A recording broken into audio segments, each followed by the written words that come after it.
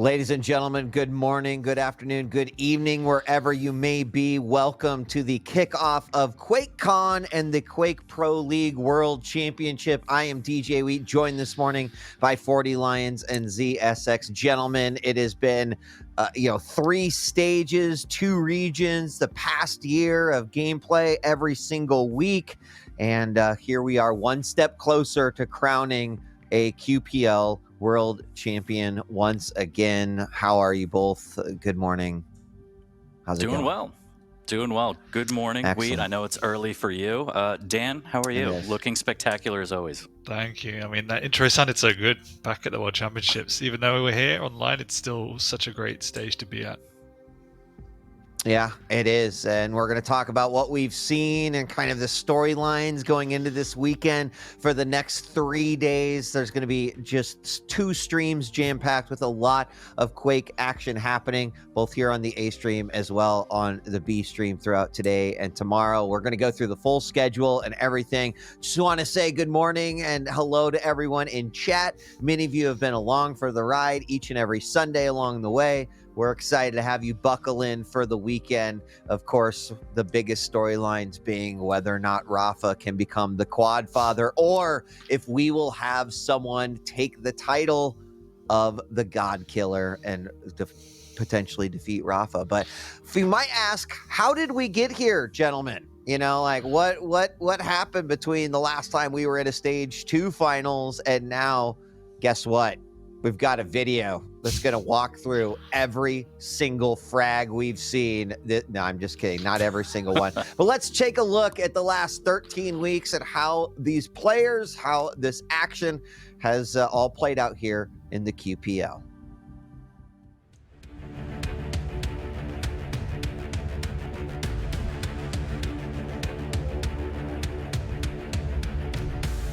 Kilson is massively stacked. He's got to be quite careful here. Scarpy's just trying to do as much damage as possible before he gets taken down, but that was a great Pika play.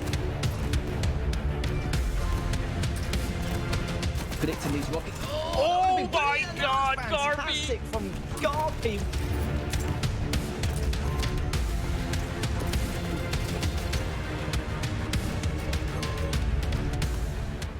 Rockets around the corner. Sparty trying to get something going here. No There's the way. rocket jump to deny. Oh my God, Kilson, that is not allowed. He knows how important this Mega is. That's why he's making himself heard. Great rail from Sparty. Kilson, no, whiz weak. He gets bounced. He gets hit again. Inject comes out. Sparty's connecting. No, he swaps. Somehow he trades. Good job to negate it, but he falls down. Now he has to bull rush. He has to bull rush to try and get in, but He hits him. Conversion. Yes. max damage, and that's pretty good with the pineapples into the rail, and there's the conversion. Maybe to get this spawn frag if Garpy's not careful. With Garpy on the aggression. Garpy feeling himself, but a good defensive rail into the LG. There's the shield for a little bit of insurance. Can Garpy melt him down? He should be able to have this. What the hell was that?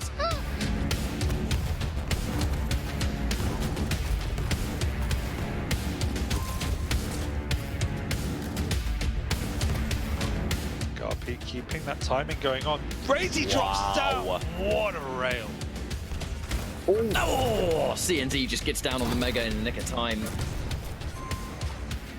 I think that is, above all else, wonderful positioning from CNZ.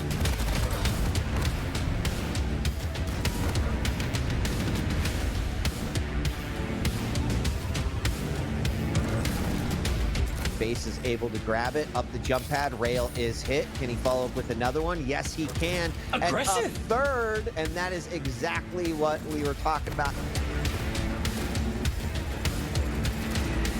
It's the plasma trail. You gotta be kidding me. I have not seen the plasma trail do that much damage in a very long time.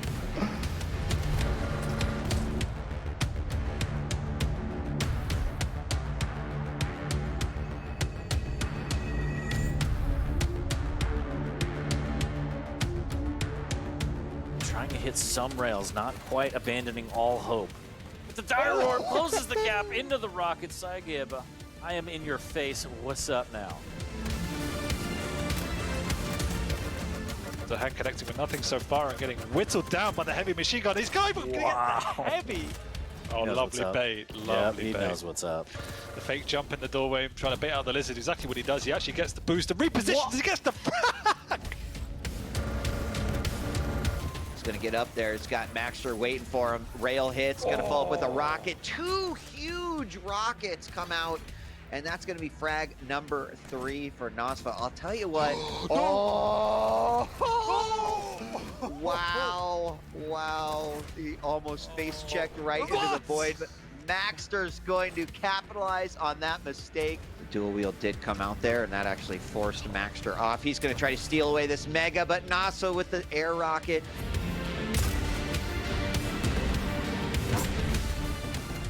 Oh my God, are you serious? He grapples up a complete vertical grapple. Yeah, really nice play there from Sid, but a big rocket defensively. Make that 2, make that 3, Maxter, you're insane! Dual wheel comes out, the spit will connect, and Maxter's gonna tick down slowly but surely, but he gets the telefrag! Oh, it was a dirty dance! Effortless definitely got the better spawn in that situation. Has to give up Mega, but there we go. Nosfa takes 150, 170 something damage from the peaker. We cutting off Nosfa over at Heavy. That orb falls a little bit short. Can he make it work? Indeed, he finds a shot, ties it up just before Heavy spawns. Actually, he's just gonna go for it. He's gonna go for it. He knows that the turret has been used, so that can't be used to block him, but Nosfa survives and lands a solid rocket. Goes for the rush. Expert block. Oh! Damage be dished out here. He's looking for it. Goes underneath. Oh my gosh! Hey, now he's incredibly low. There's a rail out in the air. What? Oh. And Maxter wants it. He lands it. 35 points of health now. Boom! Through the drive-through window.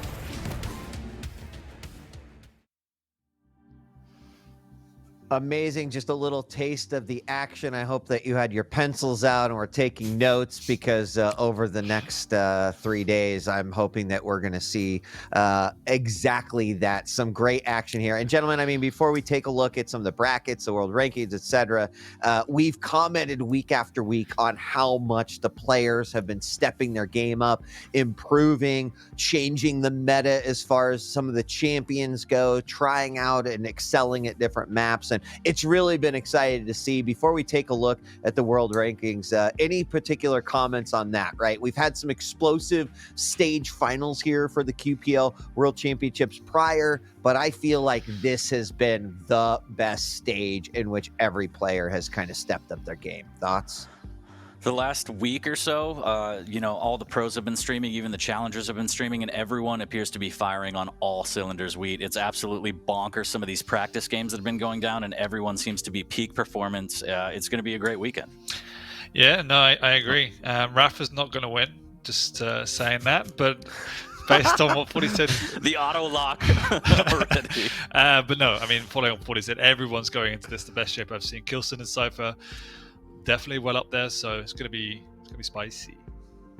It is going to be spicy. Let's take a look at the world rankings before we jump into everything else happening. So this is a breakdown of the world rankings over the course of the entirety of QPL Season 2, and that means that's been comprised of 3 stages. You can see the person that Dan said very explicitly was not going to win, 37-0 at $41,000 overall, and looking in a pretty good spot to take that that world ranking. Yeah, the discrepancy between 1 and 2 is just bonkers. Dan, how could you sit there and say I don't get it? It was a warm up until now. This is where it matters. This is where he has to show what he's made of.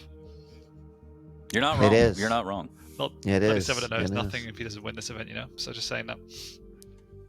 That is fair. That is actually fair. So, all right, well, let's take a look at the bracket, right? For the next 3 days, we're going to have all the players battling it out. And as usual, we kick things off with the relegation matches. These are matches in which the lowest rankings of each region are going up against the challengers that fought their way through, and that will be the first 4 matches that we see today. Those will be best of 5s, and the winner will advance on to play, of course, in the round of 16. The loser, unfortunately, will be out and will hopefully go back into Challenger to try to make it back in. But we've got some notable names up there. Any games, any potentials that you two see right away in which you're saying, oh yeah, I'm glad we're going to be seeing this one early on? Any thoughts here? I think starting with the challenges, sorry, 40, that How dare you? it's kidding, probably the strongest group of challenges we've seen to date, and I actually fear I can see I can see all of these challenges going through, but the 2 I'm going to pick out are the Shron and Waz. I think they've got really strong chances going forward in this potential bracket. I think for me, it's that Dehang Cooler first round game that's insane, and then it leads into one of those players playing Avik, and I think that 1-2 punch is going to be fantastic to watch.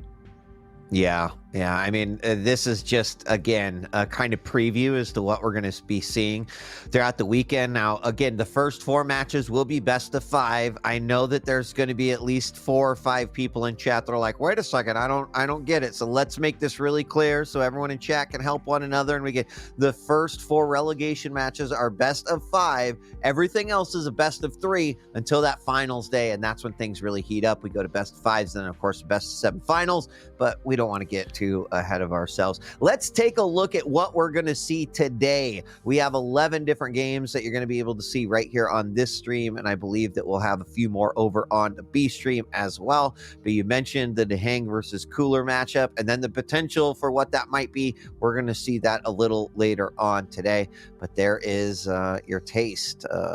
What are the matches you are instantly excited for, starting with the relegation matches? Pasita Garpy, I mean, we're the ones carping it and casting it. I'm really excited to see that. Garpy's definitely not in a good season. Pasita's been up and coming. We've seen him a lot, not in his own stream, but I've seen him a lot on POV streams from other pros, and he's always put in really strong performances. So it could be a nice chance for him to shine. I'm really excited to see Sib versus Davis, because it's Davis's first kind of chance in the limelight to really put on a show with the pressure, with people watching. He's been streaming a lot with his practices and all that, and I think Sib is going to be a great test, and we'll see if he can overcome that and break his way into the league. Excellent. Well, there's your day 1 schedule. Of course, we'll be having a bunch of other casters joining us throughout the day. Sorry, it's, you're not going to get 40 and ZSX all day. The way you said that, Weed, is like, don't worry, you won't have to deal with these 2 schlubs for the whole day. I'm a little offended. I don't know about you, Dan. I think it's more that I can't deal with you for a whole day, so I'm pretty glad. I know. That's why I love it. Oh, someone's coming in to get the cats. Here we go. Let's go. All happening. right, bye-bye, kitties. All right, now we can really QuakeCon. get the show started. All right, let's talk about our first relegation match of the day. We have got Pasita taking on Garpy. It's going to be a best of 5 to kick off the action here for the Quake Pro League World Championship at QuakeCon. And just a shout out to all the activities happening today during QuakeCon. There's a lot of different panels, a lot of other competitions happening. Of course, I know you're all Quake heads, so you're going to be locked here all day, but you probably got that second screen experience going on. Keep us updated.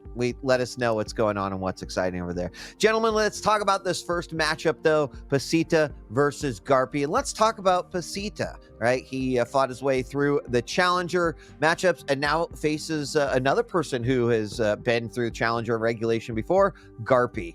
But what about Pasita? I think Pasita is really strong. He definitely has more of an eclectic playstyle. I've seen him playing a lot of the clutch, for instance, which you would expect Garpy to be banning out.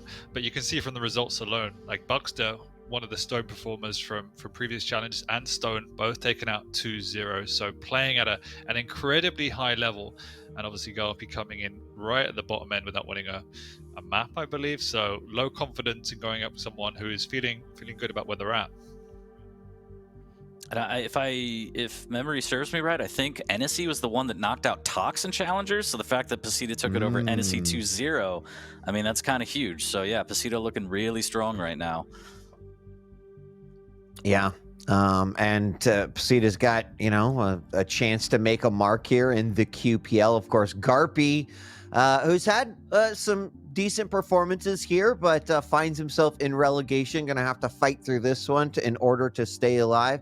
Let's talk a little bit about Garpy, his performance here in the QPL over the last season. It's been, it's been up and down, but finds himself in the bottom 2 of the region, which means he must play in relegation. Thoughts on Garpy? Rough road for Garpy. Yeah, I think it's one of these where I'll play devil's advocate and say there's not a lot of context in these 3-0s. A fair amount of those could have gone another way. I mean, this is what we say against a lot of the players that we see with such a rough road, but it's true. A lot of these could have gone another way, and he's someone that still plays to a high level. It's just, going into this now with very little confidence. You have to say which Garpy's going to turn up, because we've seen some great performances and some pretty miserable ones as well. Yeah. Well, we're not going to have to wait too long to jump in the action, because we're going to be starting this one very soon. Let's take a look at the picks and bans for our first relegation matchup, Pasita versus Garpy, as we find out if these decisions will make an impact on their ability to either join a QPL or stay alive in the QPL. It looks like we're going to have Ruins, Deep Embrace, Exile, Awoken, and then Veil as our 5th and final map if we need it. Who wants to talk about these champ picks? Yeah, when you get into the best of 5s, it gets a little bit wonky, and you have to think further ahead with regard to what you're going to be playing. But as we said in the intro, the clutch does get banned out, so that's a good boon for Garpy. He picks up the Scalebearer to start, so a nice steady pick. But I mean, as you mentioned in the intro, we've seen a lot more variety with the picks coming out, and part of that is obviously because of the rebalancing in terms of the stacks for heavies. So not quite the powerhouse they used to be, and we have seen in the past champions like Anarchy, when they get ahead of Steaming and get their stack up, if the Scalebearer is not controlling the lights, for instance, Anarchy can have a really good time against the likes of Scalebearer. So that comes down to the execution from Garpy and how well Pasita can keep away from obviously the close combat and keep chipping away. But pretty good start for Pasita to move into Sorlag versus the Ranger. We haven't seen massive amount of Sorlag on deep, but it's still a decent enough pick, and I really like the Ranger there, just because of the explosiveness that can come out in terms of the full skill set the Ranger brings. Exile, pretty standard in terms of the Death Knight. Ison is okay. I'm not sure what you think, 40, but it's hit or miss on a map like Exile. I prefer the Death Knight slightly. And then I guess just to round it out, we got an Athena coming out as would be expected as we get into the later stages of best of 5. Really good on the work, and we've seen some of the best plays in the world come out on that map with the likes of Rafa, obviously, but the Strong again, very strong pick on the workers. It's good to see Garpy still getting what he wants on that map, and then ending up on Veil. Ranger's not the best, but Veil's actually a decent map to have. Oh, sorry, Range Advisor, but it's a decent map to have Visor. Blaskovich, we've seen a lot from the likes of Base in the North American scene, so it's actually pretty strong picks, not as wonky as it could have been. I think it's going to be a solid set. I'm very interested to see how Pasita deals with map number 1, Anarchy versus Scale, as you said. Not only because of the matchup, but because he needs to set the tone early. Especially in a best of 5, we've talked about how Garpy seems to fall off a little bit if you could push him towards the 4th and 5th map. So I think if Pasita comes out swinging, he can win map number 1, gain that confidence again. This is the big stage. This is the Pro League right now. So all eyes are on Pasita. Garpy's been here time and time again, really, especially relegation. No offense, Garpy, but he's been here. He kind of knows what he needs to do, so I think it's all on Pasita, and I think getting a strong start in this set is going to really help him. Yeah. Well, I'm excited to see how this one is going to unfold. I actually think these picks bans, especially on the champion side, represent kind of the meta change that we've seen happen and introduced, especially over kind of the last 6 weeks or so. So if this is, again, early indication of what we're going to see throughout the weekend, I'm excited for this explosion to start and just go 3 days long. It's like Michael Bay is going to be so proud of what we're going to see over the course of the weekend. It's going to be amazing. So let's kick things off. Thank you so much for joining us here for QuakeCon. It is now time to start our first game for the QPL World Championship. I'm going to let you two take it. So 40 and ZSX, good luck, have fun, and I'll see you on the other side. Appreciate it, Wheat, as always. Dan, you can't escape me. It's a pleasure to be alongside the incredible Bulk once again. We're kicking off the day. How do you feel? Feeling good. You always know how to flatter me and make me feel good about myself, which puts me in the zone, 40. Welcome back. Nice to be with you once again. We've got a good long weekend ahead of ourselves, so pace yourself, chat.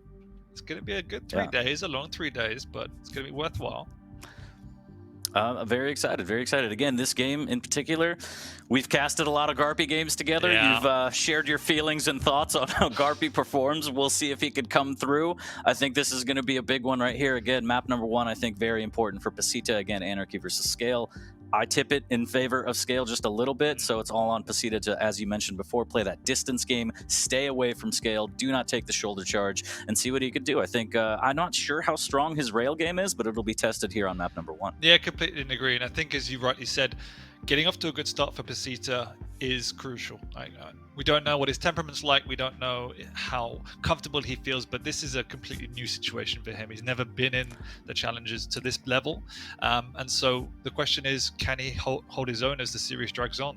If he gets off to a good start, it might settle those nerves and put him in an amazing state. But rightly said, Garpy's experience is going to be a big factor here. And hopefully he can bring that out and play a bit more of a tempered game, because we've seen a lot of erraticness from Garpy throughout the stage. He can't afford to let that slip in this very important match for him. And again, we saw just littered of 0-3s on the record, but they were a lot closer than 0-3, to be fair to Garpy. The score lines within those maps were very, very close, so we'll see if Garpy can pull this one out and stay alive in the Quake Pro League. And normally we see the challenges, the relegation spot challenges from the QPL side come out relatively comfortably, and that again shows the difference and the culture you get from playing in the QPL for such a long period of time. There is such a large gap to make up that the challengers find it very, very hard coming through. So let's see if Pasita can be one of these to settle that score. Let's do it indeed. Day 1 underway. Dan, Pasita versus Garpy. First relegation match of the day on Ruins. It's Pasita with a nice little delay on the heavy, but Mega was also delayed as well. Good rail right off the bat. There you go, and that will settle those nerves. Always hitting the first rail nice and clean, moving around the map. And stack preservation is such a key factor for Anarchy as well. Always want to be hitting that first shot, making sure you're the one dictating the tempo, dictating the positioning. And so far, he's got the high ground after that rail, and Garpy's relegated to the low ground. Great start for Pasita.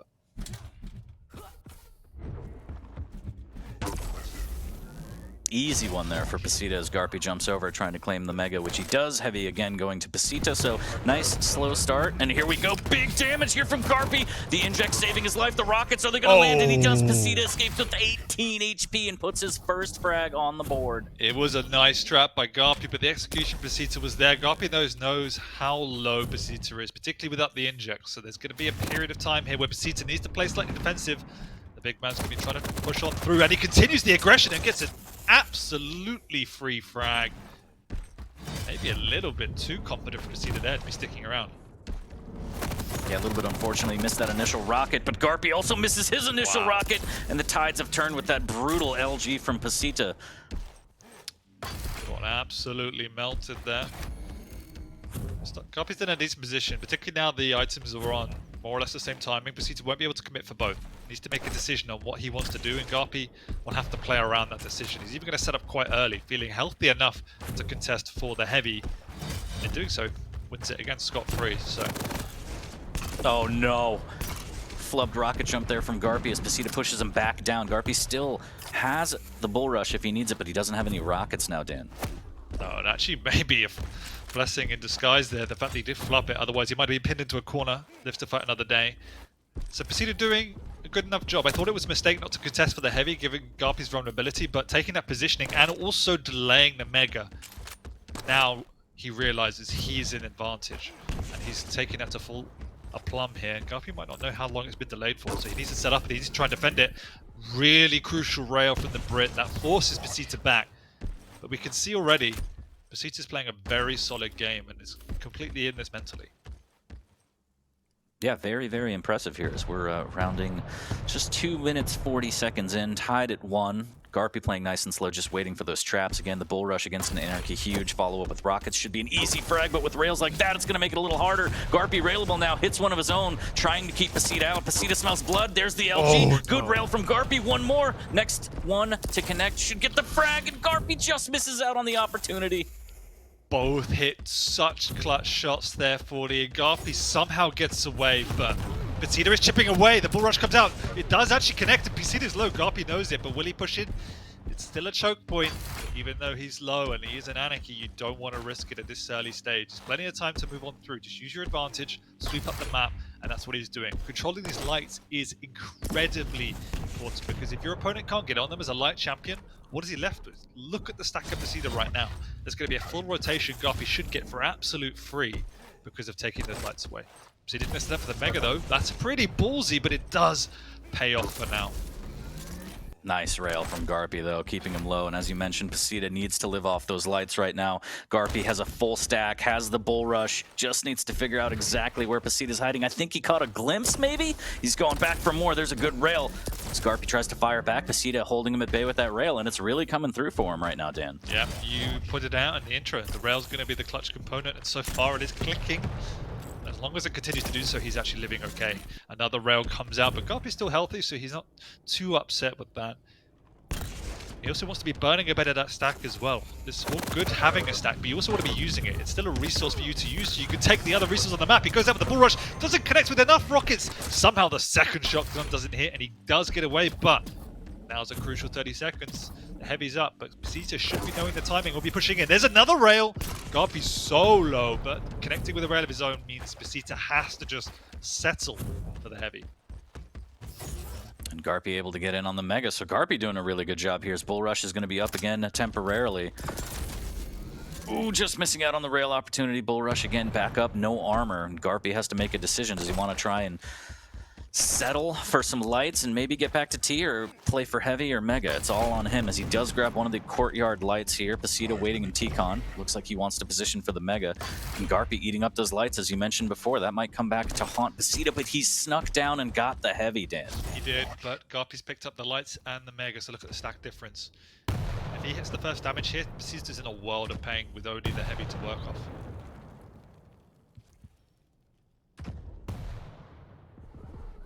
Saving grace, potentially the inject here, as we've seen him pop it right during the bull rush to try and mitigate as much damage as possible. Needs to be careful as he drops down. A little bit of rocket damage for Garpy will give him the information, but he only has one rocket in the pocket. Needs to be careful. Opts for the tri-bolt instead of getting, again, just getting chip damage, just information, and now gets the heavy, and the stack is pretty huge. Pasita, though, grabbing the Mega, has a lot of health to work with, but not a lot of armor. Great rail there. Garpy tries to hit one on his way out, and now Pasita's starting to add the pressure, starting to pile it on. Garpy still holding on to this one frag lead, but is eating rails. But the reads from Pasita, the decision making from Pasita is spot on. Here's it going into the scale bearer, but it pays off, and it's clean. Plenty of time to get this rocket jump up. He knows that Garpy's going to be there, but he fails it himself. That means he gives up the free Mega. But I'm really impressed with Pasita. Absolutely the right decision making, and clinical as well with the rail. Nice LG. Garpy, though, trying to hit some air rockets. Unfortunately, no dice. 84 HP for Pasita as he has the position.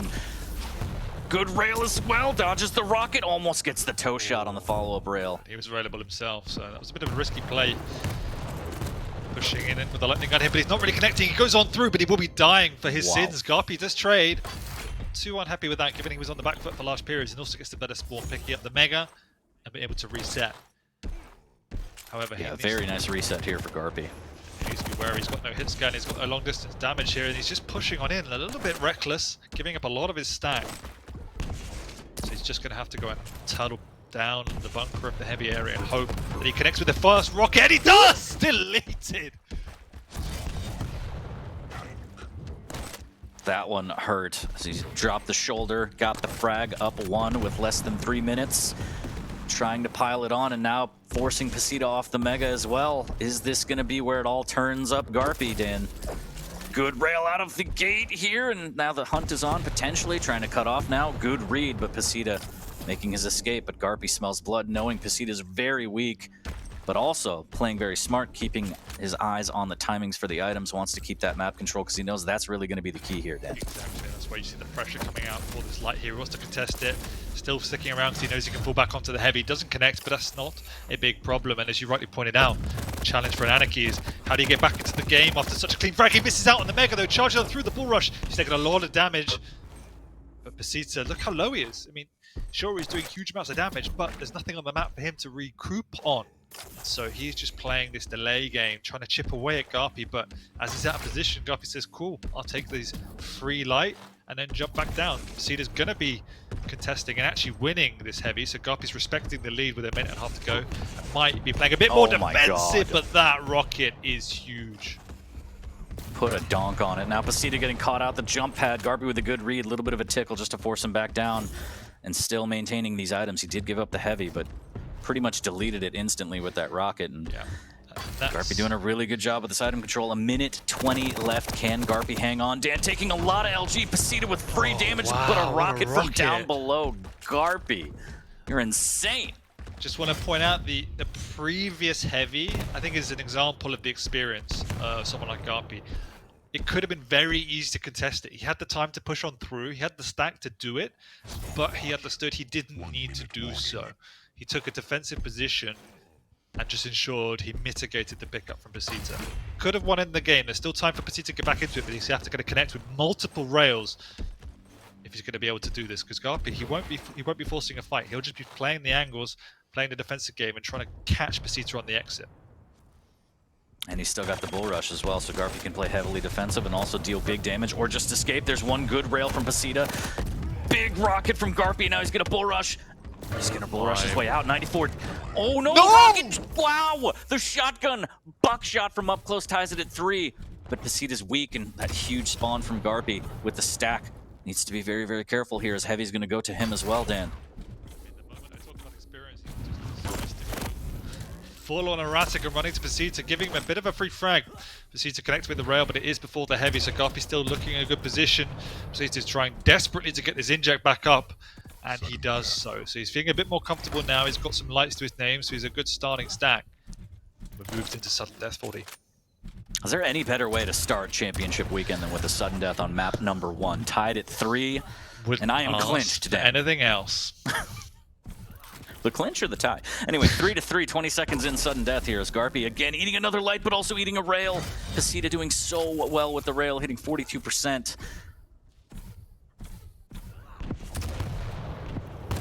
Drive by rocket, no dice. Garpy with good damage here. Pasita's going in into the rockets. Needs to be careful. Can't hit the air rockets. Garpy can't connect. Getting chunked with the shotgun. Needs to be careful. Mega's up shortly. And the rail 3 HP. Garpy has to run. How is Garpy going to get out of this one? He's going to have to pull out all the tricks. Virtually nothing to work with. He's just going to stand around, and Pasita knows exactly what's up. And he goes up 1-0 in this knockout match. Garpy, you're just... The Scale's a thick boy. He's going to see you around that corner. You can't tuck in there.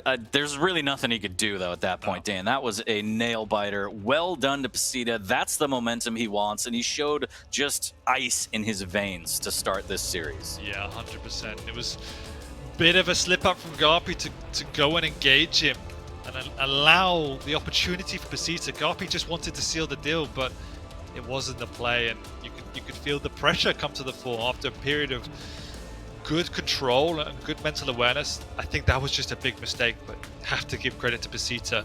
His decision making throughout was absolutely sublime, and particularly the rail is something that Garpy's just going to have to watch out for. He couldn't allow or get it back into the game when Pasita was railing, and the trades were not beneficial. And yeah, and this is the moment where Pasita knew he had map number 1 here as Garpy just tries to hide, but there's nowhere to hide, unfortunately, as we take a look at the stats from map number 1. 4-3 in favor of Pasita. Garpy falls, and a huge, huge start from Pasita. And can he keep that momentum going into the map number 2? We're going to swap kind of momentums a little bit here, Dan. It's going to be Deep Embrace, Ranger for Garpy, Sorlag for Pasita.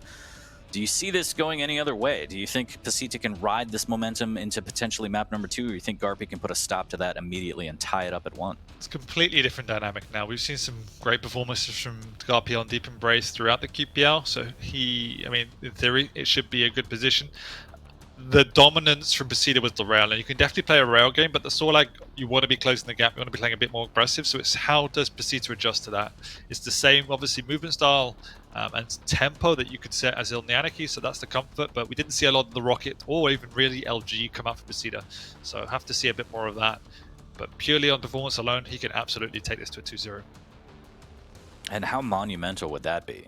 Absolutely crazy. As a challenger coming in, winning first 2 maps, you're up, you're feeling great. And again, historically, Garpy, as you get deeper into the best of 5, starts to falter a little bit. So the fact that he's already lost map number 1, not a great sign, but Garpy, seasoned veteran, does have what it takes to kind of claw his way back into this one. And I think this one is going to be a huge map. If he could tie it at 1, I think it resets everything, obviously, and just the confidence for Garpy skyrockets. Yeah, I mean, we've seen reverse sweeps before, but I'm not the stat man. I don't know the exact percentage, but I'm going to say Flea's out there somewhere. It's fine. It's pretty low. That's all I'm going to say. It's pretty low. So for Pasita to go up 2-0, you have to be betting your bottom dollar that he's going to go all the way and be in the QPL. But this is a huge map for both of these players. If Garpy ties it up to 1-1, we've seen the rest of the picks. I'm leaning a bit more towards Garpy and picks alone. I think it's fairly even actually for a best of 5, but I'm leaning slightly towards Garpy in terms of picks for the rest. So this really is a pivotal map.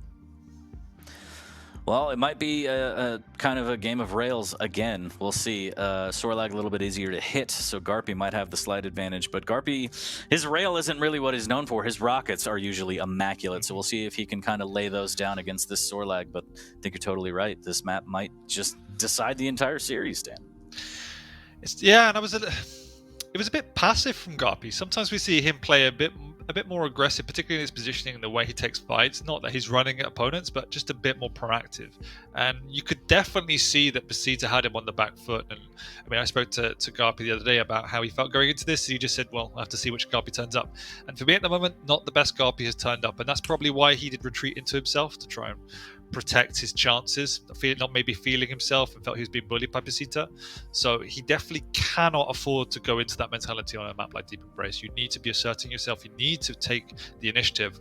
And if he doesn't do that, Pasita will be walking away with this map. Yeah, again, a very snowbally map is Deep Embrace. Right off the spawns, you can get railed. Just big momentum swings will occur on this map, and so Garpy has to come out swinging. And we'll see how far the Dire Orb can take him against this Sorlag. It might be the deciding factor, but Pasita, strong start. Everybody in the chat that is on Team Pasita, very ecstatic right now. As what a start to the day. First map, sudden death. Maybe a little bit more on map number 2 as we're going to go live on Deep Embrace here shortly. It's going to be Ranger versus Sorlag. Garpy versus Pasita, as Garpy trying to defend his spot in the Quake Pro League. Well, we'll see what happens, but it would be a new young face in the QPL, which is always a good thing.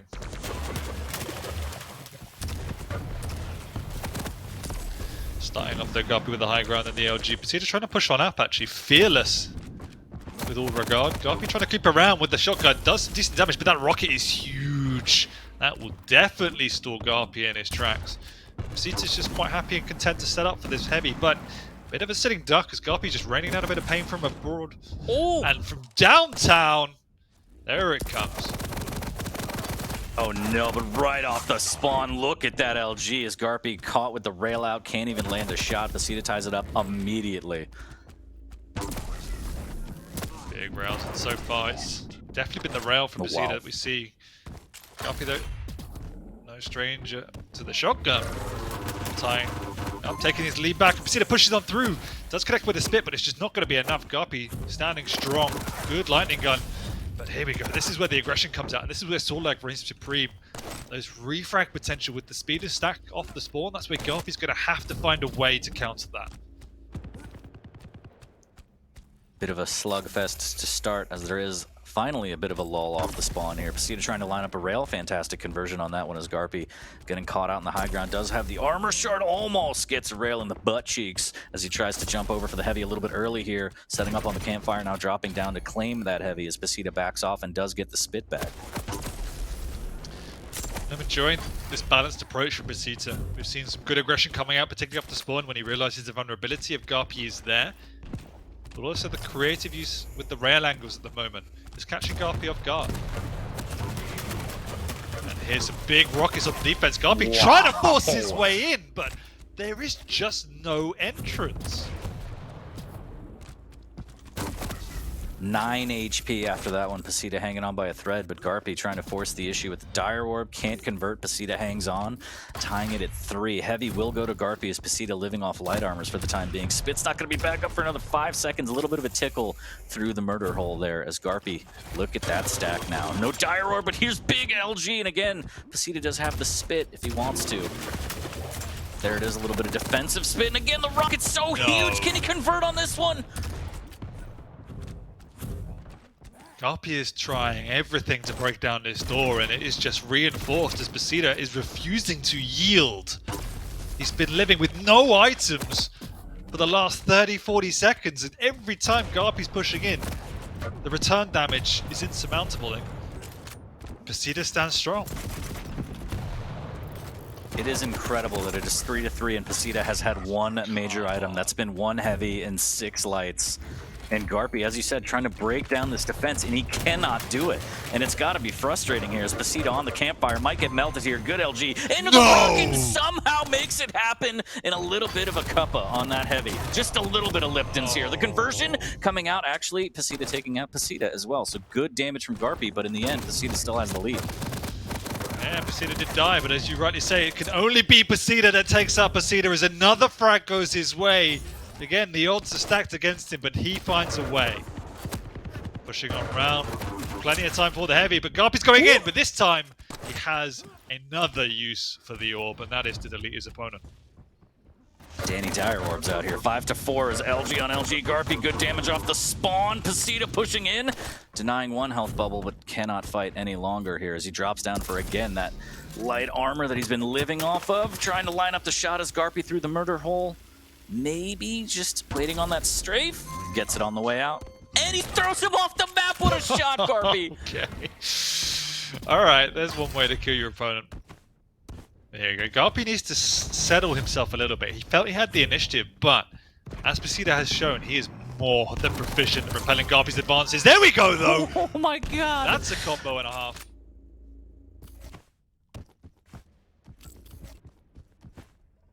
So Garpy taking the lead, standing his ground, saying, everybody calm down, okay? I'm not going anywhere. 6-5, still plenty of game left here as we're not even halfway through the rocket. Okay. Missing, unfortunately, for Garpy here. The spit coming out, Pasita doing good damage. 50 HP ticking away, Garpy hanging by a thread, and somehow converts and gets the heavy. Garpy is heating up right now, Dan. Yeah, that time was a little bit overextending from Pasita. Garpy beginning to settle himself, extending his lead to finally to 2. It's taken all this time. He's got the health bubbles as well, which he dodges into. That's nicely played, and Pasita's going to stick around because he knows he's done a lot of damage. But once again, he's giving up on his items for it.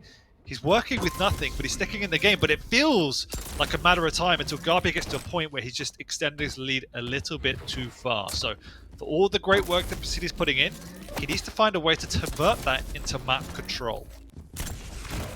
I mean, it was a miracle that he was able to live as long as he did and keep it so close. 4 major items under his belt. Garpy now 17. So the score actually makes a little bit of sense. Beforehand, Pasita was just living on a prayer, and now Garpy starting to take a chokehold on the map. Pasita finally potentially getting in on another major. This could be the last stand, but that rail, Pasita hurt. There's the shotgun, and Garpy is just pulling away with this one, Dan. He is, but this time he comes out of a fight pretty battered and bruised. This is Pasita's chance to get back into it. Nice initiation from Garpy. With that rail, he might actually just rocket jump to the heavy. Nope. Sees the lizard scampering his way across to collect the item and decides against it. But now we have to see Garpy's defensive players. Pasita's got the rotation locked down. Good initiation round. Garpy is in railable range, works his way across to the health, but still railable, and there it is! Rocket dunk and rail off to spawn. 4 minutes to go, 3.5. There is so much time for Pasita to get back in this. With the mobility and just how small the map is and the flow of it all, this is well within the realm of possibilities, and it's all on Garpy to make sure that he maintains this lead. Hanging by a thread right now, stacked back up decently. Pasita on the hunt, but doesn't want to be too crazy and give free damage to Garpy, so good control by Pasita. Self-control, should I say, is the map control. Still lacking. There's the spit. He's taking rails from around every corner. Garpy is insane. He is logged on and he's turned on his rail. He's finally connecting, and this is where it gets dangerous. Pasita, can he keep in the game as Garpy extends it to 5 with 4 minutes to go, and a rail that will stop any sort of progression onto this heavy. He's going to have to do something.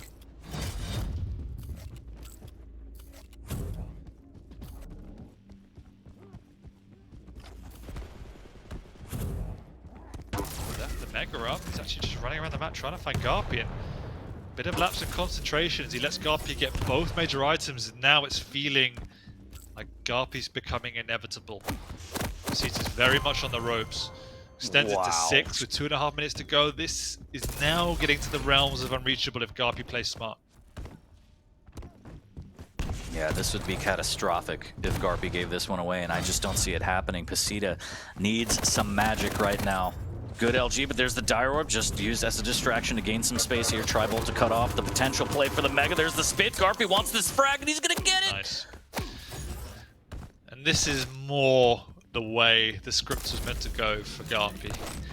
It was 2 to 3 minutes of absolutely sublime defense by Pasita, but as we spoke about, he wasn't able to take that success into any sort of meaningful control or managing of the tempo.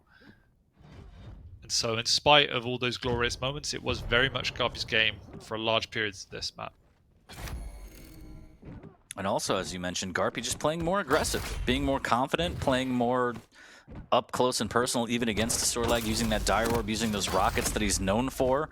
And it really showed. Maybe perhaps on map number 1, a little too much respect, a little too timid for his own good. Yeah. As Pasita stole that one away, but it looks like Garpy fires back with this one in convincing fashion. Yeah, he was really trying to force the issue. When he knew he had so much control and Pasita was working with nothing, he was just trying to get in his face, play close and personal with the rockets and the LG, but Pasita was prepared for that. He was set up for that. So he was hitting rails before Garpy was initiating, but also positioning himself in some really strong defensive positions around the pillars, and Garpy was running into damage.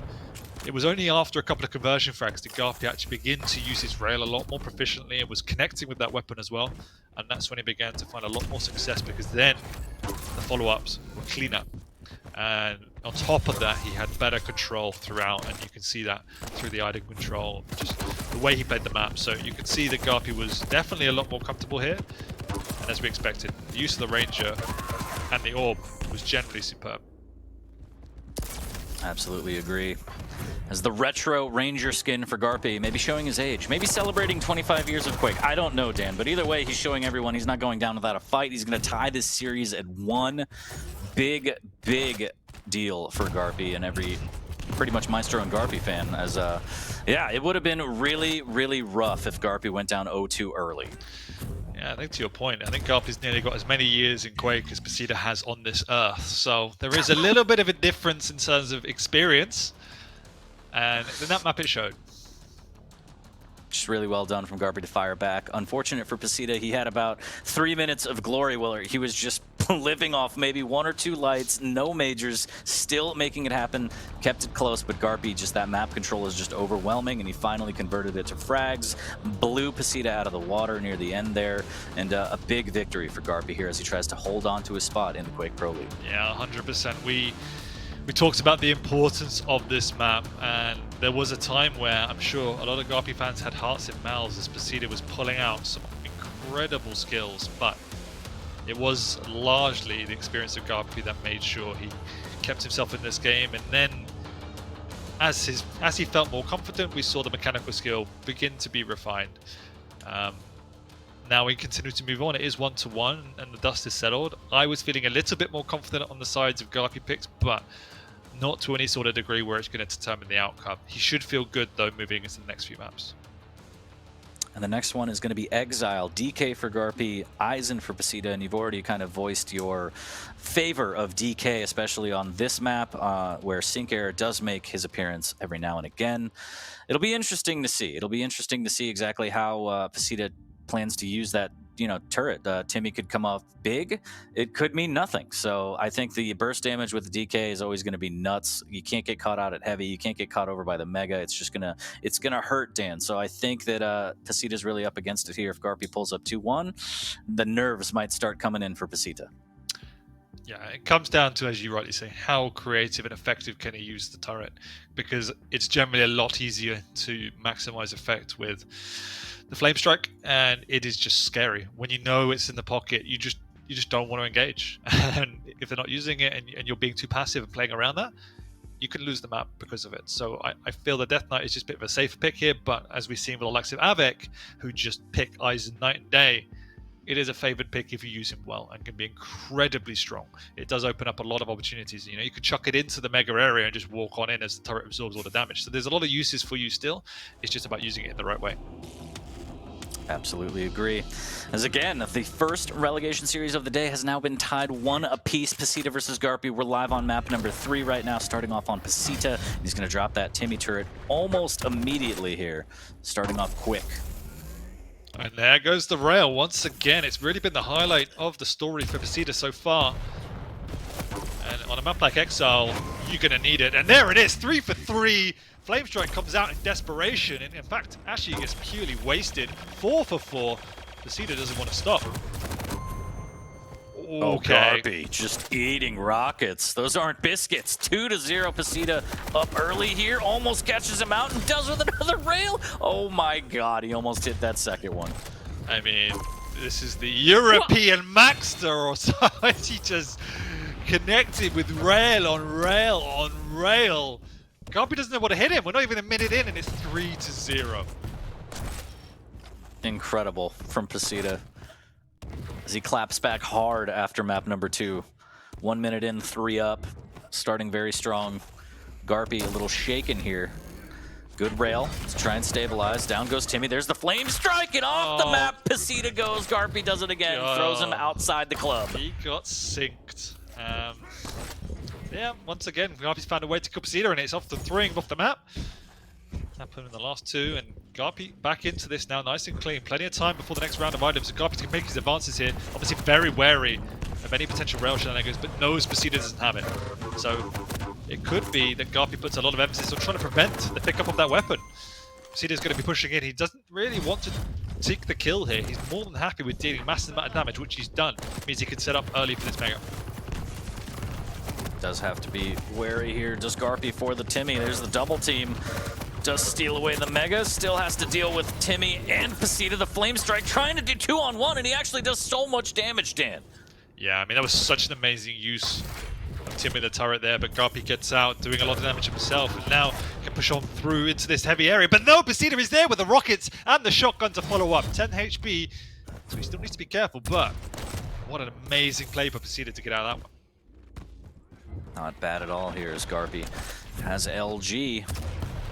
Trying to figure out exactly where Pasita is, as he doesn't really have all of the weaponry though. He's gonna drop with the LG, Dan. Eats a little bit of rocket, almost connects with the rail. Does Pasita make that? Almost connects with 2, hits the 3rd, but Garpy is able to pick up the Mega and get a rail of his own to fight back these long distance fights. Pasita's favored position for the turret is around that shotgun area, covering a lot of angles, but here comes the Death Knight! He's nearly falling off the map himself, but he's burning down Pasita. Will he even get across? No, he's just going to accept his fate and die. It's burning. It's burning. He's going to need to see a doctor. Still a 2-frag lead for Pasita. Garpy's going to drop down, put pressure on this rail. Pasita's going to miss with that. Unfortunate there. Garpy starting to claw his way back, adding pressure, and we're only 3 minutes in. Big machine gun damage absolutely melts him. Really did, and it feels like Garpy's begun to stabilize and recognize how Pasita's playing. We're not seeing him exposing himself anywhere near as much. See a little bit of defensive play trying to prevent the pickup of that rail as well, which is an obvious strategy. We know how proficient that could be given the layout of that space. Garpy's got a good rotation once again on these major items. It does feel like it's a bit of a theme on these last 2 maps that Garpy, when he gets in control, Pasita's not finding a way to crack it. Yes, once again, has a lot of style points in terms of his mechanical skill, but he just needs to play the heavy items better. Picks up that one. They're both extremely low. And Garpy's going to drop down with a rail to the head. That's a no-scope if I've ever seen one. Oh, but Pasita should be able to fire back and get this one. Garpy hanging in there trying to get as much damage on his way out, but now he might actually be able to survive this. He's going to concede the Mega. He's too early for the heavy, so this is going to be prime time for Garpy to hide. Misses with a rail, and Pasita almost pushes him off, but just takes the frag with the LG. Good rail off the spawn as well, as we're tied at 5.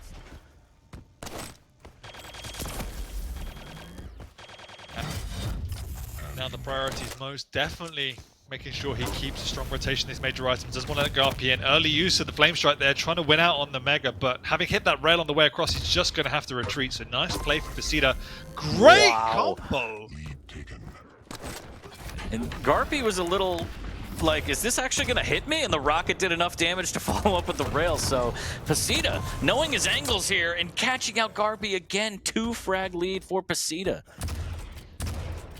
Garpy trying to push aggressive for the spawn, but it's not working. Once again, another pixel rail around the corner. Garpy living on the edge. He's not even going to get the light. He gives that away to Pasita as well, and it is clean from Pasita.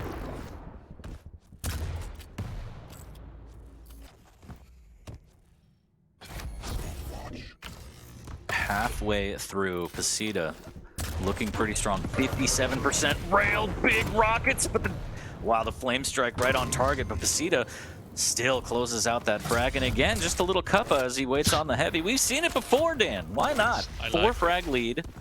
Yeah, looking refreshed and strong.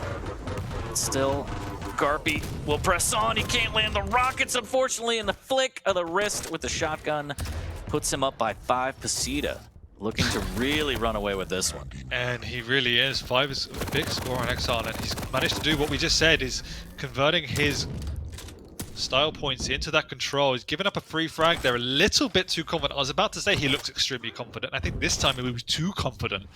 Still have to recognize he's in a tough match here. Indeed. Garpy again, seasoned veteran. Job is not finished. 4 minutes remaining.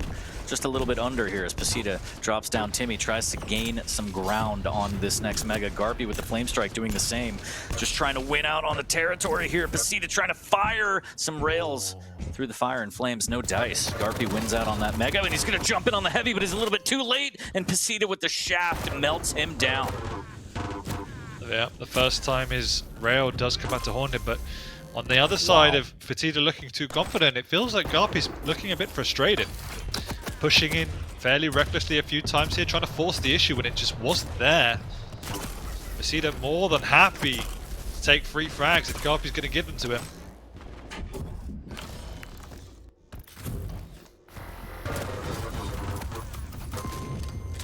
Once again, and he gets caught. Why is Garpy there? That has to be the question. Now off the spawn, he's trying to force the issue. He knows it's getting dire, and yeah, he won't even get the trade. And once again, at this point, I don't think there's a way back for Garpy unless a miracle happens. Well, if a miracle is going to occur, this is the place. Down 7 with less than 3 minutes. Garpy, can you do it? And Pasita just really needs to play defensive now. He's going to have Timmy back up in about 3 seconds and Mega to his back so he can take this fight and get some damage. Garpy trying to bully him off, and there's a big rocket, but Garpy converts. What a rocket! I mean, that's one way to do it, but now you have 2.5 minutes. It's going to have to be 2.5 minutes of the most perfect play of his QPL career. Items, timing, positioning, mechanical skill, everything has to align to get back into this one. The perfect amalgamation for Garpy here as he's down 6. Good rail off the spawn, couldn't convert with it. And you want to think maybe Pasita should have just jumped on that mega a little bit earlier here. I mean, I still don't think Garpy can do it. It's just a matter of time, right? There's the flame strike to buy that property back and make sure that Pasita does not intrude or trespass on Garpy's mega. But Pasita can just play this plus back game, milk the clock, should be able to take this map, Dan.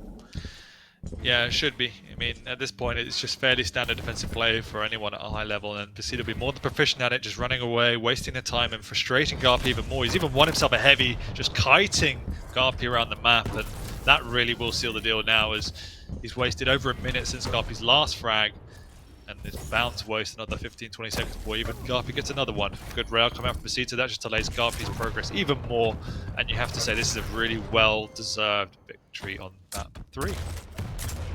Yeah, Pasita big rocket through the telly as Garpy's forced to chase. There's nothing left to do here except throw his body consistently at Pasita and pray. And Pasita is going to get those frags easy here. As to be honest, map 3, I mean, it wasn't easy necessarily, but Pasita did really, really well. Big scoreline here, 15-8 with a little bit more on the way potentially, but going up 2-1 in your challenger set against Garpy, that's huge for Pasita right now. He is in prime position to take this set, Dan. What does Garpy have to do? He needs to sell himself a little bit. There was definitely elements of frustration in this map. There was mistimings, there was over-aggressions, overextension. And Pasita is somebody who is clearly just got the upper hand in terms of mechanical skill on Garpy and abusing that fact. So Garpy just needs to be a lot more strategical in the way he plays the map. He cannot afford to try and brute force Pasita. He has to play the items, he has to slow it down a little bit as well. Because playing at a fast tempo really does seem to favor Pasita. So that final 5 seconds. Pasita, big victory here on map number 3. 18-9 is going to seal it.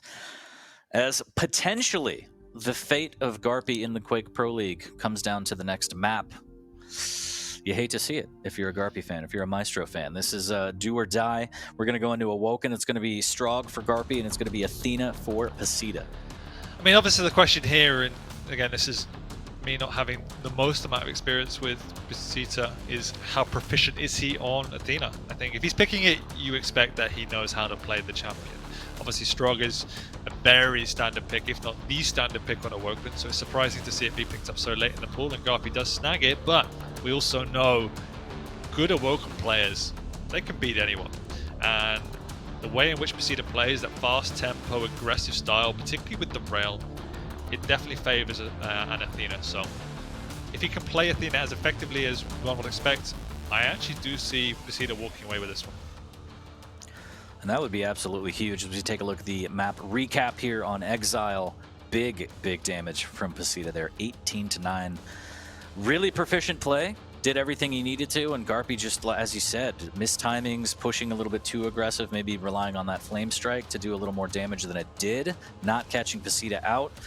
Pasita able to run away with this one and potentially 1 map away from breaking into the Quake Pro League. Again, this is best of 5, so if Garpy can fire back as he's done after the first map loss and take us to a map number 5, then just full clinch right off the bat, Dan, as we have our championship weekend ahead of us. Yeah, and it's been a really strong and really confident performance. We said at the intro is what mentally is Pasita going to be able to do within this series, and it seems that it's completely not facing him at all. I don't think he's got a huge amount of competitive experience within the scene. Obviously, he plays at an extremely high level, so to play in this intense level of series and look as comfortable as he is puts him in a good position.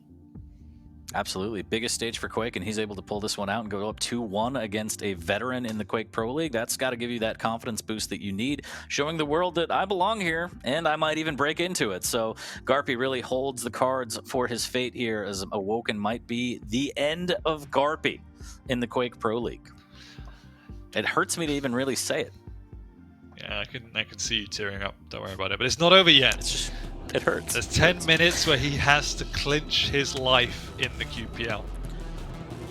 And it all starts right now as we are live on map number 4, Awoken between Pasita and Garpy. Strog versus Athena. Can Pasita do it? Can he go 3-1 and throw Garpy out of the Quake Pro League? We will find out in about 9 minutes, 50 seconds, Dan. And a Math coming to the fore this time, and Pasita coming to the fore, going in aggressive, knocking Garpy off for once there.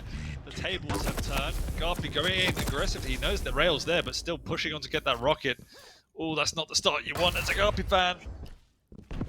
Not at all. Big smiles from Pasita and Sync Air, though, as Pasita goes up 1. Deciding which item he wants to attack, and Garpy playing off of that, so they will trade items. I think the question is, will Sinker ever make a map without a void? I hope not.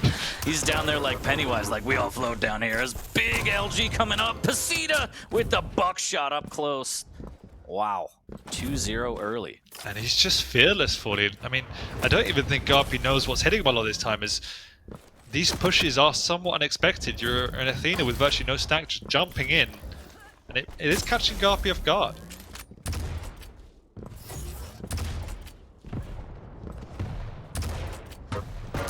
Oh my god, okay, that's still a big rocket. I thought it was going to be a direct, but Pasita just reading it well, positioning well, and just playing very strong. It's only been a minute 30, but the rail again, just clutch shots from Pasita, keeping the damage high. Good LG as well, as Garpy does hit a retaliation rail on his way to Banana. Pasita doing a good job of controlling the map, staying in the mid-ground, just playing off sound. Good rail as well. There's the hook in, and he knows. He knows. Nice. And also going to play off the spawn. Ooh. Really? Ooh, big rocket here. But now Garpy can take this one back. Can't melt him with the machine gun, unfortunately. There's the jump over. Needs to be careful. Doesn't get thrown off, but another buckshot again. Pasita. Oh, wow. So aggressive. This is fantastic play right now. Garpy needs to be careful. The rocket dodge. Shotgun. Oh, the dance from Garpy. Wow, but you can see the confidence once again. Pasita pushing in every single opportunity he can, doubling back to try and get the Mega. Garpy gets a slightly fortunate spawn, but Pasita is still willing to take the risk. Nearly comes back to bite him, but he is all over this Garpy, all over this map. Nice push by Garpy as he slowly does dwindle his way back in. Pasita doing decent amounts of damage, but not enough to stall Garpy's aggression. There's plenty of time between the next two major items. And Pasita might even going down again as he's so low, tries to do anything with the last scrap of his life, and it's not going to be enough. So, again, can this overconfidence turn into a bit of a hindrance? And it might, as he's given up some free frags to Garpy here. There's the Mega. Should be able to rotate back to the heavy and trap again. Good rockets this time from Pasita. And he read it this time. He was like, you're not going to get it twice. It's really good defense from Pasita there as Garpy wanted to try and corner him. Good machine gun here. He's going to be able to hook out, though, is Pasita. Trying to slow things down here and not just give up the frag off the spawn. Garpy doing well with his aggression. Keeping it close. There's the LG. Big rocket into the rail, but it's not enough. Garpy stacked too strong, able to melt him with the LG.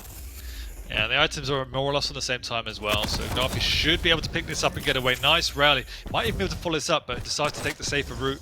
Pasita, obviously with the grapple, can just get up very, very quickly. This is now turned from what would have been a very one-sided affair into a competitive match as Garpy's clawed his way back into this one once again.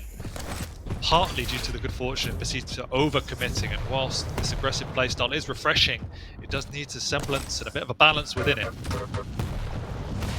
Completely agree. Love to see the confidence from Pasita, especially in this situation, to really put a stamp on it. But Garpy able to fight back and tie it at 5. And unfortunately, about those first 3 frags were just all due to a little bit of over-aggression, it feels like, from Pasita. And that allowed Garpy to bring it back to 5-5. There's the LG chase as Pasita uses the hook and the passive to get back to the T-Con here, trying to grab this light armor near the murder hole. Just trying to slow things down as Garpy misses with the rail. Potential for 2, misses again. That's 3 rails. Very hittable rails that one would expect Garpy to connect with, and that might cost him as Pasita now has the confidence to contest for this major item. So much damage, all because Garpy was not able to hit a single rail. Here comes the peeker. Not too bad there as Pasita holding high ground on the T-Con. No item up for another 10 seconds. It's going to be heavy. Pasita trying to decide where to attack from. Does grab a light armor on his way. That's going to help him on his journey here as Garpy coming around. Dropping down early, and Pasita just going for the rail through, trying to deliver up something hot and fresh. Can't. Neither can Garpy. There's the rocket jump. There's the take from Pasita, but he's also taking a lot of damage. The shotgun from down below, nothing doing. A little bit of LG to try and keep Garpy out. Pasita reeling right now. Garpy relentless on the hunt, Dan. But there was a big rocket in there, which means Garpy's pretty low, and Pasita might even be able to get a return frag here, which he can. Again, all because of that huge defensive rocket. But nice aggression by Garpy, trying to keep himself in it. With plenty of time before the major items, once again, Garpy, even though he just died, still have the confidence to push on here. Pasita connected with a huge amount of LG though, tying it up and trading.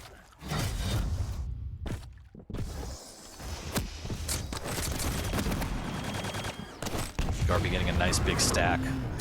Ooh, and good damage as well. Pasita reeling after that one. Needs to hook his way to health and armor, and good LG there as Garpy can't aggress. And this has been just a battle of aggression right now, Dan. Yeah, it is full frontal. No one relenting, and they are trading items, which is why this continues. And also trading amounts of damage. Pasita being a bit cleaner and more efficient in his damage, which is why he's keeping in this game. But now Garpy picking up early, knows he's got time to push on through. Huge item, and he gets it with a spot-on rocket. And a clean frag at that. So now momentum's in Garpy's corner with 4 minutes to go. Beautiful play there from Garpy as the aggression is perfect. The rock it as well. And does get a rail. I was going to say, Pasita has the ability to deny a rail a little bit here. There's a peeker play, more damage coming out. Pasita already weak. Oh, big rocket into LG. Just a little tickle there, and Garpy's able to take the lead. should be able to get this one as well. Pasita trying to fight back with machine gun, actually getting so much damage after the heavy pickup. Oh my god! 6 HP into the Mega. Garpy trying to... Wow, okay, the refrag There's comes a out. rocket in his hands. Whew.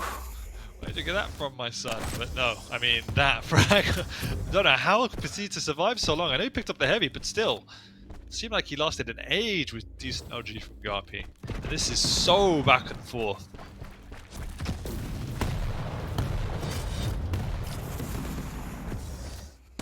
Garpy still in the lead by 1 again. Quake Pro League spot on the line here is the LG from Pasita. Is it going to be enough? Picks up the Mega in the middle of the fight. The Pika comes around the corner, dealing a little bit of damage. Pasita's still strong, but he gets caught out with the rail. He's going to get melted. Big defensive rocket on the way out. He's still alive. How? Oh, yeah. How is the question, but they're both so low. Garpy trying to hit a cheeky rail with the pixel shot. Scut himself away. The rail. If he's connected with more rails, he's actually going to win this game because it is so neck and neck, but the big difference at this point in time is Pasita's connected in rails and Garpy is not. However, that rail up on the high ground, Pasita's going to stick around. What is he doing there? Catching Garpy completely off guard. Wins himself a Mega for his absolute balls of steel. Somewhat keeps him in this game. There's a huge item to pick up and a huge rail as well to stop Garpy going aggressive. He hears the Pika, goes on aggressive with the shotgun and gets the frag. Insane play from Pasita there. Almost reading the peeker play and hooking past it to get that shotgun frag. Big rockets, the shotgun, but Garpy put a rocket into LG. Oh my word. Garpy keeping it in with a fingernail frag. He knows Pasita's got nothing to work with, so he really wants to find him, and he does, down on below, and he's just a few ticks away. The question is, how much damage did he take to try and get his frag? The answer is 40. It's okay.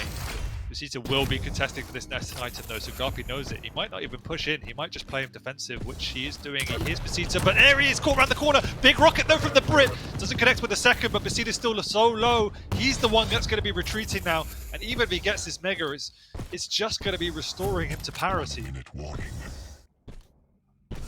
1 minute for Pasita to get 2 frags, and this is what happens when you back a Bulldog into a corner. Garpy fighting for his life. It's scrappy, it's messy, but he's getting it done. Does Pasita have what's left in the tank for this last minute to try and tie it up, send us into sudden death? Or are we seeing a map number 5, Dan? I don't know if my heart can take it. I don't know, I think the 2 adjectives you just used, scrappy and messy, they really do summarize how this game has been. However, it does feel that Garpy's been the one to contain the scrappiness. He's got onto the Mega as well, that's big, and Pasita will be going... No, he won't! Wow. What the fudge? Fudge indeed. As a factory of pain raining down for Pasita, but what a play is this? And Garpy able to melt him down 15 seconds for 2 frags. I think that aggression, he didn't really have much of a choice. And Garpy's able to pull this away. 10 seconds, 3 frags. Garpy's done it. He's staying alive. We're seeing a map number 5. Okay, let's take a breath, everyone. Let's take a breath. This is some way to set us up for the first game of the QuakeCon Championships. Wow, just spoiled. Spoiled we are, Dan, and we figured that way. Again, all players just peak performance before heading into this weekend, and what a show from Garpy. Not going down without a fight. We are going to map number 5. Pasita just barely falling short. Garpy, pure aggression, made it pay off. Pasita just couldn't make it happen. He tried. The plays were, as you said, balls of steel from Pasita, but Garpy just able to come out on top. Yeah, there was a very limp start from Garpy, and we described it as overconfidence from Pasita. I think it's partly his playstyle, but there was definite elements of overconfidence both in this map and in Exile. But it was in this map where Garpy was able to find his feet, get back into the game, and fought fire with fire. He knew that Pasita wanted to play aggressive, wanted to play fast, and Strog is built for that. You have speed, you have agility, but you also have the health recoup of killing your opponent, and Garpy used all of that to maximum effect. There's really good peekers as well, so I think I don't know. Pasita felt that frag was insane. I felt Pasita was almost a bit shaken by some of the damage coming out from Garpy, but he also so quick on his feet, so quick mentally. It was down to the wire. But then the big decider, and we said it, 26% rail from Garpy. If that was higher, he would have won that fairly comfortably. So to come out on top without connecting with any rails, really, you have to credit him there. Yeah, just again, the The balls of steel, veteran plays, Garpy able to stay alive, send us to a map number 5. And as such, we're seeing a deeper champion pool. Again, as you said, Visor on Veil. We don't see that a lot. Blazkowicz for Pasita. This one should be interesting. And again, this is going to decide everything. Is Pasita going to break into the league? Is Garpy going to defend his spot? He's already done an immaculate job, in my opinion. As we get deeper into the series, he's able to actually get stronger, it appears. So heading into map number 5, I feel like it's a toss-up because usually Garpy kind of falters at this point, but he's looking stronger than ever, Dan, and more confident. I mean, 100%. And if there's ever a map where you're going to have a brawl and you're going to have chaos, it's Veil. And that's exactly what we've seen from these two players, virtually on every single map. If we look at it in context, I would say Pasita's had the upper hand generally in close combat situations, which Garpy's had the upper hand with the rail, and Garpy's had the upper hand in terms of controlling the map. It's actually, should I say, it's probably more 50-50 in close combat. I would give the rockets to Garpy and maybe LG to Pasita, but Veil actually requires all of that combined, but the control is so critical. You cannot afford to let your opponent take the dominance of that heavy and the mega because it's so easy to rotate. So for me, the big question mark is, can Pasita stop Garpy getting a stranglehold on the map? Well, this is it. Map number 5 of the first relegation set of the day. Chat, make some noise using all caps if you can, as Pasita tries to dethrone Garpy's spot in the Quake Pro League. Garpy holding on for dear life, making it count, as we have a nail biter on our hands. Some damage right off the bat as Pasita falls back to the Mega after a nice big delay here. 15-second split between the items. Can Garpy see his way to a victory and keeping the spot, or is Pasita going to take victory with both hands or dual wheel, Dan? I don't know. Big damage right here as Pasita's stuck, trying to get as much damage on his way out. Garpy able to capitalize and take that first frag. Yeah, but so much damage coming out. Luckily, the heavy was actually left up for that aggression. Also, it just came up after that aggression, so could fall back onto it, but he has to now give up the mega for sure. So they are trading items. Big split, and Pasita delaying it slightly. Garpy's around to hit the timing. Good rail, but he eats a rail in return, and Pasita knows that Garpy will be pretty low, but instead of pushing in, does decide just to retreat, restack, and get position.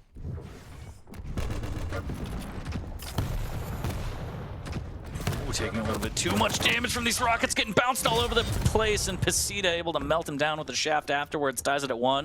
Garpy popping the vision, trying to time this perfectly. So much LG from Garpy. There you go. What a play. And as you said, the vision was so clutch there. Pasita just peeking, Garpy pushing on through as he sees his opportunity. And now, again, items are already split.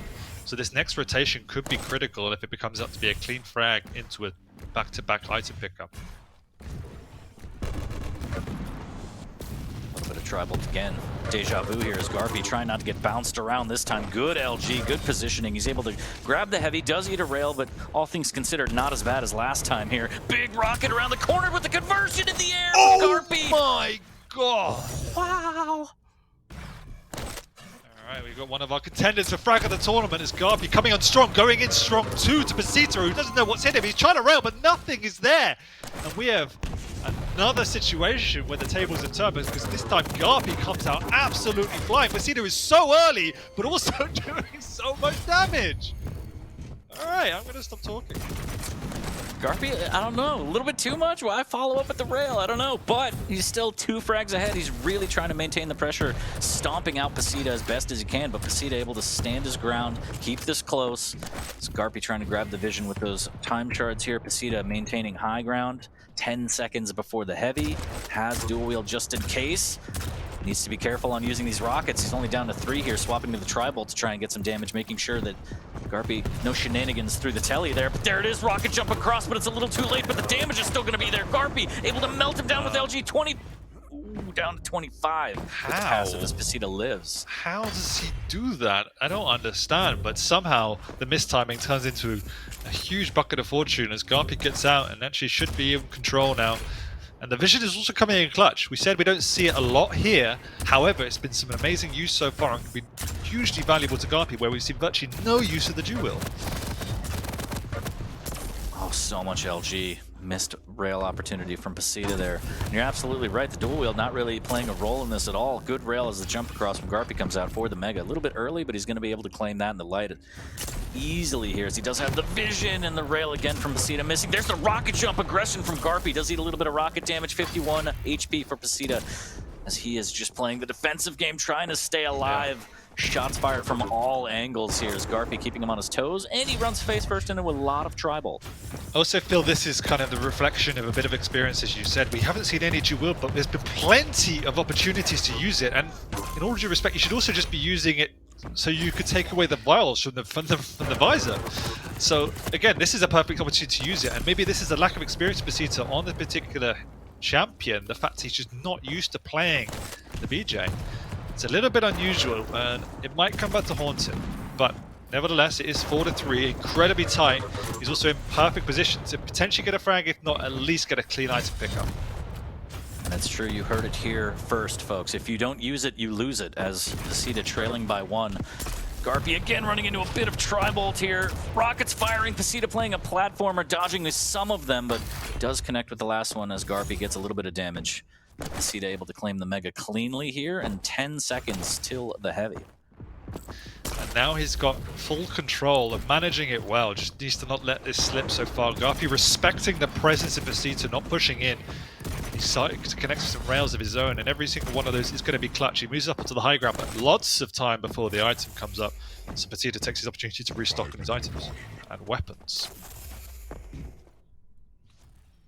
5 minutes until the spot is decided for the Quake Pro League. Here's Pacita misses with that opening rail. Another free Mega, and you see the vision popped from Garpy. He sees exactly what Pacita's trying to do, and Pacita's just raining rockets through. He needs to early hurry though. up now. Yeah, I don't think Garpy knows the timing, but to your point, we're also now in the 5th map of a best of 5, and this is where the pressure comes to the fore for Pacita. I mean, we've seen him previously be extremely aggressive on every single map, but there's a lot more conservation coming out for Pacita here.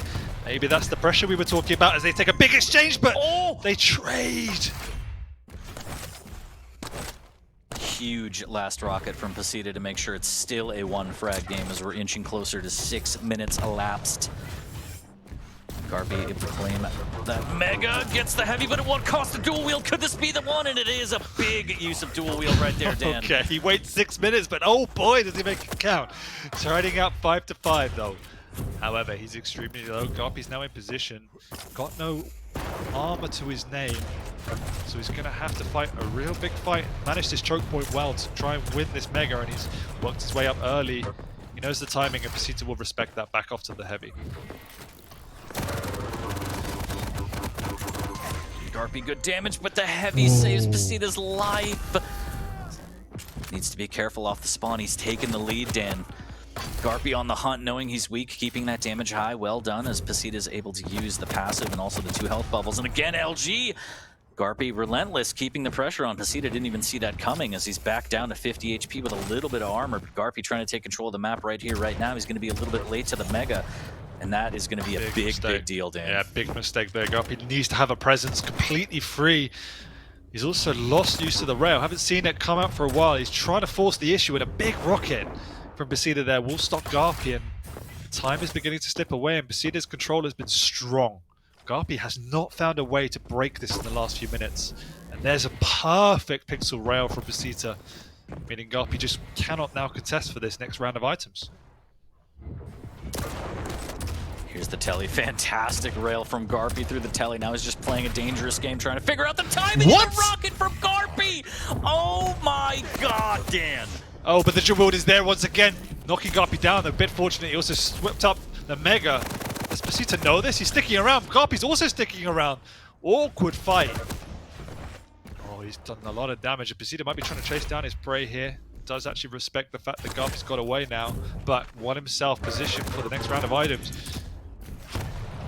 Big damage coming out though. Garpy living on the edge, popping that vision to make sure he's got a clean passage just to get out of this area. Not the best use. I'm still hung up on that rocket. That was absolutely incredible from down below as Garpy tying it at 6. Pacita taking a little bit of a ride with the lightning here. Not too much though, but he does have the stack to take a fight, and Garpy needs to be careful. He doesn't have vision for another 30 seconds here as he might prioritize these vials after this light armor. Somehow Garpy's been playing without items this game, just playing off the lights. Pacita's had full control, not being able to impose himself though, so nice defensive play by Garpy. However, all it takes is one small mistake from Garpy, one mispositioning, and Pacita's control will be imposing. So Garpy has to play absolutely perfect, because we're at the point now where next frag could be the deciding frag for one of these two guys in the QPL's fate. Decent rocket as Pasita comes through. Big rocket here. Pasita needs to be careful. He needs to think twice. He needs to at least deal damage on this, as Garpy might steal away this heavy very early fight here, but he has won the heavy, Dan, and this is the start of something potentially beautiful This is for Garpy. huge. He's pushing in. There's so much time before the Mega. He's not going to contest it. The dual wheel comes out, but the lightning gun is so good. Misses with the clutch rail, though. Pasita's still up there. He can't get away. It's relatively low. Garpy knows, though, he doesn't need to force this. Tries to hit a rail, but misses a clutch one. Gonna have to push on back towards this heavy area. Relatively even stacked. It comes down to hit the first damage. Wrong weapon choice from Pasita, but the shotgun! DLG has to do it. DLG has to do it. He's able to pick up the heavy on the way. 30 seconds left. Pasita with a 1 frag lead, and Garpy has to be on the hunt. He's going to go through the telly. Pasita laying down some tri-bolt defensively. Can he run for 20 seconds to break into the league? A little bit of LG from around the corner. Pasita with the rockets, but they're going to fail him. And Garpy's able to tie it at 7 with 15 seconds left, Dan. This is huge. Garpy got a clean frag. Pasita just couldn't get away. Doesn't need to get the frag now, but he knows it's possible. He's just going to play the items, which is a smarter play. Pasita completely at odds with where Garpy is, and now he's on the ropes. Garpy just needs to play the basics, and he will stay in the QPL. Pasita needs to pick up a miracle. He's got nothing to work with. He's trapped. Can he get away? Garpy knows exactly where he is. He's going to work his way up. Easy rail. He's railable. Nearly a rocket to the face. Garpy gets away. He's got the vision. And it will be Garpy who somehow manages again to keep his position in the Quake Pro League. Insane. Garpy showing exactly why, given this rough stage, he still belongs in the Quake Pro League, taking it all 5 maps, and we end the series the way we started, with sudden death. Pasita so close to breaking and dethroning Garpy's spot, but Garpy says, not today, young man, not today. I mean, that was, for me, the best challenger performance we've seen to date from anyone, full stop. The confidence, the aggression, and the play style from Pasita was incredible and refreshing. But as you rightly said, this just shows the pedigree that these players are at. That Garpy wins 2 maps all stage and takes the best challenger to the wire and walks away with it. It was incredible, and we definitely saw the pressure come to the fore. Pasita there, you know, he was incredibly confident all series long, but it just wasn't enough to take it away from Garpy today, who also, give him his credit, didn't play his best series, but he had the fortitude to stick it out. Absolutely mental. Wheat, please, let's chat about this. I know that you're probably drooling over there. We're spoiled with the first set of the day. I imagine that production is just taking screen caps of my reaction as these games are happening. I don't know. There was a lot of like jaw on the floor moments, especially in that last game. I want to call out, if not just to make you all feel great, but I think the most on point thing that you said that just was like frustrating to kind of watch unfold, and chat was sharing that frustration, is, you know, not throwing that dual wield out. There were, you know, you mentioned it, 6 minutes until it first came out, and I just felt like there were so many opportunities, and it's that strange balance that you have to achieve as a player, right? You want to have this in your back pocket for when it feels right, but there's definitely you know, a sense of like, that might have given a little bit more of an edge. And when you consider that the game came down to a single frag, that is like a learning moment for any player, right? Yep. Pasita obviously has some incredible skills, has certainly got some potential here in what could happen. Garpy, I commend him for sticking to it and really drawing on his own experience as a veteran player in Quake to stay composed, stay calm, and pull out. I mean, the fact that the first and the last map of this series went to sudden death is pretty incredible. So I'm with them. Alpaca lips. Wow. I love Quake. Holy shit. Yes, that was a great way to kick off the Quake World Championship here at QuakeCon. I mean, I broke a mug during that game, just raging at the screen. But I think your point is amazing, Wheat, because it just shows that even though you're an incredible player at all aspects, the new dynamic in Quake Champions, which isn't new anymore, but the ability to min-max on every champion, and it just shows why people like Rafa are so good, that it feels like common sense and how you would play a Blazkowicz. But at this level, under that pressure, when you're trying to push it to the limit, you sometimes you make the smallest of wrong decisions, and you think it's better for a different situation, and you just can't afford to have those minute mistakes in your game because it will cost you.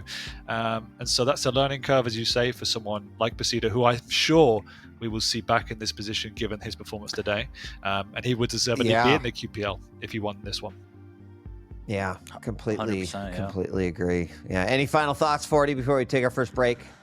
Just all the shouts in the world to Basida for putting on that performance for the world to see, and kind of, you know, if you didn't know his name before, you know it now. But shouts to Garpy. I know that he's probably having a cup of tea saying, "Ah, I had it the whole time." So, you know, congrats Garpy for keeping your spot and making it close. But we're spoiled. More to come, and I can't wait. More to come. We're going to take a quick break. When we come back, our second relegation match is going to be happening. Another best of 5 in the EU region. So don't go away. More Quake action all weekend long here at QuakeCon. We'll be right back.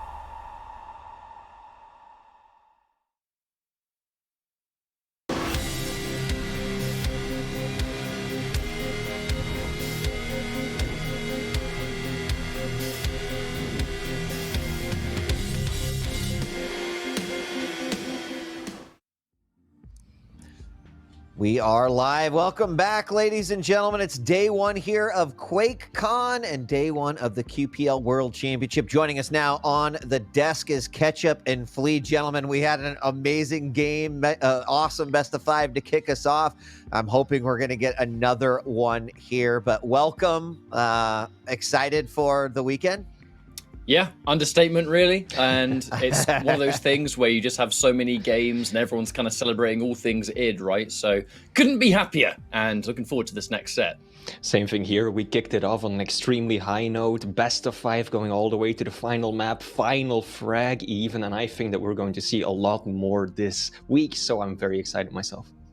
I am too. Thanks everyone for joining us here, and strap in because it's going to be 3 days of awesomeness all the way up to crowning a world champion.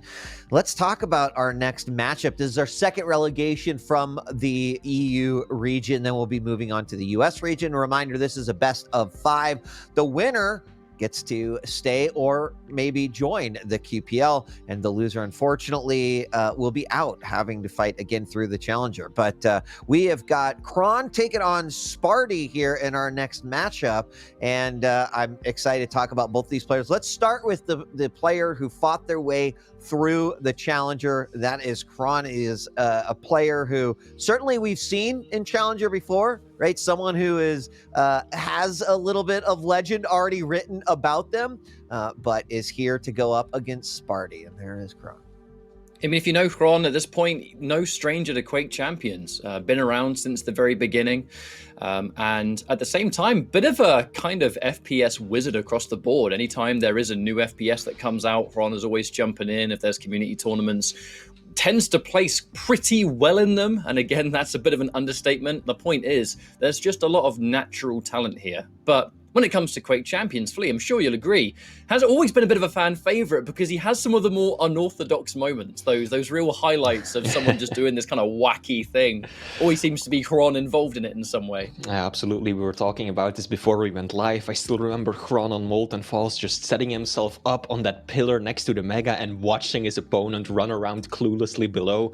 These are the kind of plays that he is very much known for, because Kron, of course, has been in the Quake Pro League before. He actually dropped out back in Season 1, Stage 3 in the finals against CNZ, who took his spot, and that is already more than a year and a half ago. And now finally, at long last, he has another opportunity to get back into the league.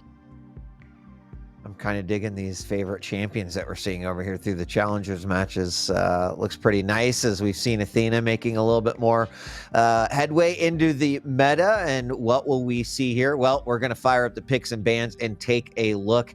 This is going to be our second relegation matchup. Again, best of 5, so we'll get to see a pretty wide range of both maps and champions. Let's take a look at that if we have it ready. And we've got about 11 matches today. Make that 10 now. And here we go. We're going to be kicking things off with Exile, then Awoken, going on to Veil, Ruins, and then Corrupted Keep for a 5th and final map, should we need it. I am intrigued by this because we kind of look into the best of 5 scenario again, where there are some champs that are the ones that are left, and they're getting picked in positions where you're not used to seeing them. If we go there and we see Clutch on Corrupted Keep, that is not an incredibly common combination. Sparty going in with it all the same. But Exile, this is going to be one of those elements of, look, Kron coming into Quake Champions now. There have been some new additions since Kron last went kind of mega hardcore with this game, and these maps, like Exile, he would have had to practice incredibly hard to make sure he's ready for them. And I think we're kind of getting a bit of information on this first map with that. Indeed. Now, other things that also really stand out to me are that Corrupted Keep matchup. Yeah. We've got Nyx versus Clutch. I don't know if anyone here saw Kron practicing against Razy, but I think he went through this exact set because Razy was playing Clutch and Kron was playing Nyx on Keep, and I can assure you that it did not go in Kron's favor. Now, of course, Razy's Clutch is a different beast altogether, but that is not a favorable matchup for him at all. So I really hope, for Kron's sake, that it doesn't go to that 5th and final map. Yeah, that will be pretty interesting matchup should we go there. And who knows, after that first matchup that we saw, I think anything is on the table. But let's hear from you in chat. Who do you think is going to take this one? Is it going to be Kron or is it going to be Sparty? One of these players could be joining. Another player could be leaving, but we will see how this will play out in the next 5 maps. With that being said, the drivers for this one are going to be Ketchup and Flea. They're great. They've been on this tour a few times. They know all the hot spots. So, gentlemen, take it away. Enjoy yourselves, and I'll see you on the other side.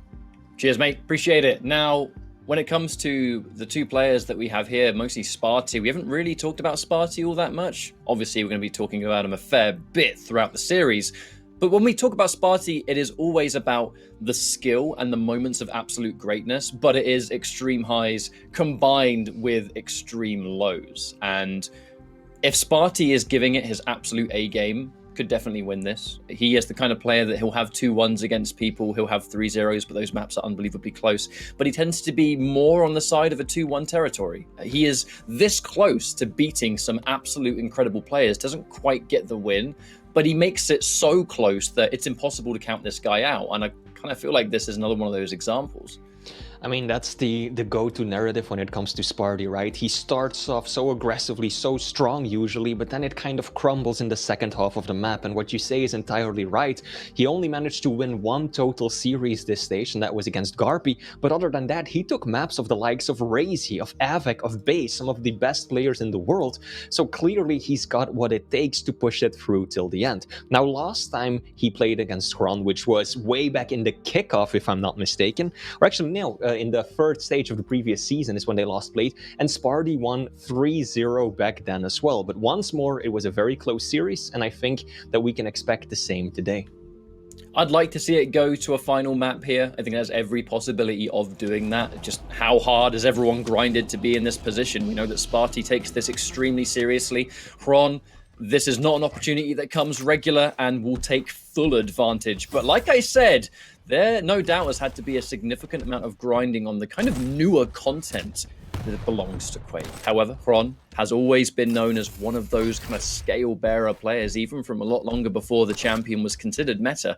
And I think that scale bearer now, one would say, more dangerous than the champion has ever been. Now, one of the things that I think we're really going to have to pay attention to is that rail by Sparty, right? That is by far his main weapon. He's incredibly skilled with it, and he immediately prioritized getting his hands on the railgun on this map as well, because it's such a tricky item to secure. He went for it straight off the bat, and at this point, you can still see that Kron does not have rail. Sparty wants to play around that, takes these fights at a distance, stay far away from the scale bearer and that dangerous bull rush. And so I like far, that play he's from managing Kron already, though, understanding his lack of important weaponry, right? So we had Stack, we had a rocket launcher. We can try and play the game of laying a trap.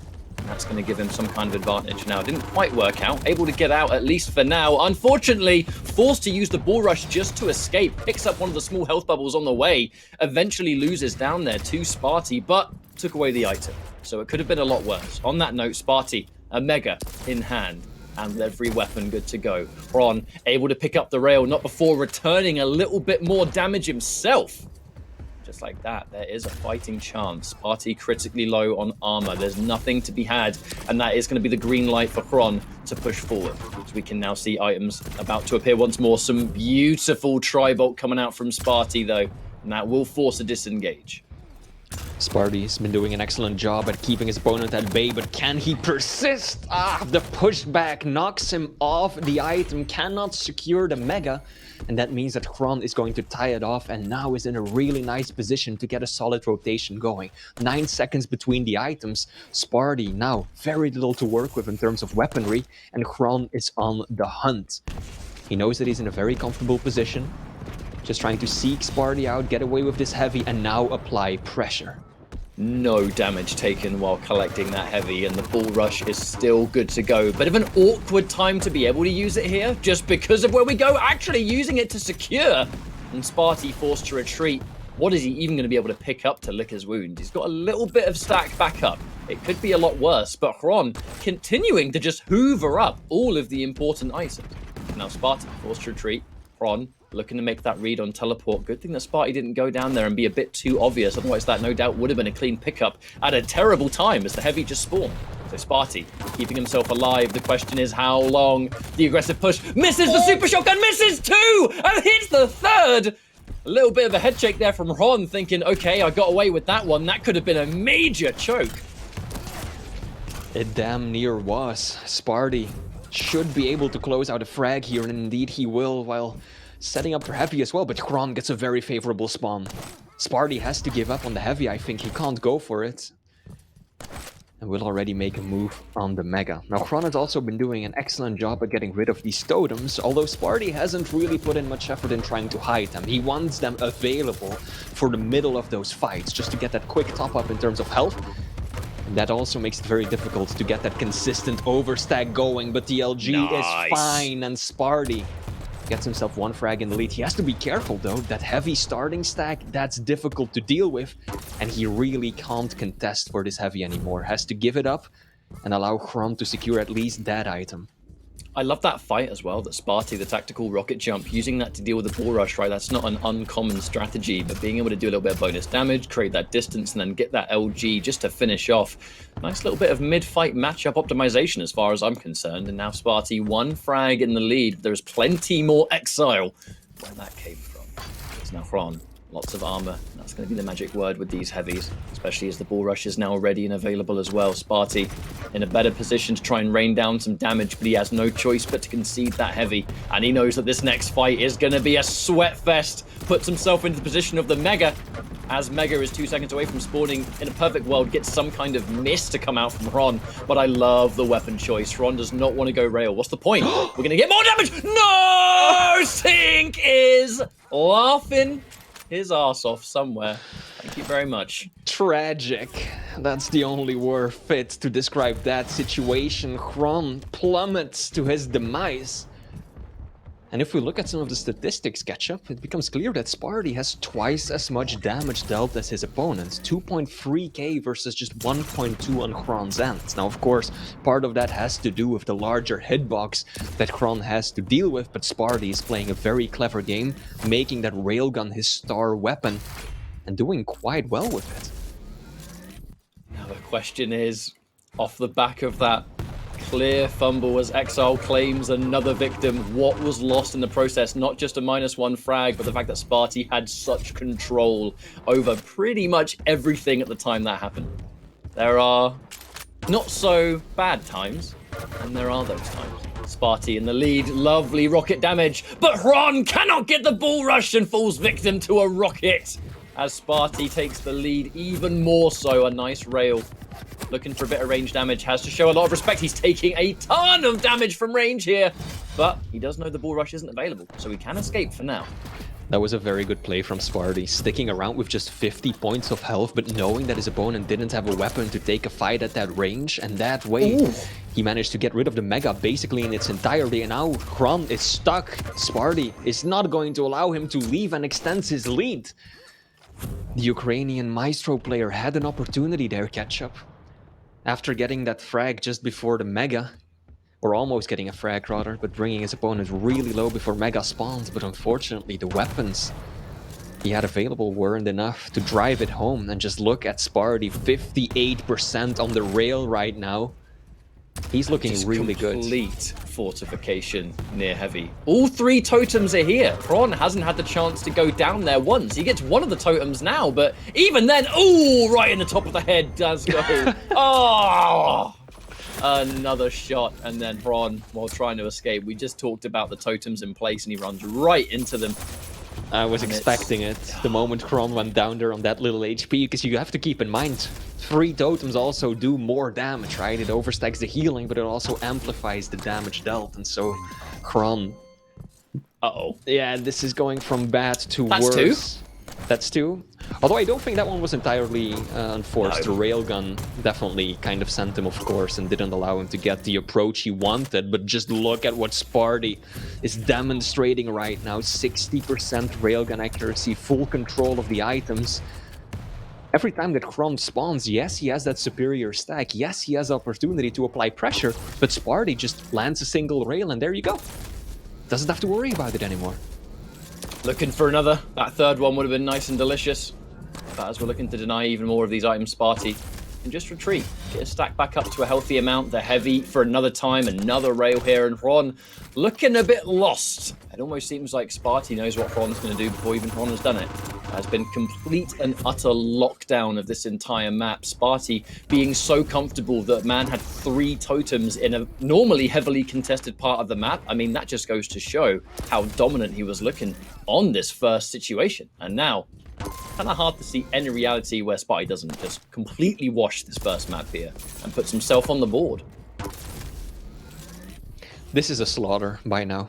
Sparty, 60% rail, 55% LG as well. He's just gluing it onto his opponent and making it hurt. And with just 90 seconds left on the clock, there really isn't any way for Kron to bring this one back. He's already got to start thinking about the next map in this series, try to reset. We know that he's a tried and tested veteran. He will be able to keep his cool. But will it amount to anything? You can just see from Sparty as well. Look at the intensity from this guy. There's a lot on the line here in these relegation matches. Sparty, sure, he's thinking about this, but he's the kind of player that he's thinking about the rest of the bracket too, right? If I make it through, I have to fight this player, that player, practice this, practice that. This is not one of those situations where you would assume he is simply fighting for his life in the tournament. Like, my man wants to move forward and he knows he has what it takes to get that far. He just has to get through Kron first, showing him a massive amount of respect, but in dominant fashion. You know, keep in mind as well, Deep Embrace, I believe it was Kron that banned that map out. I think this was quite an advantage for Sparty to work on, and let's be real, Scalebearer, an incredibly dangerous champion, has dealt with that in map 1, and he hasn't got to worry about it now. And this is just worrying for Kron in the overall picture, right? Because I think everybody is going to massively favor Sparty in that final map. Remember the clutch versus the Nyx matchup? If it gets to that point, I think it's gonna be so incredibly difficult for Kron. So he really can't afford to be losing these maps early on. If it gets to that tiebreaker, everything favors Sparty. So Kron has to turn it around as soon as he possibly can. It does indeed. And I can't really say that when Sparty brings that level of A-game, I was surprised the map went the way it did. This guy is more than experienced on Exile. He's more than experienced at the Scalebearer matchup, even with Kron behind the steering wheel, because it's a very, very popular pick. And the counterplay, like we can see it in so many of these replays. Staying out of the way where that almost checkmate situation even happens, that was a disaster. Yeah. But that's the kind of... At least Ron had a bit of a laugh about it. But it was a critical moment to accidentally self-frag, because at that point Sparty had everything, and then you've just lost all of your own stack, all of your own advantage, anything that could have been there. Another one knocked off course, and a perfect start for Sparty and the Sparty fans around the world, I think. Indeed, Sparty is kicking this one off in style. I just hope for his sake that he can continue along the same trajectory, because that is what we were talking about, right? Sparty, when he burns brightly, but he dims rather quickly at times as well. So he has to be careful not to lose this momentum and not to start crumbling as we go along with the series. The endurance, that has always been one of his biggest challenges and still remains that way in the Quake Pro League. So Kron, I don't know exactly what shape he's in. I know that he's been practicing a fair bit recently, but can he rival just that lengthy amount of consistent pressure that Sparty has been applying so far? Let's see on map 2. We'll soon find out. Yeah. Because Awoken is about to load in here. She'll be jumping in a couple of minutes and we'll be good to go. Just to remind everyone, Doomslayer and then the Strogan Pika. So we are going to have a rather traditional map of Awoken here. That double jump, so good. Like any map where you just don't need to worry about any kind of execution on maneuvering around. Doomslayer kind of just takes that out the window. So you can put all of your focus on other parts, which, to be fair, in Sparty's case, is great for him because he's a smart player. He loves to play around item timings. It's like his almost bread and butter. No one likes to delay as much as him. You know, when you watch him play, he loves to create those weird situations. And Doomslayer on Awoken is just going to let him double jump around and do just that. But again, I'm keeping a close eye on how this map begins, because if Sparty has a good start, it can steamroll quite quickly. but it's when that control is lost that he can sometimes struggle to get back up on the horse. Yeah. This is a very suitable map for both of these champions. Like you said, Doomslayer so powerful with the double jump, especially around that center area of the map.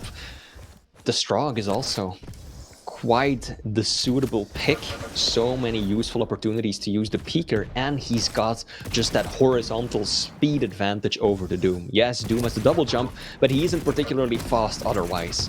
And if Kron can just get that momentum going, it is going to be difficult for Sparty to just stop that barrage of constant pressure. Ooh, but that rail was fantastic, and that second one even better. Kron stuck in no man's land. And actually, to be fair, I think gets a little bit extra bonus damage than maybe anyone expected there. But ultimately, that will still be Sparty taking that first blood of this map. Oh, they trade a rail for rail, but Hron's does not hit the mark. And Sparty's rail has been phenomenal already. We've only just started here. And he's pushing in for even more damage still. The rocket damage can't quite get a read on where Hron is, but there's the Tribolt coming out. Hits another rail, and that's going to be Sparty taking a second frag. And we're only a minute in. Let's go. Brutal start for the Maestro player. And immediately off spawn. Getting bullied once more. Doesn't even pick up the heavy.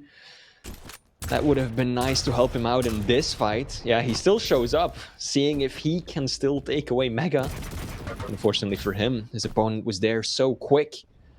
Utilized the rocket jump to get there on time. And now Hron is kind of relegated to the LG side of the map, taking a lot of damage from the Tribolt as well. Now Sparty still doesn't have LG, we're 2 minutes in, and he doesn't have anything to take those consistent medium distance fights, but he's doing very well without it. Although I'm sure he wants to get a hold of that weapon sooner rather than later.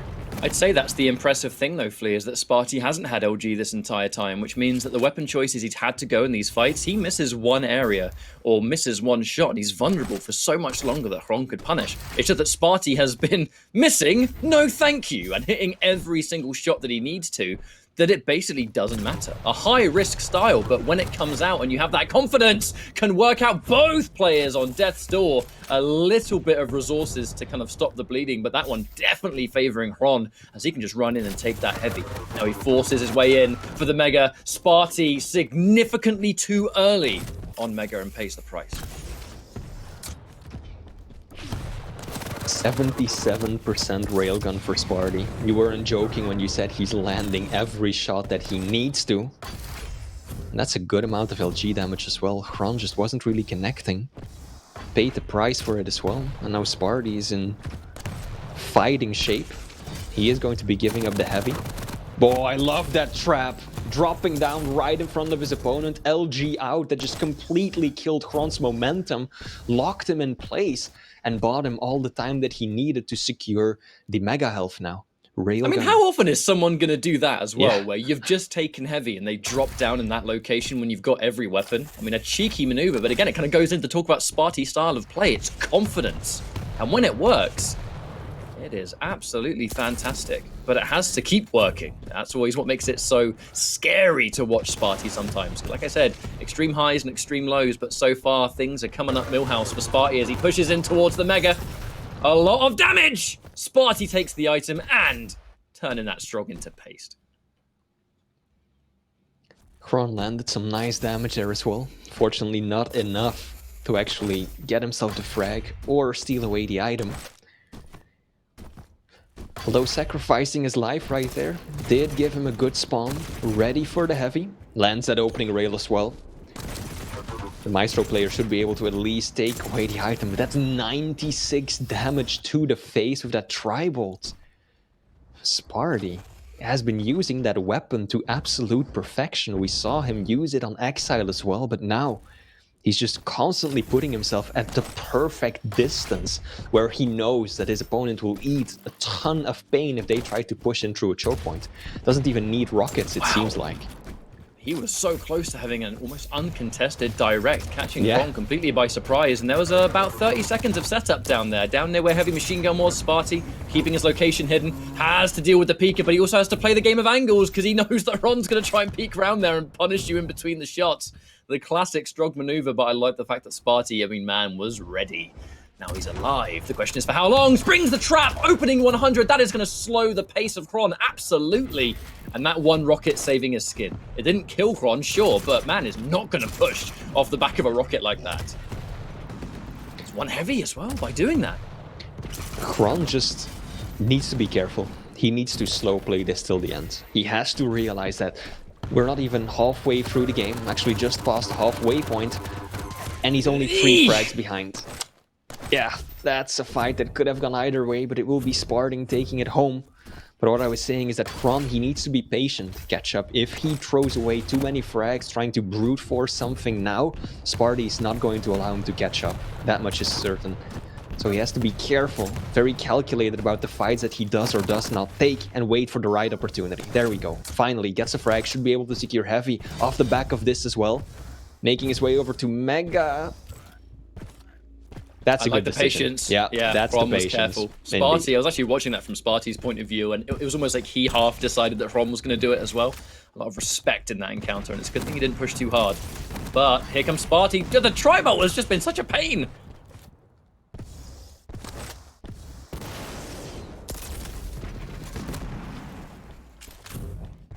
They're both trying to get the better position for heavy. Kron will be the one to take it, gets away relatively unharmed as well. Can't get the follow-up rail. I think if he would have landed that shot, he would be in a very good position to take away Mega as well. But Sparty caught out with the wrong weapon. Tri-bolt isn't right for that fight. He does get Mega, and that saves him. Ketchup, even with the wrong weapon. Caught by surprise, he still drops the frag. Sparty's gonna look to try and get a little bit of bonus damage there. He'll know that Ron, he's only just spawned, and the rocket launcher from that range, there's no way you're gonna match a railgun. Goes in with the Pika to try and cement it. Sparty deals with it once. Doesn't quite go up the jump pad because he has to be careful.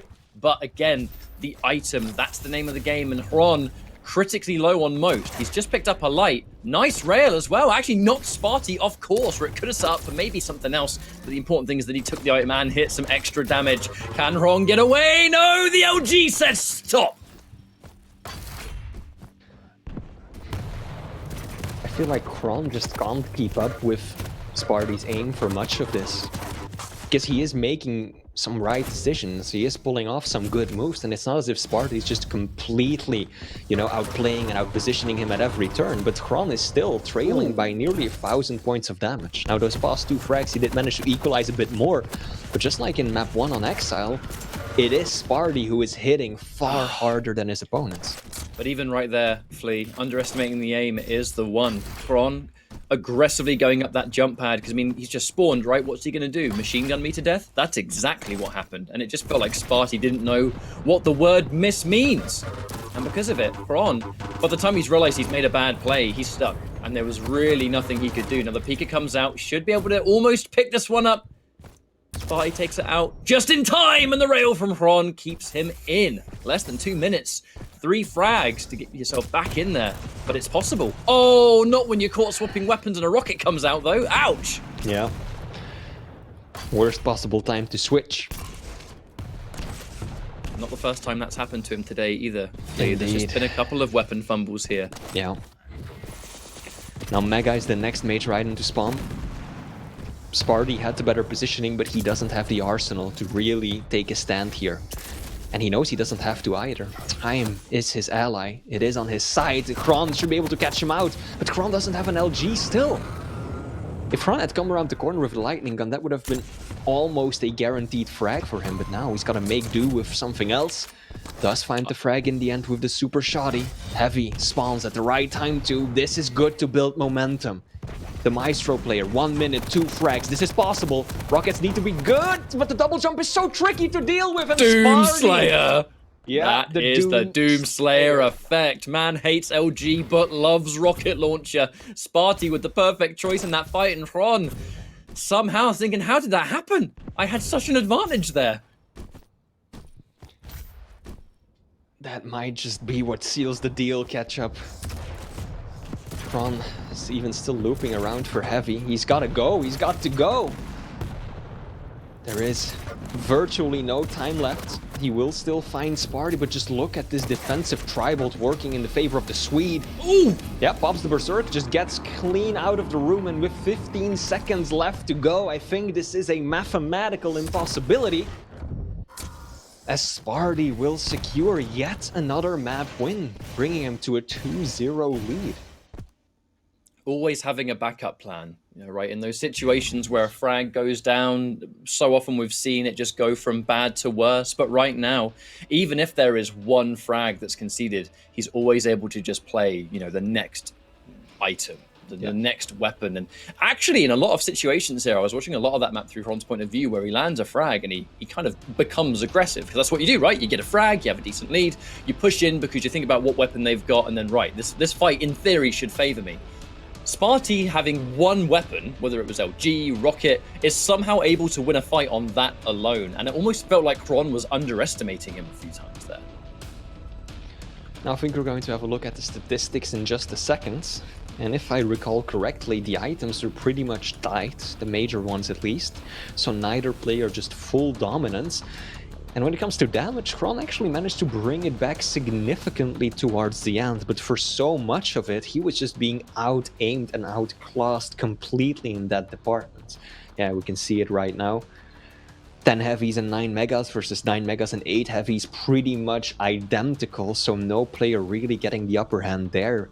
But Sparty, for so much of this map, was clearly out-aiming Kron, especially in the beginning, right? 77% rail allowed him to get an easy early lead, and Kron just struggled with catching up. As we go into the rest of this, it creates a scary position, right? You've lost the 2 maps, and this is still a best of 5, but now there's no more room for error. Yeah. The amount of, I think, mental fortitude that gets put into this position where there's no choice now, you got to win every single map. Against someone who's just taken the last 2, was riding all of the momentum, has been in the Pro League for a substantial amount of time now, and has been there, done that.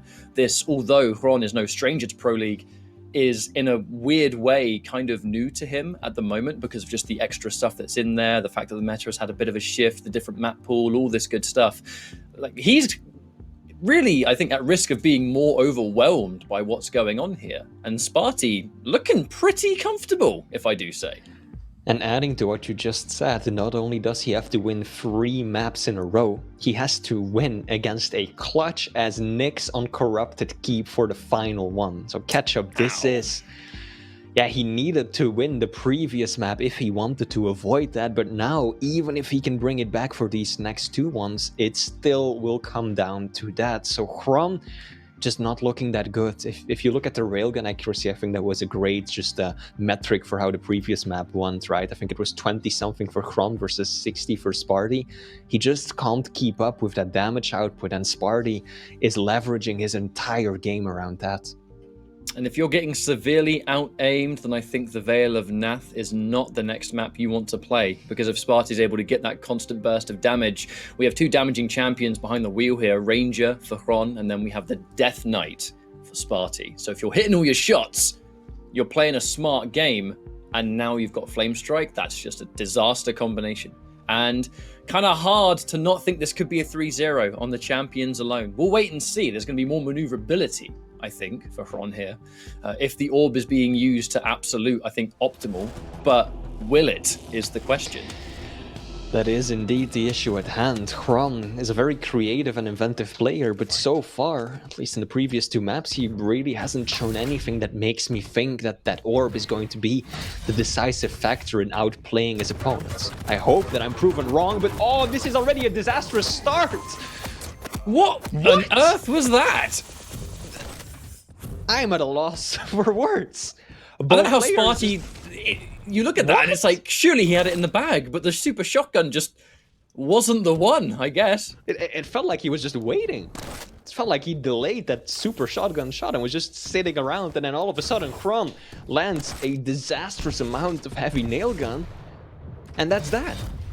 So I think for the first time we've actually seen Kron take the lead. Let's see if that will give him the momentum that he needs going forward into the rest of this map. Sparty isn't looking too bad either. Secured Mega of the spawn, now has a stack advantage, and has got all the weapons he could possibly want. I think for now had Definitely lost track of where Chron was. You can see that from the... couldn't quite see it on Spectator, obviously, but he was just sending Tribal all over the place. But now information is his, as is the item, of which I expect Sparty to delay it, as he is. Wow, at least 10 seconds on it, actually. And this is a great way to get yourself back in, right? Delay this item, get the damage on deck, and now if you get a frag, you can start playing for heavy that comes next. Kron heard that, though. He definitely heard the Mega being picked up. So even though it is delayed, he will still know exactly when the item is going to be respawning. Oh, sneaky. I think Kron just slow-walked all the way to the teleporter and then tried to spring a trap on his opponent from behind. Sparty manages to dodge clear of that. And somehow, with very minimal shots being fired, Sparty takes both items, delaying the Mega and then playing for heavy that came up next. It's not every day you see such a passive game where you're still able to steal both of the items anyway and put yourself in full control of the map. Now, Chron does have a 1 frag lead here, but with what Sparty's been able to build, all it takes... Oh, lovely orb, but he takes a lot of damage in the process! Putting a spanner in the works of the item play, sure, but you are very weak indeed, and there's the click heard around the world that no one likes. Rocket launcher was out of ammo. I like the patience rather on Sparty's end, just to leave right there knowing that it could be messy. I don't think he realized that Chron was out of ammo for the rockets, but he knew that if he went back to the teleporter, there's a good chance that you run into, you know, a rocket, maybe an orb, a shotty to the face. No chance or no reason rather to risk it. Why would you? Just go back to the Mega and continue that cycle. Sparty knows that he's got all the time in the world on his side. Doesn't need to force anything right now and can just keep on running the items until he finds the opportunity that works for him. But Chron is not doing a bad job at all. That's a decent amount of damage coming out. And Chron finally steals away a Mega. This is good for the Ukrainian. Oh, looks away. At just the wrong time. He had a perfect rail lined up. I've enjoyed Chron's orb so far. He's done a great job of nullifying the, kind of the one and only threat of Death Knight. He is an absolute damage machine, but the reality is that is all he is. So if you are, oh, that was some damaging Tribolt pushing forward now, Chron. Nice defensive rail there from Sparty, but is it going to be enough to survive? Misses the second shot, that would have been it. Sparty lives to fight another day, and he's still here. Chron has finally gotten control back. I hope he can hold on to it a bit longer now, because that was an issue the previous time around. He gets into control, but then he leaves his opponent so many opportunities to just wrestle it away from him. Now he does have a very consistent rotation going on. Nice little bit of damage there as well. Is going to commit to the orb. Oh, completely loses track. No, is this going to turn bad for Chron? Mega spawns with 1 tick remaining. Half a second later, catch up and he would have burned up to a crisp.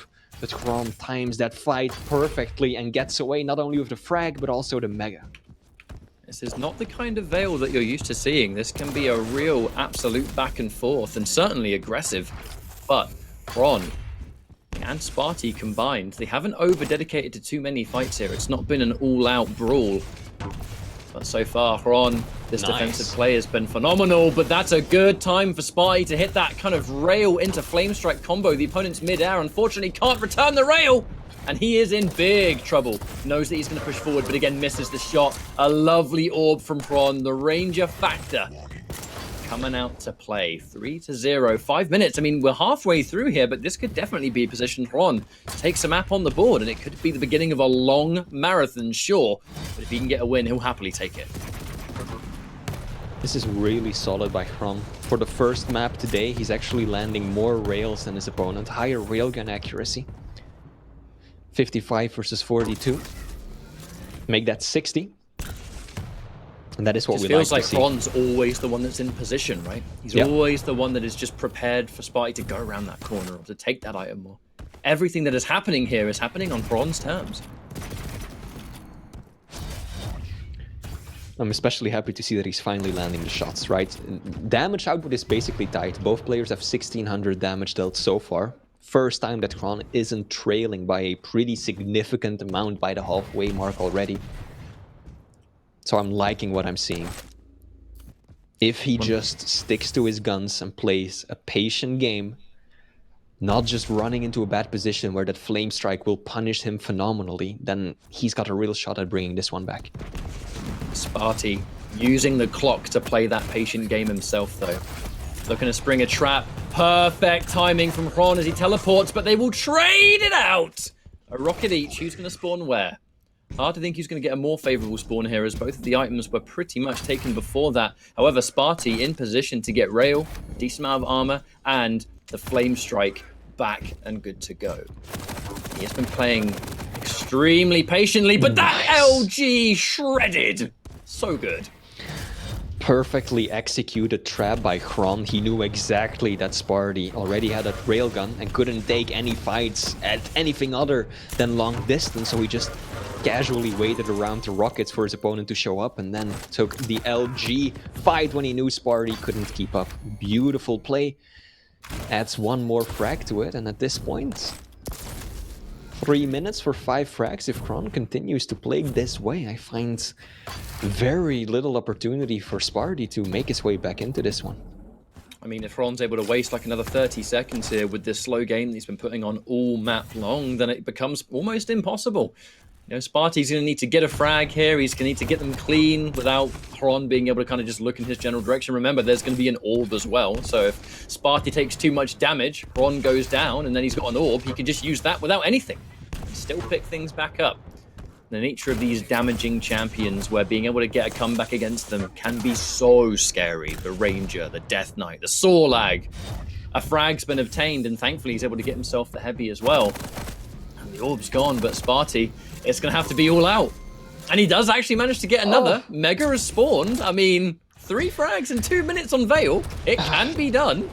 I don't think Hron had the exact timing, because he could have gotten on Mega. After taking that first rail, he could have jumped onto it and gotten away before that second rail came out, but he just kind of hesitated, and that gave his opponent the angle that he needed. So indeed, Sparty is starting to make the comeback happen, but Hron isn't just going to allow it. Conceded the heavy and put himself in position to get defensive damage near Mega. That's going to be the play. They traded out. Oh, he hits the rail midair, and there is still a chance. Sparty, this is the time to become the animal, right? We only have a few moments left of this map, but he picks up a clutch rail. 2 frags to go. That was beautiful. The rail, the snap. Although I do think that Hron should not have dropped down right there with the lead that he had. Ooh. Oh, okay. Hron keeping it to a 3 frag game. The nail gun, if he connects a little more, that would have basically guaranteed him the victory. But Sparty pulls out some excellent shaft right there. And this 2 is frags, 45 seconds, Flea. What do we think? The people in chat, do we believe in this? The rails. Oh, this is a scary game of rails to play. Hron, the opening shot, knocked into heavy, misses the shot, and there's the orb to finish. Oh my lordy lord. I think that should by all means be it. Hron's orbs have been so good. Just getting basically pushed onto the heavy, dropping down, throwing back the orb, and then Sparty misses the kill shot. And then there's a very angry Hron with a big rocket in the face, and Sparty had no choice but to drop the frag right there. And that will finally put Hron on the board with 1 map versus Sparty's 2.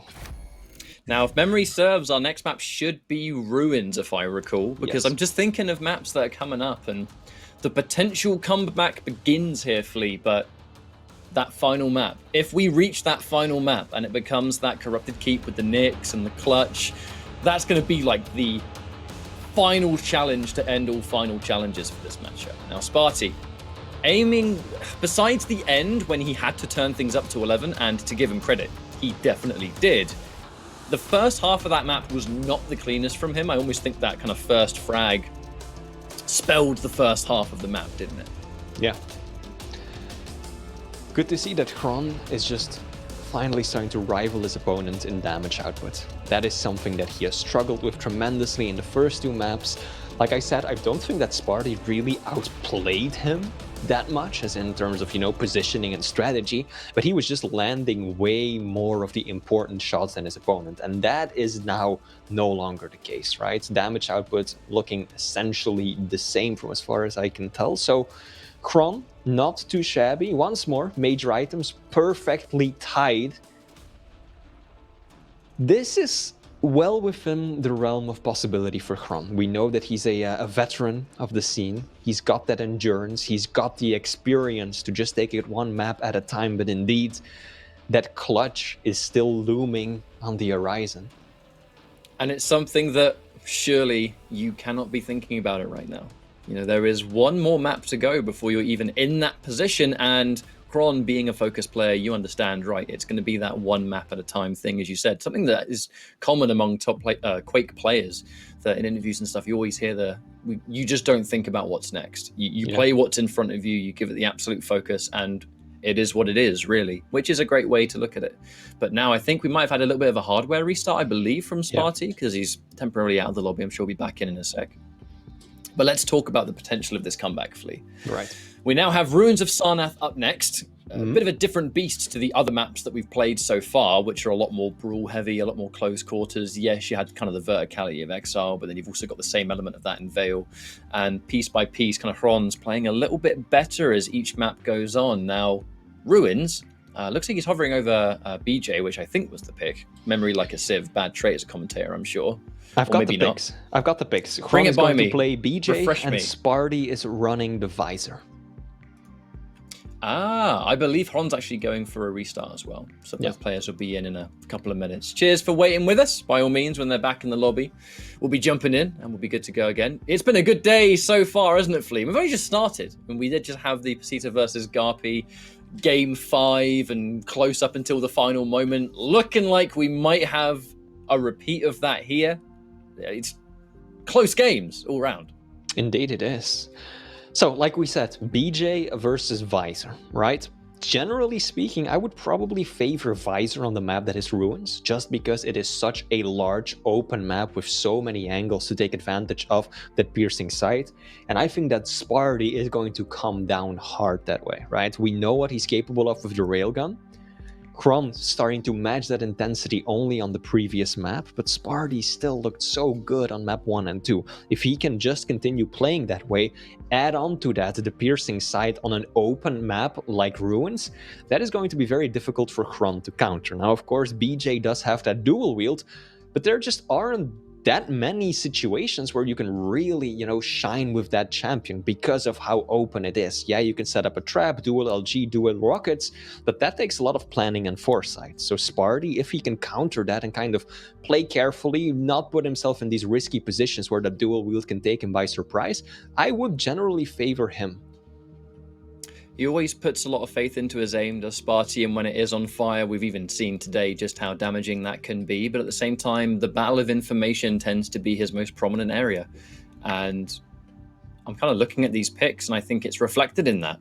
You're going up against someone with a ton more damage, yeah, but you have information on tap, as long as you've got that piercing sight. And on a ranged map like this, a map where the rail is as prominent as it is, I think on champion picks alone, I think Sparty's going into this with an advantage. But again, it just comes down to how is Hron going to play this? Because he knows that. You look at these champions and you know what kind of matchup you're in for. So it is going to have to somewhat change the way you approach. You're up against a visor, someone like Sparty, who when he's hitting all of his rails is a real pain in the backside. You're going to have to show a lot more respect. You know, you have to be careful around those corners because the rail was just one thing. Springing a trap into LG is an entirely different story. Something that equally has a high chance of happening here. But at the very least, Hron is going to have damage to kind of match that should he get taken by surprise himself. Indeed, it is. So this is going to be a tense map, of course, for the people just tuning in. Sparty currently has a 2-1 map lead, meaning that if he wins this one, if he takes home Ruins, Hron will be knocked out of the tournament and Sparty will be advancing through the bracket, whereas Hron still needs to win 2 maps back-to-back, including one that is extremely unfavorable towards him in terms of champion picks. So it looks like we are shaping up to jump back into the lobby. Thank you all for sticking with us. We are readying up and we'll be jumping into this one, Game 4, in just a moment. Ruins of Sarnath, a map that's just become so different to most. You know, it's always down to the high mobility can have a big factor here, but I think there's just so many different champions that people can play on this map that I always love to see how it develops. You see some champions picked where you're kind of like, huh, what? And then you actually look at it in game and it's like, oh, that makes perfect sense. Big part of, I think, player identity can come out on Ruins, which I think is why it's one of my favorites. But now we're loading in and the warm-up's coming to a close. To remind everyone, BJ versus Visor is going to be the matchup here. BJ certainly not the kind of champion that you're used to seeing on Ruins, but again, it's that best of 5 scenario. You've got the banned champions, you've got the champions that have already been used and eliminated from the pool. You kind of have to start going with what's left. Yep, and that becomes even more clear with the final map, but we're not there just yet. Sparty wants to close it out right here, right now, delaying Mega. I like how he approached that, just going for some opening damage with that heavy machine gun and basically bringing Kron's overstack down to nothing. Now he's just at 100 stack. But Sparty is lacking the railgun. He doesn't have the LG either. He's got to be careful making a move into those rooms. That's exactly what I talked about, Ketchup. If Kron is setting up there with that dual wield at the ready and all Sparty has is a rockets, he could be in serious trouble. So he's slow playing this, waiting for an opportunity, and he does get it. He has to sacrifice Mega to get a free route onto those weapons, but that is well worth it. And by having the delayed timing on the Mega that he put at the very beginning, at the very least was able to trade those items. He knows that Hron is going to take it, and while he's there, he's not going to be able to contest the rail or the LG. Just like that, we return to close games as Hron pushes in big time with double the weaponry, and he gets deleted. Sparty was taking it by such a slow pace, and then here comes Hron out of nowhere, LG's in hand, and that's it for frag 1. I mean, that was really Sparty who kind of dropped that. His rockets, his first 3 rockets were borderline abysmal, did next to no damage, whereas Hron, of course, gets that consistent damage with the double LG. Now, luckily for him, Sparty did manage to connect a bit more damage with final shots, and that is what set up this quick refrag. If Had to make a choice on the piercing sight, though. You know, either you use the piercing sight post-frag on the spawn, or you use it mid-fight, and Sparty definitely favoring it just to secure that 1-1 situation. Yeah, good decision too. Absolutely worth it. Now it is Kron who picked up the Mega. Had the high ground first, too risky for Sparty to try and rocket jump up there. So he wisely just stays back. And instead just sets up for the heavy. Nice, lands at least 1 rail. But Kron, not too shabby on the rocket damage from that distance, right? Obviously nothing too great, can't leverage anything here, but still, it all adds up in the end.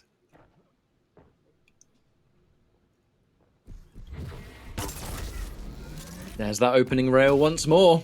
Kron completely blindsided by that one, and that wasn't even with the use of piercing sight, so this is going to be an extra bonus. 7 seconds away from Mega, and with the piercing sight here, Kron cannot challenge it, and that is a completely free shot, and actually 2 for the price of 1! As he gets the perfect spawn out there as well, and Sparty played that flawlessly. Just baited.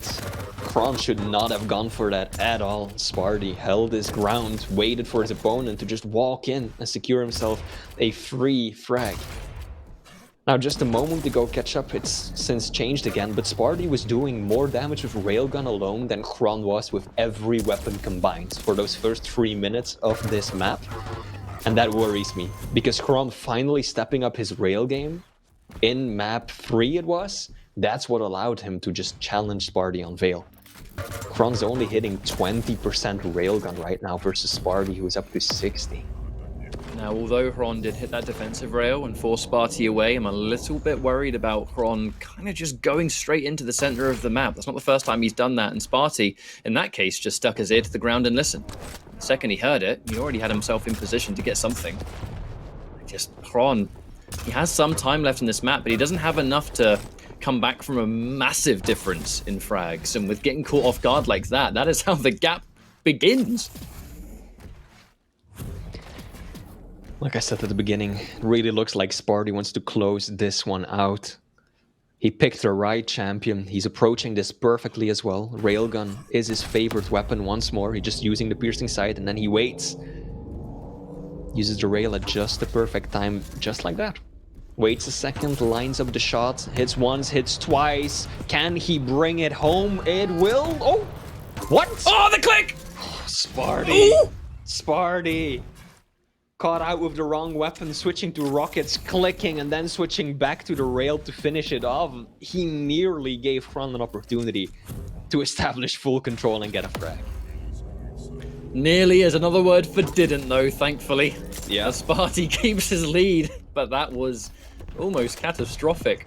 4 frags in the lead right now. We just about hit that 5-minute warning, but again, surprise sprung with a dual wield, still able to get an impressive amount of damage.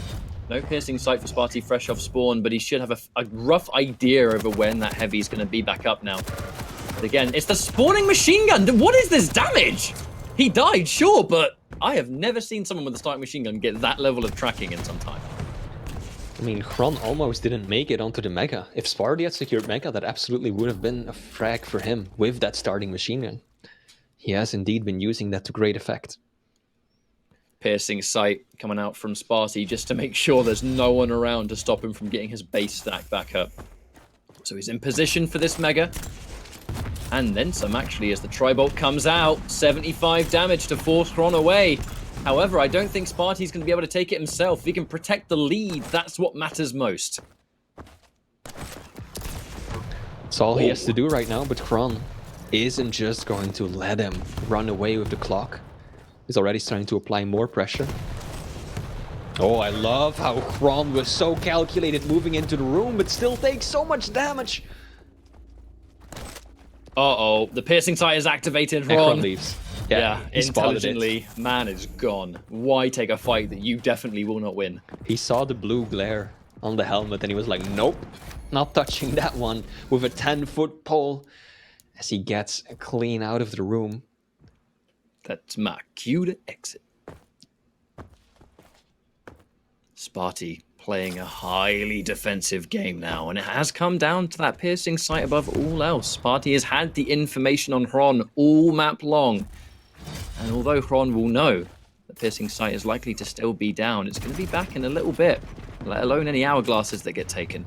Mega in play once more. Sparty shutting down this item for another time. Hron, he's got lots of armor, sure, but right now there hasn't even been a possibility to get anything on deck.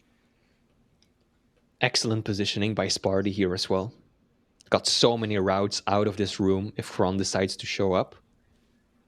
This is dangerous though, slowing the game down by this much with 3 minutes left on the clock. He doesn't have the kind of lead that allows him to just burn frags and run away, right? Only 2 kills and Kron will be all tied up, so Sparty still has to maintain some level of presence on the map, and that's exactly what he does. I'd like to point out what I find incredibly impressive about this kind of minute or so of slow play from Sparty is that this whole sequence in an area, oh my lord, the direct rocket! He hasn't used piercing sight at all during this entire sequence. He has been satisfied with his own information without the existence of that move, and it's like, what? Very, very smart play, and he still hasn't used piercing sight. Sparty's general game sense alone is carrying him. Impressive. Yeah, it really is. Doesn't need to use the piercing sight. There we go. Because he knew that Mega hadn't been taken yet. And he also very well understood that Kron was not just going to leave it up and abandon the item. So he just held his ground, knowing very well that there was no need for him to use the piercing sight. And he can just play it by audio cues alone. Sparty has straight up hidden himself from Hron for 2 minutes without piercing sight. This is a scary game to play. As you quite rightly said, he does not have the lead that would normally allow this kind of play to be considered a really good idea. This is a bold play. And finally, the piercing sight comes out just to give him the extra information. But all it confirms is that they are opposite ends of the globe right now. And in that note, 1 minute is going to be left on the clock. Kron has not been able to find him at all for 3 minutes. Kron is just cycling the items right now. And Sparty is keeping track of the timings, but is just not showing his face. Doesn't want to give Kron a single angle to work with. Also going up the bounce pad and then just dropping straight back down, trying to bait it out. And then those rockets again catch up. The fadeaway rocket, a direct 100 damage to the face. That's difficult for Chron because that kind of forces him to restack at least slightly. And this is a horrible piercing sight for Chron to get seen in because Sparty hidden away. Chron didn't know he was there. And for another time, Sparty sitting and setting up shop all around the lower level. Perfect use of the teleporter, and this has got to be a frustrating way to lose the series as Sparty plays a patient game for at least 4 minutes with the visor, but Sparty keeping himself alive in this tournament. Chron did give it one hell of a battle, but I think right here, Sparty, I kind of like that play at the end, right? The pressure's on. You're the one that needs to make something happen here. I'm the one that has the map advantage already. You need to keep your head in the game long enough to deal with this slow play. And for that entire sequence, he pretty much didn't see him once. That was an impressive game from Sparty. It absolutely was, and BJ is also not the kind of champion that you want to be on when you have to chase elite, right? Because he essentially has got nothing working in his favor in terms of movement. No crouch sliding, no double jump, no speedy abilities, none of the sort. All you have is that dual wield. But if you have to wait until you run into a room behind your opponent before you pop that ability, it's already going to be too late. So Sparty really played that to perfection. Very passive, very disciplined, relying on the audio cues, and of course that piercing side as well, to just always keep this buffer between him and his opponent and outmaneuver Chron for those final 3 to 4 minutes. So congratulations to Sparty. That will be a 3-1 victory, ensuring that Chron does not enter the Quake Pro League at this time. Well, about time to bring back DJ Wheat, I suppose. Welcome back, mate. That Thank final you. map. I mean, dude, the last half of that map, there was almost no action. But watching that entirely from Sparty's point of view, you're sweating all the way through because he is just playing so carefully. It was really impressive stuff. Yeah, and you mentioned like that 2 frags can be somewhat misleading, right? Because it can turn around in a matter of seconds, you know, landing the 1 to make it a 1 frag game and then the possibility of picking up another one. So understand certainly why Sparty decided to kind of close out the game in that way, and I think did so in a masterful way. Chat was saying Base is watching this game and he is very proud, and I have to agree with Chat on that one. But I mean, we've seen some great performances in the relegation matches on the EU side. Of course, both of our EU representatives staying alive, and they all can sort of wipe the sweat from their brows and now comfortably start thinking about what they need to do as they head into what would be the round of 16. And we even saw that sigh of relief there from Sparty. But congratulations to Sparty. Congratulations to Garpy. Of course, I do want to give a shout out to both Pasita and Chron for a great performance, right? I mean, Chron taking the 1 map, but the Pasita taking it all the way really just goes to show that the talent, even on the challenger side and Quake Champions, has continued to improve.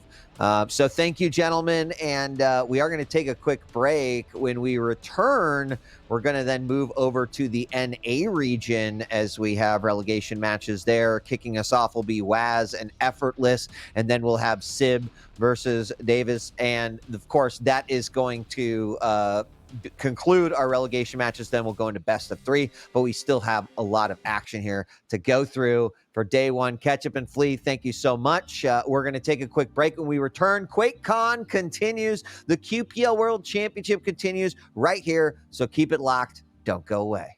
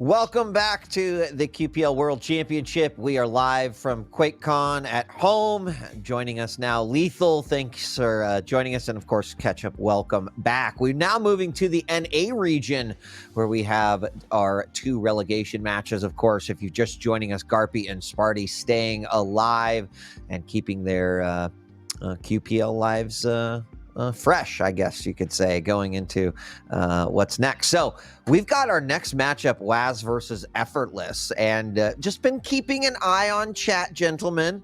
And I gotta say, it's a pretty split bag, but there's a lot of individuals out there that are like, Waz is going to do it. This is his moment. A lot that are saying, nope, Effortless is going to be on top of this one. Not looking for predictions yet. Want to talk about these 2 players. Let's start with Waz, who took his way through the Challenger and finds himself here with an opportunity to make it into the QPL. I mean, if anything, it's just great to see Waz back. I know he's always been known as a team player. A lot of players kind of in the last few years of Quake Champions have really had no choice but to learn how to duel of this level. Now, I'm sure everyone that plays Quake Champions competitively does duel as well, but it's just, with the level of players that exist here, the grind can be quite severe. However, there have been players out there that can prove that the grind does yield great results. Maxter, a clear example. Zeniku, a clear example. We'll be seeing them later today, of course. But in Waz's case, in the practice matches leading up to QuakeCon, he's been looking pretty good. Yeah, he has been completely agree. I'm pretty gobsmacked, actually. Waz is one of those players, everyone's known he's been around for quite a long time. More of a team-oriented player, but still a very good duelist as well.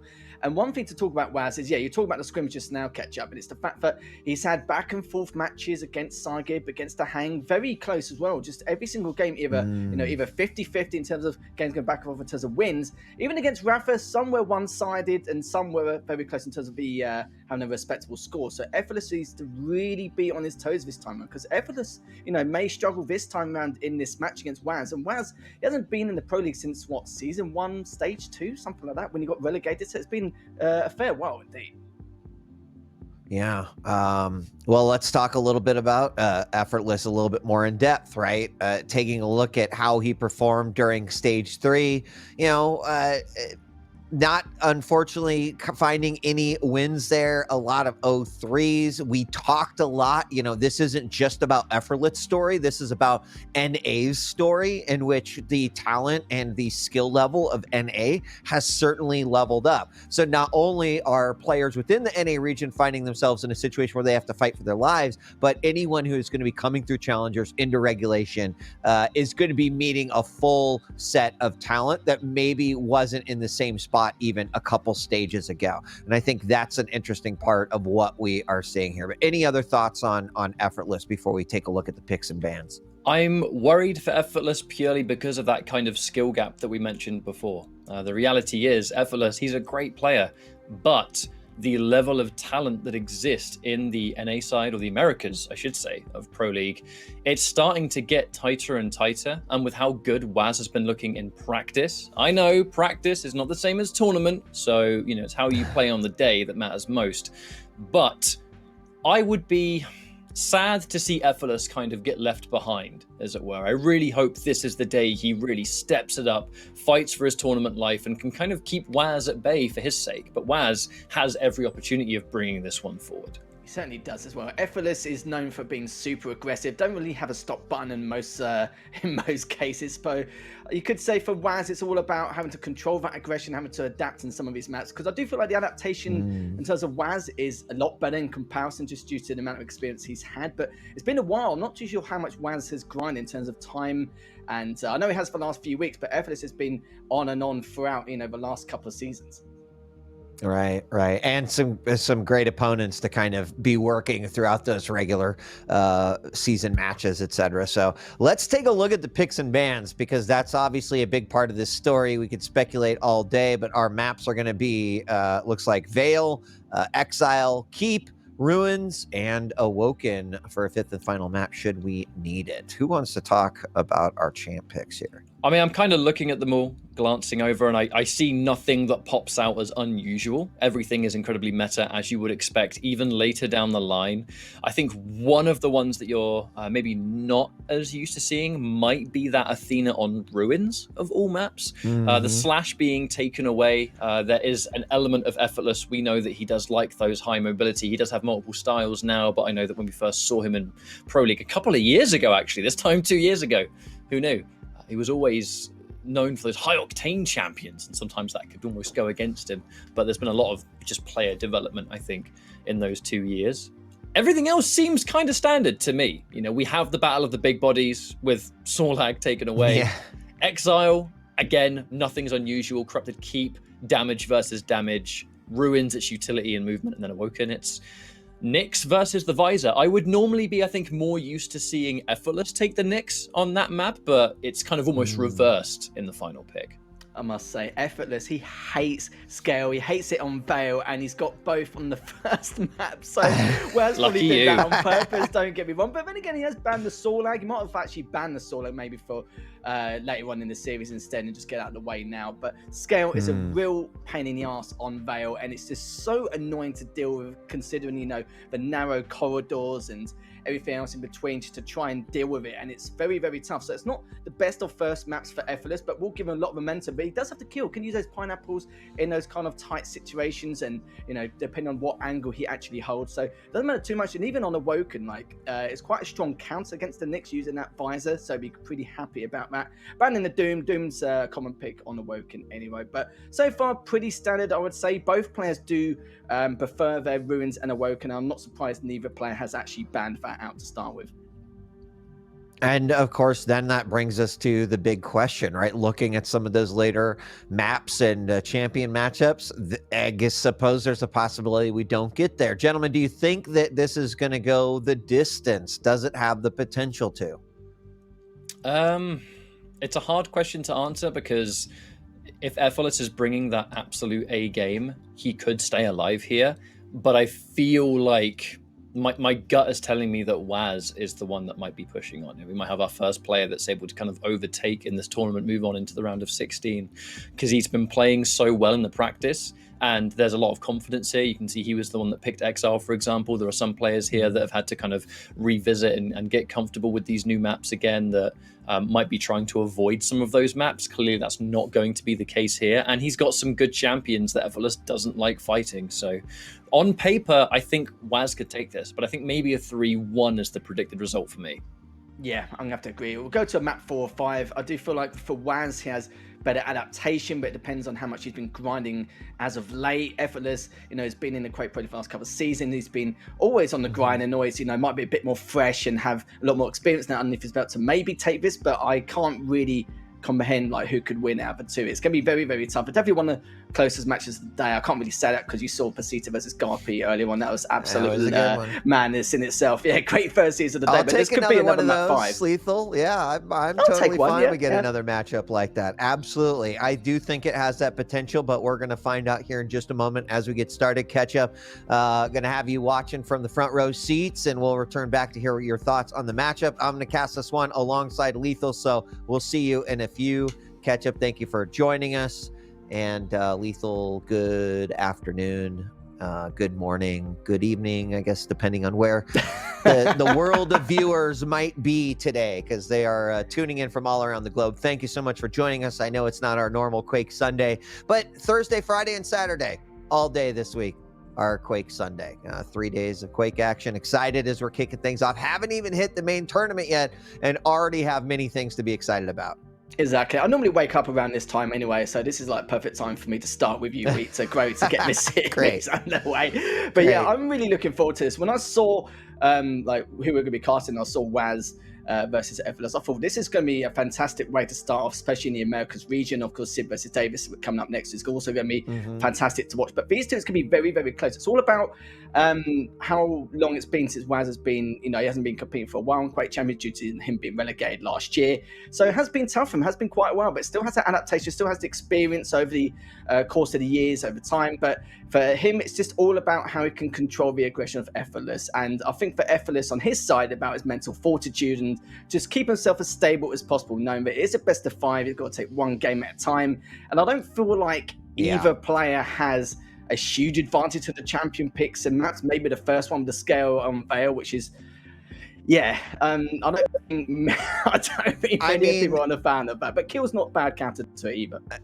That's why I think you are spot on when you say one map at a time, right? Even Chad is commenting like, oh, I hope we don't get like a scale rage type situation, and like that just can't happen, especially in a relegation match here to get back or to stay in the QPL. But we are officially live. We're following through Waz's point of view in order to start. Our first map here is on Vale, and as it was so elegantly put, it's the battle of the heavies here, the big boys battling it out. So we see, wow, Waz starting things off with not 1 but 2 rails, almost hits that third for what wouldn't have been that first frag, but would have been a nice little start to the game. We do have Bull Rush coming out there more as a way to kind of get out of danger, and although Waz has hit some nice shots, he hasn't really been able to put or string anything together quite yet. But we're 39 seconds in. It's 0-0, still very early in what is going to be a potentially long series. So we're just going to have to wait it out and see how it's going to go. But I think, Lethal, both these players, they're here to give it their all. Yeah, they certainly are indeed. Waz, he had the perspective, just to make sure to bull rush and get out of it earlier on, because that would have been a clean frag for Effortless to stand with him. He had his rail out at the time. He's actually caught Effortless off guard. This ball is going to be huge for him. He actually just barely misses, and now he's going to come out with the LG. Has the stack advantage, but can Effortless still stand by and take him down? No, he will not, but that was still quite close nonetheless. Now we can see what we can do next. Both items aren't going to be up for a while. Waz is just trying to recuperate as quickly as possible, knowing that the heavy's coming in the next 8 seconds, but it's a matter of what he wants to contest first. I think he's still going to continue on, just making sure he can recuperate from that last engagement. Not going to happen. Effortless does take him down, gets to heavy, but will he be able to get the Mega in time as well? Yeah, and I mean, I did like the bull rush to secure the Mega. Was not really sure about Effortless engaging there, but he, stuck to his guns, came back, still answered the first frag, and then has followed up with the second one. And a nice little job there, kind of waiting for his opponent, heard the armor pick up there in the acid room, was able to pick up. Is he going to find another one? Bull rush coming through. He lets him go right past, trying to throw out some grenades. Unfortunately, losing the stack and getting railed on the way down to try to hit that heavy. 2-2. We got a tie game 2 minutes into this one, and this is definitely going to be a game starting in a high octane category. Certainly is indeed. Some good rails there, taking down Effortless, finally with the lead once more.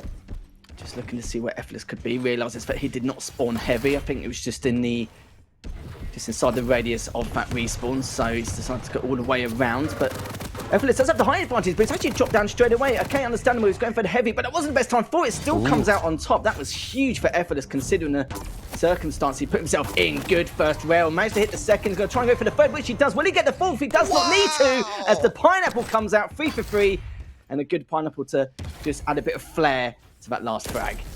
It's very nice. Great use of those pineapples. Awesome rails as well. And then like, let's talk about that LG from Effortless so far, hitting a 51%. It seems to really be on point, and in a heavy matchup, like that's definitely a weapon you want to try to be optimizing as much as possible. So Effortless keeping this score close, having that 1 frag lead.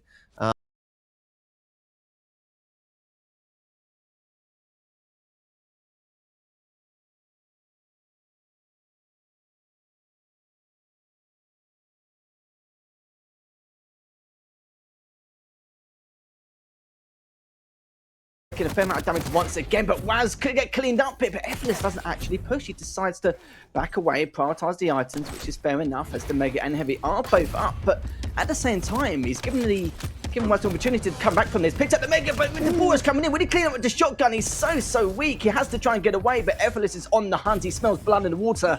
I'm looking to see where he's going to come up next. Hits the first rail. Yeah, the second, though. He's just gone through the telly, and Waz, you could say, definitely got a jail free card as he comes in and now ties things up 5-all. That was pretty impressive on both sides there. I really think that Effortless is saying, you know what, I I know what I know what Scale can do, right? I know what the possibilities are in this map. He seems to be handling it very, very well, right? Combination of just like how he's moving, where he's positioning himself, but also the grenades coming out from Keel. Very, very nicely done. A huge shotgun blast into a bull rush hit, into a second shotgun blast to tie it back up. And those are those little moments where I'm sure will make you scale rage just a little bit, but Effortless should stick to his guns, and what he is doing in this game seems to be working out pretty well. Waz is obviously going to be doing the same, but you know, you want to get overconfident having that scale bearer. You know, he feels powerful, feels like I could just run in here and do all the damage, but we've seen what can happen in those situations. We're tied up 6-6 halfway through this game, and I like how we're kicking this series off. I certainly do indeed, as Effortless is going to be dropping down onto him, but is it going to be...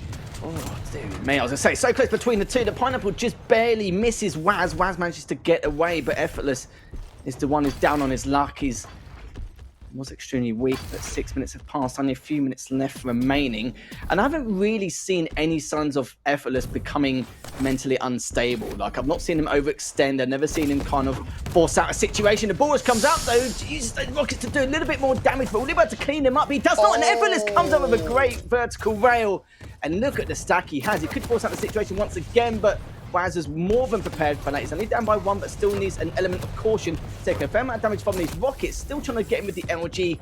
Picks up the Mega. And Effortless is trying to find a little bit of info where he's going to go. But he has to back down for now. I am, you know, really kind of shocked that we have just the back and forth that we have, right? No player has truly been able to gain any level of control that has stopped the others in the track. And maybe, again, a heavy matchup. I'm not surprised to see this. Ooh, Effortless running away with only 8 points of health. He actually takes a really risky shot there, going for another rocket. And look at how like much he is exposing himself here, given the amount of health he had at the time. 33. He does hit a lot of tri-bolt damage. There are rail hits, and Waz does have the ability to tie this one back up. He's going to go in using that LG. He gets nailed with the Pineapple, and Waz barely escapes, but does so with the frag. Tied up 7-7. Looking for that follow-up here. Effortless can't hit the shot. Waz actually turns around. I cannot believe how low he is and what he's getting away with. Oh, I don't know how he got around that corner. That was literally butt clenching just to try and get into that TP. Just to find a route away from Effortless. But this is looking good so far from Waz. He's backing away with those rockets. Good defensive rockets just to keep him at bay and do a tickle of damage there to let Effortless know that if he's going to push any further, he's going to be taking a huge... Well, even more of a chunk as he drops down to go for that heavy. It's just dropped. He's already taken way too much from the LG, but look at the stack Effortless has now. Wait, this is going to be a little bit of trouble for Waz, but at the same time, Waz got to find out exactly where this is going to be. He's found him, still got the route out. He's gone 2 for 2. He's looking for the third, but not going to happen as the Mega is still up. He's looking to see if he can get another angle, which he does not. And Effortless can easily fight this back once again, gets another clean frag onto Waz, now up by 2 with only 90 seconds left remaining. Yeah, and I mean, at some point it felt like there was going to be a breakaway. I think Effortless, you know, probably sweating a little bit, but at this point, probably feeling more and more comfortable. Waz has spent more time in the danger zone than I think about any other competitor that I've seen in a while. Certainly nerves of steel for sure, but down by 2, it is pretty rough. You know, Effortless, harder champ to kind of chase, given the fact that he has those Pineapples, and we've seen a few instances where the bull rushes come out, but the Pineapples have kind of made the opponent hesitate. Now, Waz does swing in, steals away that last heavy, or the second to last heavy, before this match will conclude, but he is going to need to, you know, go on the chase there. There we have a nice rail coming out. Effortless going to put himself on the bottom level and just pitch a tent, camp here, build a campfire, call it good. You could see he's slowing us down. He knows that 2 frags in 30 seconds next to impossible here, and so he's going to try to make this as hard as he possibly can for Waz. That was a great play from Effortless as well. He created an audio cue, making Waz think that he's dropped down towards that railgun room, but instead stopped in his tracks. And if he did get approached, then he would have gone up to jump pad. It has 7 seconds left, but it's going to be way too little too late, as you can see now, doesn't really need to do too much here.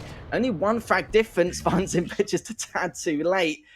And there we have it. Effortless does manage to win that by only 1 frag. We said it was going to be close, and even looking at it though, like Effortless has 1,000 more damage, only has 1 item more in control in comparison, as Waz was eating up a lot of those lights throughout the course of that game. But yeah, it's pretty much what we predicted here.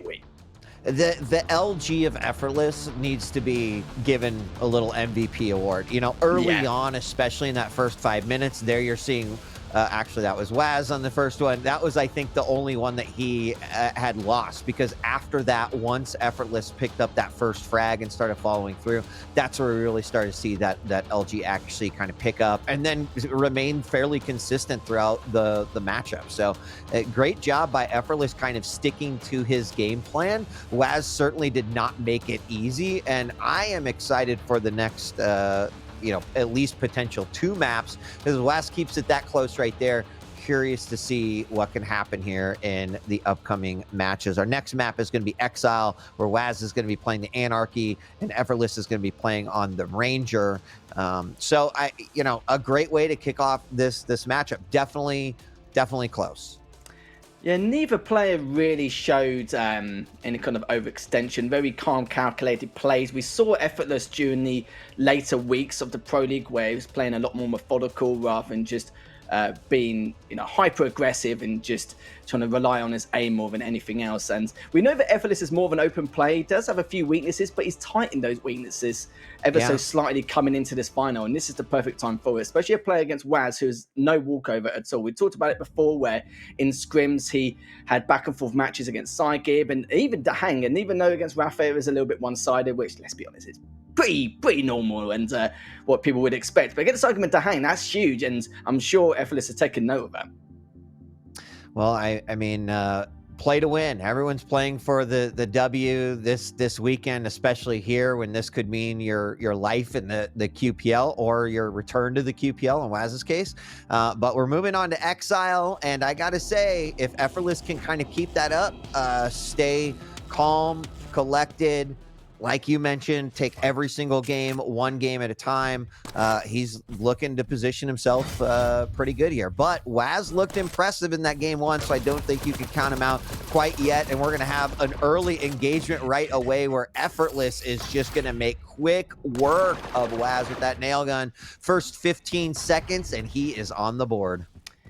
Yeah, he didn't use his inject either. Maybe he was hoping that he could get a bit more value out of it and use the inject after him taking him down, but you saw he got caught on that jump pad, which is a bit of a shame. Not the best of starts for him, but we'll see what happens in this next couple of minutes as Effortless has picked up that Mega. Just wait to see what he's going to be up to, as both items aren't segregated at all, and Effortless is just coming in hot with that shotgun. He should be able to clean him up, but will Waz be able to get away, just standing his ground to see if he does come over. Picks up the light. Effortless caught him with his trousers down there and extends his lead 2-0. Yeah, caught him with his trousers down indeed. In fact, I think Waz stuck around just a little bit too long on that one. Did get some nice damage in, but Effortless played it smart and played it, you know, if there is such thing as offensive defense, that's basically what we saw Effortless do right there. And now he is sitting with the Mega. No armor, but 2 frags up. That gives you a little bit of flexibility, a little bit of freedom to extend yourself a little bit. Haven't seen anyone truly take control yet here on Exile, but that's kind of the dream, isn't it? Being able to control both sides and kind of forcing your opponent into the table scraps. And there we're going to see another orb come out. Doesn't do much, but the follow-up shotgun does an awful lot. Effortless limping away from that battle, but he's up 3-0. Waz right now is playing towards Effortless's strengths, which is his combat skills and just straight up fights. This is not something you want to do against Effortless, because this is where he actually excels. So he needs to find another route on how he wants to take down Effortless. Just, you know, keep his distance, hold that rocket area until he finds a weakness, even if it's stack or maybe the path which Effortless takes to try and get away, or even to try and control these items, and then see about what he wants to do afterwards. And Effortless with some great rails, but never mind, it doesn't matter, as Waz has actually brought back a couple of his own and comes through the telly and actually takes him down with a shotgun and gets the Mega. So this is the could say comeback or potential comeback, which Waz was looking for, just waiting to find out where Effortless could be, but catches him from behind. The good rockets, though, still takes him out, as Effortless will be a bit peeved about that. Yeah, I mean, there's so much that happened in this last minute. Not only that, I mean, I think Waz sort of unintentionally baited Effortless there as that eject came out and then got tagged with the double rockets. But prior to that is kind of really interesting because I feel like Waz needs to start adding in more mid to long range, rail hits. I think that's a good strategy.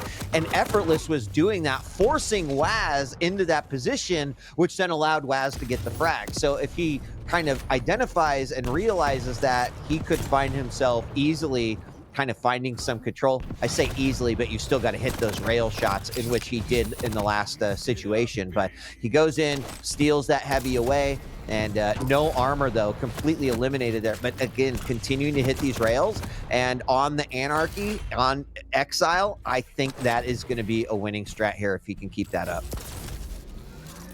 See Waz just trying to control that aggression of Effortless. It's very tough because he knows that if he lose even by the slightest margin any kind of duel, depending on what combat situation he places himself in, he full well knows that Effortless is going to be coming in hot no matter what circumstance that Effortless is in himself. So Waz is just trying to get a different rotation in, does find Effortless, doesn't get any rails, which doesn't matter too much as both players are on a similar stack. Is Waz now will have to give up the Mega, may have to give up the Heavy here, which he has done, but it depends on where Effortless is going to go. It does find him, and I'm not really too sure what happened. It seems like maybe a mouse or keyboard disconnect, or maybe just PC's just, I don't know what's, what's happening, Weep. I'm not going to lie to you. It wasn't the best time, was it? As, yeah, he has left. He has completely disconnected, and yeah, I assume we'll just wait for him to come back and then find out what happens afterwards.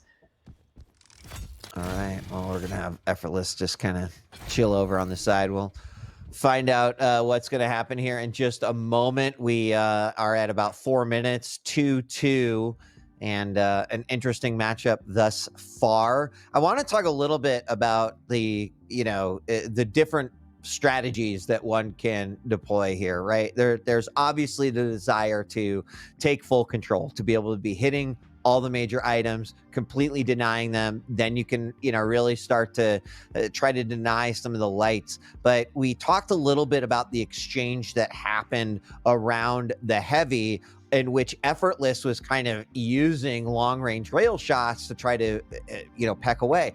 During that time, Waz hit 3 rails that resulted in one of his frags. And I feel like prior to that, he was playing a much more offensive, kind of in-your-face approach to the map, which I don't know if that is going to really play out in your favor very, very often. I mean, on a light like Anarchy. So I would like to see him prioritize trying to sneak those rail shots in and then going in for it, popping that object, whatever that might be.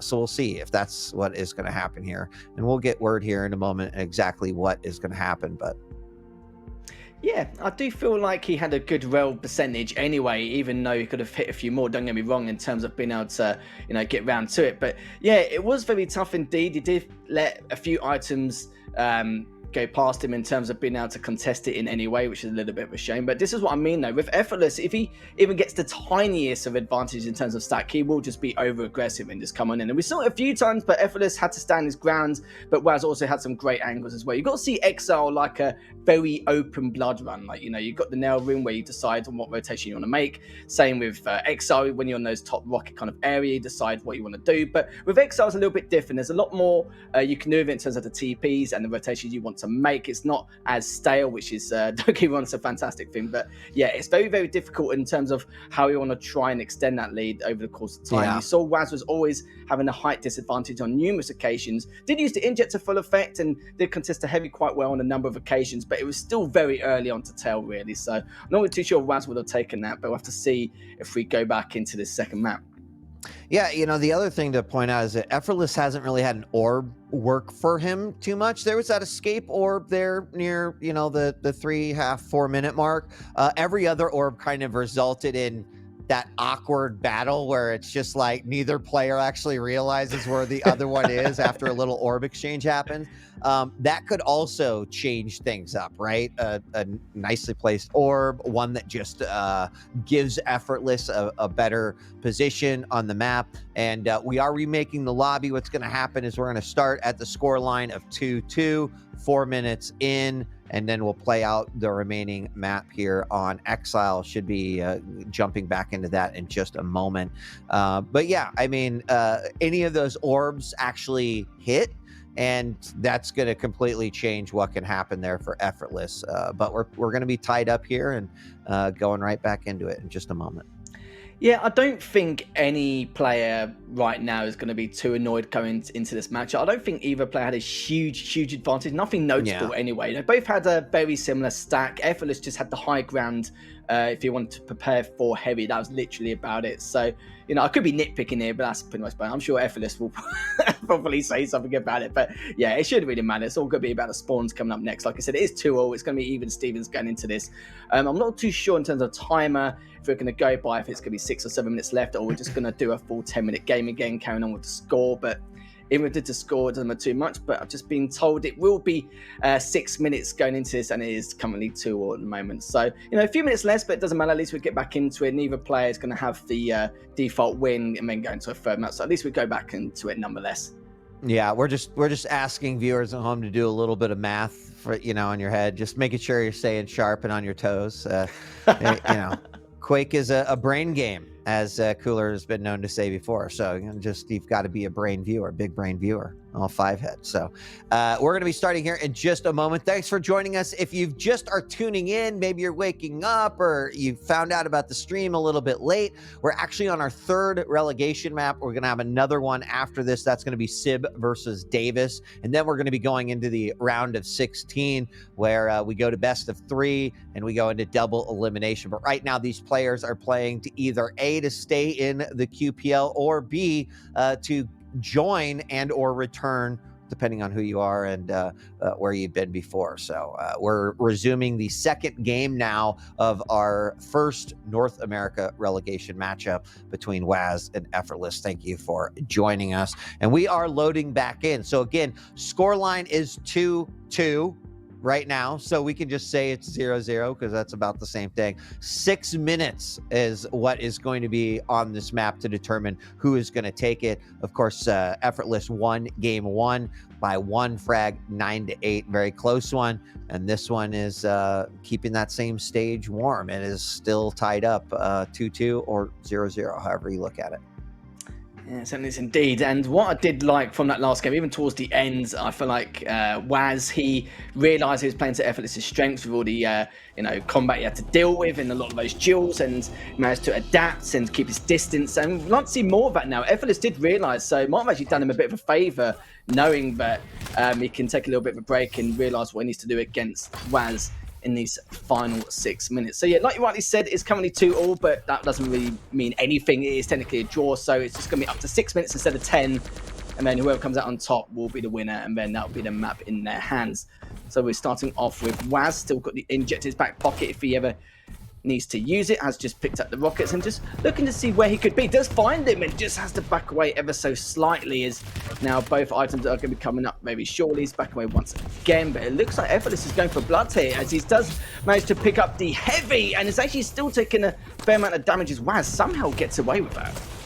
Oh, Effortless with the great rail as Waz coming around the corner with that rocket launcher, thinking maybe I've got a shot, but no armor at all, and the rail is going to get the deed done. Effortless now on the board with another frag, and he continues to hit these very nice rails in situations where Waz really cannot respond, right? Those are the best kinds of rails. You're coming out of a teleporter, you nail it, and then you run around the corner. Waz hitting a little bit of tri-bolt there on Effortless, but Effortless is looking good on his stack. 100, 123, gets hit with a couple of rockets, pulls out the LG though, another orb that doesn't really do much.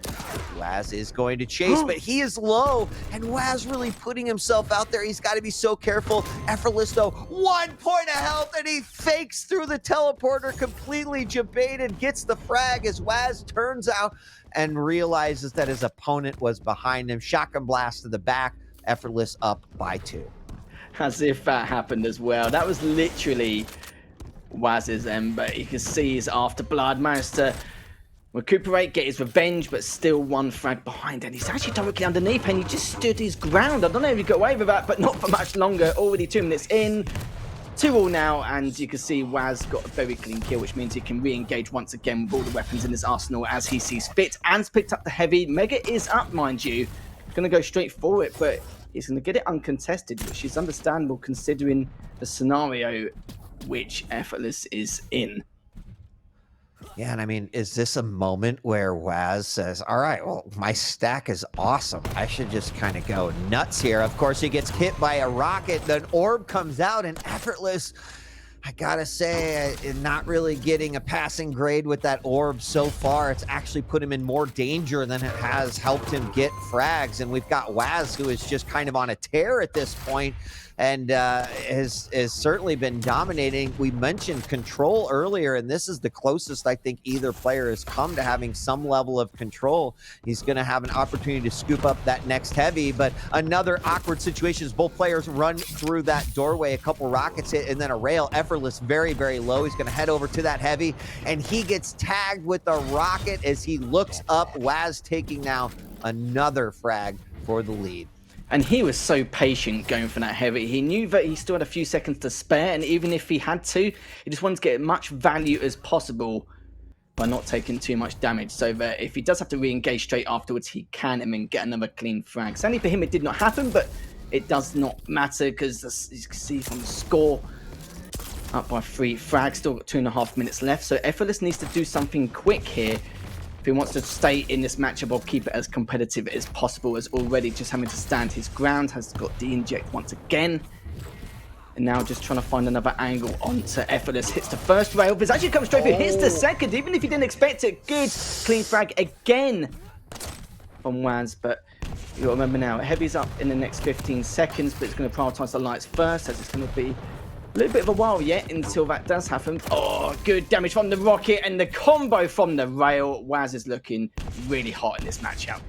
And technically 2 minutes remaining, and Waz has certainly increased that lead by quite a bit. Not only having kind of overall control, but hitting some very, very nice shots in the process. Misses that rail versus Effortless, but does pick up that mega.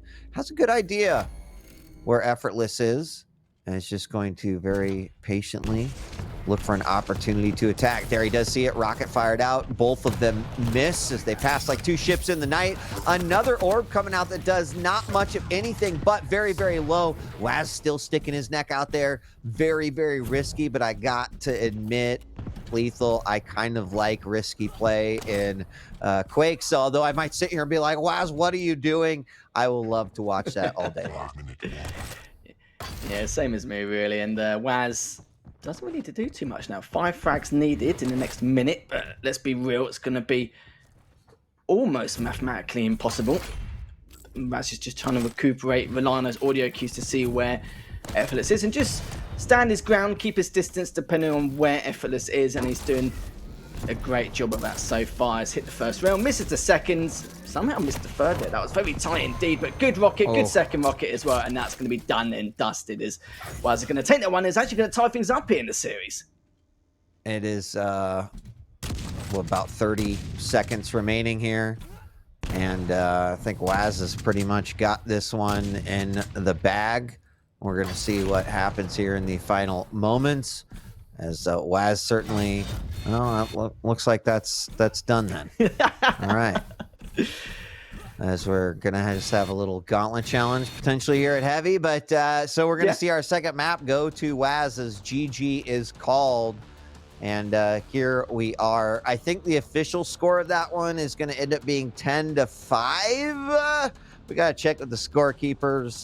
They say they're the scorekeepers like, yes, you can do some simple math. Good for you. Which means we're tied 1 apiece. This kind of resets the best of 5 to a best of 3. We're moving on to Corrupt Keep next, where Waz will be playing as BJ and Effortless will be playing as DK.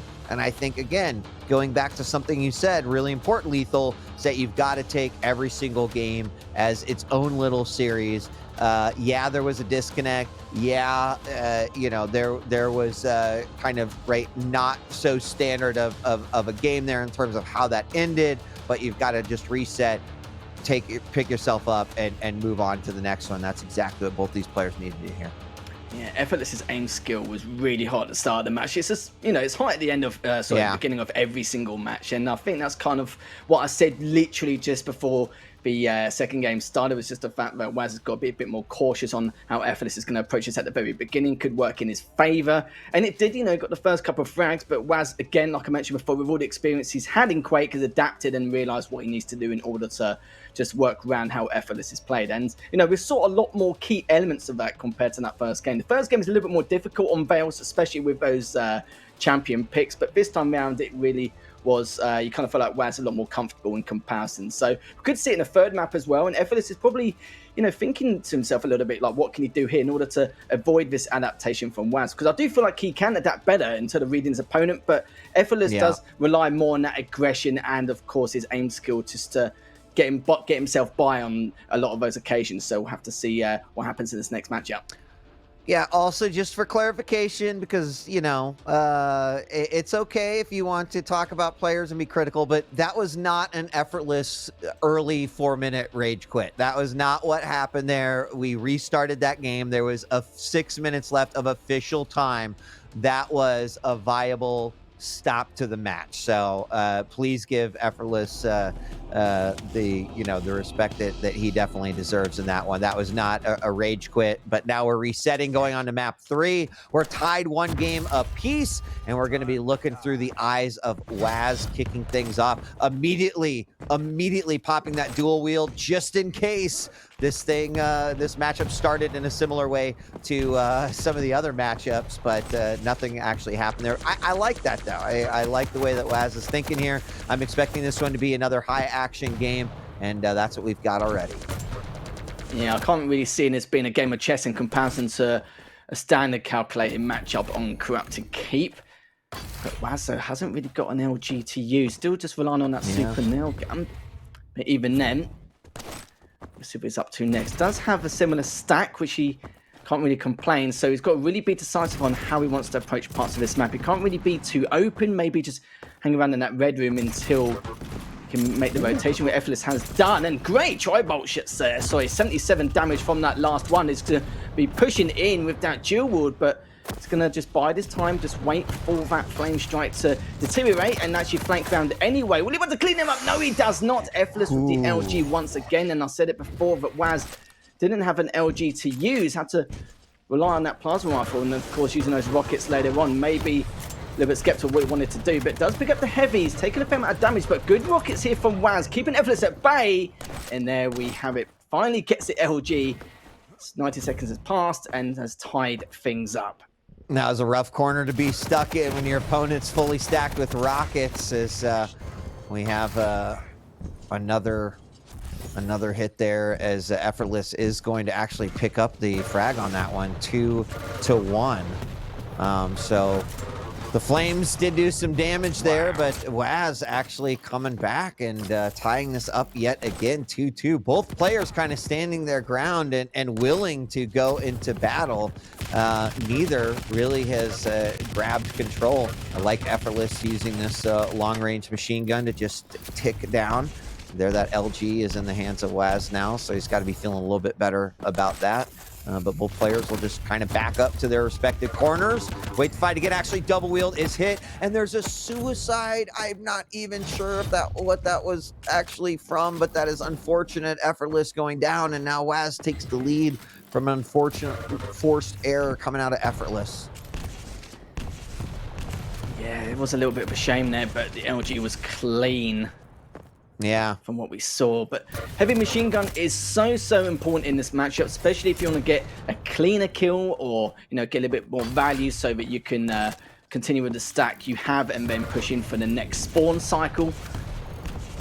Even then though, Waz has some great rockets over the last few minutes, and he's got a huge stack to work with, so he can just pushing as he sees fit, but we know what kind of a player he is. He wants to take a huge amount of damage in the process. He's relying on that heavy machine gun again, just out of LG range now, finally, and Effortless has realised that has to wait for him to make that push, but at the same time, how can he?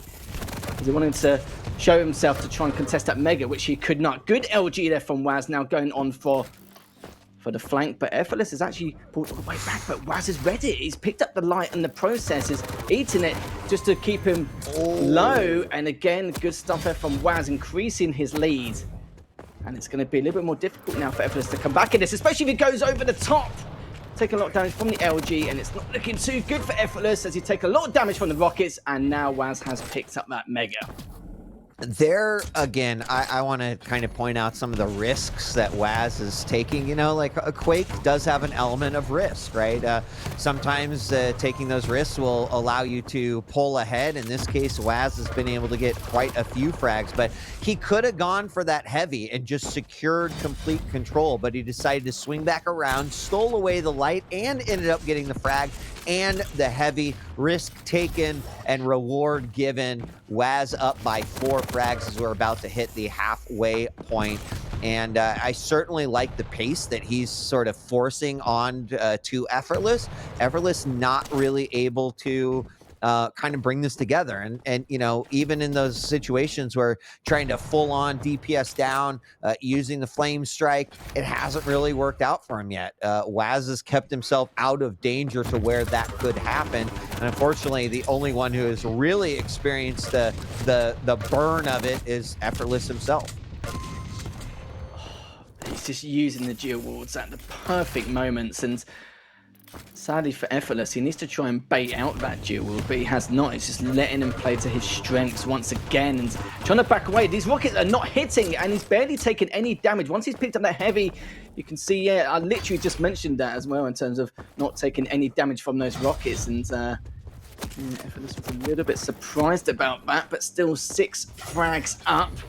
Things are starting to spiral out of control here, Wheat, as already using that heavy machine gun to full effect, keeping Effortless at bay. And what can he do? Not really too much. Using that duel again, clean LG, and yeah, deep trouble now for Effortless as he now found him in the red room on the spawn. Good nail gun, but not going to be enough. It's now Waz is up 9-1 with only just over 4 minutes left. Yeah, I mean, now that he has that LG in hand, using that dual wield quite a bit, really getting some just solid streams against his opponent. And this 8 frag lead, you know, not impossible, but it is just building and building and building. And unfortunately, Effortless is not finding much in terms of a solution to kind of break through this defense and offense that Waz is serving up here on this map. More rockets coming out. That was a great little string of damage, but the fadeaway rocket from Waz to secure yet another frag. 9 frag lead with less than 4 minutes left to go. Waz is looking better than he did last season, back when he got relegated in Stage 2. He seems to have worked on a lot of the mistakes he had to rectify, just managed to survive that last engagement. And yeah, I think it's safe to say now that Effortless won't be able to come back in this second map unless he gets full map control, item segregation, and then be able to work a miracle. But even then, it's going to be extremely tough afterwards. As Waz's aim has just been extremely good. Good defensive rockets, great LG, especially with the tracking. Great rail earlier on in that first map as well. But now Waz is just literally just standing his ground. Let Effortless come to him every single time and just putting himself in great positions, making sure that every single time Effortless does approach him, he's going to take a fair amount of damage in a lot of these narrow situations or these narrow pathways, which Waz is just trapping him in terms of choke points. And again, Waz, great timing as well, just keeping his items in check. And speaking of items, you can see there, Waz has taken 19 items to the 10 of Effortless in this game. Yeah, that's rough, especially when we consider how much effort that Effortless has to put into just even securing a single frag or doing quite a bit of damage. I mean, it makes up any player wonder, how am I going to break this threshold or frag differential that I have? Waz is just kind of I think picked a perfect combination for himself in terms of how he's going to play this, and then has stuck to his guns. 12-1 now, less than 2 minutes left to go, and Waz has certainly left a pretty substantial mark here on Corrupted Keep.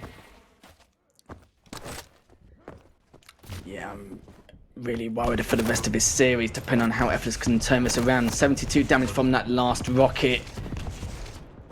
Just keeping himself away, doesn't want to try and force anything because, well, let's be honest, getting 11 frags in 90 seconds can be tough in itself. Now 12 required, but yeah, he's going to be taken down from fire. So At least he got dramatic, a frag. that death. Oh my goodness. I was just thinking that as well, and yeah, Effortless gets another frag there. But yeah, like we said before, it's definitely going to be Waz's map to take.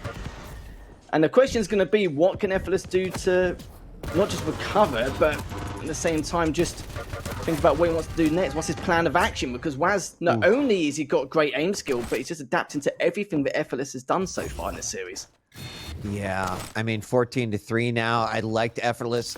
You know, he really gave it his all there off the spawn. GGs are going to be called, but not before Effortless didn't, you know, get a frag and then have a follow-up one. Of course, he burned BJ alive and does get a second one there, but the frag differential still 10 frags, which means that Waz is going to find himself in a basically game set match potential possibility here, and a re-invite to QPL if he were to take map number 4, which will be going on to Ruins, and that's going to be that Athena Ison game, so we'll certainly make for an interesting one. But Waz now finds himself up 2-1 in this best of 5 to determine who will maybe stay in QPL and who might be returning. Yes, and he will do indeed. 15-4. That's a heavy defeat there. And well played from Waz. And just take a look at the damage. There's not really too much difference there. Just about 275 damage, something like that. And to be fair, like Effortless did try and force a lot of those engagements, but then again, it's like I said before, Waz had all the item control, and Effortless did try to contest most of them, did lose out on a lot of those fights, but yeah, it was very, very tough. It just, things just spiraled out of control, and Corrupted Keep can play like that. I thought Effortless would be the one to, like, this map could work in his favor in comparison to some of the other maps, but I was massively wrong to think that. But I must say that Waz has really impressed me so far. It's definitely the best he's been for a very long time, and we talked about it earlier before the series even begun with his scrim results, saying that he's been having back and forth matches against Saigon, even against Dahang, and that shows a lot of fortitude coming into this, knowing that he's got a lot of momentum in his favor. He's going to be feeling confident knowing that he's been putting on great performances against some of the best players in the Americas region, and you can see they're looking at 36% LG against the 34% from Effortless, but it's all about the item control. There are 25 items in control in favor of Waz. He's going to be very pleased about that. It's only one map away now for qualifying.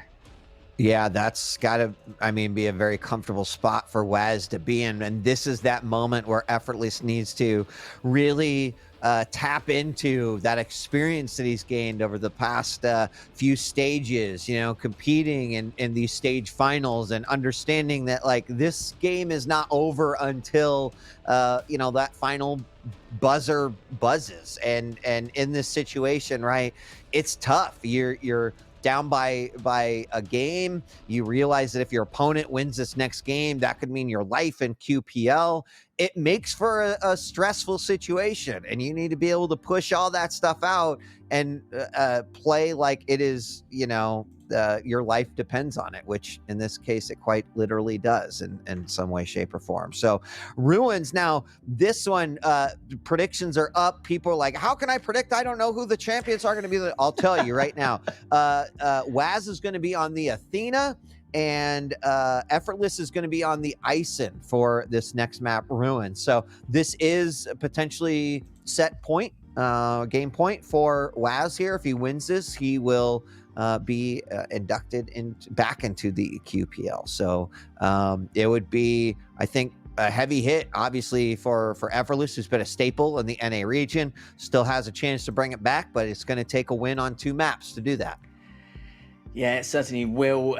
Just talking about the maps, obviously Ruins is going to be the next map, and if it does go to a 5th map, which it could, considering what we've seen so far. Maybe that last map was, that was a one-off. We'll probably forget about that one. I'm sure Effortless is going to try and forget about that one anyway. But in terms of maps, Ruins is next, and then it will be Awoken if it goes to map number 5.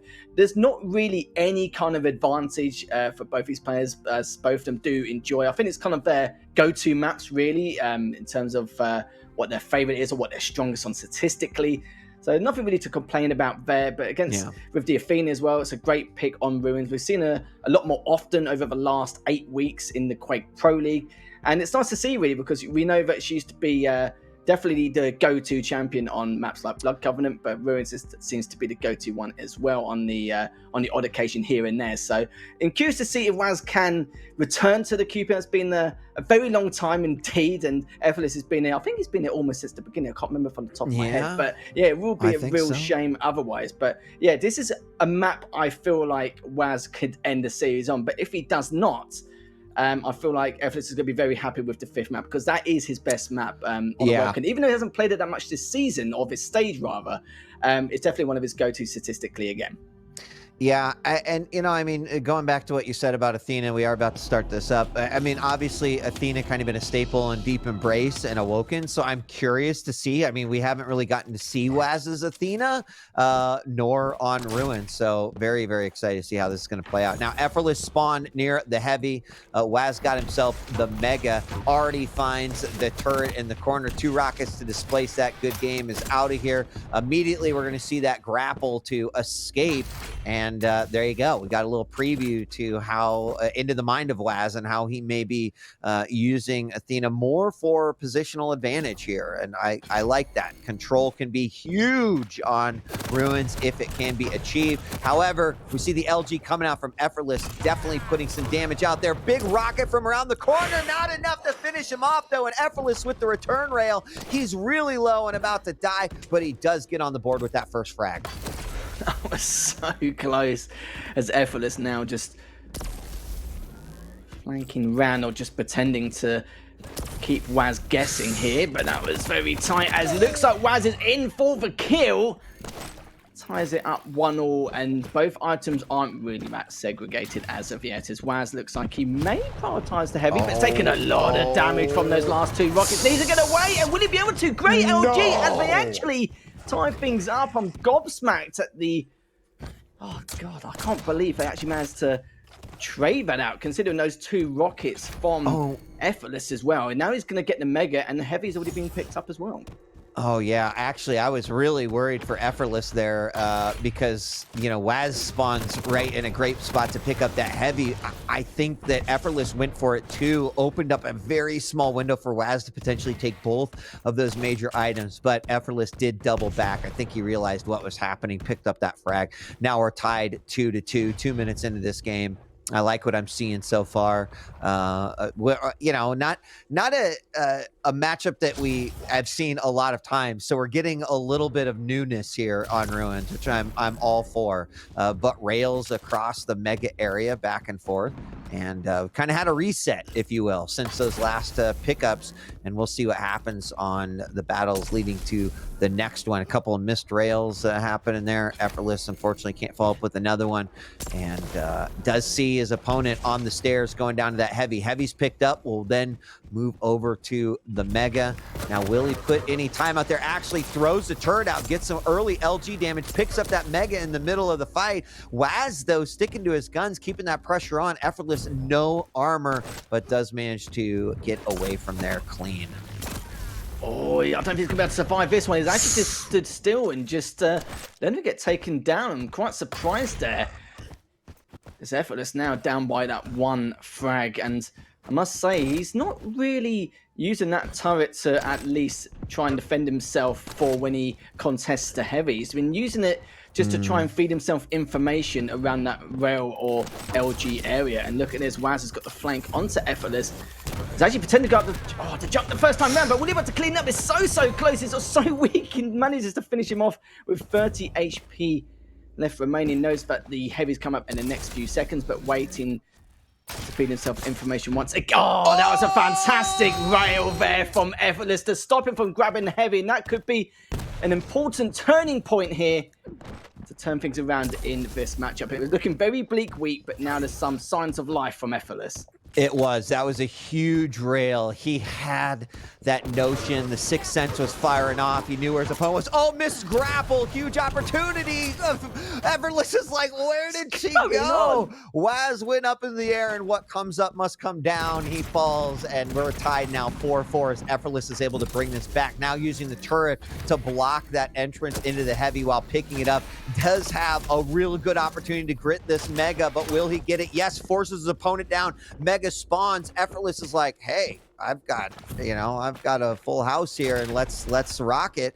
And Waz now running for his life. Effortless, this is the time to attack, to try to take that lead back. I know there's been a little bit of frustration in some of the battles that he's had here early on in this one. Here's his turret, get a couple of hits off, immediately goes down. LG comes out, huge LG damages, finishes up with that shotgun, and Effortless stays alive in this battle, and he needed it badly. Oh, Effortless is just feeling himself right now, isn't he? The momentum's heavily in his favor.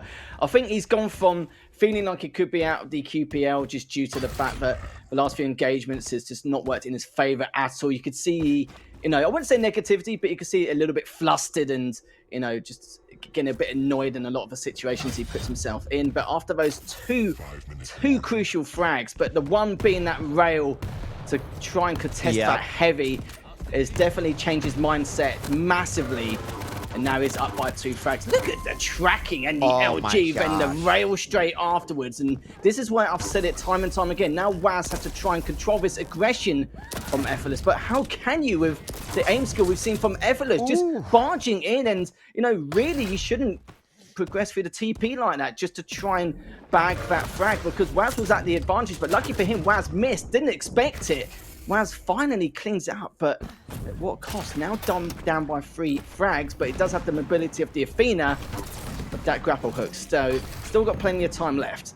This is what I call the self-deprecation strat, where you actually chat what your rail percentage is. Earlier, Effortless was like 1 of 16.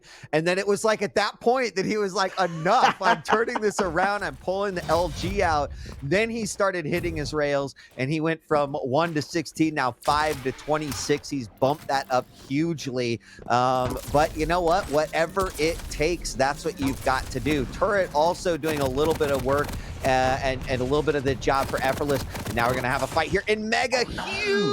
Huge LG as Waz is going for that Mega, thinking that might be his ticket to trying to bring this one back. Unfortunately, it is not. Nice vertical rail. We're going to have that heavy up here in just a moment. Waz trying to make a dance around the column in order to grab it, but it does not happen. And Effortless picks this up, and he's looking really nice to try to claim this chapter as his own and forces to a 5th and final game. Another shotgun or LG to shotgun combo, and he does manage to find it coming through that teleporter. 5 to 11, and Effortless is starting to look like he's on fire.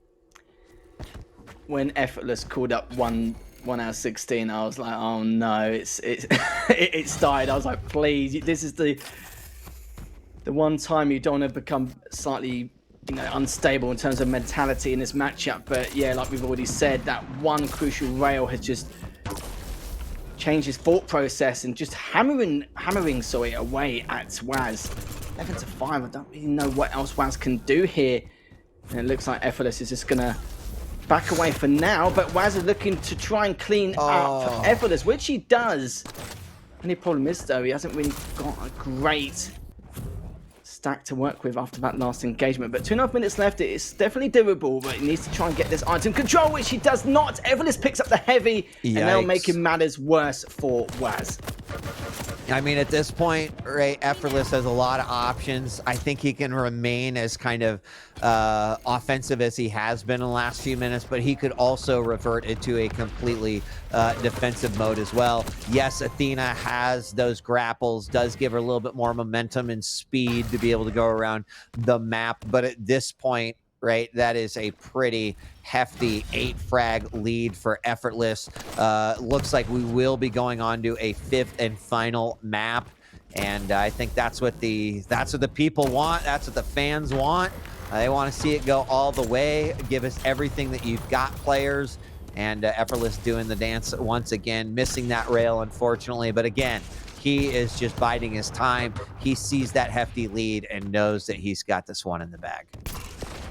Yeah, he certainly does indeed.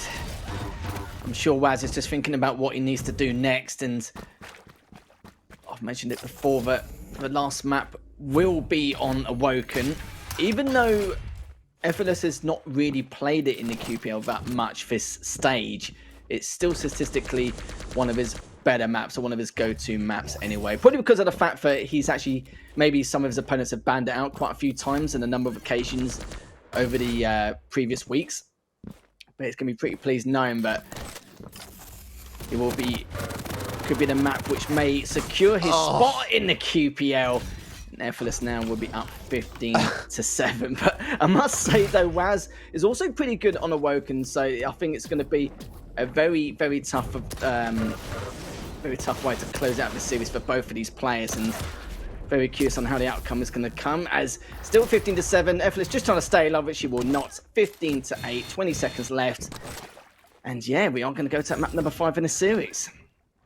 Yeah, that float, that was nice. I think when the song Wind Beneath My Wings came out, they did not really mean for it to be applied to being held up in the air by an LG doing over 200 damage and then being cleaned up with the rail. That was very, very nice. Add that to the sick frag list of QuakeCon 2021, and there it is, 15-9 as Effortless brings it back, forces us to go to a 5th map. Again, going back to the theme, Lethal, of you got to take this one game at a time. It's exactly what Effortless did. I feel that's what Waz has been doing this whole game, but now all 4 of those maps almost don't matter. This becomes a best of 1. The winner of this next map, which is going to be on Awoken, Waz playing Nyx, Effortless playing Visor, is going to determine who's in QPL, who's out of QPL, and we are going to that 5th and final map. No one so far has actually qualified for the QPL from challenges yet, but Waz definitely showing the potential that he could do. The last map for him is probably a write-off, like how Effortless felt in that Corrupted Keep game earlier on.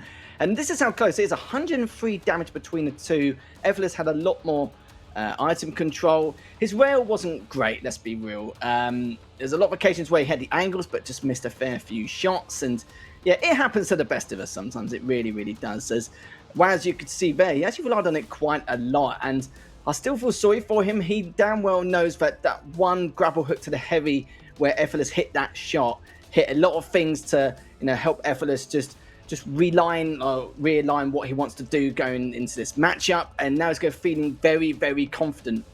And we said it before, Waz, it's been a while for him since Season 1, Stage 2, where he was last in the QPL, and he wants to try and make that return. And can he do it? He definitely has the potential. We've seen a lot of that from him, but he needs to shut him down. He needs to control that aggression, because so far you can see that he hasn't been able to, probably due to the fact that Effortless's aim has improved a lot over the last couple maps. I'm very excited this one comes down to this 5th and final map. I mean, certainly means that the nerves level of this one is going to be at an all-time high for the players. Saw a question in chat. No, these are the relegation games, so these are best of 5. It is single elimination. Once we move on to the round of 16, which will be happening after our next NA relegation matchup, that includes games like Dehang versus Cooler and Base versus Chain. At that point, it's best of 3, but it's double elimination. So no losing, like the winner or loser of, the loser of that game is not immediately out of it. This is just for the relegation matches that we are in right now. But Lethal, we said that this one could go the distance. I certainly believe that the Quake fans out there are happy that it has. And now it's time to put all of your passion into which player that you hope to win this one. Is it Waz, who would be making a return to the QPL, or is it Effortless, who is still trying to secure his spot so he can keep his tenure in the QPL?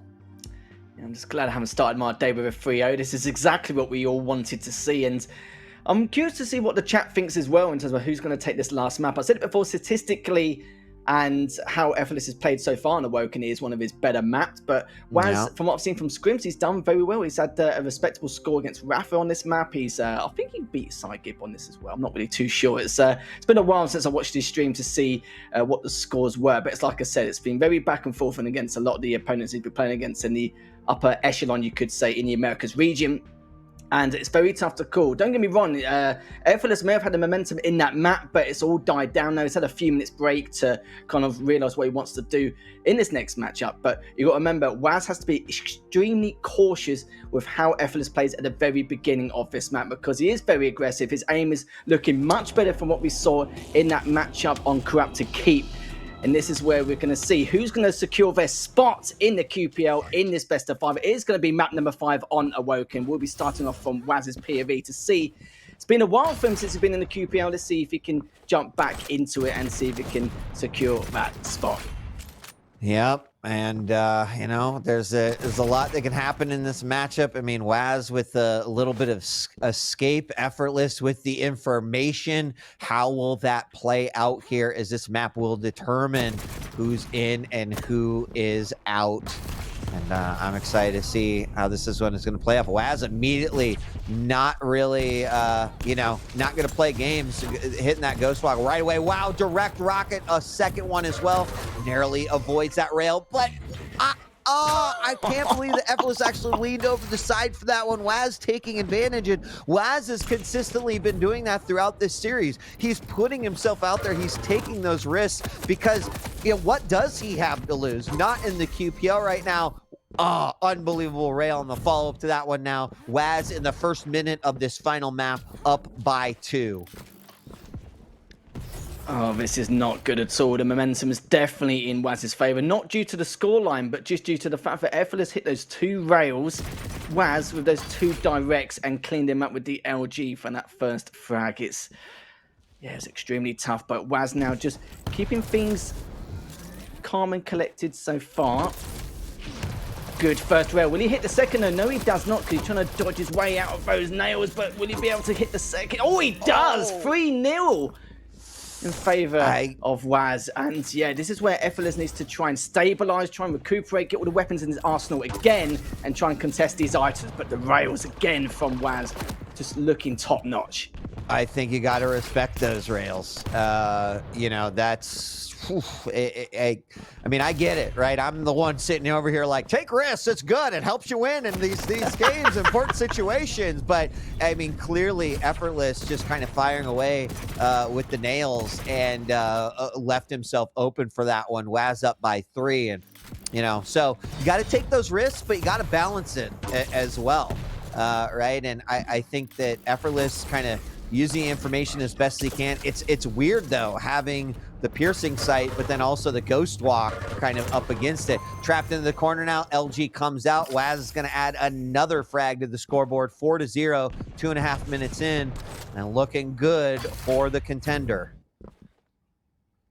I'm starting to get a little bit worried now for Effortless. He's becoming quite predictable, and Waz is just realising that, just standing his ground, waiting for him to pop out first and get that first shot every single time, and it's just working out for him perfectly. Don't get me wrong, Visor's a good counter for the Knicks, depending on how and when you use that piercing sight.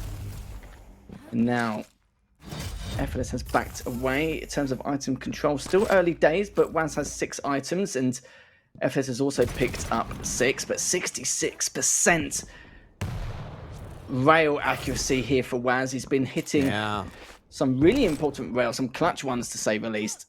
And now look at the stack advantage too. Effortless needs to get away, wants to go for that light, does get away with it, now needs to try and find another light to his name, as now Waz will be standing his ground, waiting for that heavy. I'm interested to see what Effortless's plan of action is going to be for the next couple of minutes. I mean, I like that he slowed it down a little bit. There we see the ghost walk popped after a rail actually misses. That gives a good opportunity for Effortless to kind of open up the door a little bit. He's already used the piercing sight there. He hits a nice rail, and Waz is just going to disengage. as we hit the 4-minute mark. Unfortunately, Effortless not able to really hit those shots that would be making a huge difference in this matchup there. Waz returns one of his own and a second one as well. Effortless just not able to find that ground that he wants. And unfortunately, Rail has not really been doing justice for him here. So about halfway through this matchup, still very early, still a lot of this map to be played out. I like that Effortless has slowed it down a little bit. Unfortunately, being able to slow it down and then hitting those shots to open up windows of opportunity, that's not what he's been able to do yet.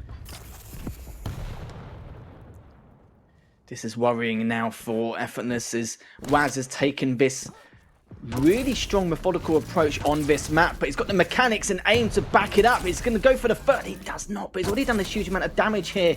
Gone for another, and looks like it's going to be pushing all the way in. And there we have it. Waz adding another frag to the tally. Up 5-0, got 5 minutes left. And if Waz continues to play like this, then things are going to be looking very bleak here for Effortless. His time is running out, now up to 6. And Effortless's days could be numbered here in the QPL. They could be, and needs to really start turning it around here. Does hit a rail. Waz low. Waz though sticking his neck out here. This is an opportunity. He still manages to get the damage off. Effortless. Oh, jumps right over that rail coming out from Waz. And it's amazing how many low health frags Waz has been able to pull out. And it's got to be surprising for, you know, their opponents too, right? It's not something that we normally see, but when you've got a 6 frag lead, again, you can stretch yourself out a little bit more than you might normally do that. Big direct rocket followed by a second follow-up, 7-0. And will this be a lucky number of frags for Waz? He's already kind of put a definitive statement out there here on Awoken, and he's got 4 minutes left to sign it off. And there's the Ghost Walk. He's just going to chase down, hits the rail coming out of it. The heavy is up and has been picked up by Effortless, but look at the work that Waz is putting in here.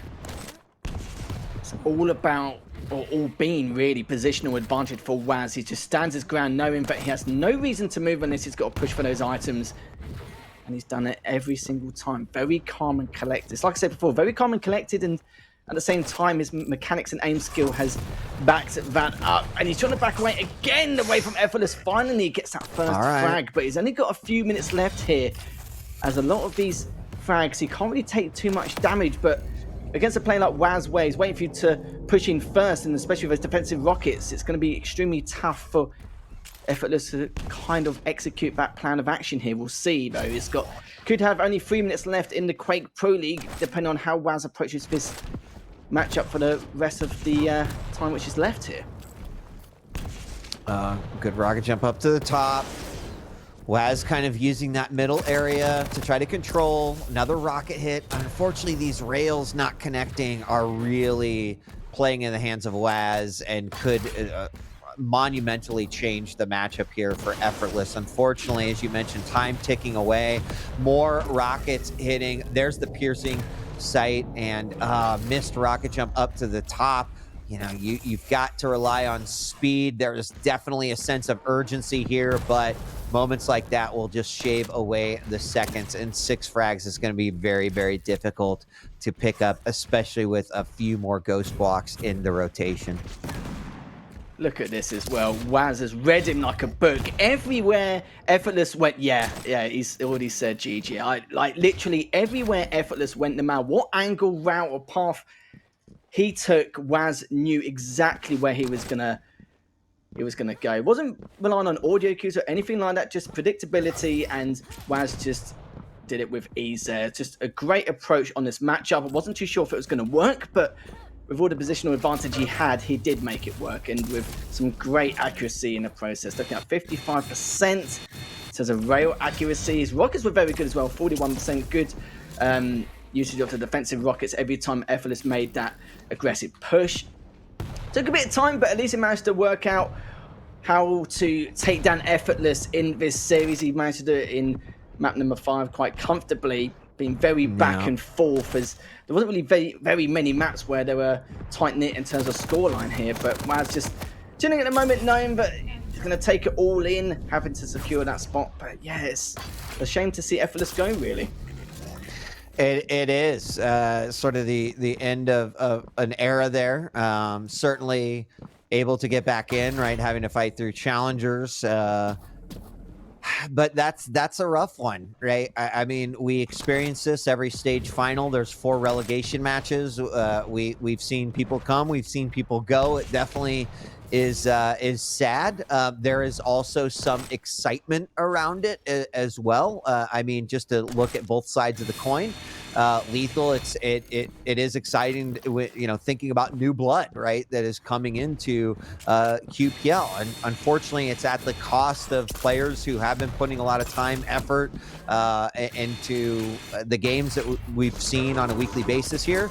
But this is the game of Quake. This is esports. This is how things go, and fortunately for Waz, he's able to pull it out in a 3-2 map win. And Effortless, congratulations on the impact and the, what you've done here in the QPL. It is definitely sad to see any player go, but as I mentioned, a little bit of excitement that a new player is ushered in. Yeah, commiserations to Effortless. He does like to bring a lot of flair into the Quake Pro League, both on and off the server on a number of occasions over the last couple of years, but it is a real shame. I'm sure he'll be trying to come back if he can. And just only a few things to work on. It was very a momentum-based matchup from what we saw. That's why it was so back and forth, even from that one rail on the heavy by Effortless, which changed things around entirely. And then a couple of those directs you saw from Waz definitely gave him the momentum. So, yeah, it was very tough to call. That's why it was very hard to predict at the same time. But congratulations to Waz anyway. He's going to be extremely happy about that, knowing all the practice and preparation he's put in leading into this stage. Let's bring Ketchup back, hear what he has to say about that. Seeing all these games going all the way to 5, and his thoughts as we lose a longtime player in the QPL with Waz's win. It comes down to that bittersweet nature, doesn't it? Seeing the players come back into Pro League is great, but it always sucks saying goodbye to someone that's been around for as long as they have. But there are a few things to take away from that series, momentum being the key word. Even down to that first map on Vale, I was a big fan of how Effortless was kind of playing around the heavy there. The amount of times he was kind of able to get a good read on when Waz was going to go for it and essentially just knocks him off kilter, right? And it kind of just spelled the rest from there. And then the selection of kind of one-sided maps that were back and forth. I know there was that interruption on Exile, so there's no need to really go into that one, but the Corrupted Keep one-sided, Ruins one-sided, and then that final map that I love the way Waz played it. He was able to be a pretty significant surgeon with the rail, is fair enough to say, but he hit that rail accuracy early. And that's enough to put the pressure on. So by the time you're hitting, 6 minutes or so, and Waz, he's not hitting as many rails as he used to, the pressure is now on, and then Effortless kind of has to be more predictable with how he chases it, which makes him more vulnerable to those defensive rockets. The amount of times Waz was able to kind of spring a rather easy trap. And then the nature of the matchup, Nyx versus Visor. When Waz had to start playing defensively, I loved the way he was picking his positions, because even down near LG, that little wall jump up near where Tribolt is, you wall jump up there, that's it, you can run away, whereas Visor has to do a lot more work to chase you in that position. And that was kind of just the remaining sections of that map, I guess, that all in all Waz played flawlessly, and he thoroughly earned his position with a decisive final map. So congratulations to Waz. Shame to see Effortless go, absolutely, but we have lots of good memories with him as well, and Waz will be playing on in this round of 16, folks. That's right. That actually is another exciting thing. It's not just like, yeah, we'll see you next time in QPL. It's all right. Now show us what you can do versus the current talent, and that's quite exciting. So we do have one more relegation match for the NA region about to happen here, as Sib is going to be taking on Davis, as one will stay in. Of course, Sib coming in through the challengers in the last stage, and now Davis saying, all right, yeah, I'm here for to contend for your spot, so let's do it. We're going to take a quick break. When we return, we will see the next best of 5 to determine if Sid will stay in or if Davis will be joining the ranks of QPL. Thank you so much for joining us here at QuakeCon for the QPL World Championships. We will be back with more right after this.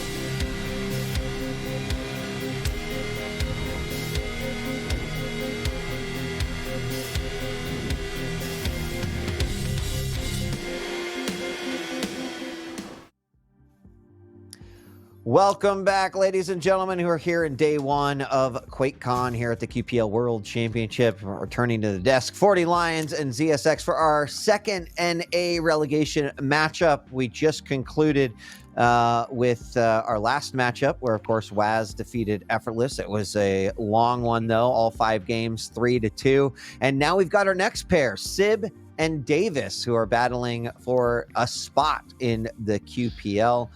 Gentlemen, let's talk about Sib, who actually came in through the previous challengers and is now in a position where he's been here before, just on the other side. Yeah, I mean, this is probably the most controversial match in the QPL history we're going into right now. It's going to be entertaining. He's been on both sides, right? He was in it originally, then he got knocked out, so he understands the pain and the beauty of this match. But he has looked indifferent this season, slightly reserved. I think he's got high highs, but also we've seen some really low lows. But if we look in the context of this match, I think 40 and I spoke a little bit briefly earlier today, is that he understands how to play a more rounded game, whereas I think Davis is full throttle forward, and that might play into Sib's hands a little bit. Yeah, I mean, we mentioned early in the broadcast that this is kind of the match that I'm looking forward to, simply because I want to see how Davis performs kind of under the big lights. This is going to be one of his first major debuts. He's been playing Quake for a while, but I think this one might test kind of his mentals under the pressure, and also against Sib. As you mentioned, Davis loves to play plus forward, heavy mechanics. Sib plays around that really well. So I'm interested to see what Davis can bring to the table. I think that point, 40, is pretty important, right? Because that's kind of how Waz approached the game, right? We talked a little bit about his risk factor and how it was high. Moments where it's like, yeah, 30 health, whatever. Opponent's got a railgun. Let's shoot. Let's shoot our shot and see what happens. To your point, Davis could play this way if Sib is comfortable with an opponent that does that. It changes the dynamic of the game that we're going to get. And obviously a lot will come down to what our picks and bans look like, which we will get to in just a moment. But this will be our last relegation matchup of the day. Everything else after this is going to go to best of 3 for the remainder of the day. Be activating that B stream soon. Make sure that you can catch all of the action from the round of 16. And of course, that's going to kick things off with Dehang and Cooler. But we're not going to get ahead of ourselves quite yet. Let's move on and take a look at the picks and bans. I'm very, very interested to see what sorts itself out in this one. We're going to kick things off with Awoken. We're going to have Keep, Veil, Deep Embrace, and Molten. I like this map pool already. Who wants to comment first? Dan, you want to talk about that clutch a little bit for me, buddy? Not much to say. I'm surprised Davis didn't pick it up himself. He knew it must have been coming at him, but I guess he's not comfortable on it. But Sib gets the clutch. I mean, it's not a free win. I don't think Sib's clutch is anywhere near as good as Arazi's, but it's still a dominant pick. I quite like the Sorlak pick against it. He's gone for that. I'm going to fight fire with fire rather than play a bit more strategical with an Athena. But we know what's coming when the clutch is in the pool. But if you look down the board, I think Sib's got some really strong picks early on. He's gone combat heavy, and I think that plays really well into the strategy you talked about, 40. The fact that he knows that Davis wants to run at him, so he's picked champions by and large he can fight with. You have a clutch, you have a death knight, and you have a keel, all of which says, fine, if you want to run at me, do it. I have utility and stack to back that up. As we move into the later stages, Athena comes out for Sib. I think I've seen him play that a fair amount, at least on his personal stream, and Deep's a good map for it. And then Visor to round it off, as by that point you have to pick what's left. And unfortunately, he gets Visor, which is really scraping the barrel, but it's decent on Molten at least. Not bad at all, but I think, everyone's kind of waiting for this first matchup, right? Clutch versus Sorlag right off the bat to kind of see how that goes. Yeah. I also like Scale versus Keel on Veil, getting thick in the middle of it. That one should be good. If we make it to a Deep Embrace, I like the Athena versus Nyx. I think this is going to be a good set, but again, it comes back to kind of the hardcore mechanics of Davis plus forwarding his way to a victory potentially, but Sib has the experience of Quake Pro League. He might play a little more patient, playing around it, and kind of let Davis, ruin things for himself. In all honesty, just kind of maybe getting too over aggressive, and Sib just playing more patient. And sometimes the best move in Quake is no move at all. So we'll see exactly how it goes down, but I think it's going to be fantastic. Yeah, this is also the first time that we've seen a couple of these maps here on day one, right? So we're going to fill out the map pool, and then of course after this our best of threes will begin. But put your predictions in now if they are up. We've had some very, very close ones. Let's see. No, we don't have one yet, quite yet. So And it's gone.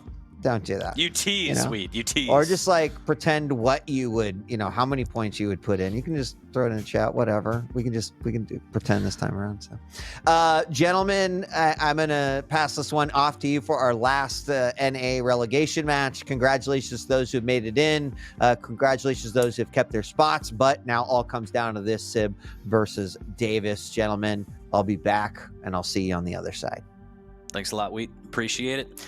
Dan, it's up to us again. Macho Man Dandy Savage and I will be taking you through the last relegation match of the day. And as you said, a bit of a grudge match, Dan. A lot of fan favorites in this one. We'll see.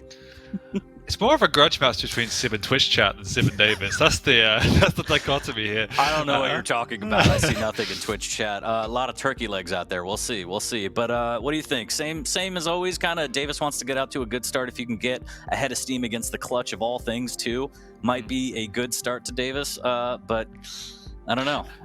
You think the measured play needs to come out? You think he can brute force his way, especially against Sib's clutch?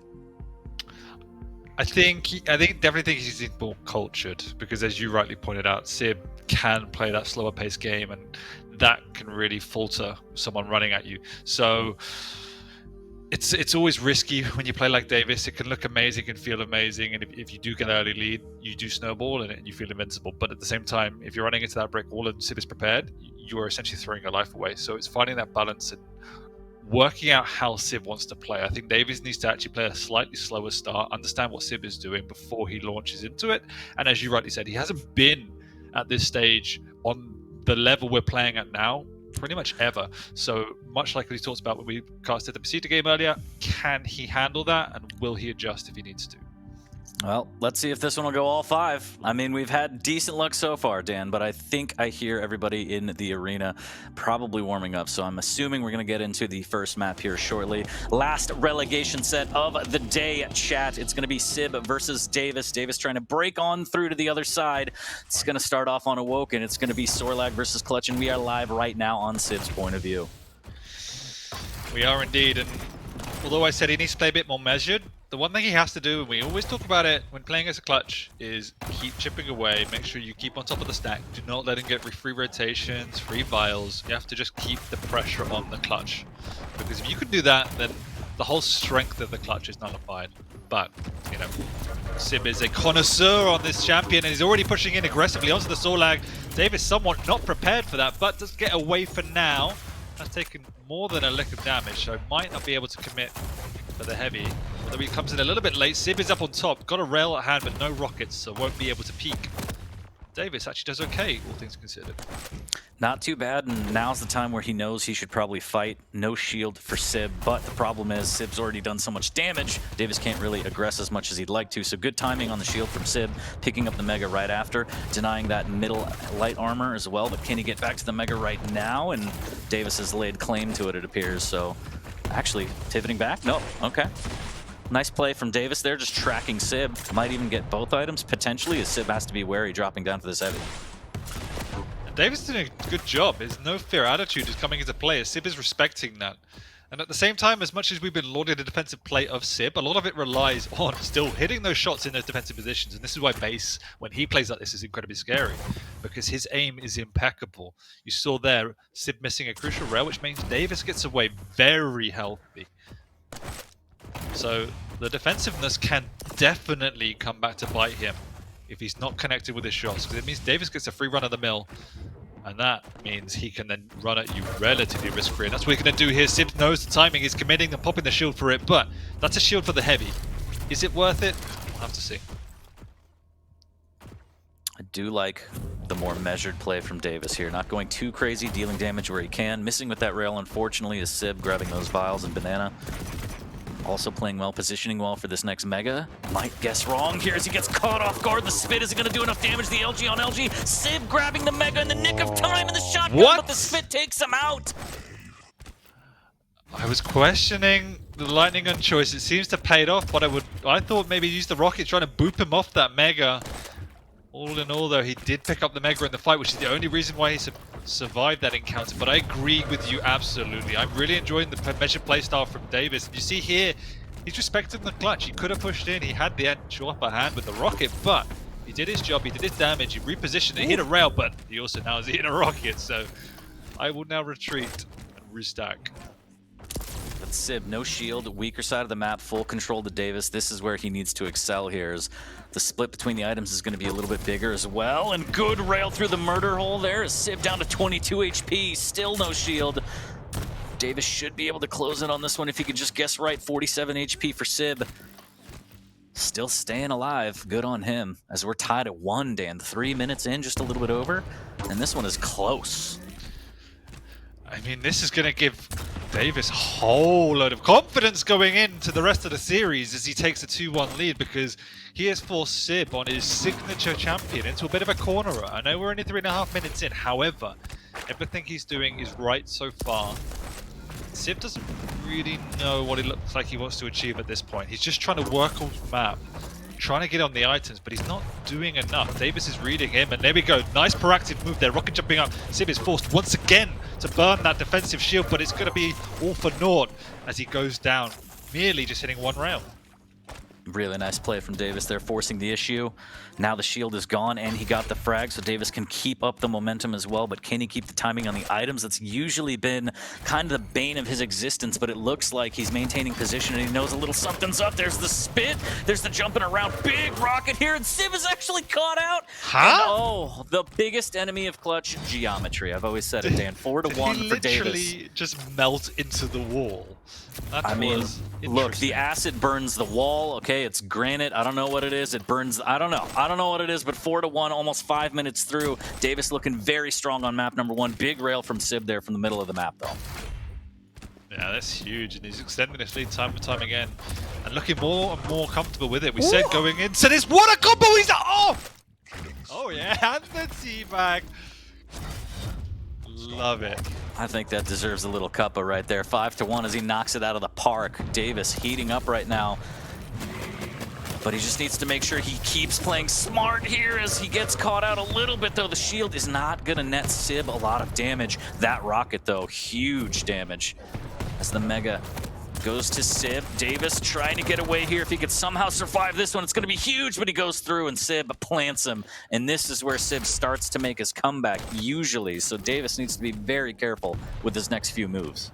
100%, and I think as you rightly put it out, a little bit of a timing error there, just not in position to pick up that Mega, and Sib instantly makes it pay, but Sib is not connecting with anything at this point, and yes, he's picked up the Mega, but still he's, alright, well apparently flying around is just going to do enough to offset the LG enough, but the damage was huge, but the shield was not burned, so that sets him up okay to at least try and contest his next heavy.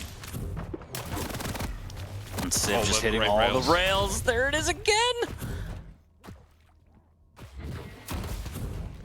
I mean, it felt like for the first few minutes, nothing was connecting, but here, this is what we expect from Sib now. Clean mechanical skill, great back-to-back rails.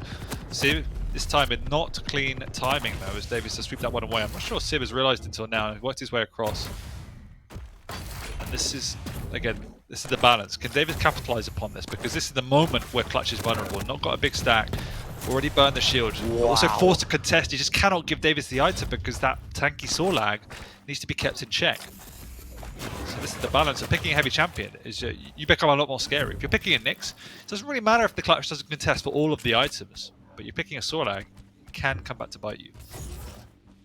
Absolutely agree. Big rockets there from Davis, up 2 now. But again, Sib showing that he's been in this position before. He's very proficient on the clutch, and he's not so bad with the railgun, Dan, as Davis still needs to be careful here, even though he has a 2-frag lead, getting caught out at this heavy, doing a good job of dancing past the damage, but then a free rail for Sib going up the jump pad here, as Davis does lay claim to the heavy eventually, somehow dodging those rockets. Sib has to pop the shield. Big rockets from Sib, and he capitalizes with the shield out, Dan. 5-6, but he's very injured. Yeah, and this will take him up to just about basic stack at this point, and Davis still knows how weak he is, and that's why he appears with the lightning gun from the spawn. Sib did expect it, but there's not much you can do. He's going to go and aggressive himself, trying to punish Davis here, but the lightning gun once again is paying dividends as the fridge is almost impossible to miss. Yeah, Davis showing us his favorite TV show, Shaft, as 8-5. Sib gonna drop down on it again. Oh no, he gets melted before the pickup, Dan. Oh, he got levitated like Aladdin as once again he's trying to go and punish Davis, but Davis is having none of this shenanigans and Sib is just going to be buying a bit of time. It's probably going to come to nothing. Jumps on in, actually pops the shield and somehow gets the frag. Get out of here. I think he's got a magic lamp after that one. Big play from Sib there to keep him in this. Still down 3, 2 minutes left. Fantastic shield shotgun play. There's a good rail going up the jump pad on another one as Davis, again, too much aggression. Tried to push in on that heavy. Sib made him pay, and there's still so much time. Davis going up the jump pad. That's a freebie for Sib, and now it's 1 frag. I was just about to say, Polly, this is the exact blunders we cannot be seeing at this level trying to compete for the QPL. You cannot. That's 3 frags for absolutely nothing that Davis is giving up for free. Well, you know, look at the clock. There was 0 reason to do it. However, he's still got a lead, and he needs to mentally reset to keep in this game. Big rail there from Sib as well, and again, he has the shield, so if things go horribly wrong, it's not that bad. Davis has to make a play to try and bait it out while avoiding this damage, but he's taking all these rails. Luckily, finally, 2 misses come out, but Sib has the Mega to back up off on, and again, still, the shield in play here, Dan. Shield is there, he knows he can pop it, but he wants to use it at the right time, and he doesn't want to use it if he doesn't have to. Davis has skipped himself away. Sorlax's pretty quick, lovely double back for the rail through the TP. Sib, though, is on the hunt. He knows there's a minute to go. He's caught Davis. Will he knock him off? Yes, he does! Ouch, that stings. Sib sweeping the tail out from under Davis. Up the jump pad. There's the shield, the battle for the Mega. Who's going to get it? Sib lays an egg on it and takes the lead with 40 seconds left. Davis. What can you do in 30 seconds? Sib, great rail to deny the momentum, and Davis has to just stick around now. Can't press on in.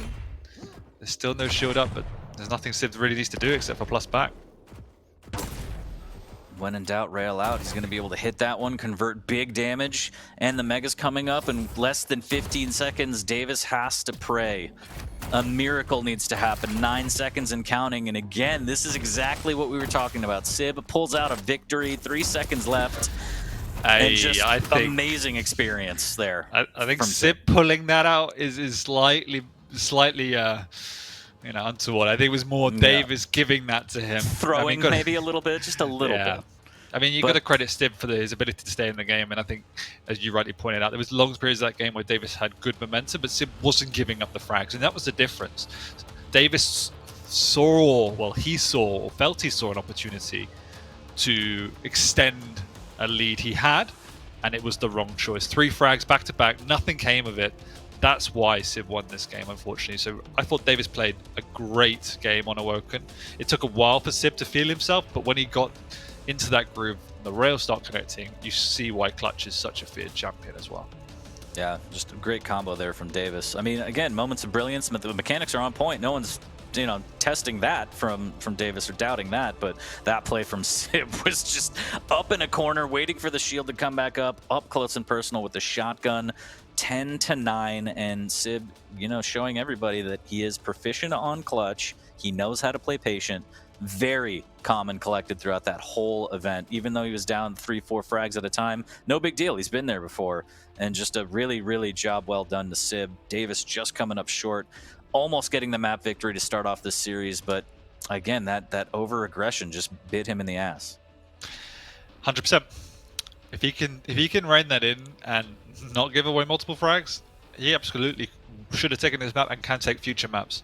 But he also had, you know, he had Clutch on the ropes. He had Sib on his signature champion on the ropes. Even though he lost, he should be taking some kudos out of the back of that and feel good going into the next few maps.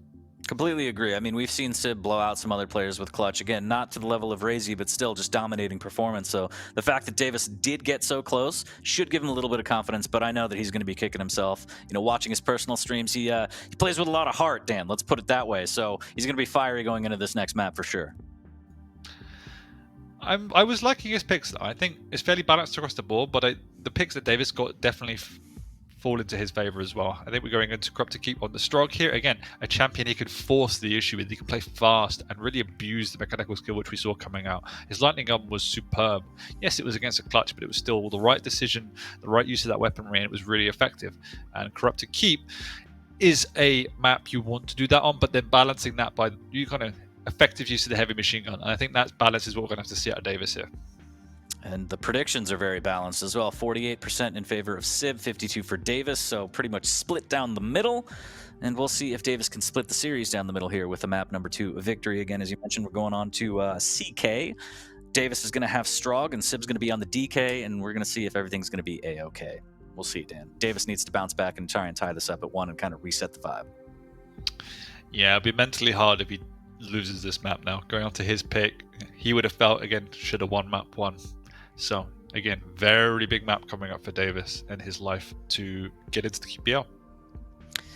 Yeah, that, he's going to want to watch that Awoken game back, for sure, for sure. But yeah, you gotta have the memory of a goldfish in this situation, Dan. You just got to be able to forget about it, get into the next map, and every map is its own series, as everyone on the show has been saying. So I think I heard the bell. We're going to get into map number 2 here shortly. If you're a Davis fan, make some noise in the chat. If you're a Sib fan, show those turkey legs, because we're going to get into it. And again, I think Davis is going to be a little fiery on this one after that first map. Well, hopefully, and hopefully not, because he's going up against the Death Knight. It could be good or bad, Dan, as we saw before. He's got to be able to control that aggression, but we'll see. It's all up to him as we are live on Corrupted Keep here shortly. Map number 2 for the last relegation series of the day between Sib and Davis. Sib up 1 map. And all of the relegation matches today have been nail biters. Oh, they just headbutted that Pika. And Davis is actually just appearing out of nowhere. Unexpected, but hello. And there's the start he wanted. And look at the stack. Sib trying to make it happen with the nail gun, taking a lot of damage, and Davis not following the nails, not taking damage to the face. I like this here. Might have a nice clean cutoff here. Can he reach? Good swap, and Davis up 2.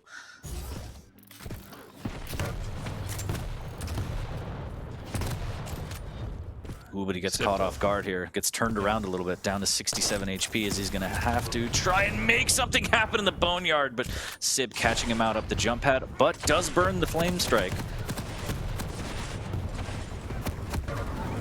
And trying to force Davis away, but some really good chip damage coming out with the machine gun and the Pika. Sib hurting from that exchange. The Mega is up now, but Davis is not in the best position to compete. Although he just forces himself into the position he needs to be in. Yep, bad positioning doesn't matter. My name's Davis and I have rockets. 3-1. As he's got mechanics. We said it before, so a little bit of a fist fight here early on. Slowing down Davis, waiting for the TP exit, and Sib warning him with a shotgun. Davis not aggressing. Reads the double back. There's a rocket in the air. Sib goes flying, but the shotgun prevails. What, 10 HP, Dan? I can't even tell from this side, but Peeker in hand for Davis and map control. 8 HP, but there's the combo we were talking about. Pika comes up once again, pretty much being used on cooldown at this point, scouting around, taking a lot of time. Sib's managed to get away. He's still got no lightning gun though. Maybe something Davis could abuse if he's aware of the fact that Sib repositions, whips out that heavy machine gun, and Davis is kind of skirting around no man's land at this point. As I say that though, does get dropped on. Sib trying to force the issue, but will retreat now onto the Mega. Davis is making himself hurt, which is exactly where he needs to be. Tries to push on through though, and that maybe was not the right choice. Slight mispositioning there as Sib was able to drop down right on it. Saved his life. Does need to be careful, but he has perfect timing on the heavy, and Davis gonna miss out on an opportunity. Never mind, LG, and he just takes that frag right back and goes back up 1. And here's the speed we were talking about, the fact he could force the issue so quickly on a Strog. And that also plays into the vulnerability of the Death Knight. As good as that burst damage is and as scary as it is, if it's not there, you really can just do that. And you have to then force your opponent to hit some crazy shots. So Davis is doing some good work at this point, but as we saw in the last map, make sure he plays the item timings well, settles into his groove, and doesn't overcommit. That's the basic strategy. Pika coming out. Sib might make a play for the Strog directly here. Nope, just maintaining position. big position with this LG as well, as Davis comes flying out of the TP into a lot of damage, and Sib can casually take this Mega.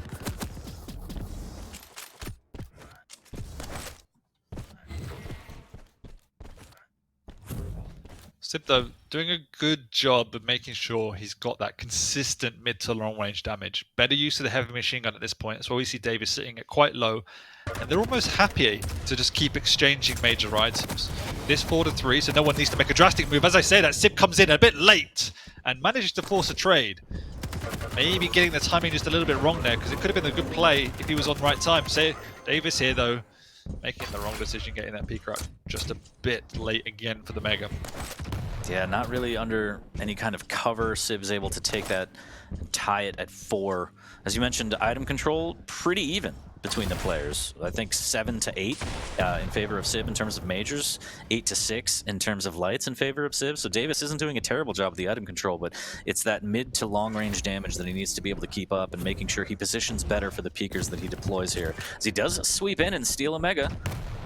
But the Flame Strike is up for Sib. If he drops down with a rocket, this could be big pain. Davis needs to get out of there, and it looks like he does. Yeah, well, Sib knows Davis wants the lightning gun. He's trying to defend that weaponry, or at least delay him to the point where he could steal away the heavy, and that's exactly what he's done here. So he knows he lost out the items, but he's trying to defend this heavy. Lovely burst strike there, and it's doing a little bit of damage, but Davis somehow just keeps getting enough damage to stop Sib from putting on more pressure to get the frag. Once again, just pushing in somewhat crazily and getting out.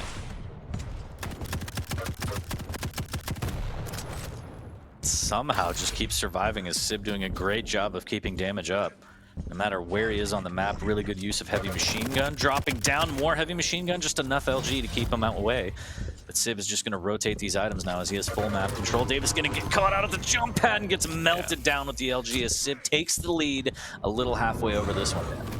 Yeah, you felt that coming. Sib was playing very methodically. Whilst he wasn't getting the frag, he's taking and cycling both major items and just continually chipping away at Davis. So whilst Davis is restacking slowly, damage coming out is making an inevitability that at some point he will be going down. And now, unless he has a drastic step change and gets some crazy shots, he's losing control of this map very quickly. It is. It's getting hoobastank as it's out of control here for Davis. Sib with big rocket to the face, but does have the Mega. Davis kind of has him cornered, but still doesn't really have the weaponry to make anything happen. Rockets and LG, can he pin him in the corner? It looks like he does. Defensive rockets from Sib fail him this time, as Davis able to capitalize. Cuts the lead down to 2. Really nice LG there, but the Flame Strike, wow. Okay. Death Knight things. The balls are on fire, Dan. What are you gonna do? They're huge. 8-5. Sib, 3 frag lead yet again.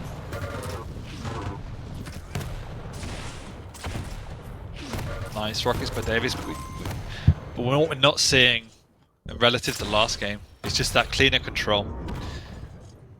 Feels a little bit more haphazardous and a bit sloppy around the items. He's been a bit early at times, a bit late at other times. Definitely needs to hone in that timing. He's still got time on a map like Corrupted Key to forge a comeback, but again, just positioning down on that Mega, it's a death trap. And Sib capitalized upon that mistake. Even though he was only a few seconds early, it means death. Sib hitting 46% LG. Playing nice and slow now. 3 minutes remain for Davis to try and get back into this. He's going to drop down into big LG, and Davis, nice frag there. Able to rotate between the red room and the heavy to pick that up. Maybe cut off at the rockets. I think he got a glimpse of Sib just a little bit too late, but good fancy footwork there as now he pops the peeker. Good damage as well on the pickup. Ooh, but that rocket from Sib, but Davis sends him to the sky with the LG. Very weak, but good frag there from Davis. Yeah, but as you rightly pointed out, it was a huge rocket, which means Sib could just do that, sweep in off the spawn, doesn't even need to... It's not even a risk at that point. Oh, misses for the Flame Strike though. Somehow Davis just ends up burning down, but survives the encounter. Gets a good spawn by the heavy, and he might meet here. He gets all the weaponry on the pickup, and Sib is in no man's land. He doesn't realize what was happening. Has to back on up. The Mega will be up for him to recoup though, so it does work out okay in the end. Davis is going to have to continue to progress now. cannot afford with 2 minutes to go to give an inch, but Sib is just positioned on the high ground, dealing out the damage. And it looks like Davis just has to retreat. Sib will grab the 2 health bubbles in the boneyard. Davis opts for 3 outside of the red room. The flame strike do not go through the portal as Davis. Good decision there.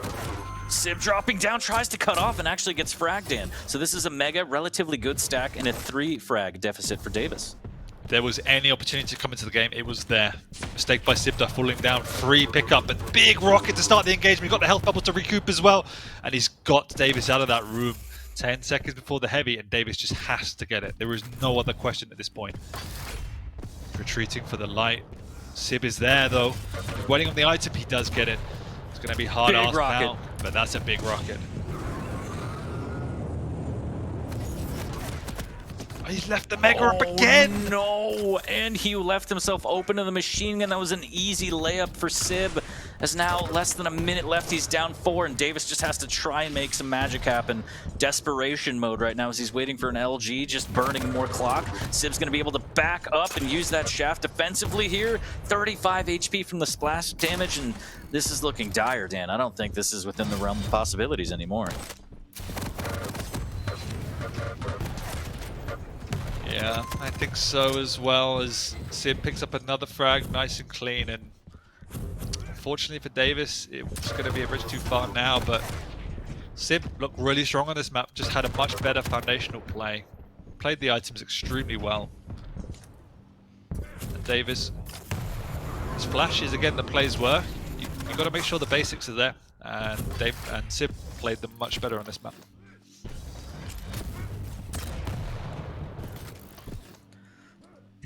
So 14-10 is going to be the final score on map number 2 in this set. And now the stage is set for Davis. Can he rise up in front of the Quake world and come back and reverse sweep to get into the league, or is he just going to go out? I mean, he still can win, you know, 1 by 1, of course. You don't want to view it as a mountain right off the bat, but this is a big hole to climb out of, Dan. Yeah, mentally it's incredibly challenging because as much as you say you have to take it 1 by 1, you can never look away from the fact that a single loss means you are out of it. And Sib has that buffer of, he can throw away 2 games technically and still win. It just takes so much pressure off his shoulders, and you could see it as this series has progressed. Sib has got more and more comfortable. The opening minutes on Awoken looked rusty, but final few minutes are much better, and this map again just grew into it and was looking very comfortable by the end. Yeah, I mean, just really unfortunate timings on some of the peekers for Davis. We saw on that last one leaving himself open, didn't really expect Sib to position the way he did on the Mega, left himself open. We saw that throughout the game, which was unfortunate. So it was really more of a matter of the item control for a while was about even. I think just giving Sib kind of the benefit of the doubt and not respecting the Flame Strike as much and not getting a lot out of the movement of the Strog and the peeker as well kind of cost Davis the game. Yeah, no, I would agree, and you could see there with the items, it's just, it wasn't massively different, but he was down on lights and mages, so again, just was not in it. Output more damage, but just wasn't there in terms of map control. Well, he's got to dig deep. No other choice for Davis as he's up against it. Sib up 2 maps in this set. The next victory for him will put it away in a clean 3-0, but it's going to be Keel versus Scale on Veil. And we'll see if Davis can prevail, Dan, as he has to. 3 in a row. Tall order for Davis. Tall order, but he can make a mess on this map with the champions and just the map's geometry. We've seen it in the past. Maxter versus Rafa, an outright brawl, unexpected result. It has to start here. Dan. There you go. I do indeed. It has to start here. It has to be now. That's why I'm casting with you. It's always a mess with me. I love it. We'll see. We'll see what happens. You just muscle-bound miscreant. You're so handsome. But I heard the bell. We're going to get into it. Map number 3 shortly, chat. All right. So predictions are coming in. Let me take a little peek here with my spectacles. Let me take a look. What do we got here? It looks like 63% in favor of Sib on this one. So they're beginning to believe. The turkey legs are out in the chat. The stock for Davis, unfortunately, plummeting, Dan. But we'll see. I mean, at this point, I feel like Davis almost has nothing to lose. So why not make a miracle happen, right? I love the silver lining perspective you have. That's the only thing keeping me going, Dan. in life in general. But map number 3 right here, as the life for Davis hangs in the balance with this map. Again, Sib versus Davis, the last set of relegation games for today. Keel versus Scale on Vale, and we're starting off on Sib.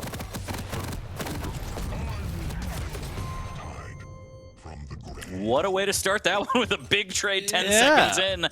And that's what we want to see, chat. Just a brawl. Let's finish this one out with a slugfest. If there's anything Davis is good at, it's getting off to a good start.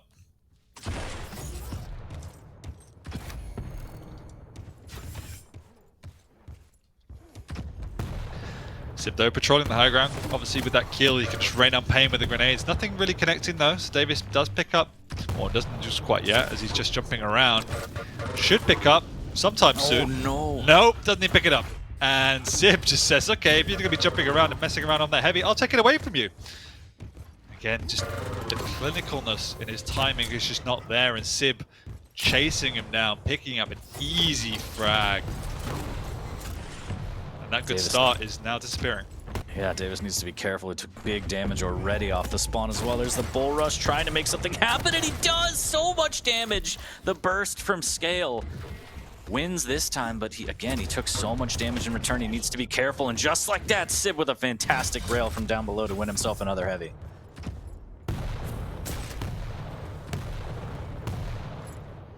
And this is the benefit though. Even though you mess up, maybe give away a frag, when you do have this overbearing stack, you can continue to force the issue even off the spawn, and that's what Davis will enjoy. But Sib needs to counter that, which he's doing perfectly with the rail so far. The rail will be key to his success. It's 3 back-to-back, and Davis is stinging. Can't quite push him off of the heavy, but might still get the frag in the rocket again. The trade, nice. Sib making it count. Still up by 2. I was questioning that push. Somehow he pulls it out, and Sib does get a trade. But again, Davis just running into Sib. You have to question the decision making a little bit about what the strategy is here. Would much rather see him play around the item, at least get some weaponry first and foremost. There you go. There's some good rockets at least. Really nice rockets there from Davis. Indeed, to again cut the lead down to 2. But can he get back to this Mega? And I don't think he's going to. I think he's going to just try and post up, maybe deal some damage beforehand. But Sib is just going to take liberties with it and say, if you're just going to hang out, I'm going to take that frag. Don't mind me at all. Yeah, and to your point, he should have been at that Mega. He should have got back there. Positioning is far more important than fighting.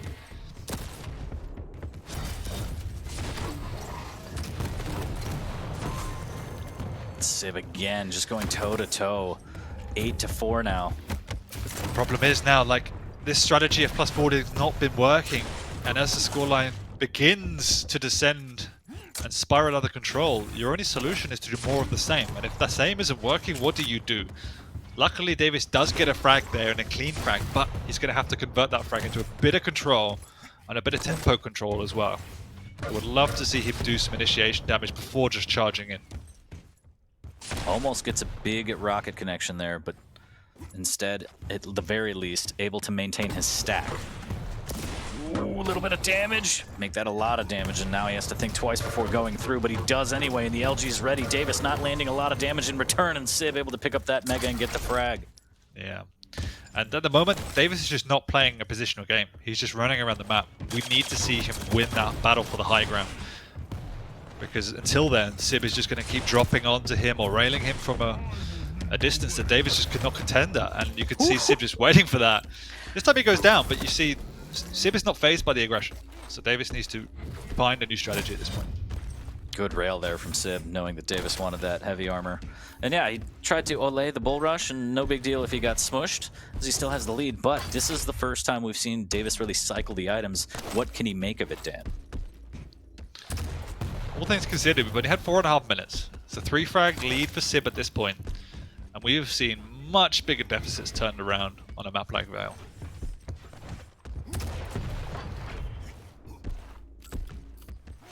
There ever was a time to play perfect, Davis needs it now more than ever. Never mind the fact that he's going to need it 2 more times, but for now, on this map, he needs it. There's the one rail as Davis will miss. There's the bull rush to try and bully him off the Mega, but Sib's just gonna stand tall and take the damage and take the frag yet again.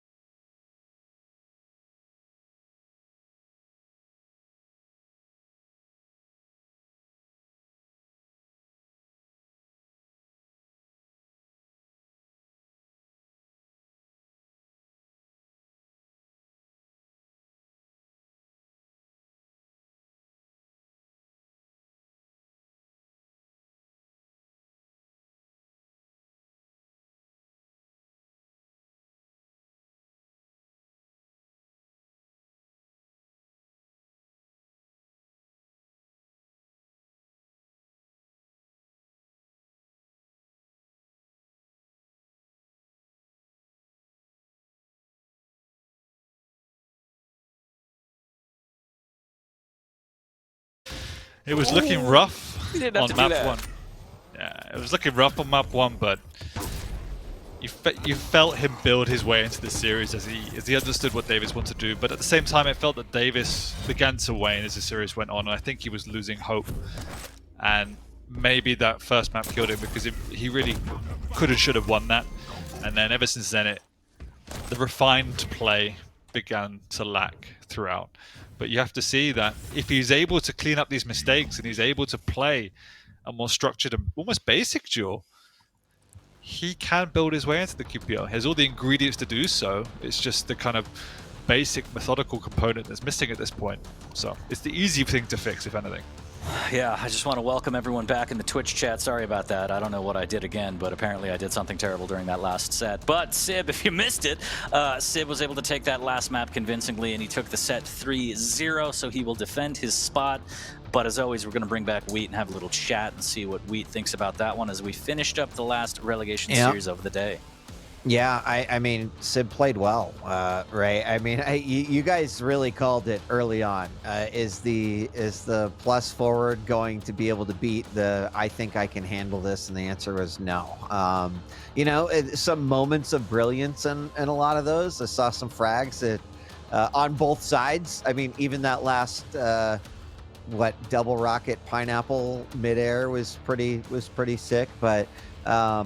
You know, aside from that first map being as close as it was, it looked pretty convincingly a win in Sib's favor. So congratulations to Sib, you know, staying alive. I'm sure there's an additional layer of pressure making it into the QPL and then finding yourself in relegation, but can breathe easy and, you know, going to get another shot. So Davis, you know, it's unfortunate wasn't able to make a mark, but this is how the challenger and relegation matches work. So better luck next time.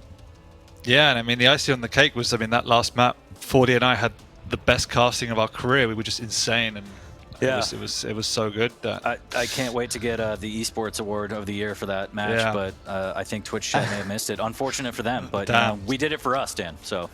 Yeah, it's fine. I know how well I perform. But in all seriousness, it was, again, we've seen some really refreshing play styles coming out through the challenges. Pasuta and Davis in particular, I love the aggression coming out, but you just see the level that these guys are at, that they're going up against. They might walk through the challenges, but then you meet these brick walls that people have been in the QPL for so long, and there is just another level they have to find somehow before they get there. And I would love to see Davis back again next time, but again, just fixing the basics, and he can definitely make his mark. All right. Well, gentlemen, guess what? That concludes our relegation matches. The challenger matches are done, which means that we're going to take a break. And when we come back, the round of 16 officially begins. We still have quite a few matches left for the day. We're moving to a best of 3 format, but of course that means double elimination as well. We'll be taking a look at the brackets and sorting all of this out. But when we return from our commercial break, it is Dehang versus Cooler right here. Thanks for joining us for QuakeCon and the QPL World Championship. We'll be back with more after this.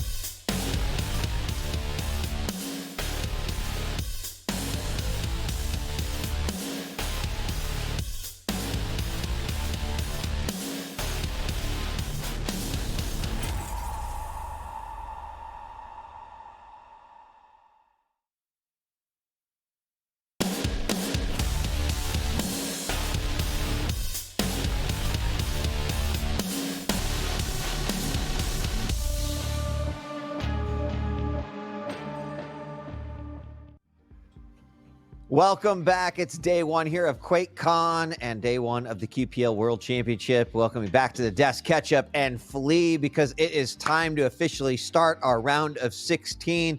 Congratulations to those players who kept their spots in the QPL, and also welcome, I guess, congratulations to Waz, who is our one challenger who made his way in 3-2 in a victory over Effortless. We could take a quick look at the bracket, because this is where it really starts to get interesting, gentlemen, right? We start filling out. We can get an idea of what matchups may be coming here. I had a chance to talk to 40 and DSX about some of their favorite might happen matches. Anything that you see here that perks your interest, raises an eyebrow? I'm going to be honest with you. I think that Flea and I have been kind of lucky, because of all the matches up first that intrigues me the most, it's Dahang and Cooler. Just so happens to be the next match that we're going to have on stream. So that definitely intrigues me, and I can't wait to get into it. Absolutely. Now I'm looking a little further down the brackets, where I think we're shaping up to see Rafa versus either Avek, maybe Cooler, Dahang if he's in shape. So that could also be very interesting, seeing Rafa take on Avek or Cooler. Oh, yeah. I love to play the, what could happen game here as we look at these early brackets. But over the course of today, we're going to have this filling out a little bit more. Now, I also, before we talk about our next two players in the upcoming match, want to let everyone know that we're shifting gears a little bit, right? We went from the relegation matches. Those were single elimination, best of 5. We're now into the double elimination portion of the bracket, which means that every single matchup is going to be a best of 3. All the way until finals day on Saturday, in which we will go to best of 5s and then best of 7 for the finals. But you can now shift your mind, your brain. We're thinking best of 3, 2 maps, and you've won. You move on. You lose that, drop to the lower. You lose in the lower, and unfortunately, your time here at the QPL World Championship is over. So, gentlemen, I'll go to you first, Ketchup. You said one of the matches that you were very keen to be able to cover and watch was Dahang versus Cooler, and that is happening right now. So your thoughts on that one, and let's kick things off and talk a little bit about Dahang. I mean, before we do this, I want to just real quick mention that, this is my favorite part of the finals, because the best of 3, it's like the Wild West, right? It's like the matches just go by so rapidly fast, don't blink and you'll miss it. Which, as one of these players in the tournament, I mean, this introduces an entirely different ball game. We have a player like Dahang, who is incredibly methodical, very, very smart and calculated. Hasn't had the most successful, I think, of the weeklies compared to his other standard being nigh unbeatable, besides, the odd player here and there, and then, of course, Rafa.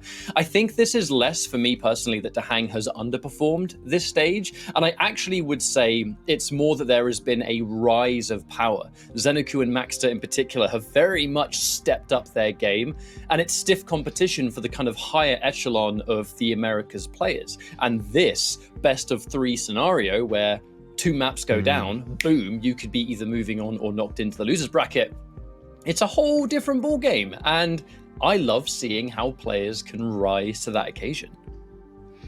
Yeah, indeed. The level of the American players has increased exponentially over these past few stages, and I think Dahang actually held the 6th place in the American rankings before going into the stage finals, which is very telling of how this stage went, right? This is Dahang we're talking about. The man was number 2 in NA pretty much for as long as anyone can remember, and he's finished entire stages losing to no one except for his teammate Rafa. But this time around, like Ketchup mentioned already, he also lost series against Xenoku and Maxter as well, in addition to dropping quite a few maps against other players as well. So Dahang kind of starting off on a bit of a shaky footing, I feel like, but of course he can shine as brightly as anyone when it comes down to these finals. Well, speaking of shining brightly, or maybe not so brightly, his opponent in this matchup is someone who is considered a legend, who has been known across all of the versions of Quake that he has touched and played, bringing us some of the most legendary matchups versus opponents that you know and love. But during this stage didn't exactly spark a ton of inspiration from many of the fans out there. Of course, I'm talking about Cooler. He did manage to avoid relegation near the end of the stage, but now we find him here up against a very worthy opponent.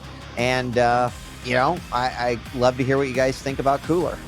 It's always unusual in Quake Champions when you talk about Cooler, like, being this kind of inconsistent player. He'll go from being a lower seed one time to winning an entire stage the next. You kind of never really know what kind of Cooler you're going to get. You don't really know what kind of practice he's been on, because sometimes it becomes abundantly clear that he's not been practicing. But when he has been practicing, Cooler can win tournaments. And that is one of the things that makes him, I think, one of the more volatile players that we have. I feel like against Dahang, there's this whole new element of, look, they don't get to play all that often. This always happens when a stage finals takes place. That I think, yes, with the lead up to an online finals, people kind of start to scrim against each other here, there, and everywhere. But still, you don't get a case of everyone playing everyone. So this first map alone is going to give us, I think, quite a lot of information. I don't know if you agree with that, Flea. I definitely do, and I'm glad you mentioned that they don't play each other often, although I think that is a huge understatement, because the last time they played was exactly 2 years ago at the kickoff, way back in QuakeCon 2019, and it was Cooler who beat Dahang 2-1 then, and Cooler, of course, then went on to win the following stage. It was Kilson who won QuakeCon the kickoff, but Cooler got to secure the belt in the stage after, so he was already in a really good shape then when he took down Dahang the first time around. So I definitely agree. If you catch up, we're going to immediately see what these players have been up against in map 1, and it's going to give fireworks. Well, speaking of fireworks and finding out what map 1 is, the picks and bans will be a crucial part of this story. So let's take a look at what we've got with Molten and Exile banned, and then Veil coming in along with Corrupted Keep, and finishing off with Ruins. Who wants to take us through the champs? Well, we can start off with the Strog versus Ranger here. Nyx quite rightly being removed, because Nyx has kind of historically been one of Cooler's kind of stronger champions, in my opinion. The Slash taken out as Corrupted Keep, going to be the next pick. We have Anarchy versus BJ, and then Ruins of Sarnath. Sorlag, kind of a bit of a popular remove, I think, from that kind of map sometimes, anywhere where she can fly around, build up that stack, and also get quite fast out there. And the Keel from Dahang, which a bit more, I think, appropriate to his style of play. He does like to play a little bit slower, does like to kind of play on the items, and if you're playing a game of items, then Keel on that map's a pretty damn good pick. It's nothing that immediately stands out to me as being odd in this matchup, right? It's all pretty standard. We're getting Ranger versus Strog on Veil, perfectly normal picks. Corrupted Keep, BJ versus Anarchy. You see BJ more often than Anarchy there, but still pretty standard. And then lastly, indeed, we get the Keel versus the Ison on Ruins, both very solid champions on that map. I think the main thing that stands out to me is that Dahang always either has the same stack or he's got a stack advantage, right? Medium versus light on the second map, heavy versus medium on the final map. That means that he's always going to spawn with an additional amount of armor to work with. But of course, Cooler is one of the best players to try and counteract that and play around his opponent having such an advantage. Nothing that will catch him by surprise, that's for sure. I'm just kind of curious over, I think, just the level of efficiency.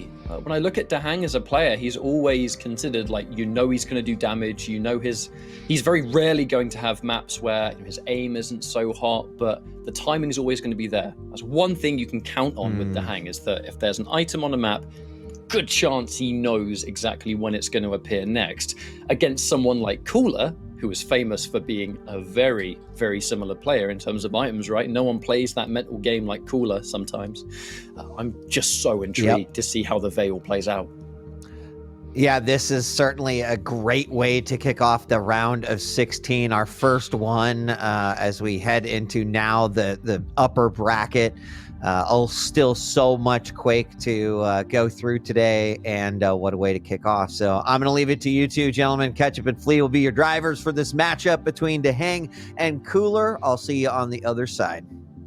Thank you very much. Now, he doesn't seem to, I say he, Cooler, of course, doesn't tend to stream a lot of Quake champions like all the time from what we can see, Right. right? And when he does, right as there is the kind of last minute lead up to a finals, that's when Cooler starts to kind of stream the practice sessions. Now, whether there are other practice sessions going on behind the scenes, not 100% sure.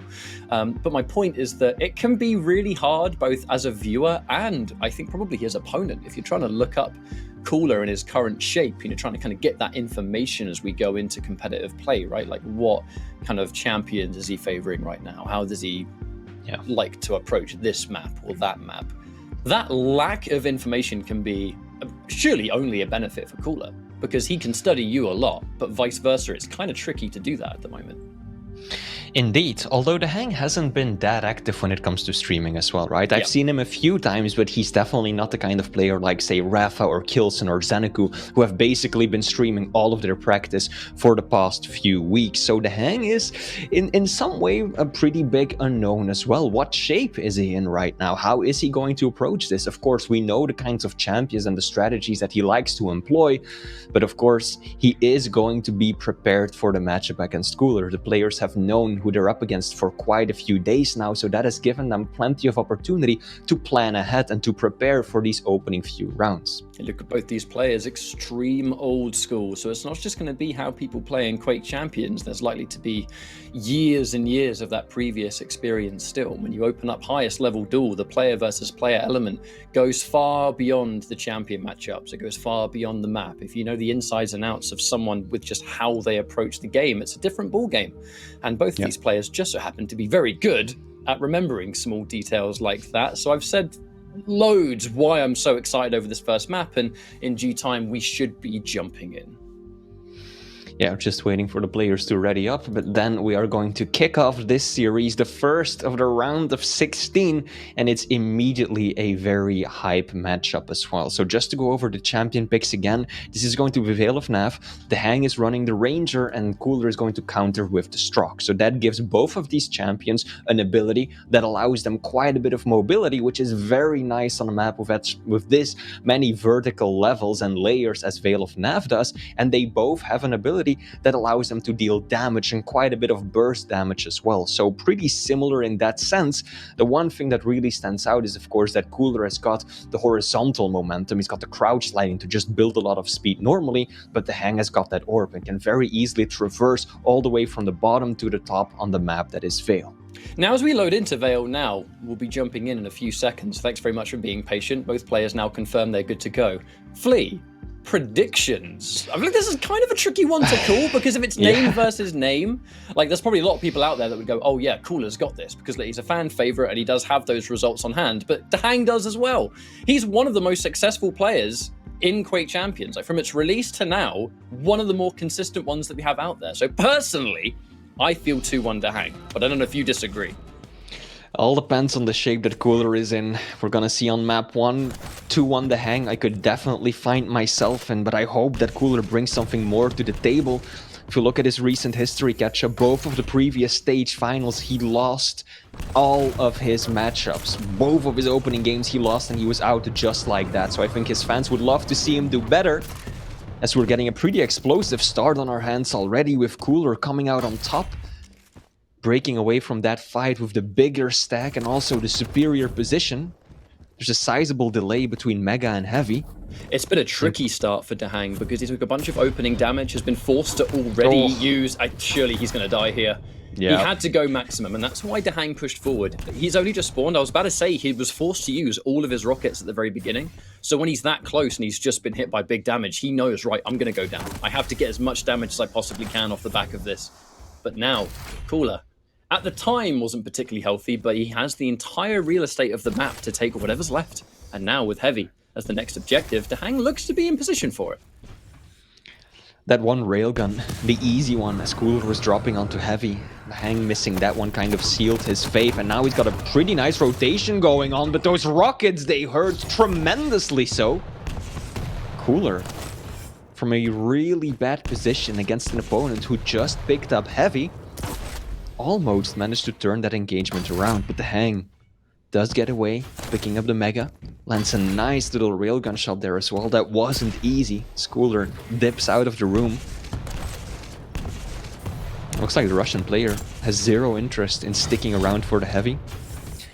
Instead wants to get positioning on the Mega, but even then he's just not going to commit yet. And that is something that we know that Cooler is extremely capable of, right? He's just going to try and eat up all of those small resources around the map until he's got all the weapons he wants and until he's back on that 100-100 base stack before he's going to put himself in any sort of risky position. Always liked watching that about Cooler, though. He's the kind of player that he plays how he wants. Whatever he feels is right at the time. You know, call it gut instinct, call it decades of experience, either way.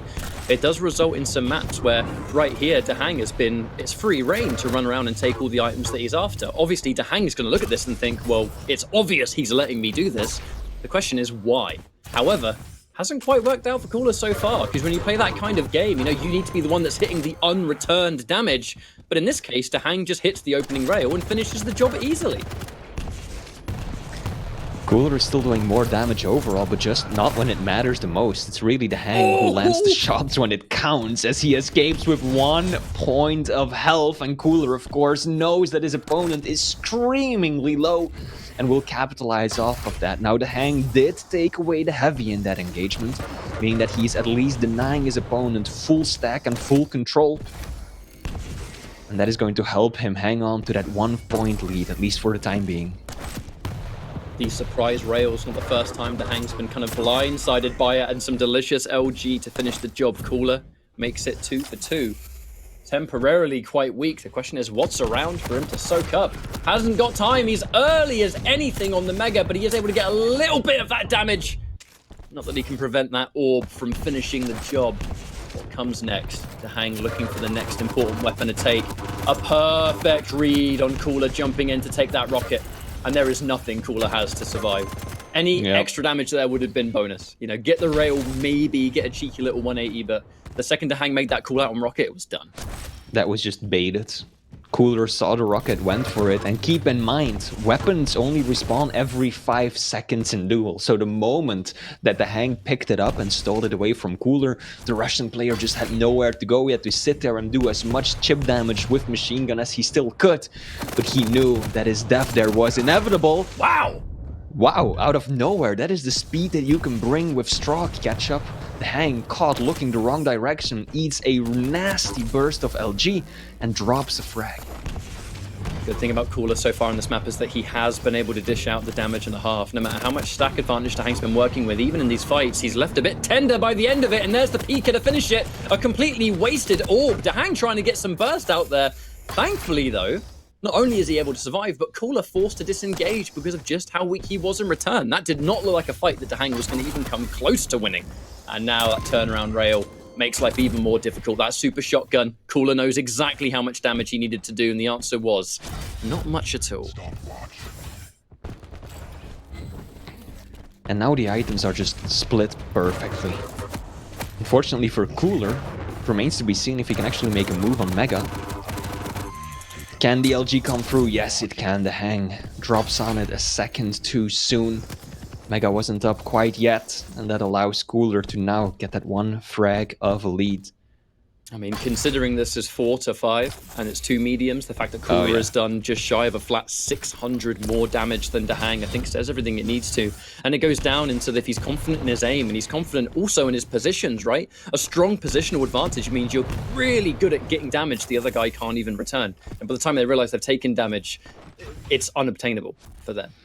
Also, just the item denial by Cooler. Don't know if you noticed, but he didn't go for heavy right off the bat when he had the chance, but instead he knew perfectly when a small armor down at railgun would spawn, and he went for that first, just to deny resources to Dahang, as the American will sacrifice his own life. Very messy engagement. He lost track of Cooler completely. I mean, Flea, how many times is Cooler going to get this damage on Dahang that Dahang doesn't even know where it's coming from? I gotta say, I'm not used to seeing this, but it goes back into the strong positions once again. I mean, Dahang dropped down right there and then wanted to orb back up, hoping that Cooler was right on his tail so they could just swap places, but Cooler wasn't anywhere near him. He was just comfortably still sitting on that upper ledge, and so Dahang just orbed right back into his opponent, completely nullifying any chance he had of escaping with his life. And now Cooler has a comfortable lead, 2 frags, Not the kind of lead that you just want to play passive with until the end of the match, but nevertheless, something to work with. But the Hang gets the best out of once more a sloppy engagement. However, being knocked up by that rocket meant that he wasn't able to take Mega. I'm sure he would have loved to have picked it up, but the fact that he was knocked down, had to go up the jump pad, and the time it took Cooler to just speed his way towards Mega and pick it up. Although he got the frag, it was certainly not under the best of circumstances, as now this Russian, 5-4, doing super well for himself, and if he wants to stabilize, he's gonna have to play a careful game. In 10 seconds that Dire Orb is gonna come back, and that's been Dahang's golden ticket to equalizing in these fights. Oh, what a rocket. Yeah. I mean, the battle plan was solid, right? Stick around so I can do a rail on the exit and at least chip away most of that Mega. But then Cooler just somehow find the miracle homing rocket to the face. And then it is the Hang who suffers the most. Couldn't even land that final rail. So now Cooler has a massive stack advantage. And the Hang really doesn't have any opportunities other than just biding his time for the time being, waiting for a free health bubble he can secure, one of the small armors to spawn. He's just trying to avoid his opponent until he can get his stack back up to a respectable level. Dahang has been extremely patient. I've been watching it through his point of view right there. And just right near where power-up spawns normally. Not dual, obviously, but in that whole area he was sitting there for a good 30 seconds. Until he was absolutely confident that maybe he'd be able to slip by and get away as Cooler. A decent little stack lead, but not as much as you would often think here. 1.5 minutes on the clock. I love that play from Dahang. Using the rocket jump just to give himself the speed. There's no way Cooler was going to be able to get a good rocket on that with Ranger going so fast. And is this going to be enough to set up? Unfortunately, he's taken a ton of damage, and he's in a bad spot here. Oh, a worthy attempt. A thoroughly worthy attempt. Didn't work out. Still landed a good rail, but Cooler has enough resources to work with to make sure it doesn't really happen. Oh, out comes the peeker. I think that's one of the first times that we've seen Cooler actually make use of that ability. So far, he's just been relying on those files that his opponent drops when they're killed, as well as, of course, just the crowd sliding on his own. So, rare to see the peeker come out to play. But I have to commend him for that, right? It's best to only use it when you're confident that it will give you some benefit, as to just feel like you have to pop it, right? Because then you might put yourself in a bad position, give away control or free frags. Like I think we saw earlier when Davis was playing, there were a few uncalled uses of the peeker that ended up biting him in the butt.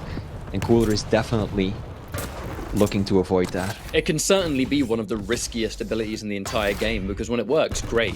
There's almost no other champion that can do what Pika does, but at the same time, you miss it and it's just a complete free frag. And considering Cooler has been playing this slow game all the way, of which he takes the first map. And that is a great start for Cooler.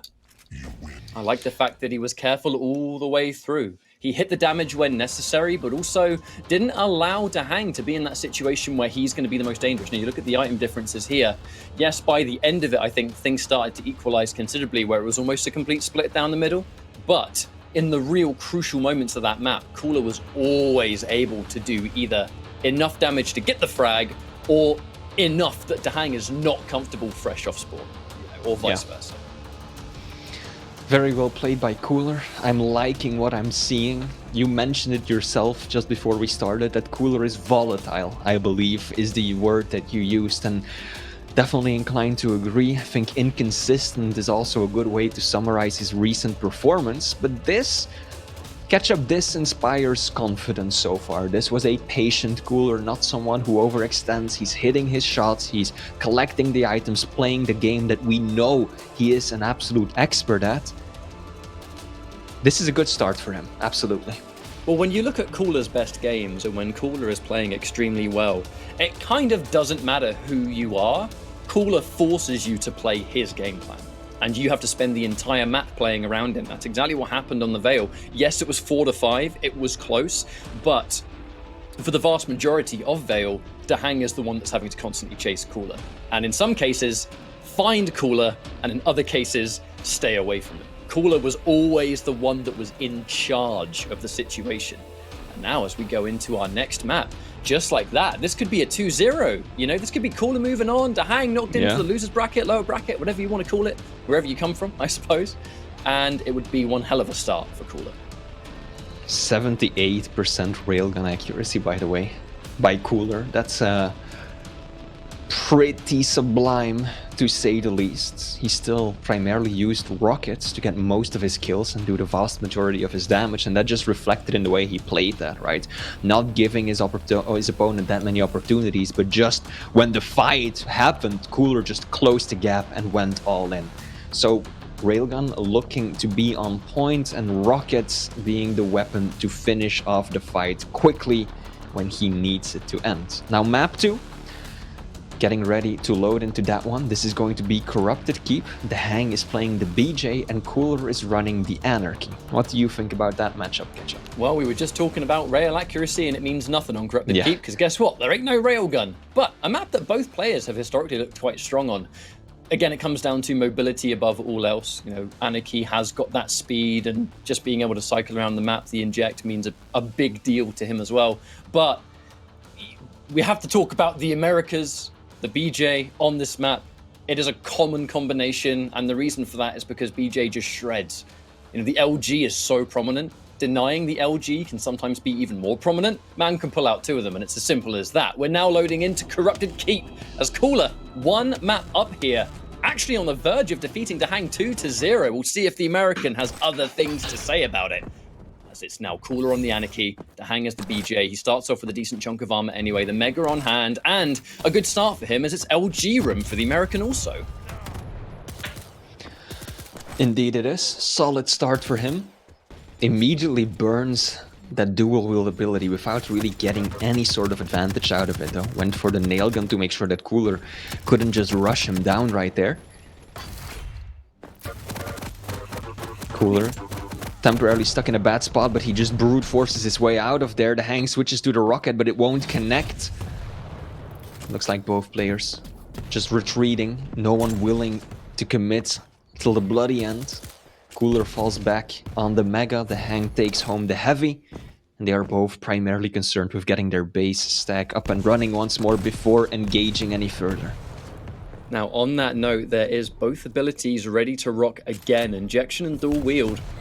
I mean, how you play around it is always so interesting to me. In this case, Dahang decides to pop it early, but again gets very little damage. Cooler, I love the patience. Pop the injection when he knows the dual wield is gone.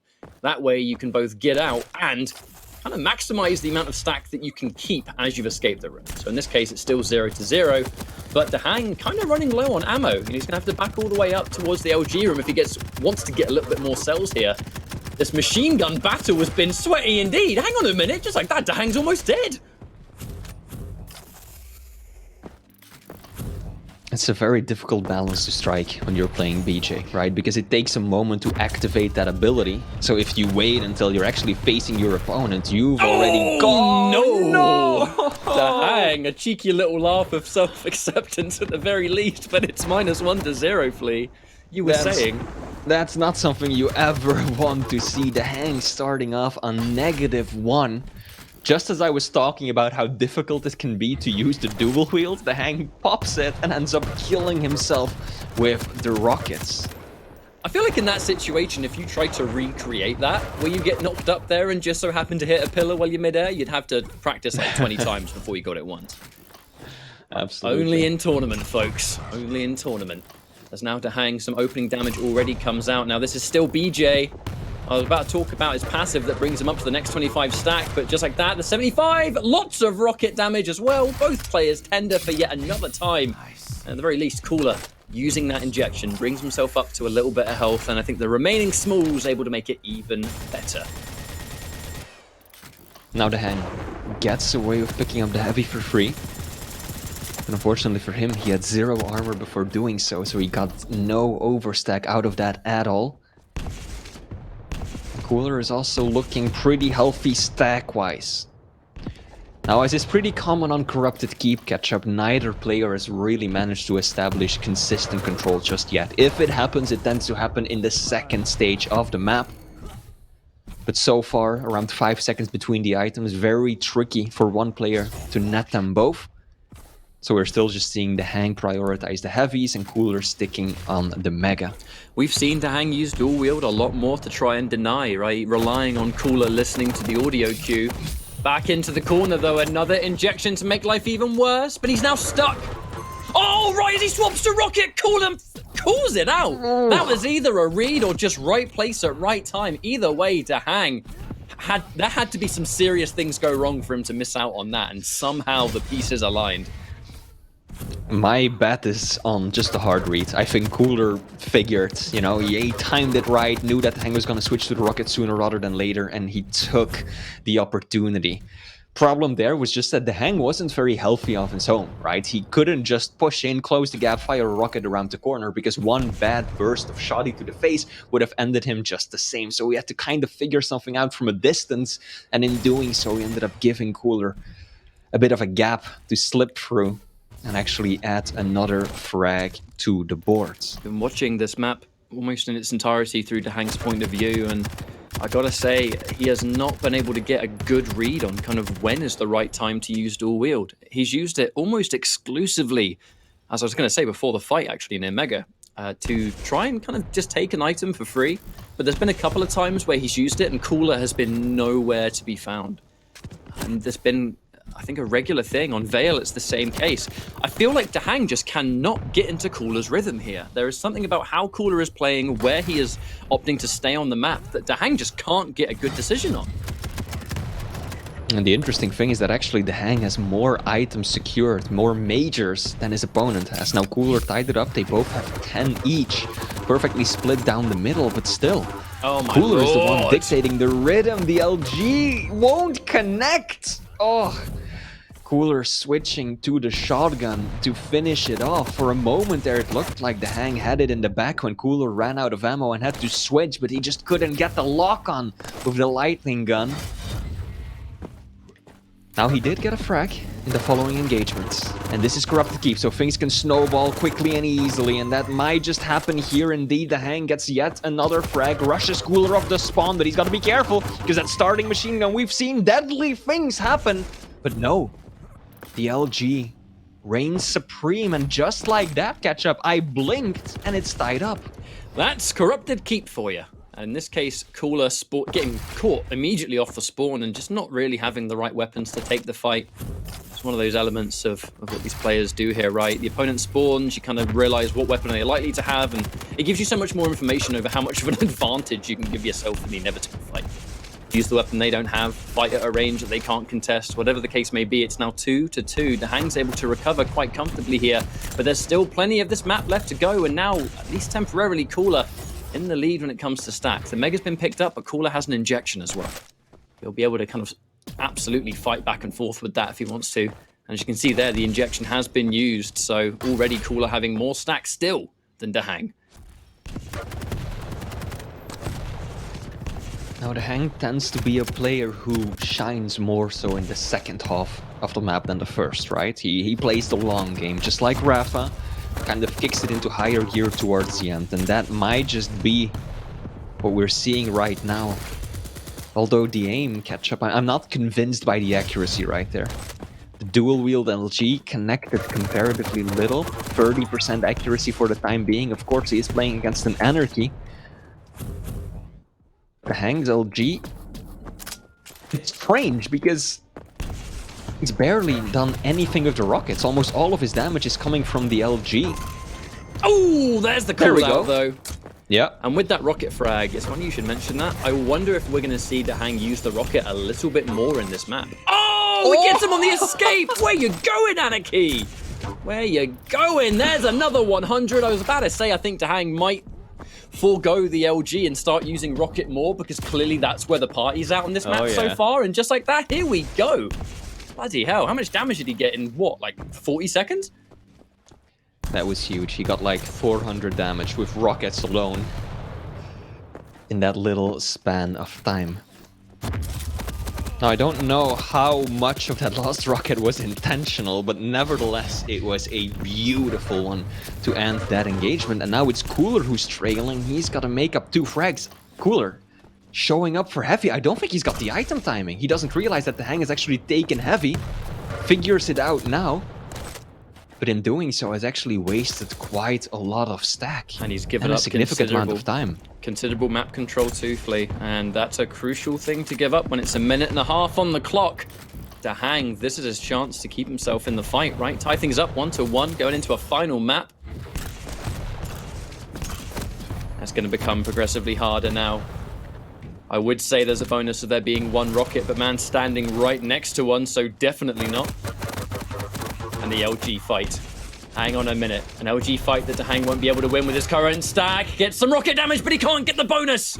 The extra rocket would have been so good for stopping the momentum that Cooler would be building up here. He's in position for Mega, but the items actually are spawning at the same time. That guarantees that Dahang secures at least one of them. He's actually going to delay and offset them slightly. This is a scary game to play. However, it might be a bit easier for Dahang to hide from Cooler. Let's not forget Anarchy. That hoverboard is a noisy, noisy piece of equipment. Right now, Dahang is just mainly lacking weapons. He doesn't have rockets, he doesn't have LG. If Cooler jumps on him, the only thing he can use to really defend himself with was that heavy nail gun. Now he does find the rockets. No doubt Cooler heard him there. Now he has to close the gap as well. And Dahang makes his way onto Mega. We're entering the final 15 seconds catch-up. It's got to happen now. Can Cooler even find him?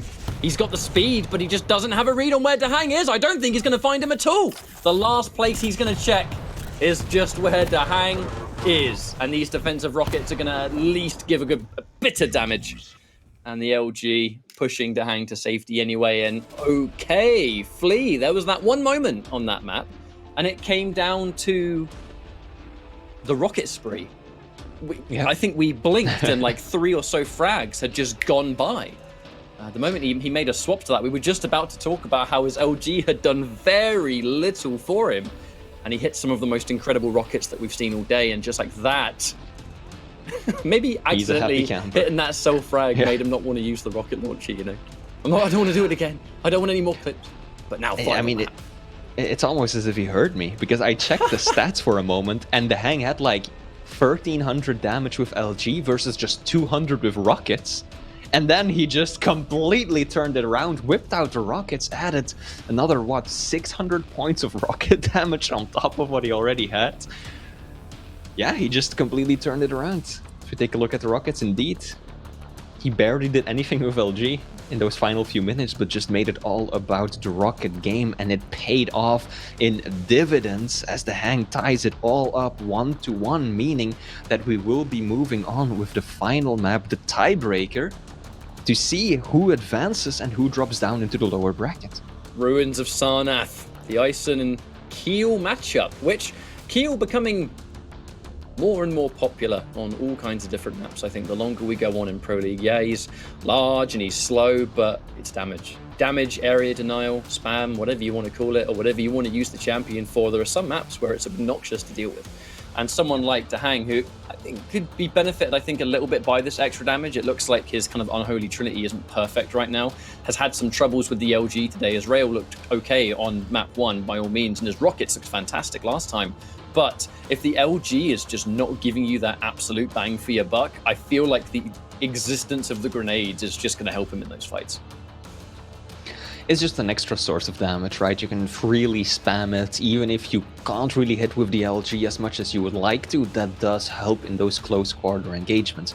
Now it is Ruins, interesting map to settle it. We're getting the Keel played by Dahang, meaning that he has a stack advantage versus Ison. Now Cooler's Ison tends to be pretty spectacular, right? He's got such creative and insightful ways of dropping down the turret, always keeping his opponent guessing. Sometimes he will have it ready in the middle of a fight or drop it during an engagement.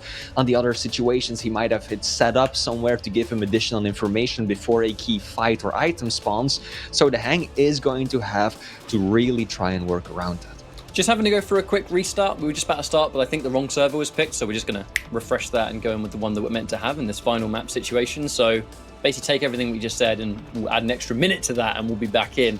But Flea, I mean, let's just talk about this, right? One map to decide it.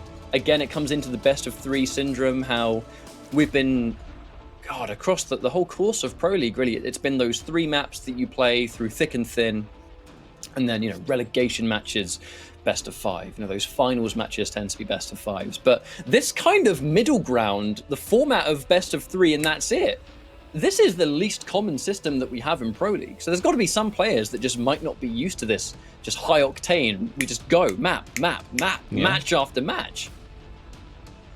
Yeah, very well be the case. I mean, usually during the weeklies, they play all 3 maps, but that's it. There's nothing more. But now during a final situation, you've got back-to-back games sometimes, especially towards the end of the tournament, when the amount of players starts to decline, then you might have to play more players just one after the other. And that adds that additional element of endurance. Now, we're not quite at that point just yet, but even if we were, Cooler and The Hang are 2 players that I really think can just take it all the way, right? They are veterans, they are experienced, tried and tested. They know what it's like to just play Quake for hours on end and keep that focus going. So let's see to what extent that matters in the final map, because even now, like 2 games in a row, it's pretty mentally draining at the highest level of Quake.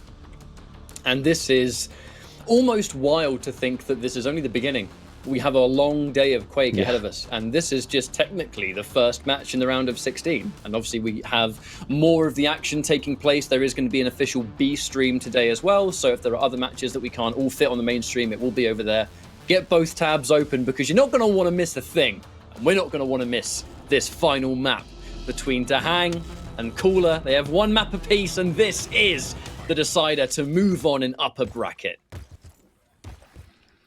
Starting it off from the Hang's point of view, he's running the keel, starting over on the Mega site. Now this is always a tricky start to Ruins, right? Because you want the LG and the Railgun, but you know that your opponent is almost definitely guarding them, and that's exactly what Cooler's doing.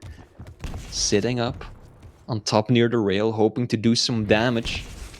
He knows that this is a vital part of the Hang's kit, and he wants to deny it the best he can. Oh, those rockets and grenades just bounced him into a corner. He was not expecting that at all, Ketchup. Now, Cooler does actually manage to steal that away at the very least. And actually, a starting machine gun only, and Cooler shreds all of Dahang's stack. Are you kidding me? Clever switch by the Hang to the machine gun right there. He knew that if he stuck with the railgun, he might have missed the follow-up shot, and that would have allowed Cooler to take away the Mega. So better to switch to machine gun, knowing that you've got that huge starting stack, and just clean it up. Yeah, you might take a bit more damage in return, but at least you deny the Mega and keep it open for you. The next fight will be for the heavy. Cooler eating 2 bad rails, but at the least manages to deny this item to his opponent. Although that does mean that he will have to play out of control, at least for the foreseeable future, because the Hang's got the Mega behind him, and Cooler is so weak, 1 rail will finish him off. There is and the Hang knows this too. Behind this rail that Cooler is bringing forward so far. Smart stuff from Dahang. You know, he's looking to peek, and he makes sure he doesn't pick up the Mega first. That would have been a waste. But at the same time, Cooler, knowing that if I get hit by this rail, I'm done, still able to stick out there and have the confidence to think, I'm going to hit this shot, and you're going to be forced to retreat. Just like that now, 2-1. But it could have been much more severe. At the very least, put himself in position towards this Mega, has all of the items that he needs for this ranged fight. I think the way things are going, that will indeed be a free pickup. In position for Heavy as well. Now, I was about to say, he hasn't dropped down the turret yet, so we were thoroughly expecting it to be used down here. And Dahang playing that patient game. There's no way he doesn't know that Cooler has just taken both of these. He must be playing that game of positions, right? He wants to hit those opening rails, the opening damage in any capacity, really. Look at this patience. Bit of an early rail there from Dahang. I think patience is one of the things that the Hang is just very well known for, right? He's the accountant of the Quake Pro League, an extremely calculated player who is not going to put himself in risky positions unless he absolutely has to. So he knew that after he got that previous frag, that he was left with very little health even after picking up the Mega, so he had to give up the map to Cooler. He knew he couldn't just contest anymore, because that starting stack that Cooler had to work with would shred him regardless. And that's why he's been playing out of control for the past minute or so, getting bounced backwards onto that Mega, and now Cooler is the one who has to leave. The Hang, will he let him? No. With how early he dropped down, I was about to say, it's unlikely he'll pick up the Heavy, but I think that Dahang... Oh, hang on a minute. Goes in for the grenades and they trade somehow. Cooler has found some of the most unusual fights on this map. Good thing for the Hang that that last rocket turned out to be a direct to the face, because he was bound to lose that engagement. Like, he's lucky to come out with that one frag of a lead, because between Cooler's damage and that turret hidden behind him, he most definitely would have not gotten out of there alive. Also gets a really good spawn, immediately secures all the weapons that were left down towards Heavy, and is now immediately back to applying pressure on Cooler. I think the Russians' best bet is going to be the railgun, but the Hang isn't going to allow him to put any distance between the both, and will immediately pressure that further. Now Cooler, good read as well. Another time, able to get that Heavy, but honestly, actually able to get out without taking too much damage in the process. So it's not a, well, wasn't a denial that was at the cost of his life there, but the Hang still able to hit those shots. Now 5-2. That lead is growing piece by piece. And Cooler, what do you do in this situation, right? 5 minutes is the difference between whether you're in the upper bracket or not at this stage. Cooler still has plenty of time to work with, but it is the Hang who he's up against. Someone who mimics and rivals his own playstyle perfectly, and that makes it very difficult to just force out a comeback when you're playing on the back foot. Now Cooler did do a very respectable amount of damage there, stole away the Mega as well, so now he is leading in terms of stack, but he's got to find favorable engagements, and the Hang is now actually doing most of the damage. 600 points of damage over his opponent. That's gonna make it difficult for Cooler. Cemented himself comfortably on Mega for this next play. Cooler being aggressive as anything, and aggressive he has been all map long, especially on that Mega in particular. Not been afraid to make his presence known and force that fight. But the reality is, the Hang is always going to have more stack for the most part in that heavy versus medium game. Not just that, but the fact that Keel has those grenades to just add damage to the counter. And he keeps himself nice and healthy, controlling this high ground. The Hang has so much information, the aggressive rocket jump, but no significant payout of damage. Is it going to at least offset and give him this Mega? It's going to be very hard to take this as the grenades come through. It was so close to being Cooler's push, but again, oh dear. Hit by one rail, looking to make it a little bit extra. This Mega should be a free pickup, and Cooler's in big trouble right now. I think one of the main issues that Cooler is having is just the railgun accuracy. He's barely hitting 1 out of 5 of his railgun shots, and that is against a champion who is a huge slow target. Catch up, you can't forget. Keel should be pretty easy to hit, yet Cooler is really struggling landing those railgun shots, and he knows that he can't get up close and personal because the Hang's rockets and those grenades are going to absolutely shred him. So he has to play that distance game, but he's just not finding the damage output in those scenarios, and that is what is allowing the Hang to steer clear from him the way he has and just run the items. Now, on that note, there's only a little bit of this map left to go. The opening shot, a rail where the Hang is sitting perfectly still. You can just only assume Cooler would have expected, right, we've seen each other, you're going to move in some kind of direction. But either way, the shot just didn't land the damage for yet another time. He looks to push forward and take away this Mega. Cooler denies one of the items, but he needs more than that. Frags are what's going to bring you forward. Now, this is setting up for something potentially greater. The Heavy belongs to him as well. With this stack advantage, the Hang's going to be patient and defensive. You know he's going to listen out for the audio cues. The rocket launcher has by far been his weapon of choice right now, because with where he's sitting on the map, you come around in a bad place.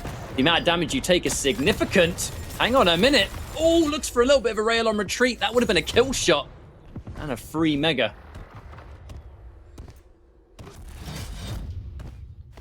And Cooler is the one who has been cycling the major items for the past minute or so, but the Hang is doing consistently high damage to the point that it almost feels like it doesn't really matter. In these crucial fights, the Hang is landing the shots while Cooler isn't, and that is just really the story of this map.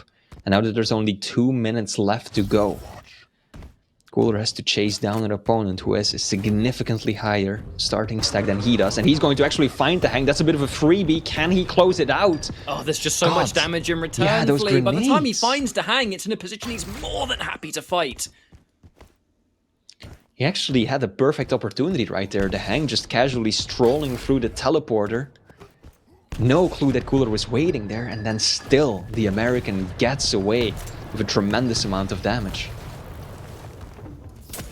If he can at least get a bonus rail, which he definitely can do, things just get much, much harder for Cooler, who can't secure that frag. Even if he did, it wouldn't have been a clean one. You know, the Mega had just been taken. Maybe he would have moved himself down towards Heavy, but I think the Hang still would have had an opportunity to refrag. As with 1 minute on the clock, Cooler, he needs to make something happen, and wait. He lands it. Can he get more? It was a clean frag. 50 seconds, chat room. If you want Cooler to do it, you gotta let him know in chat right now, because he's running out of time. But it's still possible, at least right now. But the hang stack worries me. Give him your energy, chat. Now Cooler knows exactly where the hang is, but that is also one of the most difficult choke points to push through of the entire map. Now Cooler actually gets a pretty good read right here. Can he make something happen? Misses the opening rail and decides not to chase. Delays it slightly. Oh, this is such a close quarters fight. Not where Cooler wants to be. No, Rail the gun heavy is exchanged, and the hang closes it out. That is going to be a 2-1 victory for the Liquid player, meaning that Cooler, for the third finals in a row, loses his first series of the tournament catch-up. It can't be a good feeling when you're kind of put into your last chance scenario straight away. But yeah, we've seen tournaments in the past where players have been able to go significantly far in bracket, having been sent to lower bracket round one. It's happened before, no doubt it's going to happen again, and Cooler would love to see him spring up and kind of use this as that final push of motivation. But you know what? Dahang, able to keep his head in the game, will bring back DJ Wheat here, because, I mean, that first map, it was all Cooler. And then, as you said, Dahang tends to, in the second half of things, get that diesel engine into overdrive. And that's kind of what happened here, because during Corrupted Keep, exploded with those rockets, no pun intended, and then in Ruins was pretty much in control for all 10 minutes. Hey, great job, you two. And what a matchup, right? I think it was definitely closer than I thought it was going to be, which is good. I mean, certainly it had the potential to do that. But yeah, that first game made me go, wow, all right. Dahang's got his work cut out for him. Very, very close second game. And there was a few moments in that Corrupted Keep map that was just like almost shocking, not only in the frags that we saw, but there was that cycle at the end where Cooler was down, got both the power-ups, but still wasn't able to kind of close the door on Dahang. So it was interesting to see. I'm glad it went to all three maps, because I think with two opponents like that, it deserves to go all three maps. And it is unfortunate, like you said, Flea, that Cooler now kind of kicking off his stage final once again by like visiting the lower bracket. We'll have to see if he could fight his way through, and I'm sure Dahang is very happy to be at least hanging out in that upper bracket for a little bit longer. So great way to start off the round of 16, and congrats to Dahang for winning that one 2-1. Well-deserved victory indeed. I'm going to take some credit for that. The moment that I said, Dahang, you're not using your rockets, he switched that around, and that is just... He was like, what, 4 frags down on the second map after losing the first, and then he just turned it around just like that. So, Tim, I got your back, buddy. Congratulations, a well-deserved victory indeed, but I think that Cooler fans not gonna be that happy about how this started out. Yeah, I mean, I have to imagine this is bittersweet for Cooler fans, because it wasn't a blowout by any means. Like, these were close games. Cooler's picked up a map, but again, given the history of stage finals, like you said, it's not how you want, right, maybe your favorite player to kick off this tournament. And, unfortunately, that is the way that the esports cookie crumbles, and we're going to see this happen to a few more individuals in the round of 16, and that's why every map is so important. And it just continues to be important, doesn't it? As even that matchup there, 4-5, but Cooler was very much in control of Vale. That shift of momentum halfway in Corrupted, it was almost a mirror image. Things kind of just went in reverse as we progressed. And Dahang, this could have been a bit of a wake-up call for him, because even in that first map, he just looked a little bit lost, not comfortable dealing with the rhythm of Cooler. And I think as we now go into the rest of this tournament, if I'm not mistaken, that's Avec versus Dahang as our next matchup in upper bracket. Not on stream, but in the bracket. Should be good. Now, before we cut to break, Wheat, or before you cut to break, I just want to point out that on the B stream, we actually had CNZ take down Nosfa 2-0 already. For those of you who might have missed that, Nosfa didn't get a map playing against the Estonian Warlord, so CNZ getting off to a good start. First, this is his first finals that he avoids having to play in relegation, and now he takes Nosfa down a notch right off the bat. So impressive start there. Awesome. Thank you for that update. One other update for any Quake Champions fans out there. If you head over right now to alienwarearena.com, you have a chance to grab the exclusive QuakeCon 2021 Quake Champions giveaway bundle. They've included some platinum in there, a couple of weapon skins, and a cosmetic as well, and more. You can go and check it out, alienwarearena.com. You're going to see the QuakeCon 2021 thing. Click on it, get a code, outfit yourself, and you'll be good to go. It's been proven that using skins and cosmetics will improve your game by 10%. I don't have the date on that. You can talk to Flea about it, but that's just what I heard. So, all right, gentlemen, thank you so much. We're going to have another round of 16 game coming at you here in just a moment. So Base versus Chain is coming up next. Stay with us.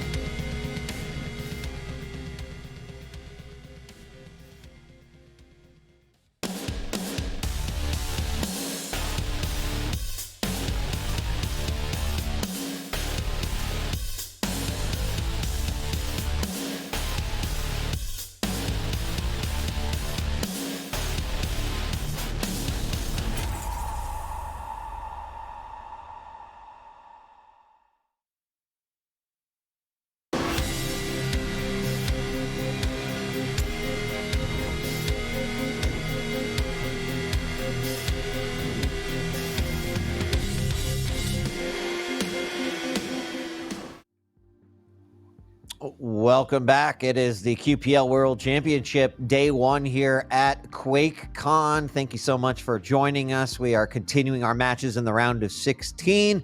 And coming up next, we've got Base versus Chain. Ketchup and ZSX joining us here on the desk. Gentlemen, Base, let's start with him. Been pretty consistent throughout the last few stages. Certainly is a player who's capable of producing some upsets.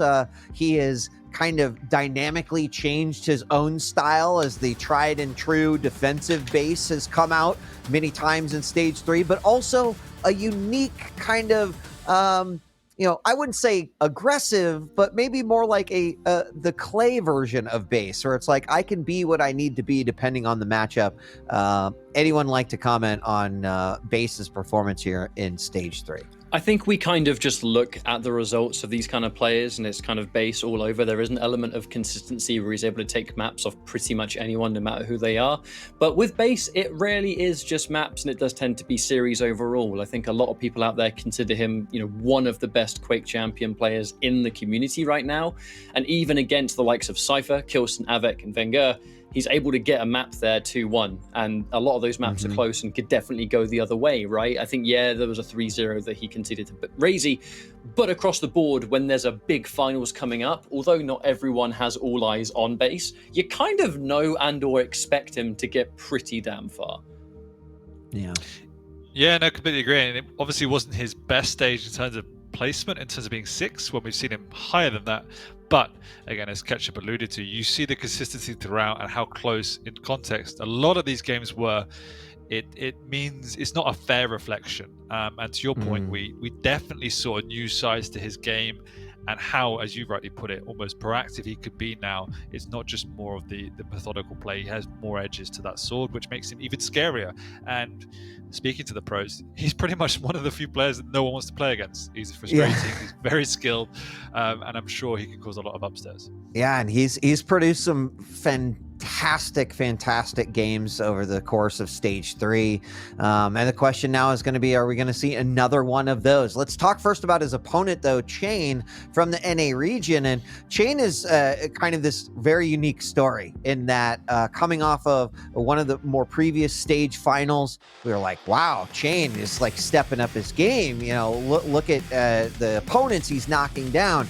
But then the stage performance didn't really mirror what we saw in the finals. And I would say the exception is these last few weeks for Chain actually saw him really kind of picking his game up quite a bit and playing, I think, a little bit more like we expected him to, right, at the time. So as he goes up against Base, Ketchup, will start with you. What are your thoughts here on Chain? Chain's in a interesting position where he's definitely the stage being overshadowed by Zeniku and Maxter, because Chain, the reality was, he was the talk of the town of the Americas a couple of stages ago, and there was a time where we talked about him as undisputed top 2. There was a point where he'd surpassed DeHang in terms of the results, and that was for good reason. He was grinding incredibly hard. It was absolute focus.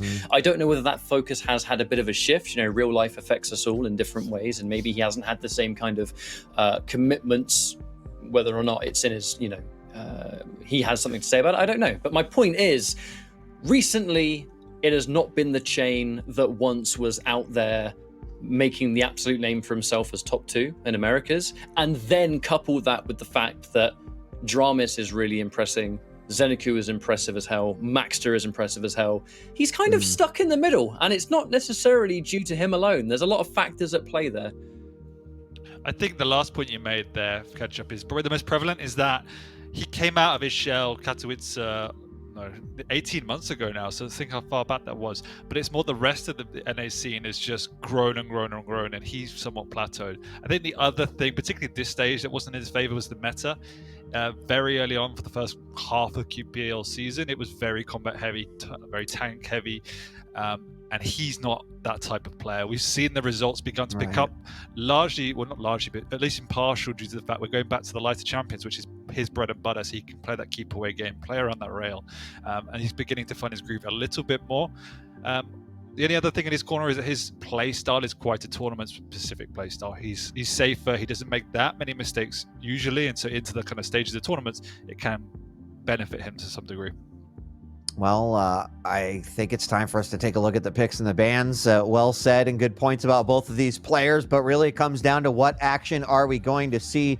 And here we've got for maps, Veil, map number 1, Deep Embrace for map number 2, and then Ruins to finish us off should we need it. Who wants to walk us through champ picks? Looking at these different champions, especially coupled with the maps, and it's kind of these two players all over. You look at base and you have 3 mediums and it's utility above all else. You look at Chain, the Galena on Veil, she's one of the best champions that you can pick on that map, so it makes perfect sense. At the same time, Deep Embrace, that Athena, you know, he's always been considered one of the stronger Athena players out there, and Deep Embrace, if you have a strong Athena, we've seen how much magic she can do, but then Ruins, it is that battle of absolute information advisor, but then the riskier style of Nyx. But Chain, as you quite rightly said though, Sex, if it is that game of patience and being defensive and kind of looking for rails first, Nyx does complement that quite well.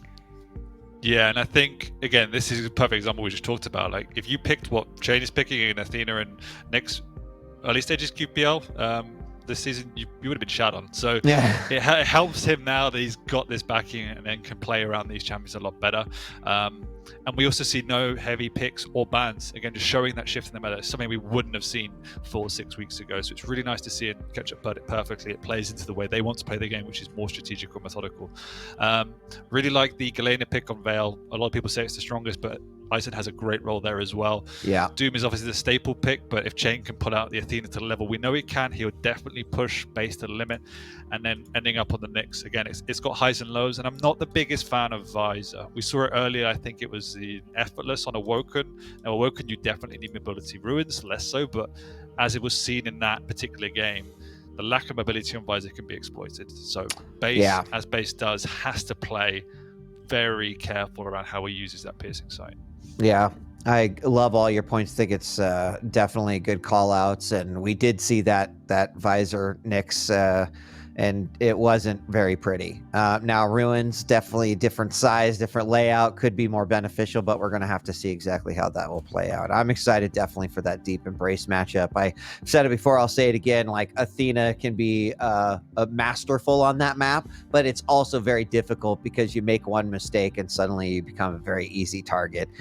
So at the rapid pace that we might see these two go at it, who knows how this will unfold, but it looks like we have both players good to go. Catch up, take that front row seat. We'll see you in a few. I'm going to cast this one with ZSX, and we'll see you in a bit. See ya. All right. Dan, your thoughts? Hello. Base, Chain, you want to throw out a prediction here? I mean, you boldly threw out the fact that Rafa was going to not win. So if you got any other bold predictions, let me know. Right. I thought you were going to say something else there. I haven't had any predictions from you around the Rafa situation, but I'm going to pluck for a base 2-0. I think that Chain struggles have been there this season, and base for me, as much as they're in relative positions, has just been the better player on paper. So I have to go with that. Yeah, I tend to agree with you. I think I've been really impressed with base just mixing it up, right? Someone who I think traditionally was considered a one-trick pony, whether or not that feedback was right, I don't know the motivation behind base's kind of change and shift in the meta a little bit. Whatever it was, whether it was feedback getting or whether it was difficulty approaching certain opponents, I've been a really big fan. Like he is definitely surprised me in terms of like, wow, wasn't expecting base to kind of play that opponent this way, and has certainly shown us the great chess-like defensive game as well. But I kind of think the ability to be able to move in and out of both of those modes of play is really impressive. So I would have to echo what you said and probably say a 2-0 base. But I am really interested to see how this one will play out. I think one of the challenges that Chain puts on himself a little bit in the way he plays, he can sometimes give too much room to his opponents, sometimes give up items in favor of position, and loves to play around his rail and take these positions. That one, on the one hand, gives base a bit more room to breathe, and as you say, maybe adapt, maybe be aggressive, and that could be scary in its own right. But also, base is generally the one that understands the positions a little bit better and is also preempting his opponents. So that mind game and the way in which they bounce off each other is going to be a really interesting way to see how this map goes. Yeah, and we are officially live. Looking through the eyes of Base as we start off. He's going to get that heavy spawn and already having some rockets fly his way within the flight path as the radio tower did not let him know there was a potential collision there. Nothing happened, and so we're going to start this off a little slow. Sees that first totem, takes it out, drops down Timmy as well. And now we just waited out for this first battle. Actually catches his opponent, finds the tri-bolt, lands a great rail, looking for another vertical. Does miss that, tries to get some additional tri-bolt, but not going to happen. And so, right, kind of dealing with the situation at hand. Does see his opponent coming out for that heavy. Lands the rail, but is going to have to give it up. Yeah, really good start by Base. And again, Chain trying to play a bit tricky, but Base catching him at every single turn and already connecting with a few rails. And we've seen these defensive players, the rail is always so key. We've seen in the past, Chain just not hitting anything and his game falling apart. Likewise, Base can adapt a bit better, but still so heavily reliant on the rail that if it is connecting, he becomes a different beast.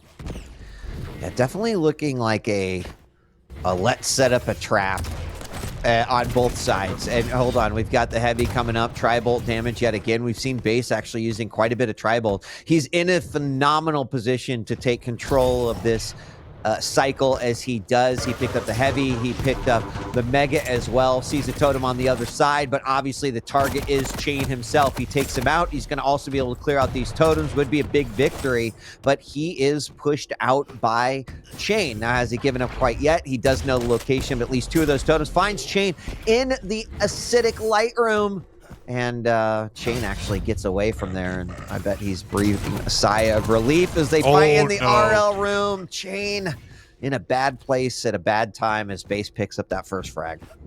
Trying to force the spawn frag as well, does actually guess the wrong way, but you can see the patience there and the awareness. What it also does is it now splits the timing. Base showing a lot of confidence here. Again, reading Chain, catching him down below, bouncing him around. Eats a totem on his way out, so it does take a lot of damage, more than he anticipated. Probably has to give up. No, he doesn't. He doesn't have to go this heavy at all. Yeah, that turret is just, it's going to start paying rent up there too. Like, it's been alive forever. And now we see Base moving in. It gives him the opportunity to kind of keep that rail away and also just check for any totems. And there we go. Timmy going nuts there as it hits a couple of shots. Now the mega is up. It was grabbed, but Base dishing out a lot of damage, enough to the point that Chain is now in the danger zone, coming around the corner into that light room. He does get tagged with a little bit of damage, and that tri-bolt somehow still alive, dodging everything. I cannot believe that he managed to stay alive there, but alas, here we are, 2-0. I mean, I'm not actually inclined, but has Chain had a major item beyond his first pickup? It feels like he's just been irrelevant on this map so far. As Base once again gets another rotation of the items. Chain is just relegated to the low ground. And you got to be asking yourself, what is my plan of attack if I cannot, you know, move in on any of these power-ups? And we have the heavy up. There's going to be an attempt here by Chain. He's LG'd over the top. It spawns right now in the middle of this battle, and Base easily takes it out. His reward, not only the destruction of that totem, but also the heavy as well. And so, you know, what does it come down to? ZSX, is it hitting those rails, like making more long distance shot? Because that's also an area where Base excels. And I have to say that Ison's turret is doing a great job in this one, letting him know, hey, I know my opponent's in the mega room, doing a little bit of damage, and then following up and kind of becoming the exterminator, taking care of the pest that's on the map. Right now, this strat's worked for him. 4 frags in the first 4 minutes. And, you know, Chain's got to be a little lost in terms of what is my plan of attack here.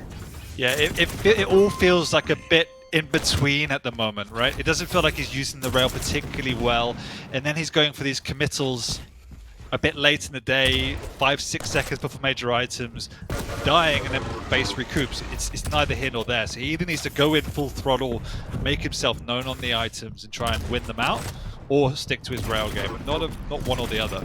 But as you rightly pointed out, Base has also got the upper hand when it comes to these rail encounters, as Chain is just not connecting. And this is the problem we've seen with Chain in the past during the season. If his rail's not connecting, he looks a little bit lost, and that's what it seems to me at this point in time.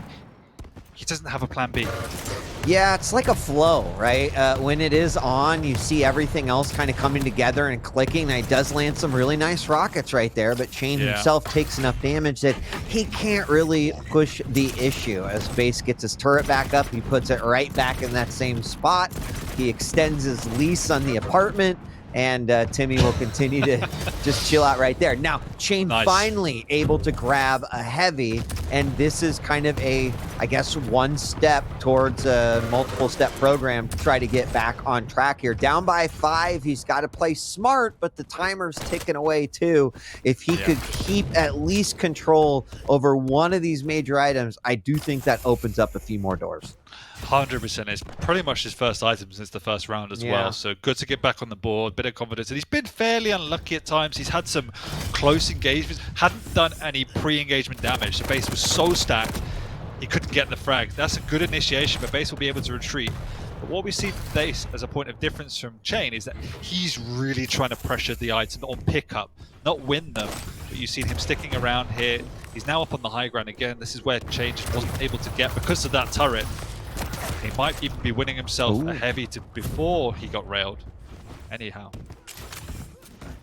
And those are the types of rails we need Chain to hit in order to kind of bring this one back. Now he's doing a great job. LG out. Will he be able to get it? He does. He rocket jumps back up to the top. Not the cleanest frag that we've seen here, but right now any kind of progress is important. That LG though ripping through Chain's health, not giving him a whole lot of options as Base on just basically light armors, and of course the Mega he picked up, doing quite well. Turrets back up again, and I do believe that we've got heavy up in just about 2 seconds, and there it is, landing on top of that. So 4 frags still here in the deficit for Chain.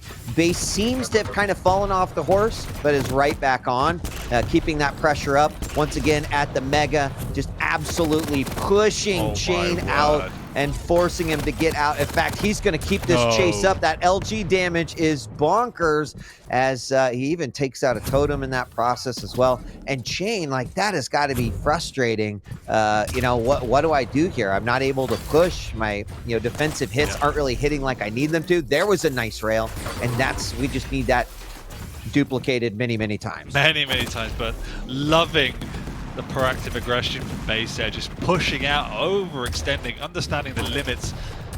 But also what he's done is completely distorted the timing. You can see that situation was born out of the fact that Chain had no idea when that Mega was. Just praying to the gods of Quake that it was spawned sometime soon. And Base has an absolutely translucent understanding of when everything is, and is just abusing that fact. Agree. And with about 2 minutes left to go here, ZSX, it's looking pretty good for Base. As you know, he can always go into his impeccable turtle style, in which he just brings his arms and his legs and his head into the shell and then hides himself somewhere on the map, which he's doing right here. Actually takes a little bit of rocket damage, a little red alert, an alarm goes off for Chain, but he's got to be realizing that time is closing here and is very limited of a resource. On the chase with the LG, does get met with that turret, and Base is going to be running away, but at this point in time, I think he's in the clear to be able to just kind of slow play the final 90 seconds. Yeah, and this was a typical clinical Base display. Played the basics extremely well, and again, it's not just rotating the items. I think the previous push where we just discussed, where he kept extending, pushing Base Chain back, doing significant damage, didn't lead to a frag, but it just forced his positioning and allowed him to continue to dictate the tempo and control the items. So all these kind of micro decisions, Base had on point once again, and you can see the challenge of even trying to get a single frag. This Chain is praying anything can happen at this point, but Base just makes everyone's life so difficult. He really does. 3 frags now, quick off of the spawn. Chain is going for it. Everything that he's got on this one. Base is gonna skirt around that teleporter exit and then come back around, grab that Mega, start doing some damage. But if Chain, held up by the power of the LG. I do think that if Chain was able to maybe convert a frag off of that last one, I'd be like, he might be able to really high octane this one, but at this point it is over. Base will take map number 1 in the final 10 seconds. 7-3. Might see one more frag here, and there it is. It goes to Base, making the final score 8-3, and Base will go up by 1 map. He will. And let's look at the context as well and give him a little bit of benefit of the doubt. The fact that we were playing on a EU server, maybe the rail situation was partly down to the fact that he's just not as comfortable as others on that particular ping. I don't know. But like, once again, we saw the rail just not there. And so the game plan from Chain was largely not there. And because the rail wasn't connecting, he was then making these moves to try and force the issue. But without doing the initiation damage, he was just coming out a little bit unstuck. And you can see here the amount of times he got based low from these pushes was consistent every single time. Base was so low, but because he hadn't hit any of his rails, Base got away with sub 80 health. And he would have died otherwise. So that's the balance, really, just the minute things. That is the balance. And the interesting thing about what's about to happen is when we move to map 2, which is Deep Embrace, the pacing of this game is going to change, especially with Athena on the board, right?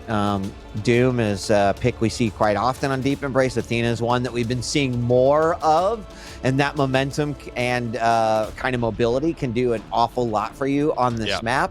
But as I mentioned, I still feel like it's a very difficult champion to perfect, right? We've seen those awkward moments where it's like your grapple is just a pixel off and suddenly you're kissing geometry that you did not intend to be, touching or running into, and that could kill your momentum. It can make you a very easy target. So I commend players that go all in on Athena on these maps, because it's just a treat to watch to see, can they play that kind of coveted perfect Athena game.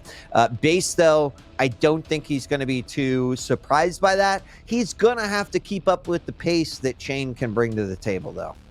The two questions for me is that, can Chain get more map control? You can see here he just got demolished in terms of the major items, and he's going to need them.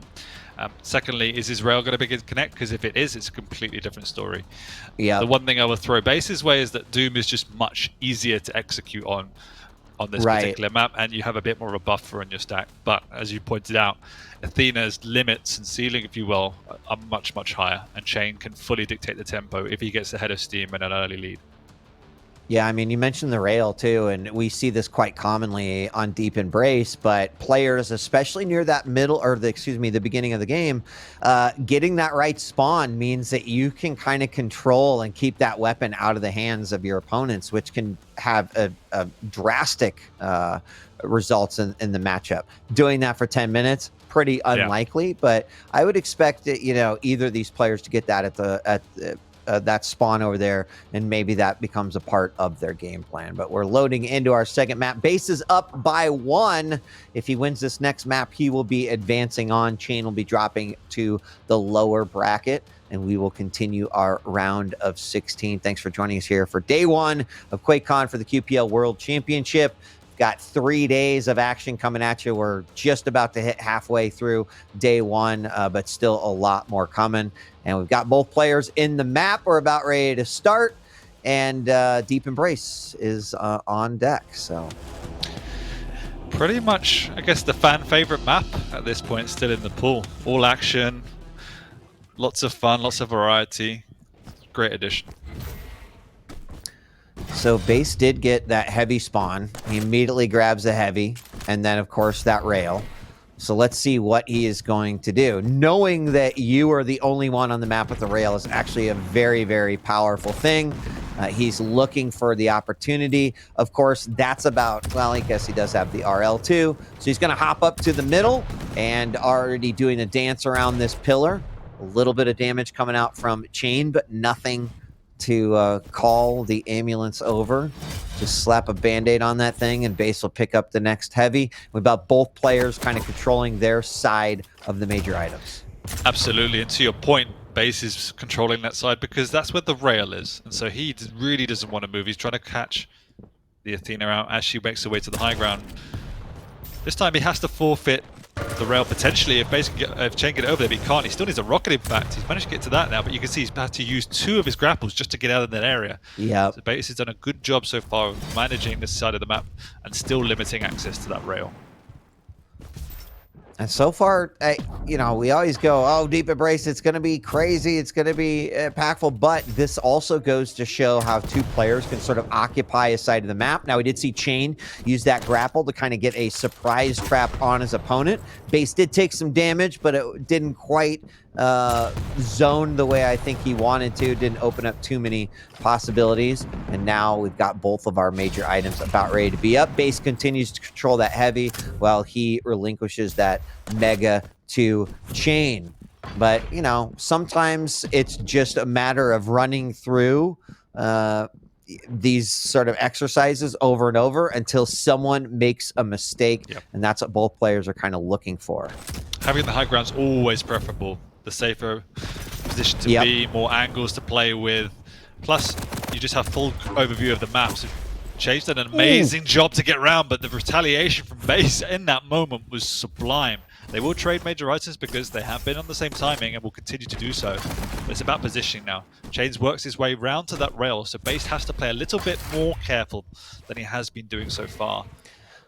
Yeah, I mean, that exchange of the major items wasn't that big of a deal to Base either, because he landed that rocket and the rail. And if I'm not mistaken, I was looking through Base's eyes, but I believe that Chain actually missed that grapple and then had to sort of double back in order to get that heavy. That could have, you know, changed. You could have been in a better positional spot, but he still took the damage. So Chain's still keeping at it, though. It hasn't changed too much, and now we're going to swap once again as we are on a 0-0 Deep Embrace game about 3 minutes in.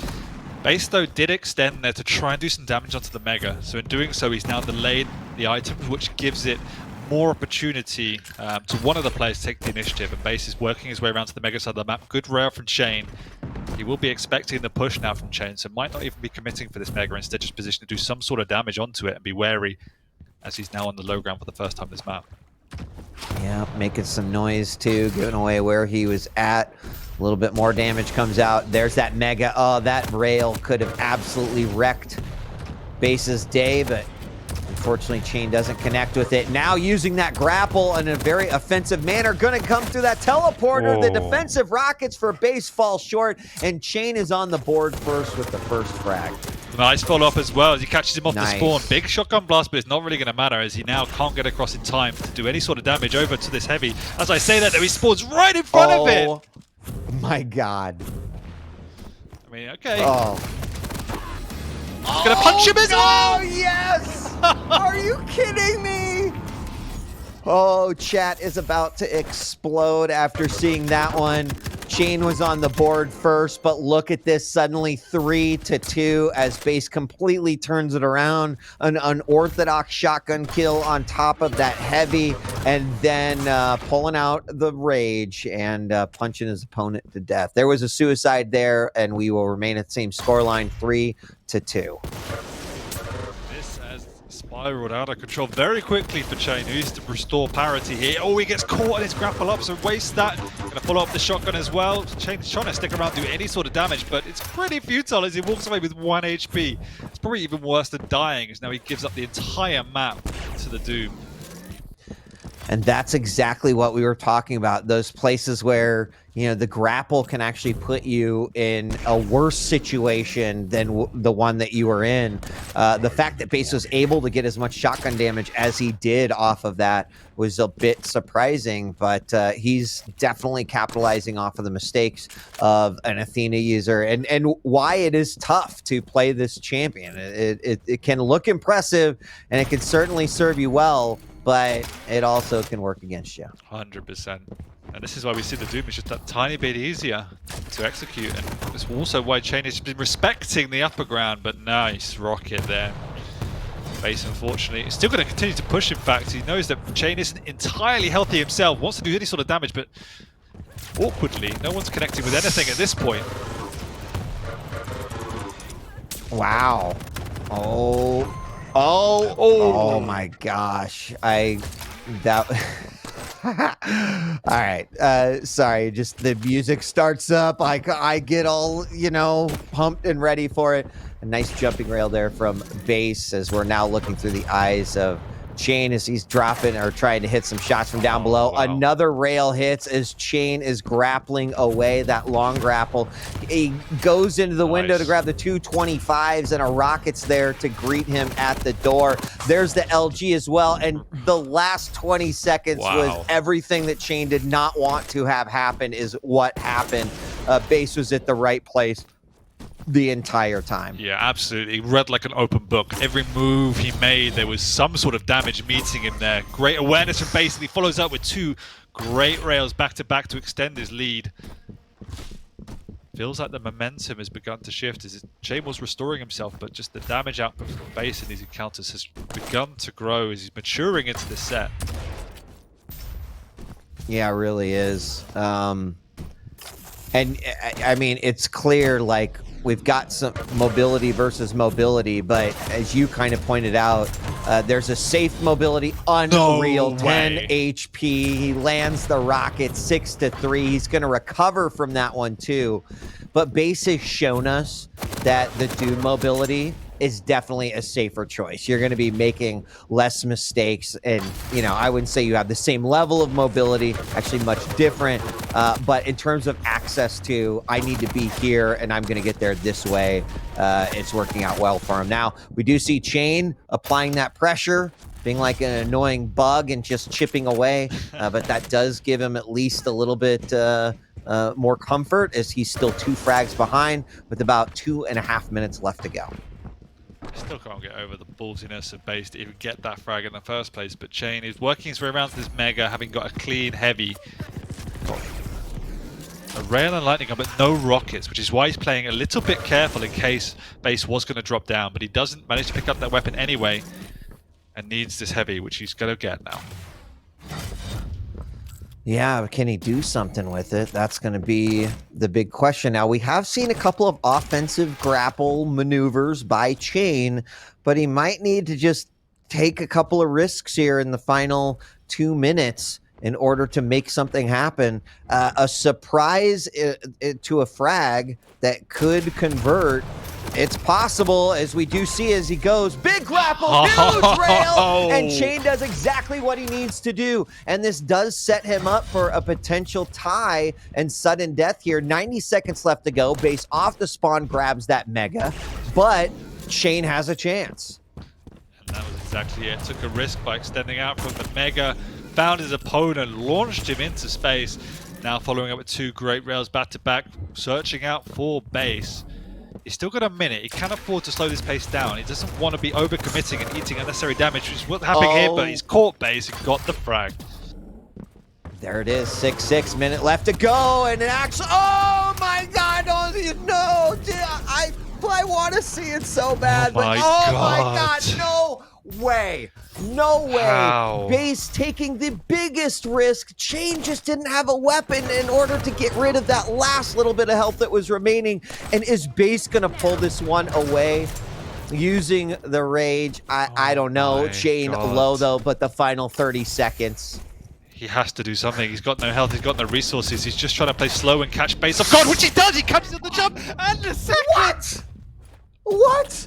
He's got 10 HP left. Rail him again. And it's 7-7, 15 seconds left to go. ZSX. And I do think we're going to go to overtime. No! Chain is like, no, we're not going to do it. I'm going to pull this one out. Off the spawn. Base has himself a rocket launcher. But can he do anything? He gets hit with the defensive rail. He knows exactly where his opponent is. And there it is. Time is up. Chain pulls this out in the final 60 seconds.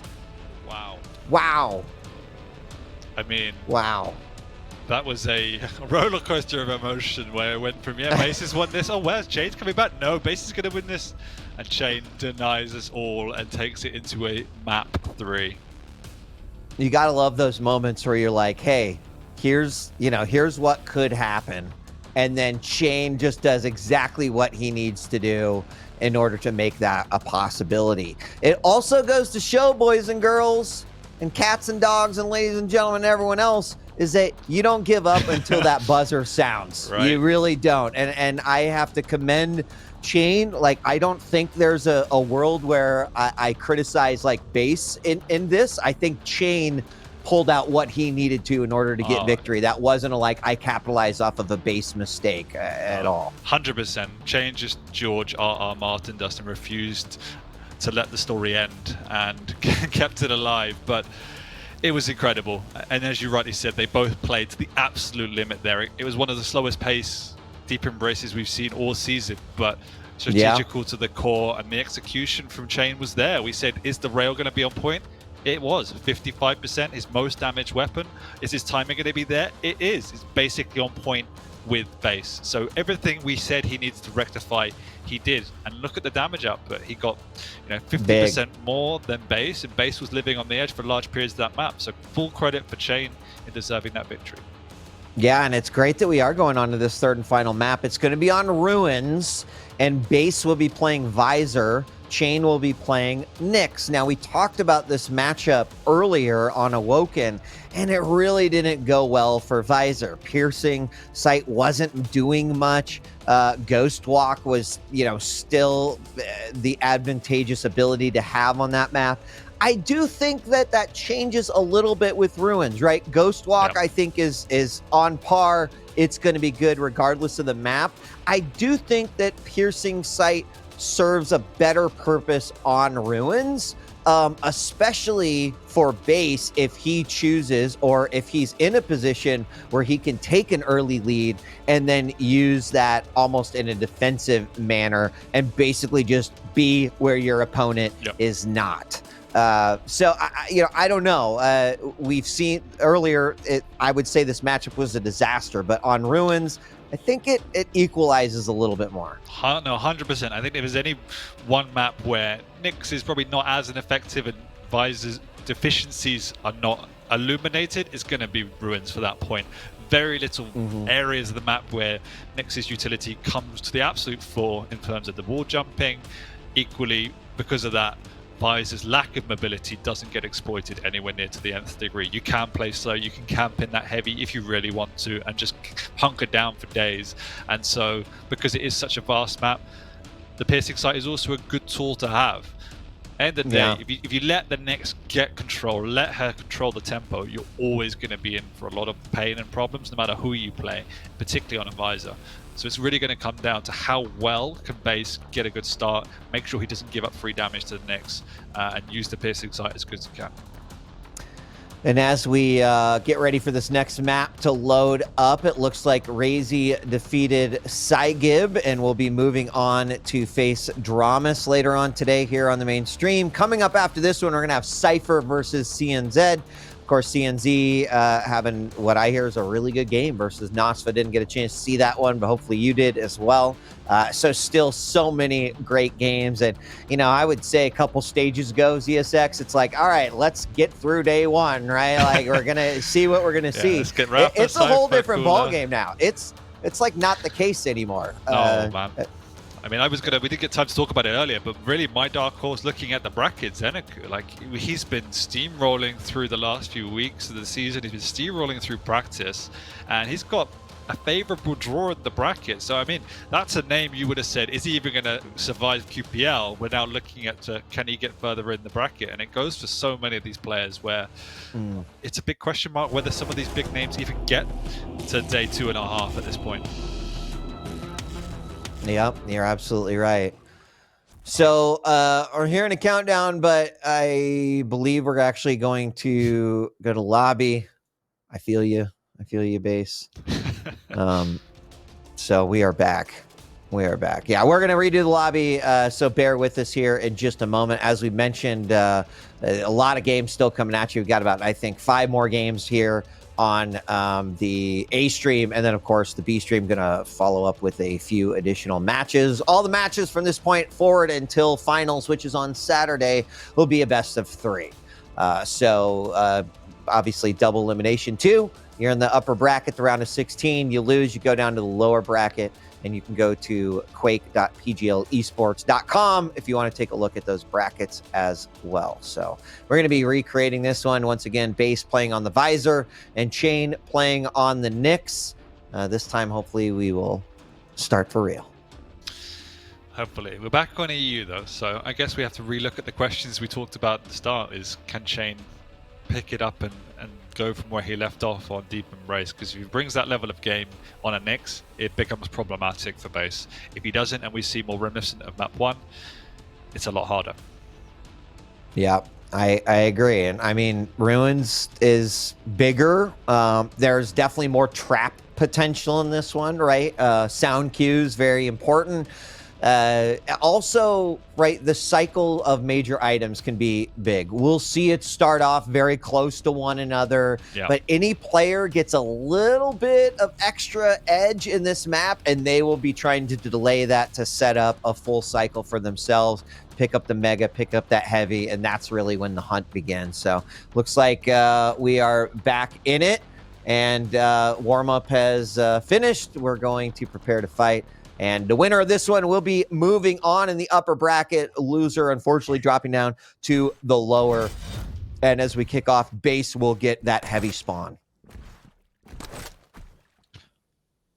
We'll play slow. He doesn't have a rocket, so needs to be wary of the positioning. But lovely flick rail off to the side. Awareness from base is on point already. Popping the piercing sight.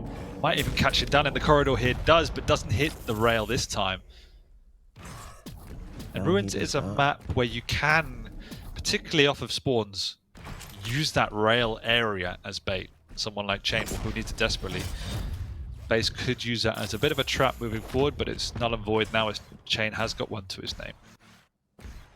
Base going up that jump pad, actually heard his opponent right around the corner and decided to backtrack, and there is the piercing sight to see where his opponent was, as he knows exactly where he is. Now base, seeing if he could set up a trap, actually decides to go for back to the heavy.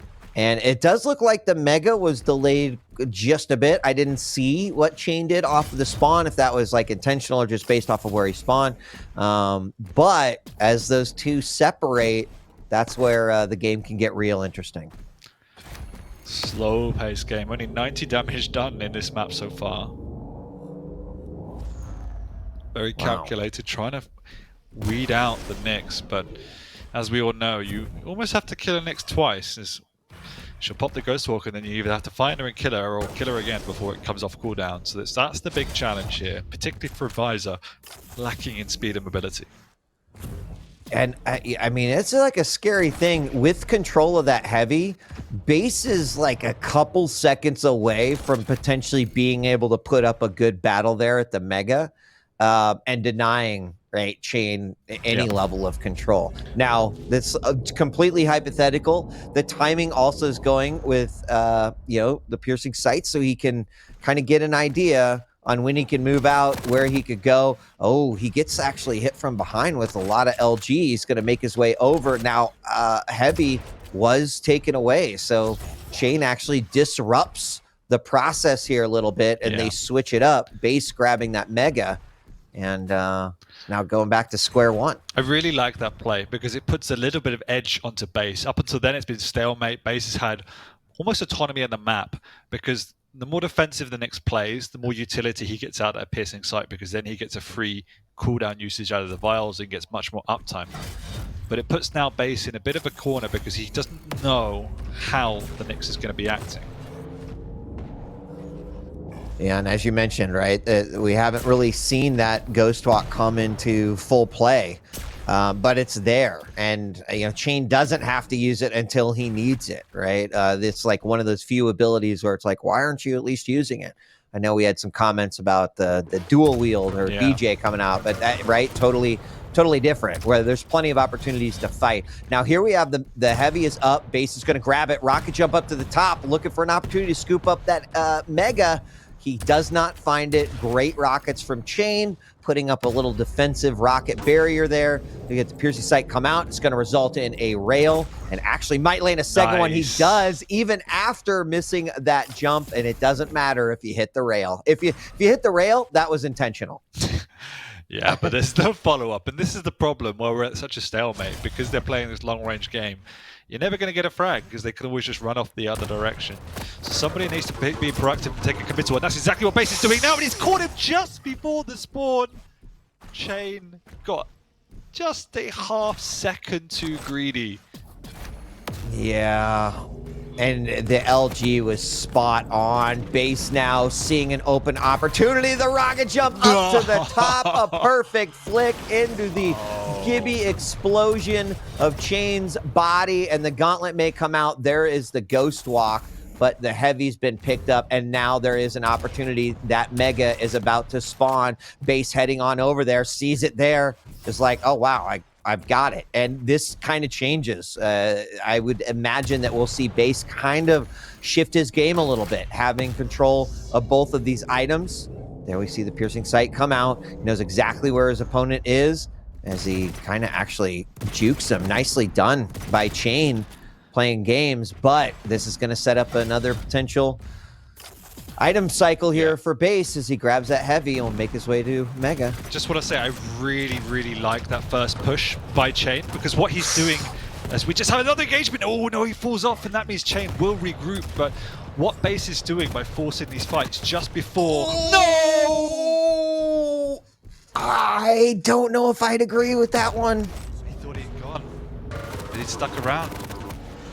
Might be able to get a frag here, but what Base is doing here is that he's forcing Chain to fight if he wants the item, and he won't win the fight because he hasn't got enough stack, which means he's then either going to have to try and take it to the death to get the item, or pop a Ghost Walk when he's so weak he then has to give up the whole map. So it's forcing Chain to make a decision. I either instantly pop it and run away, because as soon as he starts engaging, he's already lost control. So it really is forcing Chain into these micro decisions that at the moment Base is winning on. We've got some rails coming out. Nicely done by Chain, answered by Base. Chain, unfortunately, very, very low. And we're going to get that piercing sight. Chain, nice. Double frag. Unfortunate as he's in the back, trying to heal back up, and Base now up by 3. And I honestly thought that risk by Base to rocket jump back up where Chain was able to capitalize was going to turn into bad news bears for him, but he recovered from that one. No, he did. He managed to catch him with the piercing sight once again, which we said how much value is going to come out of it. It seems to be incredible value every time he uses it. Yeah.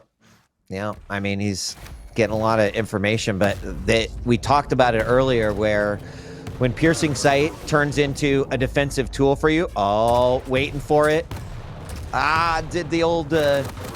like a bit slippery there. Chain unfortunately goes down, but I do like what he was thinking about doing there. He kind of stopped for a moment, got behind Base, but just wasn't able to really capitalize on it. There's about 3 minutes left in this matchup, and Base still with the 4 frag lead. Now, what you really got to be watching for now is what Base's options are. Can he keep the pressure on? He absolutely can, but he can also begin to play a much more defensive game using that piercing sight to basically always be where your opponent is not. So he uses it, he sees his opponent way across the map. Instead, he's like, nope, I'm going to keep the pressure on, and good for him. There he gets the Ghost Swap popped again, and that might be his objective right there.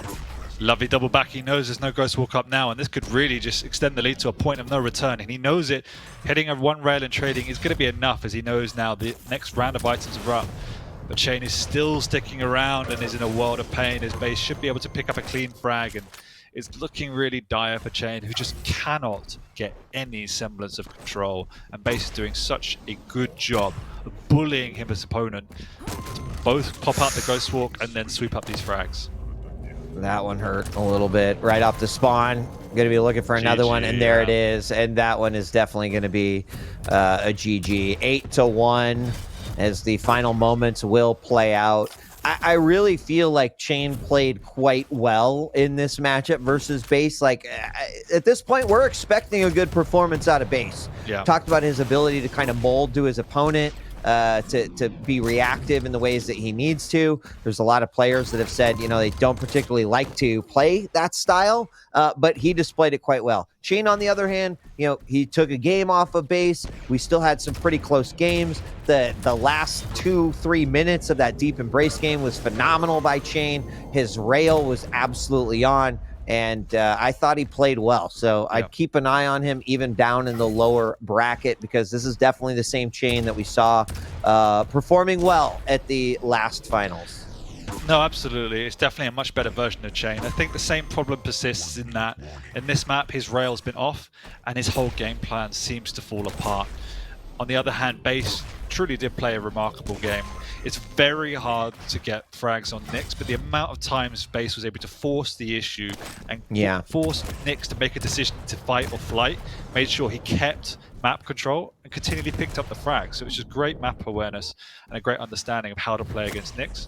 But no, I am a little bit worried for Chain for when he isn't hitting his rails, because there was no real time that he was threatening Base because of that fact. Yeah, and we talked about that flow, and you saw, like, use the last 3 minutes of Deep Embrace game as an example of, right, when Chain's feeling it, what can happen. Base certainly put on quite a display, and his tried and true came out, but here in the final seconds, 13-3 is what we're looking at, a potential final score here.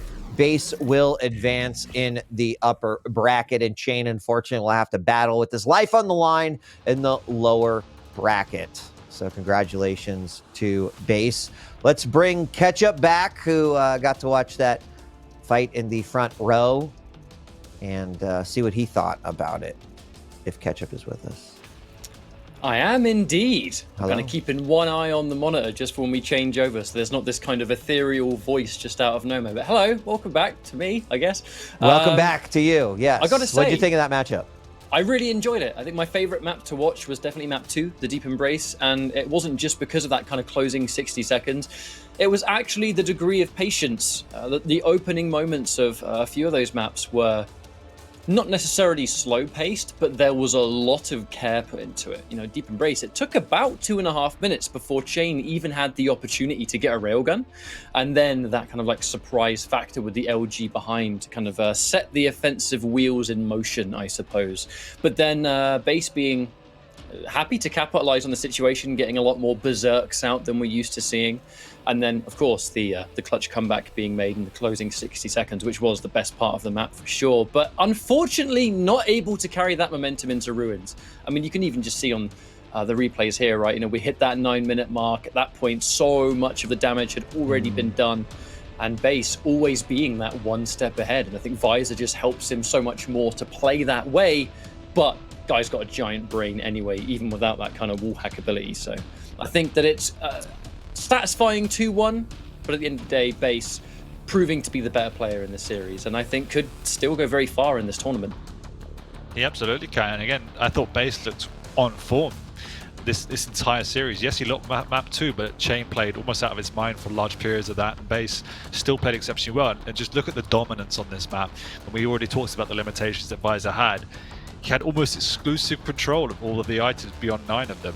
So full credit to the way in which Base played this, and he definitely showed his best form here. He picked up 13 frags with only 2,800 damage, so that was just pure efficiency, that almost every engagement he took landed a frag.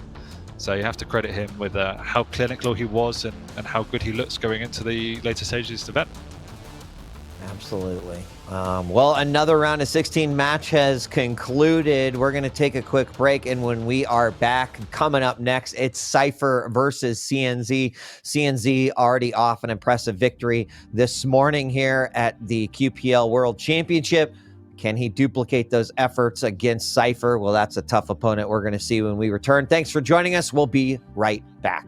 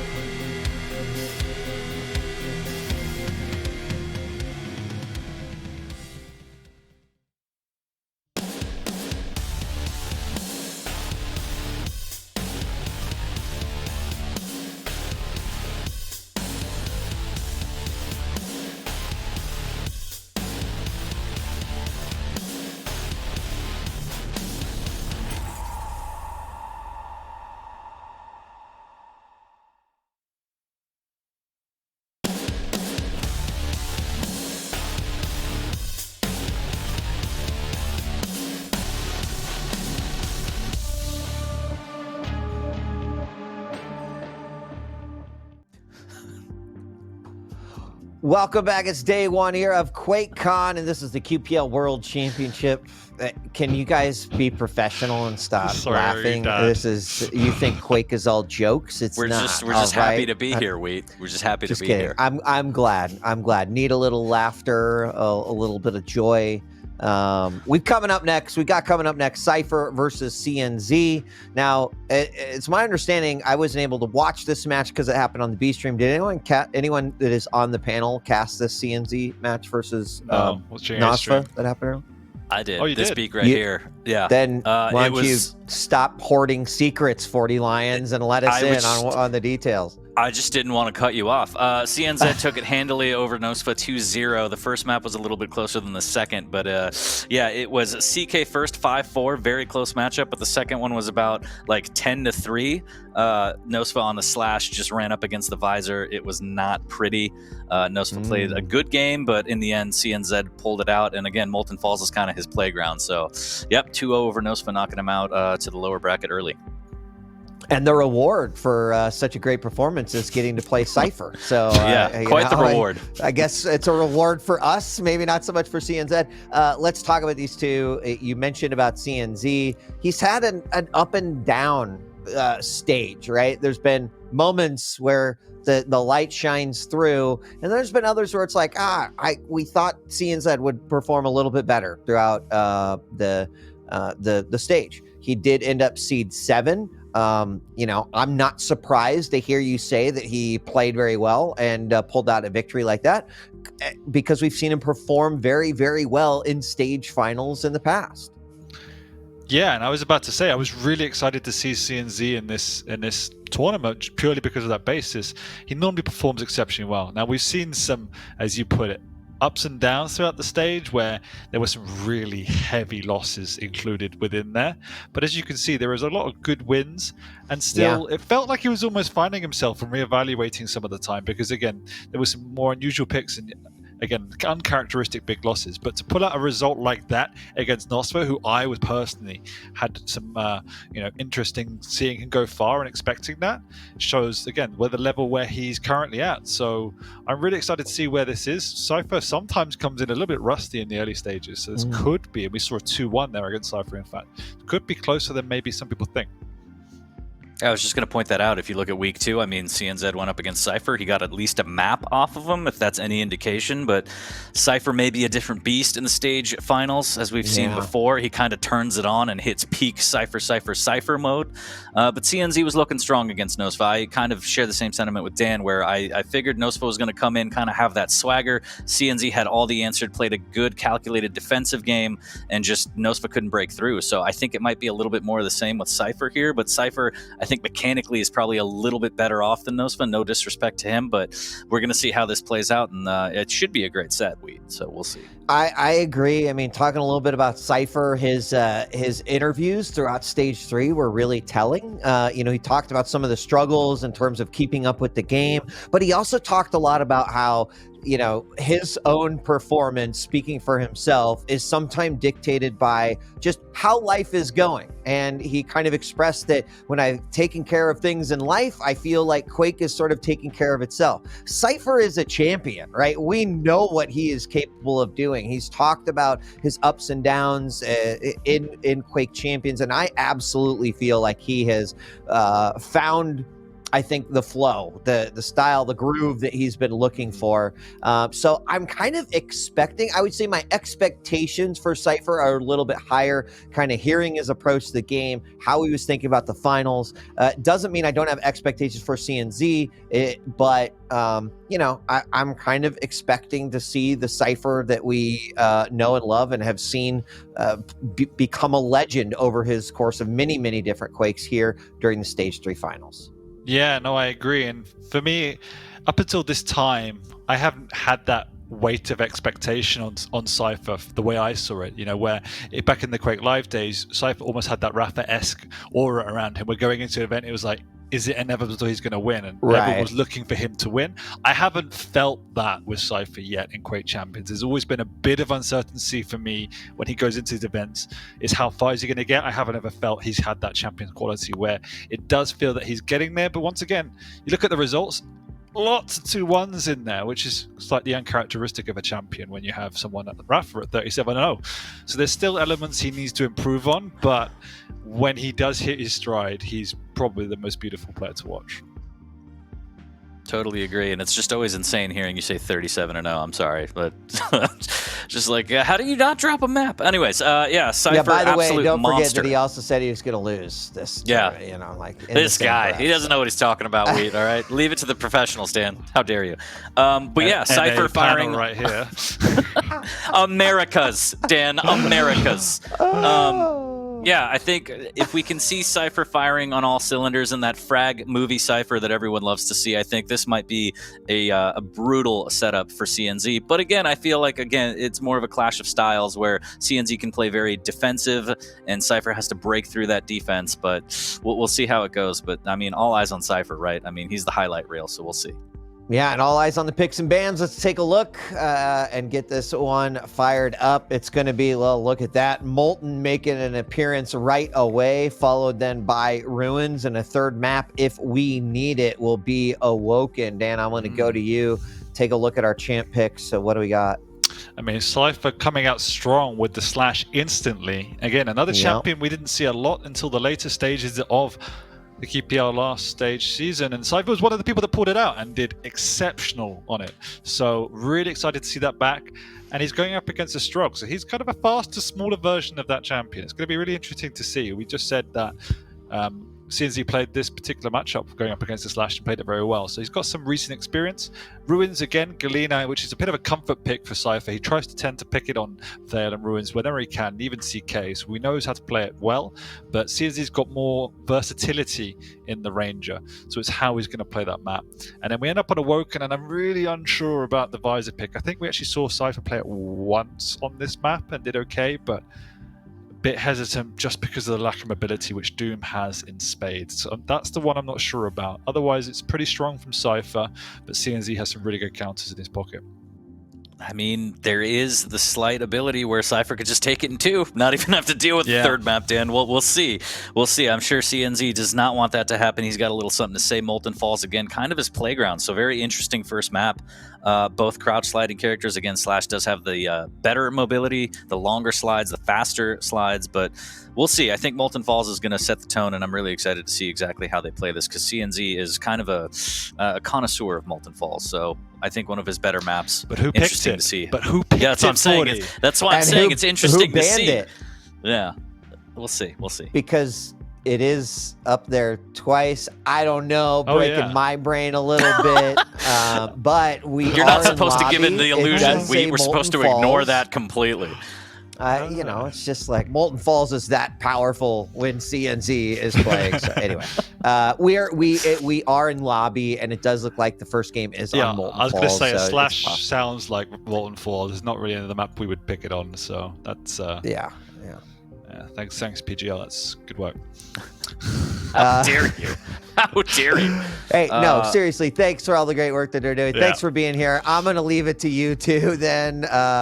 You know, just play by the rules, gentlemen. Like, we'll try. We'll try and behave. Right. Bye, Papa. 40 ZSX, I'll see you on the other side. Bye, Papa. All right, now that he's gone. I'm excited, Dan. I'm excited.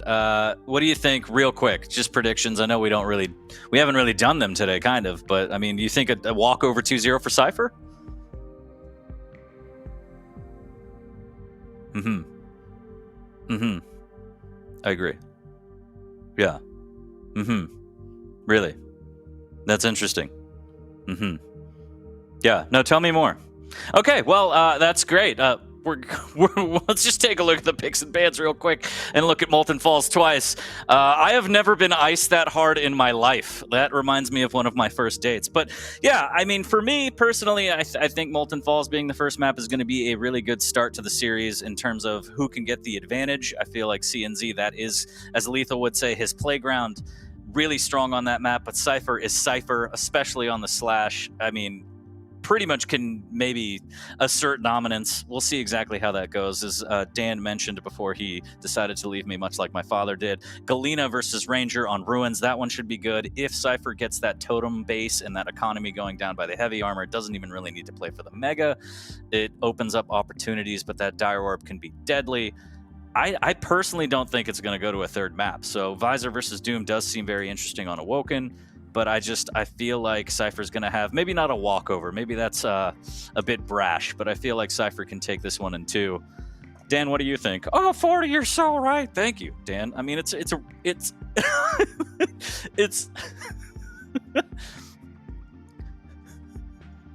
Barbells fell down and knocked out my. No, hey, I'm gonna step up for Dan because that's what Papas do.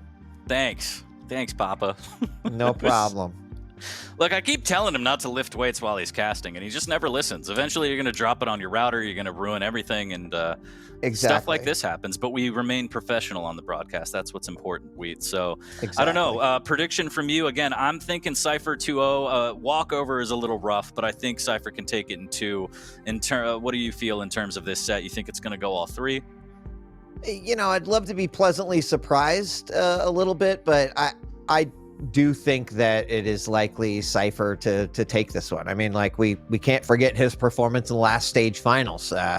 Saw him make it all the way, to the end there, and I think was really impressive. And then obviously through stage 3, what we saw there. So certainly a lot of potential here. I'm gonna just have to go with my gut, say Cypher. But again, I didn't get to see the CNZ versus Nosfa matchup. It kind of makes my blood pretty excited to hear that CNZ pulled out that upset. A lot of people in chat were saying, I'm really surprised by that. Would love to see that extend off because CNZ has traditionally performed very well in the finals. So let's go, let's get it. But I would throw my channel points towards Cypher.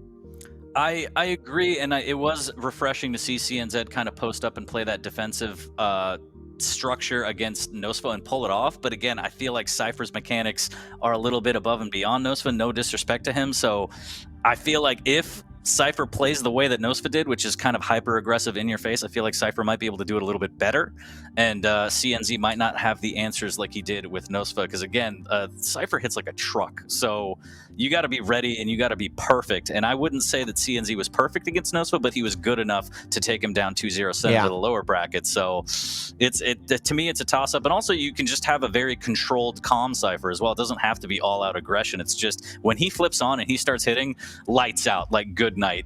You are going to be in a frag movie whether you like it or not. So unfortunately, that's exactly what happens oftentimes against your consent. It's just like, you frag me, my body's flying across the map, there's not much I can do about it. Plaster it all over the televisions. Let's go.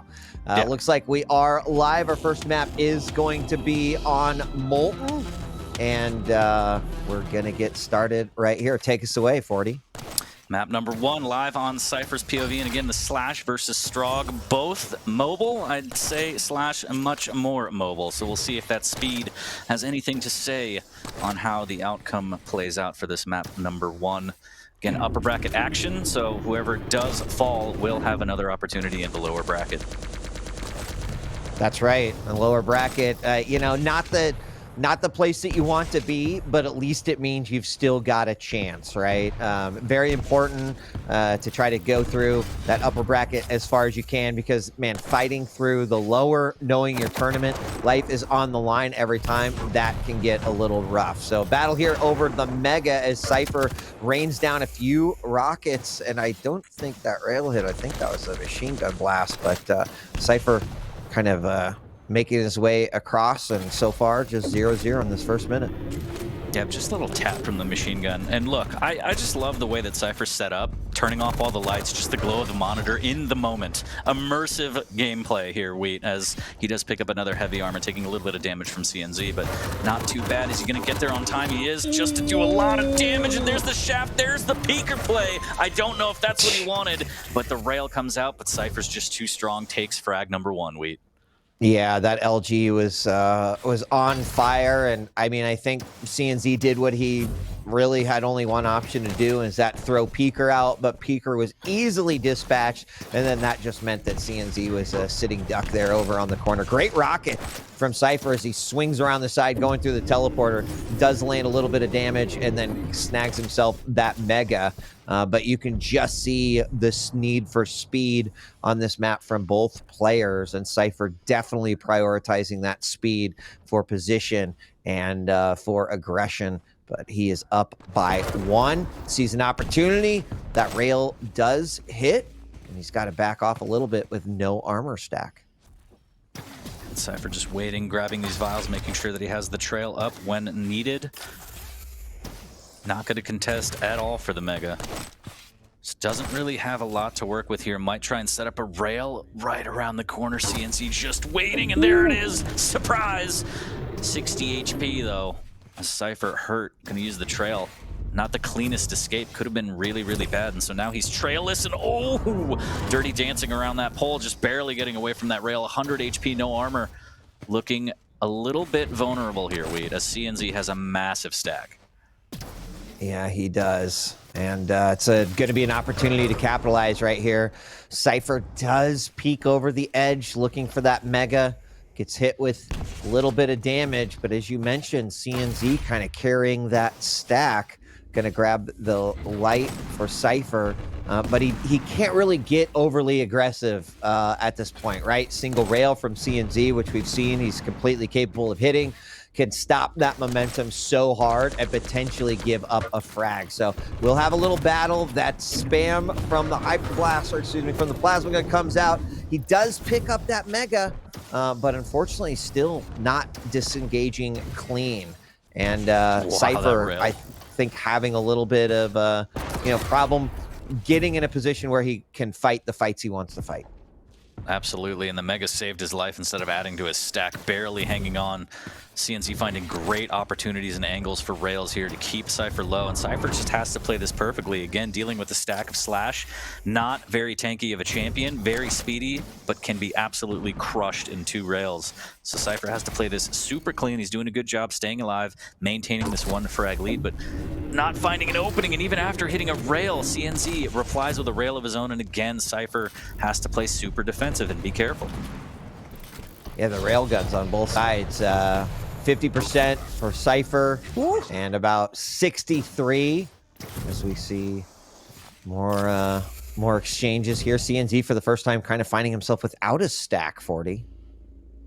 Yeah, finally melting through the stack is Cypher, earning himself some items, but he had to work so hard for that. For about 2 minutes, it was all CNZ just running the items, but now that Cypher has the stack, has the timing, he could play a little more aggressive, he can get a little more in CNZ's face, and now he has the trail up as well, so another heavy armor goes to him. Perfect stack to work with, flipping the bird, and almost getting that pixel-perfect rail on the slide-by. That would have been absolutely immaculate here. So he's positioning for this heavy, and instead of going for the peeker, he's just gonna melt the strong, but he still can't do it, and there's the pickup after the rail. And that was some Cypher stuff, Wheat. Wow. It was so good. I mean, we got to see that decision happen as Peeker was coming towards, like, well, forget about you.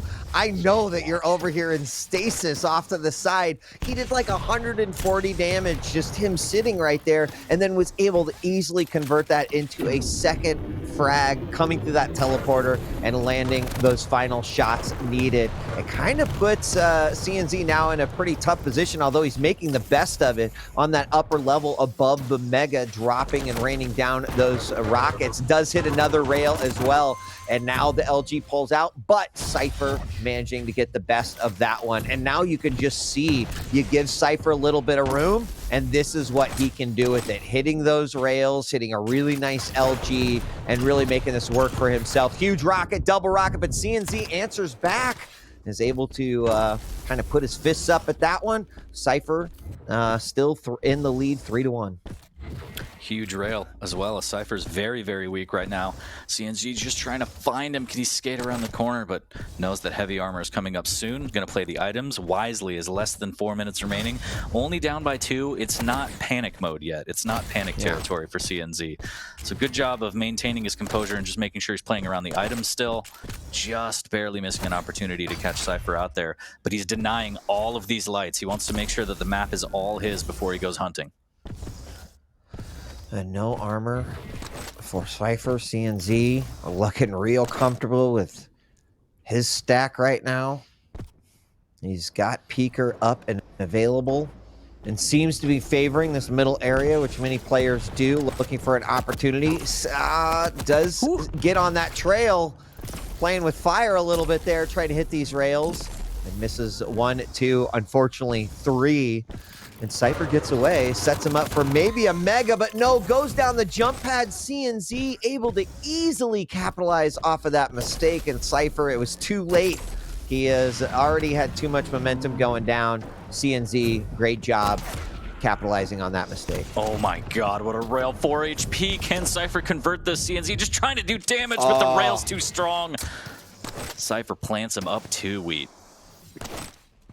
Yeah, and I mean, some good shots there from CNZ. He's trying to make this work. That clock ticks away, and we've talked about it a few times, right? Players are more willing to take some risks, and it may look like, wow, you got worse as the game went on. It's like, no, when you're down by 2 and that timer's ticking, you kind of got to start thinking about where can I hedge my bets and where can I potentially put myself in an advantage. And that's exactly what we're seeing CNZ do. It's kind of working out a little bit at a time, right? Cypher down to just below 100. CNZ's not looking super healthy himself, but trying to get in there to those 225s by the Mega, and he will be D9 as the Mega is picked up by Cypher, and now he heads on over to that heavy. Lands a rail, puts CNZ in a real bad spot, and it's likely that Cypher's going to be able to take both of these. Another rail, they actually trade, and is he going to drop down and go for it? There's the rockets coming out, and there is it. And Cypher kind of has map control right now. Map control indeed, with 1:30 on the board and 2 frag lead. If he gets this Mega rather cleanly, that could be it, as he has the mobility to stay away from CNZ. Just playing choke points, maybe with LG out, is the play here, as Peaker is going to be down for another 12 seconds as well. So the shenanigans on CNZ's playbook are limited here. Trying to rain down some damage from Shotgun on this next heavy. Cypher just doing a great job of avoiding it. Going up the jump pad, LG on LG, so much damage. CNZ might go down here. The Peaker's back up, but the rail dealt with nicely here, and CNZ just doesn't have any options, Weed. None. Yeah, and I mean, giving up that Mega 2 here in the final minutes, it puts Cypher in a really good spot. You know, with that 90 seconds that was remaining, I think Cypher really still had to be very careful. We saw what happened in the matchup with Chain, right, where Base gave him just a little bit of room, and he was able to really turn that around. I didn't want to see that happen at all, and so Cypher kind of going into a more defensive mode there, but still giving it everything that he's got. CNZ down by 2, and he's going to need to make some moves here. Cypher planted firmly in that rail room, and now just playing ring around the rosy, hide and seek, whatever game you want to play it, because he knows that he's got this one in the bag. 10 seconds left, and a great rail as he drops down the jump pad for the game, 5-2. And there it is. Cypher will take map number 1. It wasn't the easiest, like I said. Walkover was a little bit of a hyperbole there, as CNZ does a good job, but Cypher just a little bit better, a little bit faster. 5-2. It's in the books, and Cypher's up 1 in this set. Sorry, I don't know what happened. My camera turned off. I'm just a curse. It's okay. I just kick things with my feet. What's feet. going on? I mean, we lost ZSX. My camera's off now. I think ZSX is back. Ah, there it goes. I don't know. Nobody know wants what to happened. play with me. Yeah, so shouts to Cypher as we take a look at the highlights real quick. And this Peaker play, again, as you mentioned, desperation there. Stuck in the corner, Cypher able to clean that one up with a little bit of HP left. CNZ not too happy about one. This play right here, just hyper-focusing the Strog instead, putting all the pressure on CNZ as a drone pilot, saying, you better hit everything because I am going straight for you. And it pays dividends there as Cypher takes another frag. Frustration from CNZ is, I mean, yeah, you're going against Cypher. Like we said, he hits like a truck. 46% LG, I believe, from Cypher, which is just... It's nuts. It's nuts, man. Cypher is such a beast. I mean, that first frag with the LG by Cypher was quite nice. And we saw that kind of consistent throughout there, as the low light seems to be the power that Cypher needs in order to take that first victory. And they're going to be going on to map 2. And to be fair, Dan, are you back, Dan? Yeah, Dan is hiding in the shadows, I believe. Deadlifting a couple more times, but 46% LG was wrong. It was 47 for CNZ. 36 was actually what Cypher was hitting. His rail was 46, so my mistake. But he still hits like a truck. The LG is still insane from Cypher, even though CNZ was hitting more accurately. I mean, we see the damage for about 400 more, 300 more for Cypher there in terms of shaft damage. So, speaking of shaft damage, ZSX, are you back with us? The Incredible Bulk, are you okay? Because I'm turning into the Incredible Sulk if you're not here. What? No offense, Weed. Oh, okay. Welcome back. How was the nap? I don't know. I mean, you're back. You're in the channel. I don't. Oh, okay. Okay. Good. All right. Dan Weed and I Dan were just can't be sorting heard, stuff so out, we're chat. like Don't worry talking to about us. We're Dan, and talking no to one could ghosts. hear him. Got it. Got it. This is my first day. Wheat, how do you do this for a living? Anyways, 5-2, map number 1 in the books. Cypher takes, I would say, CNZ's best map, and that probably explains why Cypher picked it. He believed in himself, the slash play outclassing the Strog. As we're going to head into map 2 shortly, it's going to be Ruins, Galena for Cypher, Ranger for CNZ. And all the pressure's on CNZ here, and I think he might be able to pull this one out, but my heart still says Cypher is going to take this 2-0. I don't know what it is. You know, you just ever get that feeling, Wait, where it's just a little something, something? I just feel that right now. Yeah, I mean, I would say, you know, while we were speculating in game 1, now seeing how Cypher is playing, I'm sticking to where I was at in terms of Cypher being able to take this one. The Galena versus Ranger on Ruins. I mean, both these players very familiar with this map.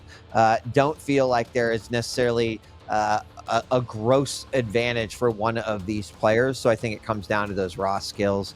And, you know, Cypher with 1 map lead gives them that flexibility. I mean, I still would not count CNZ out by any means. I mean, 5-2 in the last match wasn't like it was a commanding, huge, you know, devastating lead by any means. So yeah, I think he could still pull this out here. Like CNZ's rail looked really good. His LG looked really good. So a spawn, a fight going in his favor, I think could change everything. Well, if you can throw down some last-minute predictions on the under, 16% for CNZ as Cypher with a whopping 84%. We're live on map number 2, Wheat. This could be the final one for CNZ in the upper bracket, as Cypher does have the map advantage in this set. He does. Oh my god! Early. Oh no! 15 seconds on Ruins for the first frag. Not sure if that's the fastest, but that's pretty quick. That was, and I really feel like it caught both players by surprise a little bit, 40. You know, CNZ, I think, looking for a quick teleport to the top, and unfortunately, well, Cypher was there, and Cypher's surprise was like, oh, I can actually kill my opponent here. And the 3 rockets later, here we are, 1-0. Not a great start, though. It immediately means that CNZ's mountain got a little bit steeper. Just a brutal start. You can't even blink, and you're down 1 to Cypher. Already down a map as well. Cypher holding the high ground here. Bit of damage here, but the defensive rocket is so strong. He's also got a totem and a rail, and CNZ just cannot fight now. Instantly, blink of an eye, so much damage coming out from Cypher.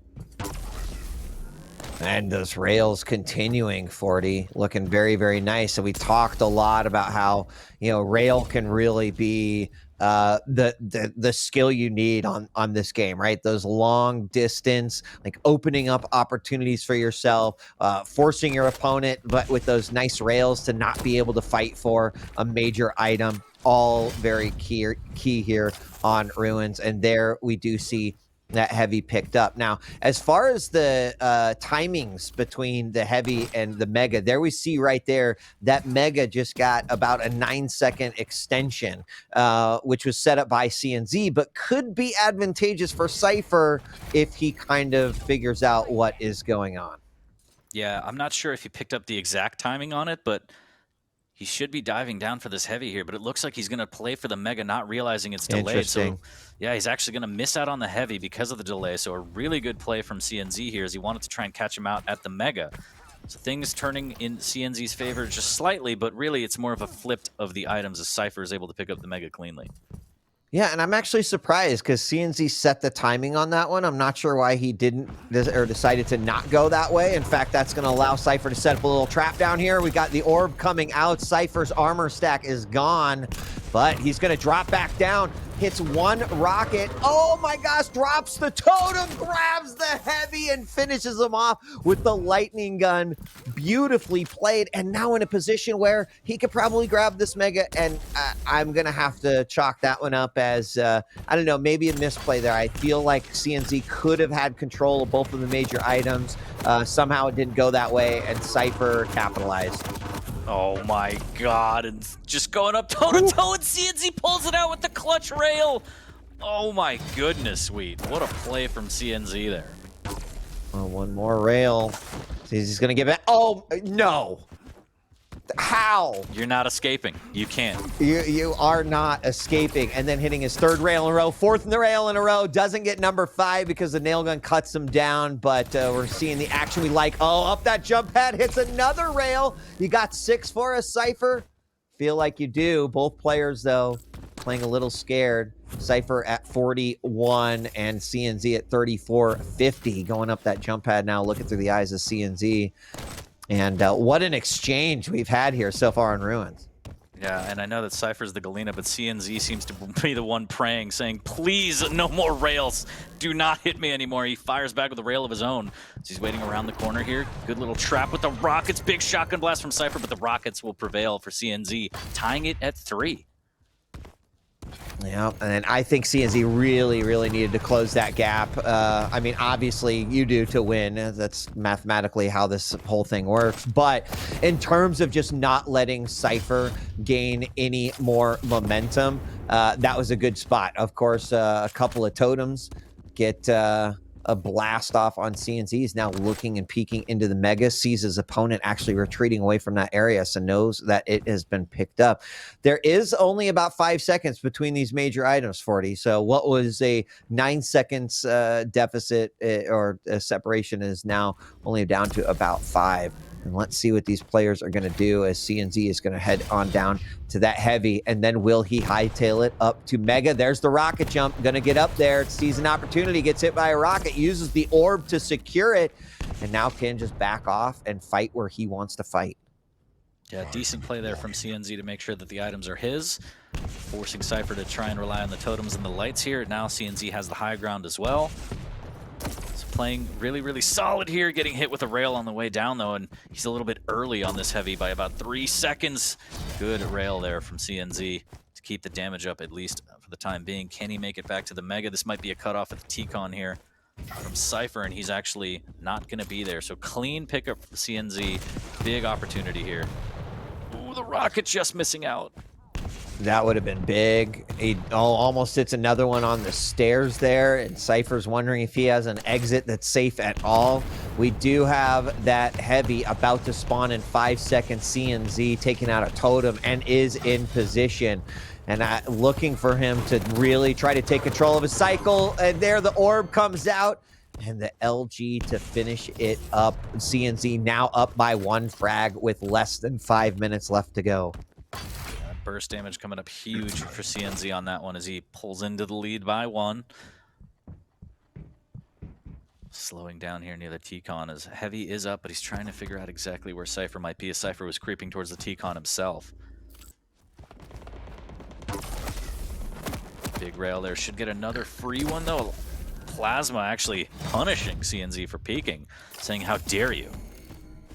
How dare you? How dare you look at me with your eyes? 6:30 have elapsed on this one. Wheat real close. 1 frag for CNZ. Does he have what it takes to close this one out, you think? I do, but I wouldn't call it quite yet at all. You know, both players definitely playing a solid game right here. We're seeing a good game of Quake here on Ruins. 1 frag doesn't mean a whole lot with 3 minutes left to go.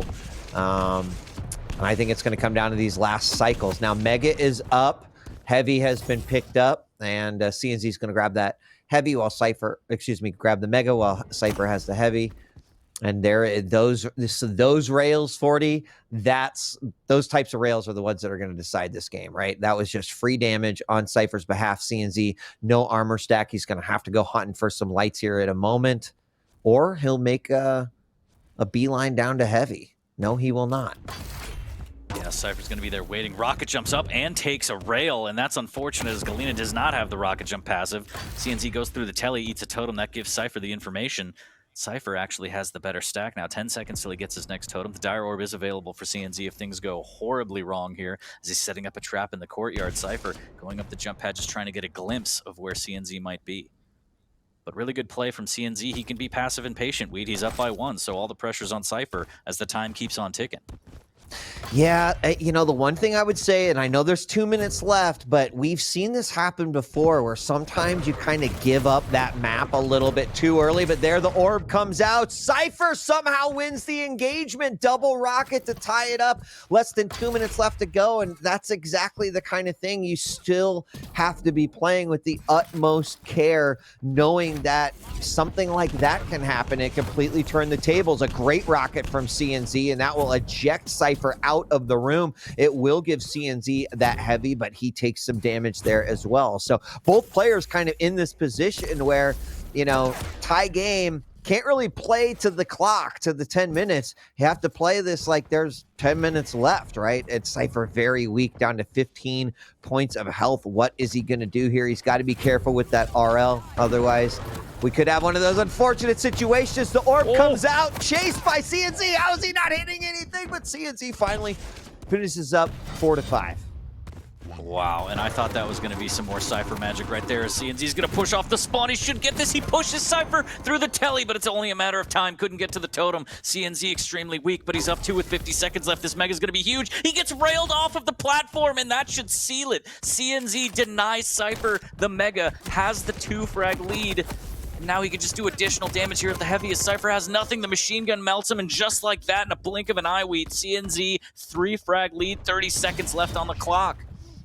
I mean, a great game coming out from these two players. Cypher, who took game number 1 by 3, and now CNZ poised to take game number 2 by 3.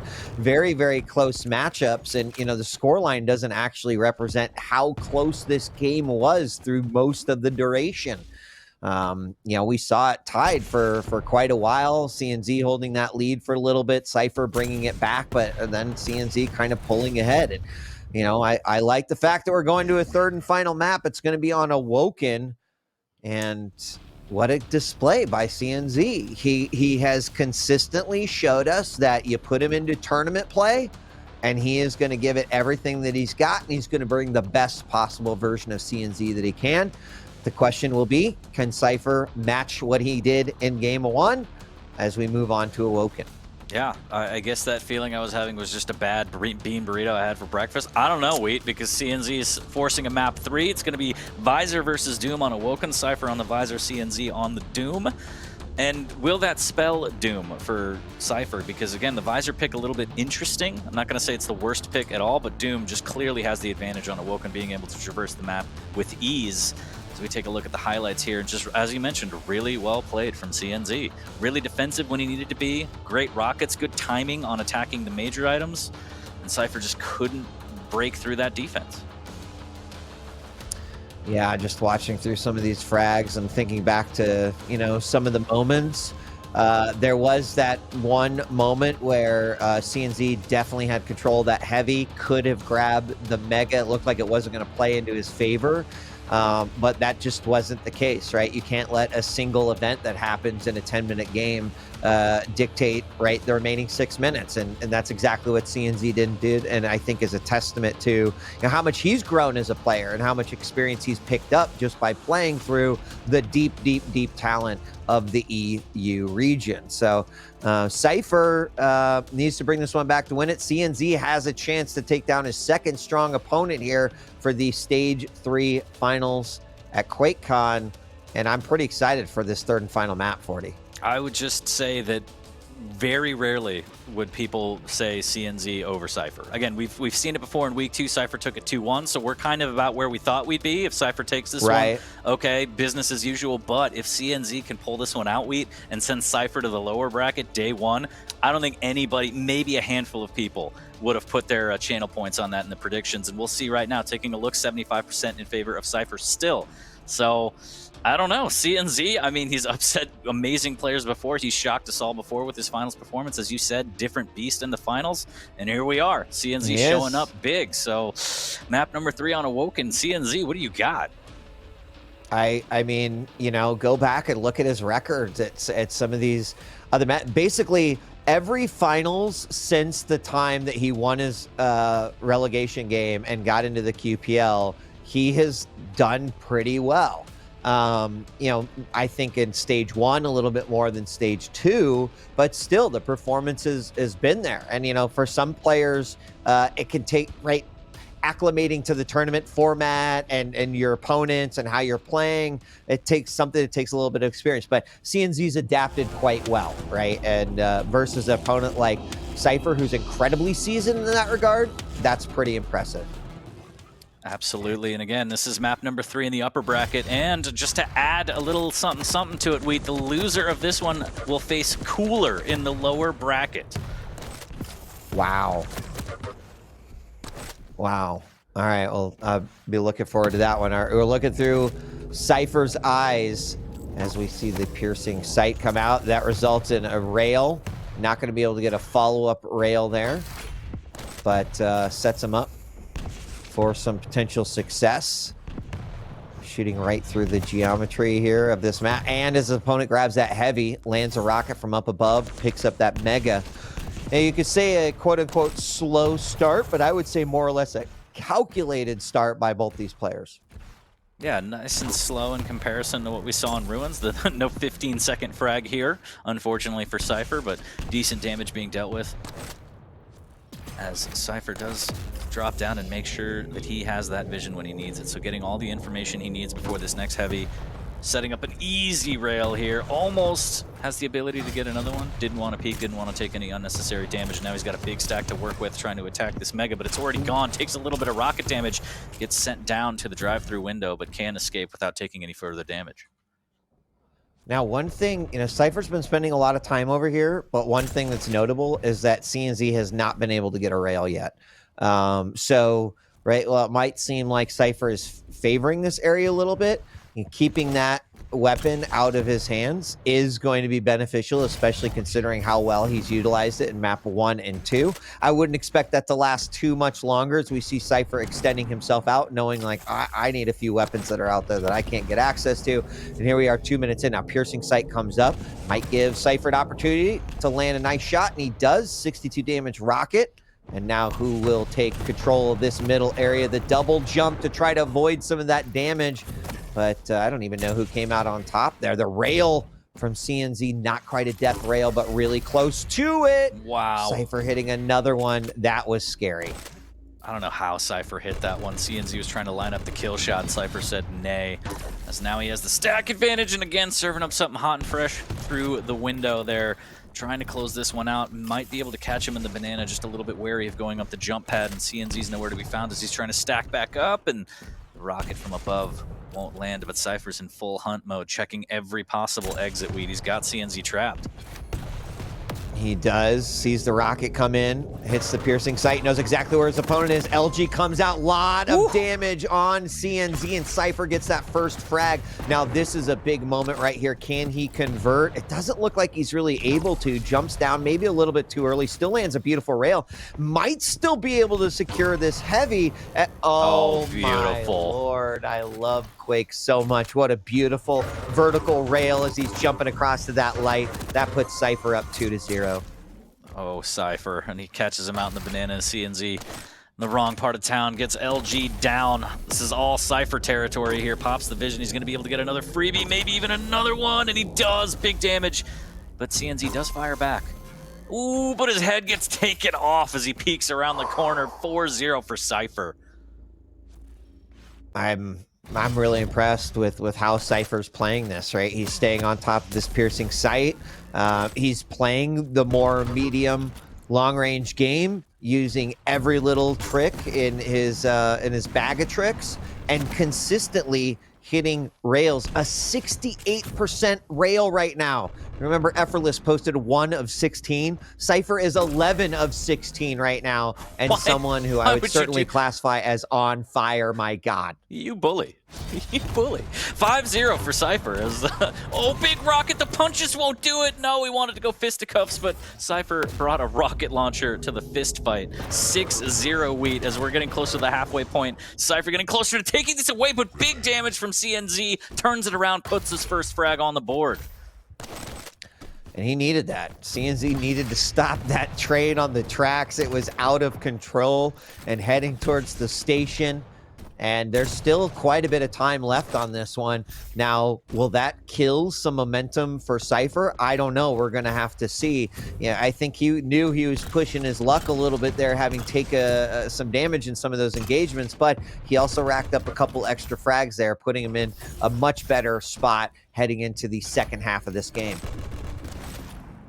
Yeah, and I think the issue that's popping up is, as a Doomslayer, you have the double jump. It's fantastic, great, but you don't really use Berserk a whole bunch, so you can't really deny the vials. So essentially, Cypher just gets free vision all the time because all the vials are for him. There's a good tickle with the LG there, a little bit of Tri-Bolt to follow up as well. Great rail there. CNZ almost hits another one there, does finally hit one, but the heavy goes to Cypher, and he fires back with a rail of his own as CNZ makes his way to the Mega. So good damage exchange from both players. CNZ, more health but no armor, needs to be careful. Cypher just dropped down. CNZ, a little bit of a trap here. Great rail. Almost hits another one as well. So Cypher needs to get out of there under a little bit of pressure from CNZ. And still consistently hitting these rails. Not still at that 72% we saw, but 60's pretty damn good still.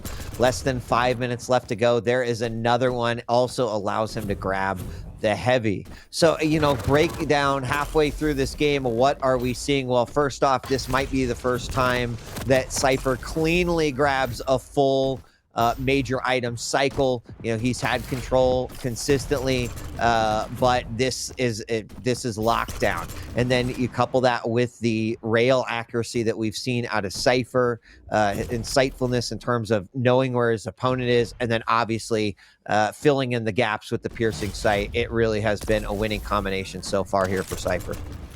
Yeah, just strong control over the map. Even if he doesn't have the items, he shows up to deal the damage. Again, the rail so strong right now. CNZ making his way through the T-Con, trying to track Cypher, trying to add some more to the score here. Good rockets. Okay, that was pretty good. Flick it almost. Oh boy, those boots just hanging on by a thread there. That was close. It was, and I think CNZ really needed that to try to put something together. Now, with just a rail and a shoddy, we will have a trade. However, I feel like that trade actually, I was gonna say it kind of favored Cypher, but neither of them really got the the ammo pack there. They didn't get the little supply, but it doesn't matter because Cypher, he's kind of picked up his aggression a little bit. And look at this scoreline now, 8-3, 5 frags with less than 3 minutes left to go.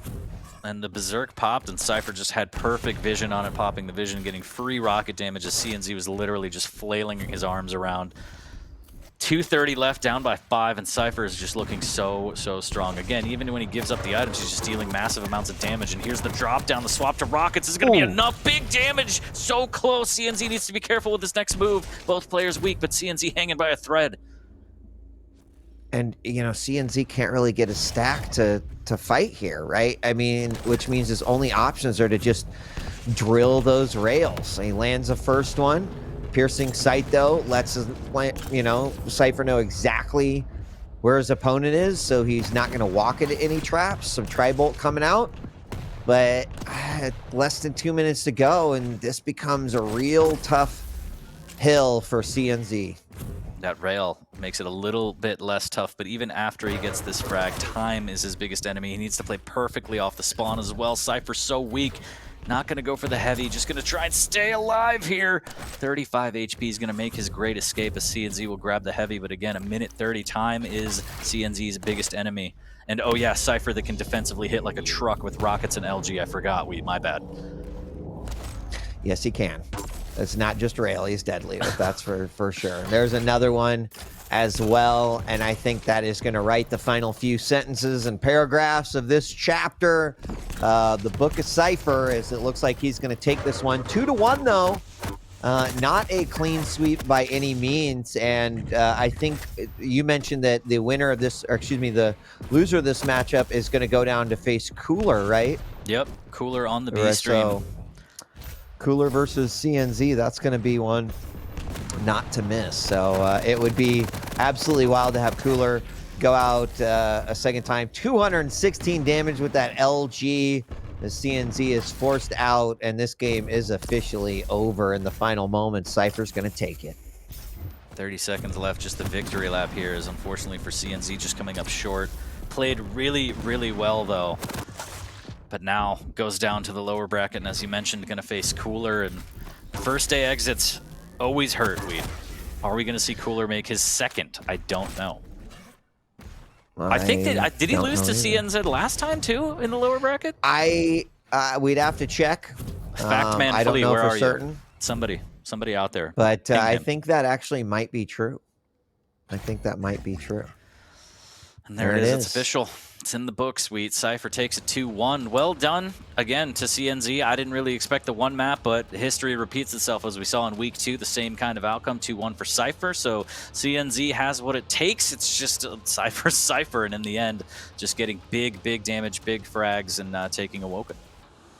Yeah, I mean, we talked about Cypher as a legend, right? You can't discount him. You know, he puts the reps in, he puts the time in, and what he is absolutely capable of. CNZ still with the phenomenal set there, not the winner, but Cypher showing us, all right, he wants to stay alive. He's bringing something to the table here, and let's see how far he can actually take that as CNZ will fight for his life in the lower bracket versus a very, very viable opponent, that being Cooler. Let's go ahead and bring ZSX back, find out how his journey was through the interwebs, and you're back. I didn't want to cast that anyway, you know. Welcome back, buddy. We were all really worried. It's fine. Just casual dog ripping the router out the wall. Another day in the ZSX house. But yeah, Nice. I didn't obviously catch a lot of the first game in a bit because I was plugging that all back in, but really good to see. I saw map 2 onwards. I thought CNZ played that map perfectly. Great use of the Ranger, and as you put it perfectly, Wheat, Cypher was just not able to break the defense. But that third map, I spent so much of it with my mouth hanging open because of the rails that Cypher was hitting, and just it wasn't just laying them up, they were just all flick shots. It was insane. But what I found most interesting from a Cypher POV was that he just stayed away from the mid ground. He just played the low ground, he played the side areas, because he was like, if you have the Doom, I'm not even going to challenge it. I'm just going to stay away. I'm going to play low. I'm going to play far. And it was I've never seen anyone play like that, where they didn't even bother to go in that T-Con because he knows it's not his place to be. And just that strategical adaptation, coupled with the fact that he hit everything for about 6.5 minutes, meant it was a really tough road for CNZ, but still the scoreline wasn't a whitewash. And again, it just shows how strong CNZ is.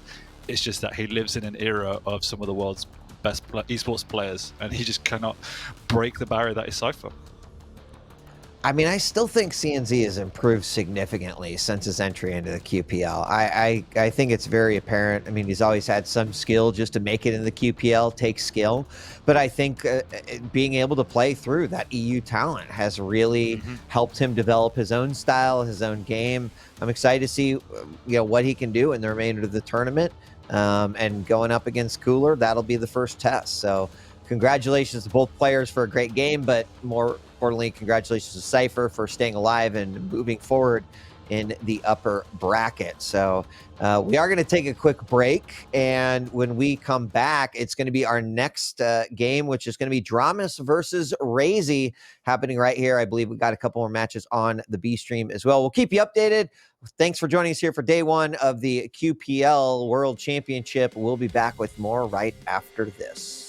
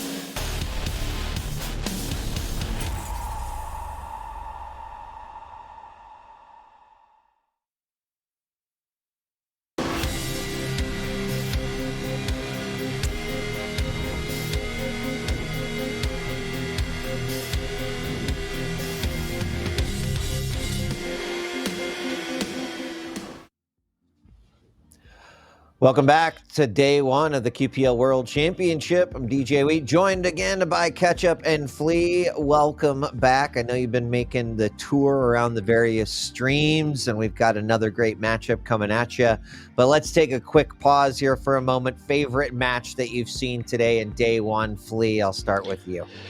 Oh man, there's already been some really good highlights. I think Base versus Chain was an incredible series. That's probably going to be one of my main ones, although I really liked casting Kron versus Sparty. It's probably the favorite one that I've casted so far. But there have been a lot of hype matches. I feel like a lot of our relegation matches share that similar kind of fate. We've had some close exchanges, and with what's on the line, or what was on the line, I guess is more accurate now. I feel like the match with Garpy was one of my favorites, the very first, because it was just so intense considering we've only just started the show. But now, Razy and Dramis going head to head. Razy's going into this one as the favorite, let's be realistic here, but Dramis, having recovered from injury, kind of near the end stage of this stage, has kind of looked better than ever. And I think that downtime he had no choice but to undertake has kind of reinvigorated him. If you follow on social media, he's in extremely high spirits, he's playing well, he's practicing a lot. And it's kind of inspirational, to be honest. It really is. I was in his Twitch stream a few days ago, and I congratulated him on his performance and wished him good luck. And he was just like talking about confidence is key, is what he said, right? He was talking about how good he's been feeling and how he's ready to take on the finals now. And I believe his organization even tweeted out that Dramis is aiming for the first place, doesn't want to settle for anything less. So a lot of confidence, yeah, for sure.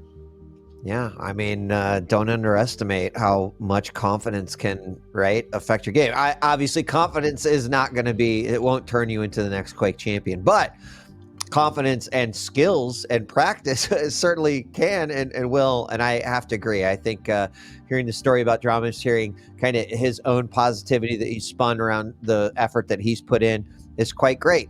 Of course, going up against someone who has been labeled a god killer, someone who has a few maps named after him, or a few champions that kind of have a little name tag of this player, and that's Razy. Now, I'd love to hear from both of you, because Razy has had so much momentum throughout all of Season 2. But I would say that Stage 3 hasn't exactly been Razy's best stage. No, there's definitely been players out there that have outperformed him in this stage. I mean, kind of looking at the results here, we can see the conceding the 2-1 against Avec, Kilson, Wenger, Cypher earlier on. But at the same time, I think I'd very much like to raise the talking point of, listen to the names that I just mentioned. These are all players that could get minimum top 3 at a major finals, maybe even further, maybe even winning them. There's definitely something to be said over just how unbelievably stacked EU and CIS has always been, and especially now.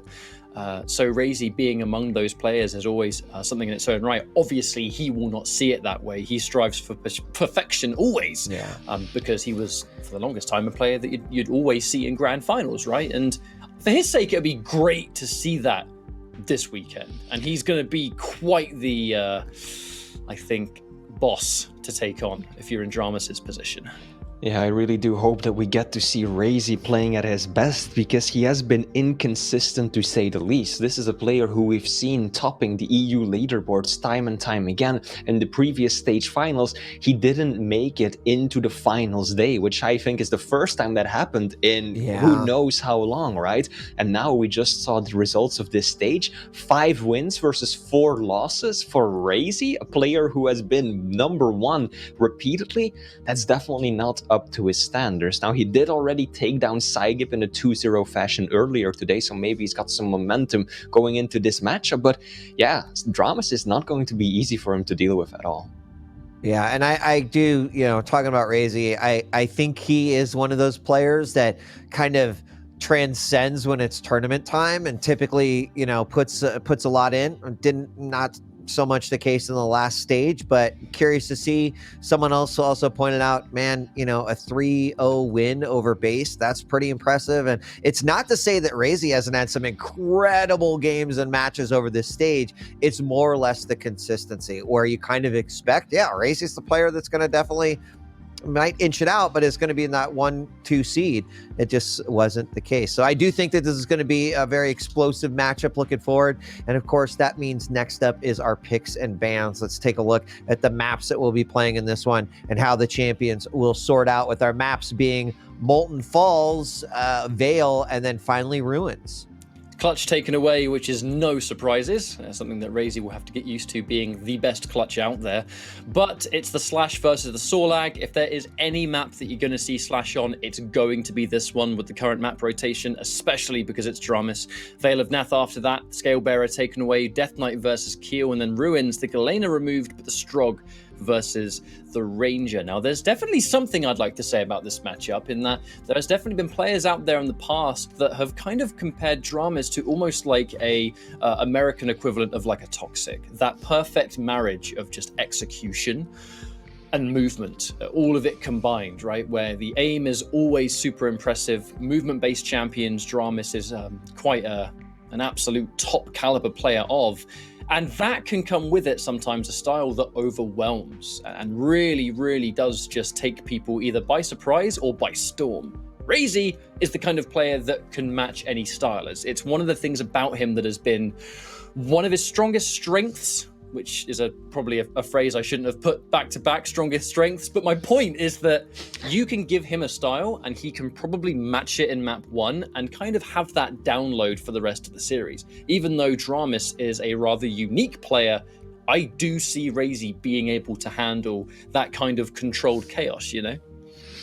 I also don't think his picks are bad for what you just described, right? Dramis is, I think, in the eyes of many, the best Slash player in all of the Americas. So good on the crouch sliders, and especially on the map like Molten Falls. That is where Slash truly shines. However, Razy has an excellent counter pick. Sorlax, she might not be as fast on the acceleration, but she's got a lot of mobility. That maneuverability in midair helps out so much getting around the map. Plus, you've got a huge stack advantage over Slash. So this is a very clever counter pick to make sure that you can kind of keep up with the movement while still having that base stack advantage to counter Dramis' aggression. Great points from both of you. We don't have to wait too long for this game to get underway. Dramis versus Razy as our matches continue here for day 1. I'm going to step away, but Ketchup and Flea have fun, and I'll see you on the other side. Gotta mention, completely unrelated, but nice guy Razy in the admin chat. You know, admin's in there saying, we're playing on this server, yeah? Normally people just go yes or no. Razy goes, hello, yes. Just has to get that nice little polite greeting in there as Razy. Always a gentleman. He always does that, I love it. He does very much so. Shouts to Bourne. But now, this first map, where it's going to be that battle of movement, a matchup that I think we're quite familiar with at this point, and you quite rightly pointed out that Razy's picks are always intelligent, not only against the champion he's up against, but the player as well. So Sorlag should give him that real edge. Whenever I watch Razy in practices, or whether he's kind of just scrimming or whatever the case is, if he goes up against someone that's using a fast, large champion, I think I can remove the size, just a fast champion in general. If Sorlag's on the table, he tends to pick it. And I think that's probably one of the reasons why, because you can match their tempo, but at the same time, take a little bit of extra punishment, deal out that close range damage. It is extremely difficult to outpick Razy when it comes to the champions, because he's so intelligent going about that. I still remember Ketchup at one of the previous LAN tournaments where Razy made it all the way to the finals day, and he just sits down in front of his opponent and they're going through the picks and the bans, and he just takes all the time that he needs, just sits there motionlessly thinking everything through, every possible combination. I think he brings us the longest picks. I think it takes him the longest of almost anyone to come up with them because of that. But that's just a testament to how seriously he takes it and how he goes through every possible matchup, thinks ahead about what maps are still to come, what might my opponent pick 2 maps down from here to try and counter that already. So it is extremely difficult to just outpick Razy and get an advantage when it comes to champions alone. And of course, the fact that he's got such an enormous champion pool, including that clutch, really helps him out. But on that note, we are loading into the first map of this series, kicking it off on Dramus' point of view. Dramus versus Razy. Now, Dramus mentioned the confidence very recently, but is it going to be enough to handle the Godslayer? Unfortunately, before I've even finished that, less than 20 seconds in, Razy secures his first frag as they have a head-on collision. And now Razy, leading the charge so early on, has all the weapons in place, likely has timings on both of these items. There's pretty much no split between them, which gives Razy a nice beginnings. And I think close enough to the heavy. He's going to be laughing here. Dramus, of the two weapons, items that you'd want, I think that in that situation, Mega's not ideal. Because if you're a light champion, you've got no armor, it doesn't matter how much health you have.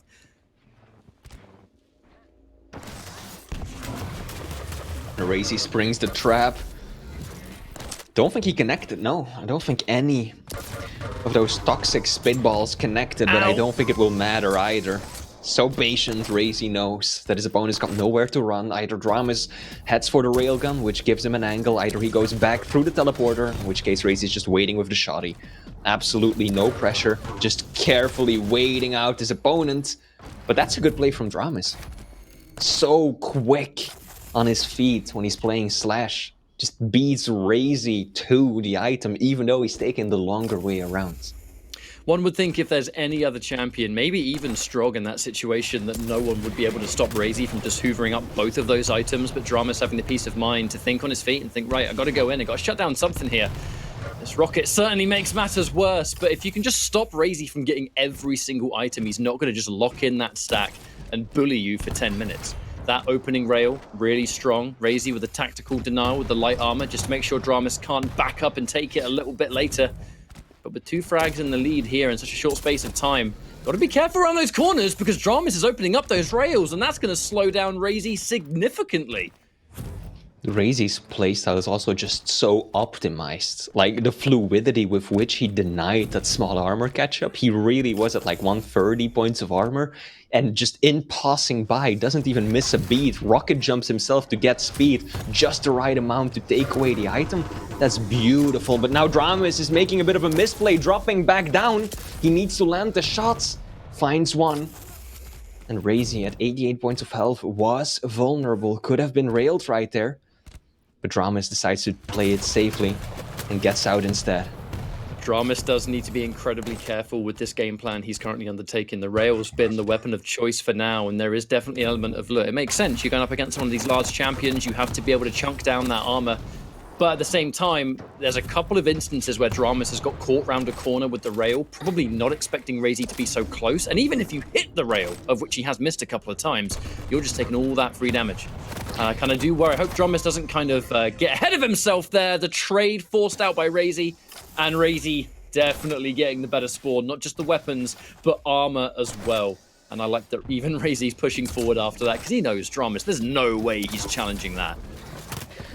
I think Dramus' railgun is really what's been keeping him in this matchup so far, Ketchup. Dramus hitting 57% rail, Razy just 12. Razy has only landed a single railgun shot. And I think that's pretty much the main reason why Dramus is keeping this such a close game. If Razy had been landing more of those shots and actually rivaled him in these long-distance engagements, the Maestro player probably would have been steamrolling a whole lot more. Now he is able to secure yet another frag. It's certainly not clean. Lots of damage dealt, but there's plenty of lights to stop the bleeding just a little bit. Now with the Mega in play, Razy has to take time to get his stack back up, and that's going to be a free pickup for Dramus. The question is, what next? As we're now sitting on the rail. You quite rightly pointed out the importance of the rail. If Dramus wants to get a little bit more ammo, he's going to have to come back this way. He did pick up a rail at the very beginning. Now Razy gets to just back off and again put himself in position for heavy. That is a 100 out there that Dramus has to just take. Looking like Razy's going to be able to pick up yet another one here. Dramus, there's not a lot of stuff to pick up. There's that light health, and that's kind of it.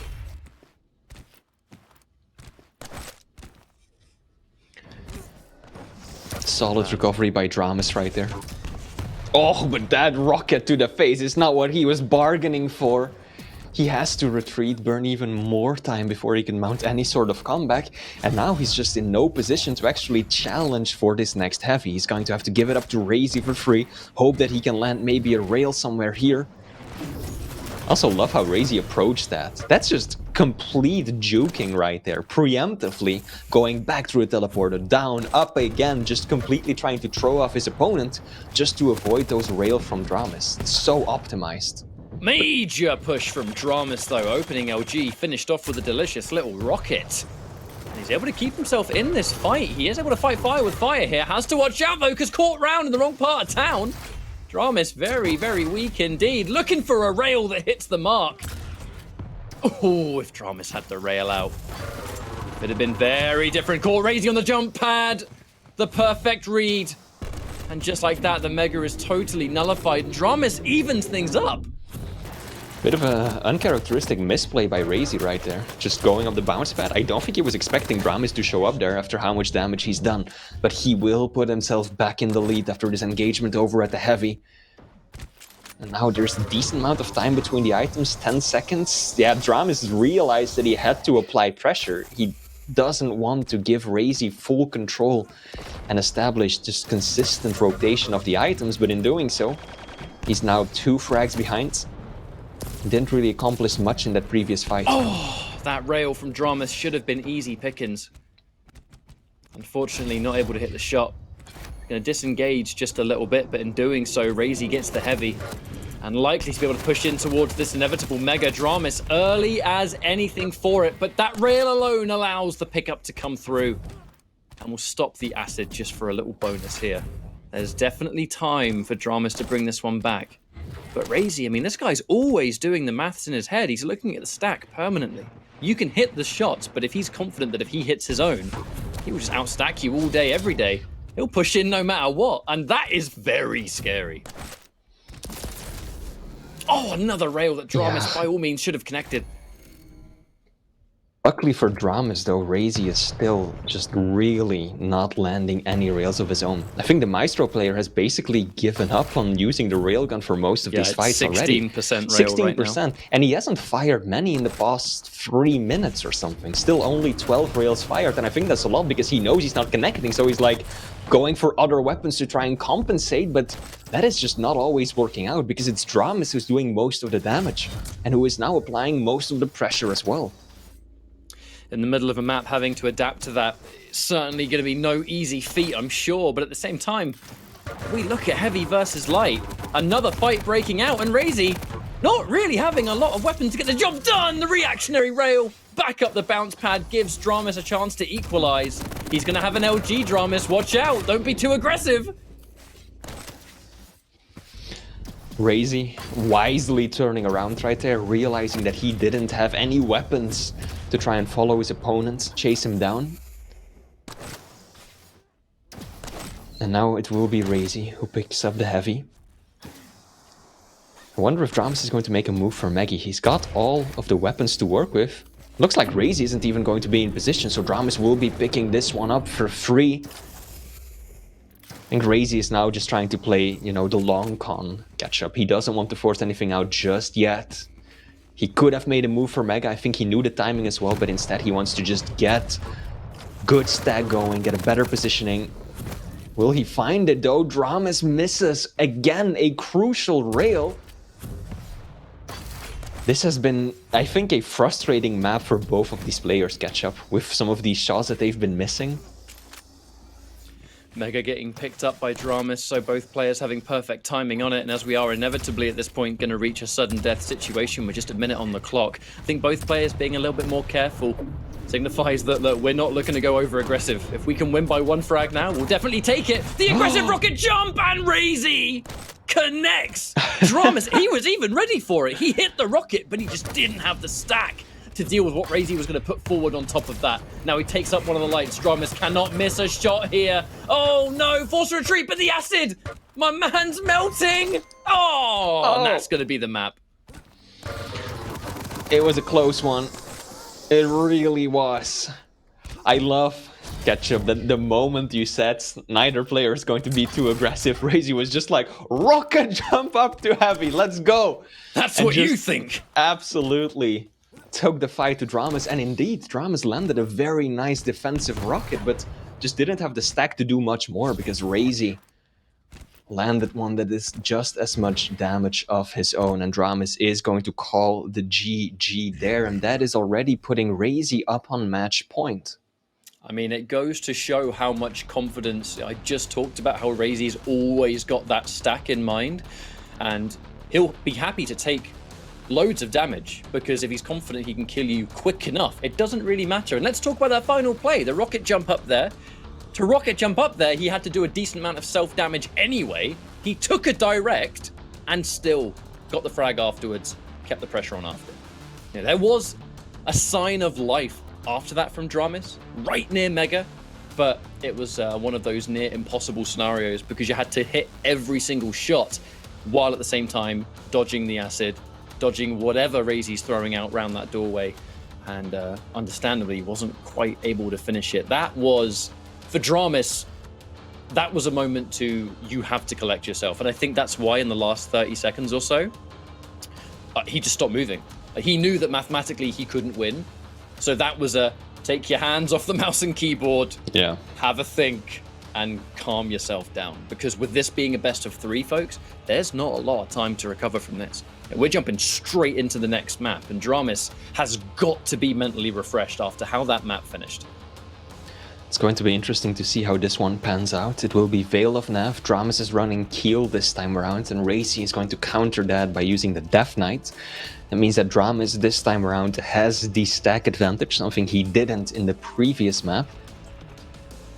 I'm not too sure going into this one. Both of these champions have a tremendous damage potential, right? Just remember how well the Hang used Keel himself on Ruins against Cooler earlier. That was so much pineapple damage. If Dramas can level or hit that same level of intensity, he's not in a bad spot at all. On the other hand, little curious about how he's going into this one mentally, you know, because Slash, I think everyone will agree, is his signature champion, and to lose with Slash on her best map, the one that Dramas himself picked as well, to a lot of players that might be a pretty serious mental hit. It's why the importance of the various styles and getting good at other maps comes forward. There's not a lot of players out there these days, in my opinion, that you can associate with just one champion or just one map. I think versatility is so important at this level of play that if you can play the board, then there is going to be no strongest map or weakest map because you can play everything. Yeah. Now, that's not to say that Dramas isn't one of those players. I think it's just very apparent that when we see Slash and Molten Fools, you tend to go, oh, okay, Dramas should win that one. So when he doesn't, bit of a mental hit perhaps for him and the fans, because you're like, oh, you're just so used to seeing him win there because it's just got all the ingredients that Dramas does well in. The movement, the aim, the pressure you can put on, absolutely. But no time like the present. It's Veil of Nath for our next map, and what could be final map between these two if Dramas isn't quite able to get this. The Death Knight versus the Keel. Stack advantage going to be in reverse this time. But we have to focus on the fact that Razy, he wasn't really having too much of a happy rail day, and that was what was keeping him held back there. The heavy versus light difference in stack becomes very prominent if the rail's hitting, and if it's not, not so much. At least now he's got to deal with the Keel, who's a lot easier to hit. Yeah, I was about to say the same thing. To me, that is the biggest question mark going into this matchup. What is Razy's rail going to be like? Is he still going to be stuck on that abysmal 17%? I mean, Slash is difficult to hit, but should be doing a little more than that. Now he's gonna kick it off with a nice little burst of LG. Drama is just stuck in the corner. Of course, Keel is a pretty big hitbox, and Razy is going to thrive with a target that size. But now he might be in trouble, because let's not forget rather, Mega was delayed significantly, and Razy really needs to be landing these shots to keep his opponent at bay, and that is exactly what he does. If he had missed that rail, it would be a tight game now. Significant hesitation from Razy near Mega Spawn as well. He had the chance for a vertical rail, but he knows that even if I land the shot, the downtime would be punishing. And that would likely secure the 1-1 situation. These little moments that Razy, it's micromanagement forever and always. That's the name of Quake, but Razy does it to such a level that you're hard pressed to find him making a mistake. It's why in moments like Molten, where he went straight up that bounce pad near Mega, I think you and I were both a bit surprised by that, because that's not the kind of thing that Razy does. However, he's already hitting significantly more rails than he was before. Currently working on 80%, 4 out of 5, not too shabby. I was about to say, we're 1 minute into this map, and Razy's already done more damage with the railgun now than he did on the entirety of Molten Falls. So that is promising if you're a Razy fan. But Dramus is slapping right back, and now Razy stuck in the little cubby of death. Can he find a way out? He won't be able to. Bit of a mistake in looping back around for that small armor. It looked tasty, but Dramus' aggression, something you always have to consider. Now, we don't see a lot of the starting shotgun today, but in this matchup you definitely will. Razy with that starting shotgun means that, look, as long as you've got a flame strike and you're close range and your opponent is weak, that is enough to either equalize, take the lead, whatever it is. And Keel is not going to like that. Those larger targets, so much more vulnerable to the spread of the shotgun. At least of all, the super shotgun, which is a different matter in itself. Razy has all the weapons he needs. He's in perfect position for both of these items. But if he can get opening damage to Dramus to really put that pressure on, can he deny the heavy? Or maybe even stop it from being taken at all? No, he can't. He drops down, but he gets it anyway. Dramus is going to go down here as Razy's in position to take Mega. And that was the best time to secure a frag. Both full control and +1. We'll take those. That was mighty clean indeed. Now there's a sizable amount of time left before the next major item spawns, so whoever manages to do most of the damage now could potentially just jump right in and continue the rotation that Razy started. It looks like he is just going to stick to his own items. Dramus will drop just before heavy spawns. And that is nice for Razy. So patient there as well. I love how Razy didn't immediately go for Mega catch-up. Instead, he walked off of it, knowing that he could take a bit more before, you know, getting the maximum amount of healing out of it. So he stepped to the right, went for a rail. When he missed and took damage in return, only then did he pick up the Mega. These little optimizations are just so prevalent in Razy's playstyle, and it's beautiful to watch. It's the confidence in your opponent's aim as well. I know that sounds a bit bizarre, but if it's near an item, you kind of know that the smart thing for them to do is to aim it on the item, right? That's your highest chance of getting max damage. Oh my lord, the LG is tasty indeed. Razy picks up yet another frag. I was going to talk something about minimizing the damage earlier on, but that was already 2 frags ago, so totally irrelevant now. But he has a comfortable little lead to work with, and there's plenty more of this map to go. I would be normally talking about Dramus making a comeback with that time, but with how things are going, it's more likely going to be time for Razy to extend things even further. He's got all the weapons again, keeping the timing in his head, as he always does. He knows he's hit that rail, so the likelihood of Dramus going towards Mega straight away, very obvious. Both of these players are hitting tremendously hard with the lightning gun, 50% accuracy for each of them. So Dramus himself is keeping up with Razy's pace. Oh! Yeah, Razy can't quite get enough damage to connect in that engagement. And that gives Dramus an opportunity to get the frag just before heavy spawns as well.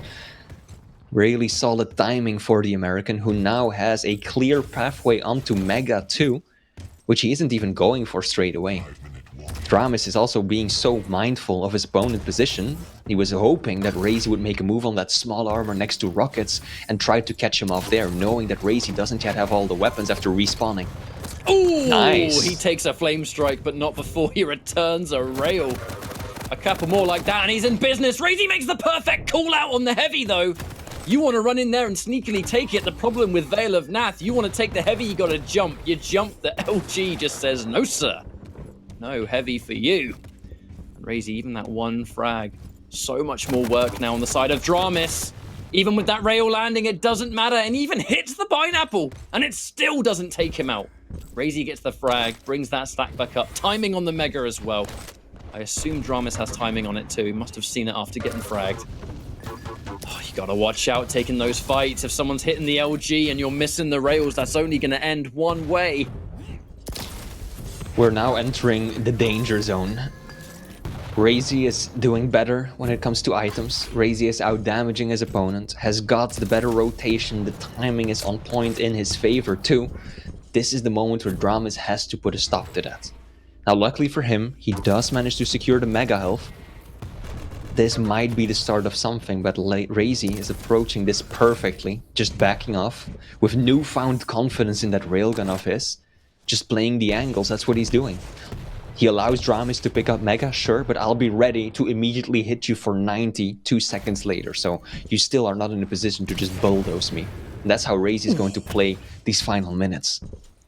I don't know if the people at home on the Spectator felt that, but the instant flame strike into Rocket, it may have missed, but the impact, God, it hit so hard. But it's fortunate for Dramis that didn't quite hit its mark. But there's so many hourglasses that Razy already has it back.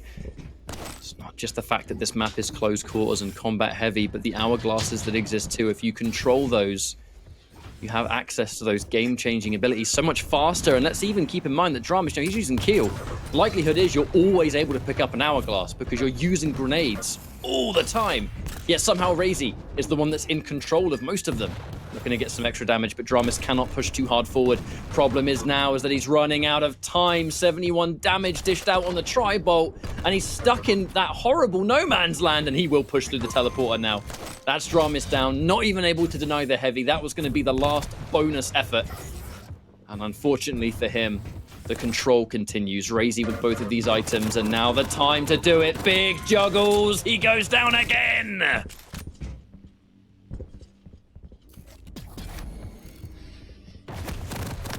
This is the make it or break it for Dramis. 2 minutes left.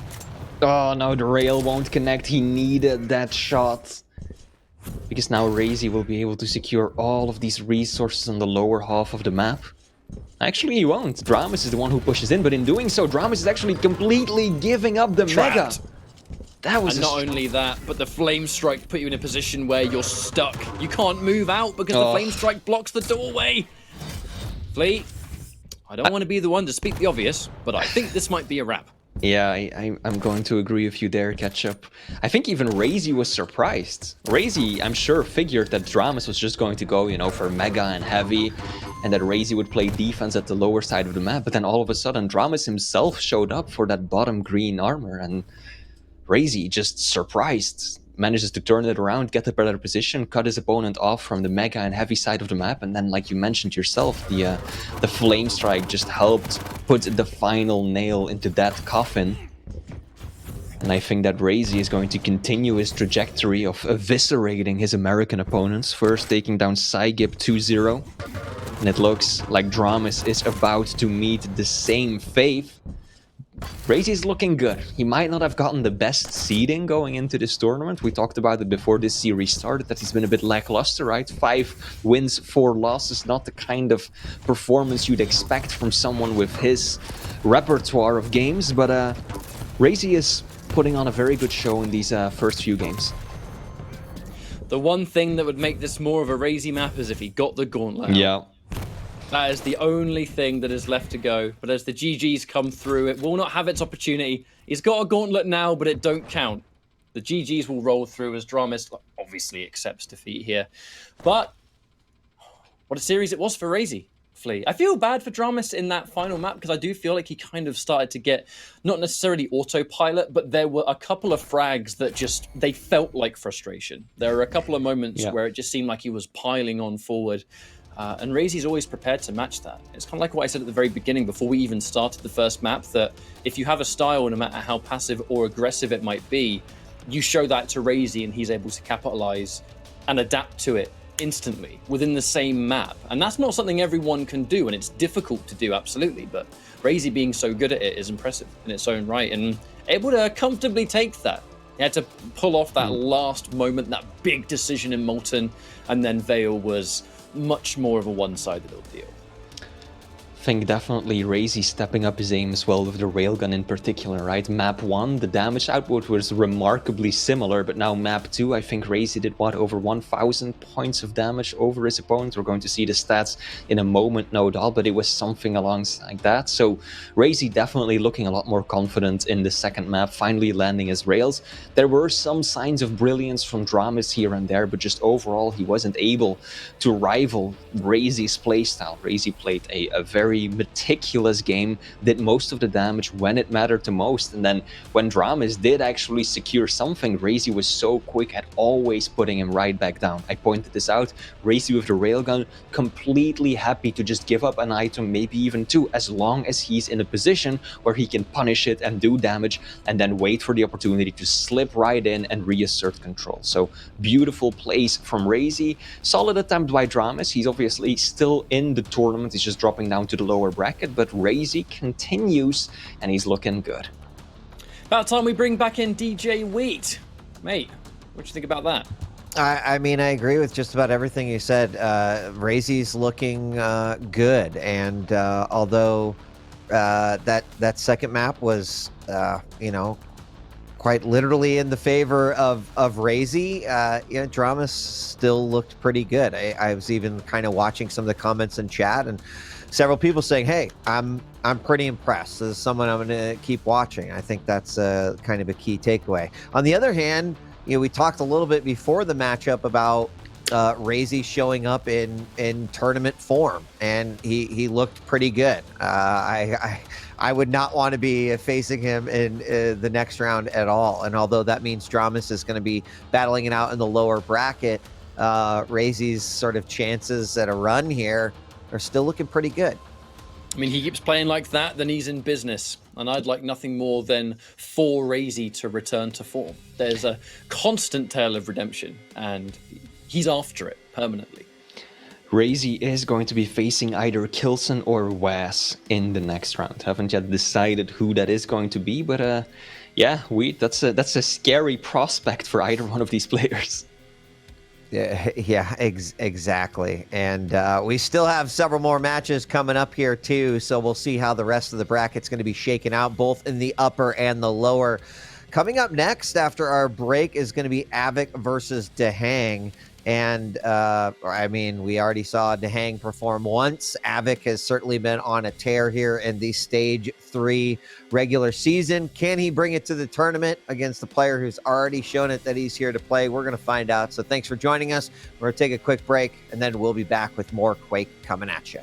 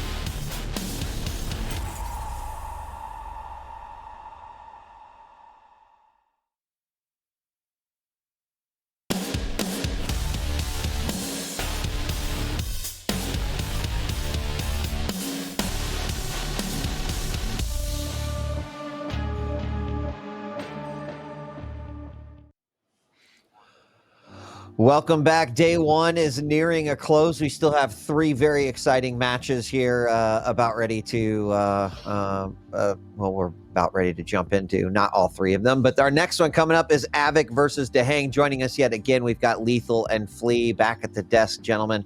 Hello. We've already seen Dehang with his first victory today. Earlier today, he took on Cooler in our first best of 3 and did end up beating him, sending Cooler down to the lower bracket, which means now Dehang, his life in the upper bracket is all up against a very, very mean beast from stage 3, that being Avic.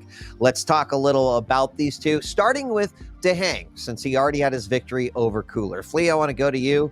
What do you think about Dehang in this matchup?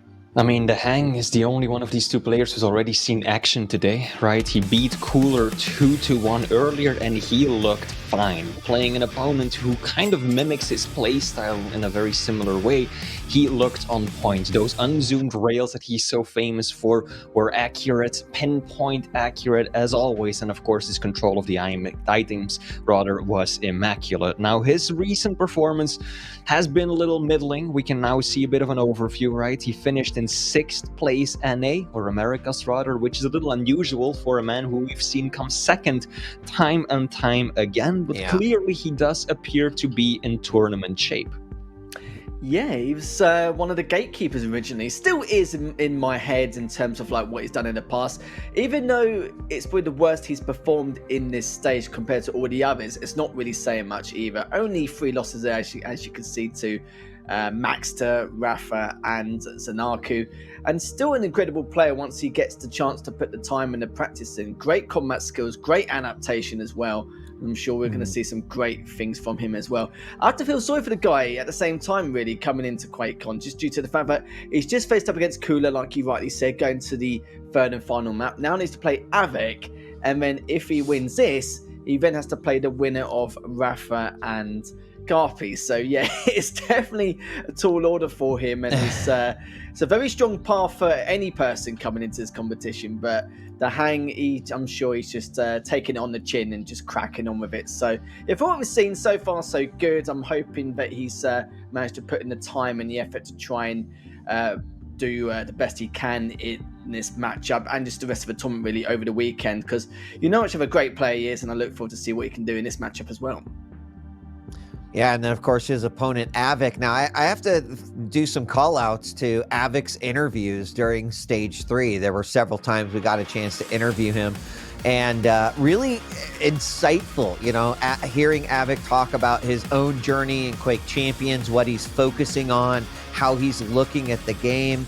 And you start to see that in his play. Certainly not without his own faults. He would even admit in areas that he knows he needs to work on, but certainly had a very strong showing as he hit seed number 4 in the stacked EU side during stage 3. I mean, if we look back at the Stage 2 finals, Avic was this close to making it into the actual finals day and being part of that top 6, I believe.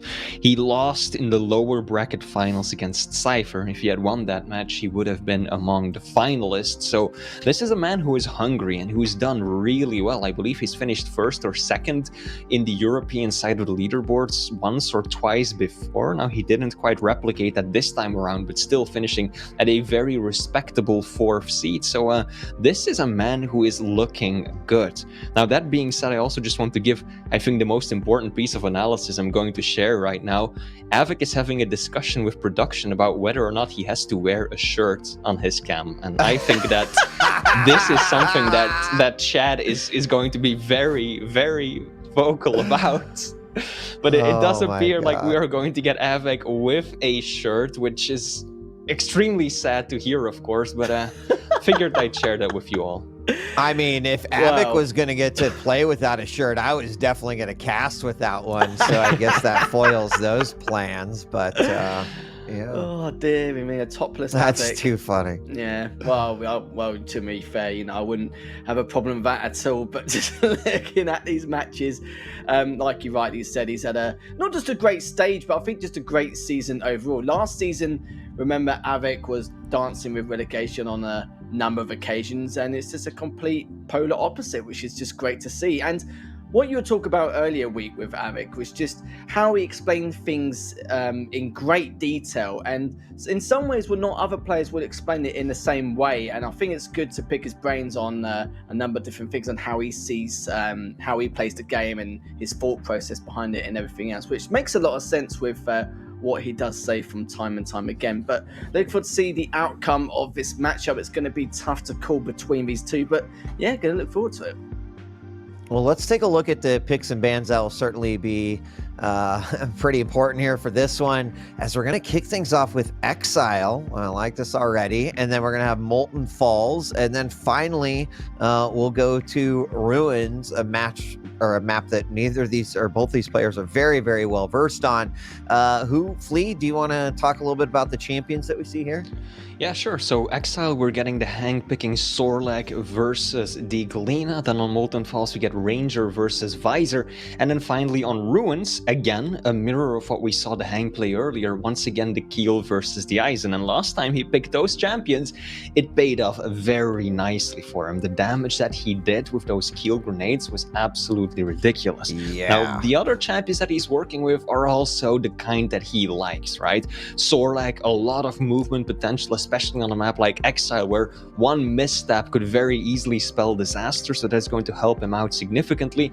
And then on Molten Falls, I would typically favor the Visor there, especially in the hands of Avik. Getting that information on such a large map is incredibly important, but Ranger is far from a bad pick. Yeah, I'm just having a little gander at the maps. I think it does slightly favour Avik. Don't get me wrong, the Hang's going to be pleased with the fact that it gets exiled. Statistically, it has been one of his better maps to go to, but Molten Falls and Ruins are both there for Avik, so he's going to be even more pleased about that. To be fair, his best maps have been Molten Falls, Veil and Ruins, and literally for Avik it didn't really matter. He had Veil and Ruins left, so he's going to be pretty pleased about that. The kill, we don't really need to see a lot on Ruins, but just look at the other champion picks in terms of how they're used, or in terms of the meta, pretty standard to say the least. Well, let's see, we've got both players in the lobby and we're just about ready to go. Avik versus the Hang up next. This is a best of 3, as most of our matches, not only for the rest of the day, but tomorrow will be as well. On Saturday, finals day, things shift around a little bit, but we don't need to get ahead of ourselves quite yet. Flea, you get front row seats to this one. Don't throw in the tower for either of these players anytime early. We want to see this one go all 3 lethal. It'll be you and me. But before we depart, Flea, what's your prediction? Oh man, now you're putting me on the spot. I'm definitely absolutely what I did. Yeah. I'm definitely expecting a 2-1. I would probably favor Avik slightly, but it's difficult to say because we haven't gotten to see his form yet, whereas the Hang was really looking good. I think that if Avik can rival the same level of consistency that we've seen him pull off previously in the stage, he should be the one to take this one home, even if we consider how well the Hang played earlier on. So 2-1 Avik, that's going to be my prediction. All right, there's your channel points recommendation coming at you directly from Flea. Flea will be back with you to get your thoughts on this game once it has completed, and we'll be jumping into this one lethal shortly. But it's hard to believe day 1 is already kind of getting ready to wrap up. We had our 4 relegation matches. We've had some absolutely phenomenal best of 3s. And, one of the themes that's been running throughout the day is that, day 1 has certainly served up an enormous amount of action. Very, very entertaining. We've had some upsets, obviously. I'm hearing some buzz with some of the games going on on the B stream as well. But that is nice to see, because it means that the talent of QPL, both on the Americas and the EU side, has been growing exponentially. It certainly has. We've had a couple of upsets, even with CNZ taking down Nosford. That's not something we expected, and that was a clean sweep, and both of them had the exact same ping as well, almost, so it wasn't really too much in terms of difference there. It was just plain sailing, and CNZ is definitely on form. Is I think you mentioned it yourself a couple of hours ago, where you were like, in a previous stage, maybe last QuakeCon, he created that Cinderella story in the winners bracket and just managed to take down every opponent left, right, and center. And this could be his time as well. Don't get me wrong, he's in a loser bracket at the moment, but from what we see in terms of performance, it's looking very, very good. But going into this matchup, I mentioned it before, Dahang has got such a hard bracket, having to start with Kula, now after facing Avek, and even if he does take this, it could be potentially against Rafa as well, or Carby, you never know. But yeah, it's going to be extremely tough for both of these players, and they definitely need to bring their A game in the next couple of rounds. But in terms of predictions, it's going to be tough to call. I don't know what you think, but I do feel like how Avek has been playing so far, especially this stage, I feel like he may take it. I don't know if it's going to be 2-0 or 2-1. It just depends on how Dahang is adapting. Yeah, I think it's one of those situations, Lethal, where I would not be surprised if Dahang squeaks something out, but my expectations based, again, haven't seen Avik play yet today, but expectations given the stage 3 matches leading up to this, I'm feeling pretty strong about his capability of performing here. And, to talk a little bit about Dahang's road that we mentioned, I think the one good thing for every player is that they know that there's no easy path, right? Like, sure, there's some that you could grade maybe a little bit easier than others, but to truly become the champion this weekend, you're gonna have to play the toughest matches, the toughest opponents. It's just the facts of life. So Dahang has been through this, the ringer a few times, enough to know, like, yeah, that sucks, but it could be right, another 3 ridiculous players in another area of the bracket. So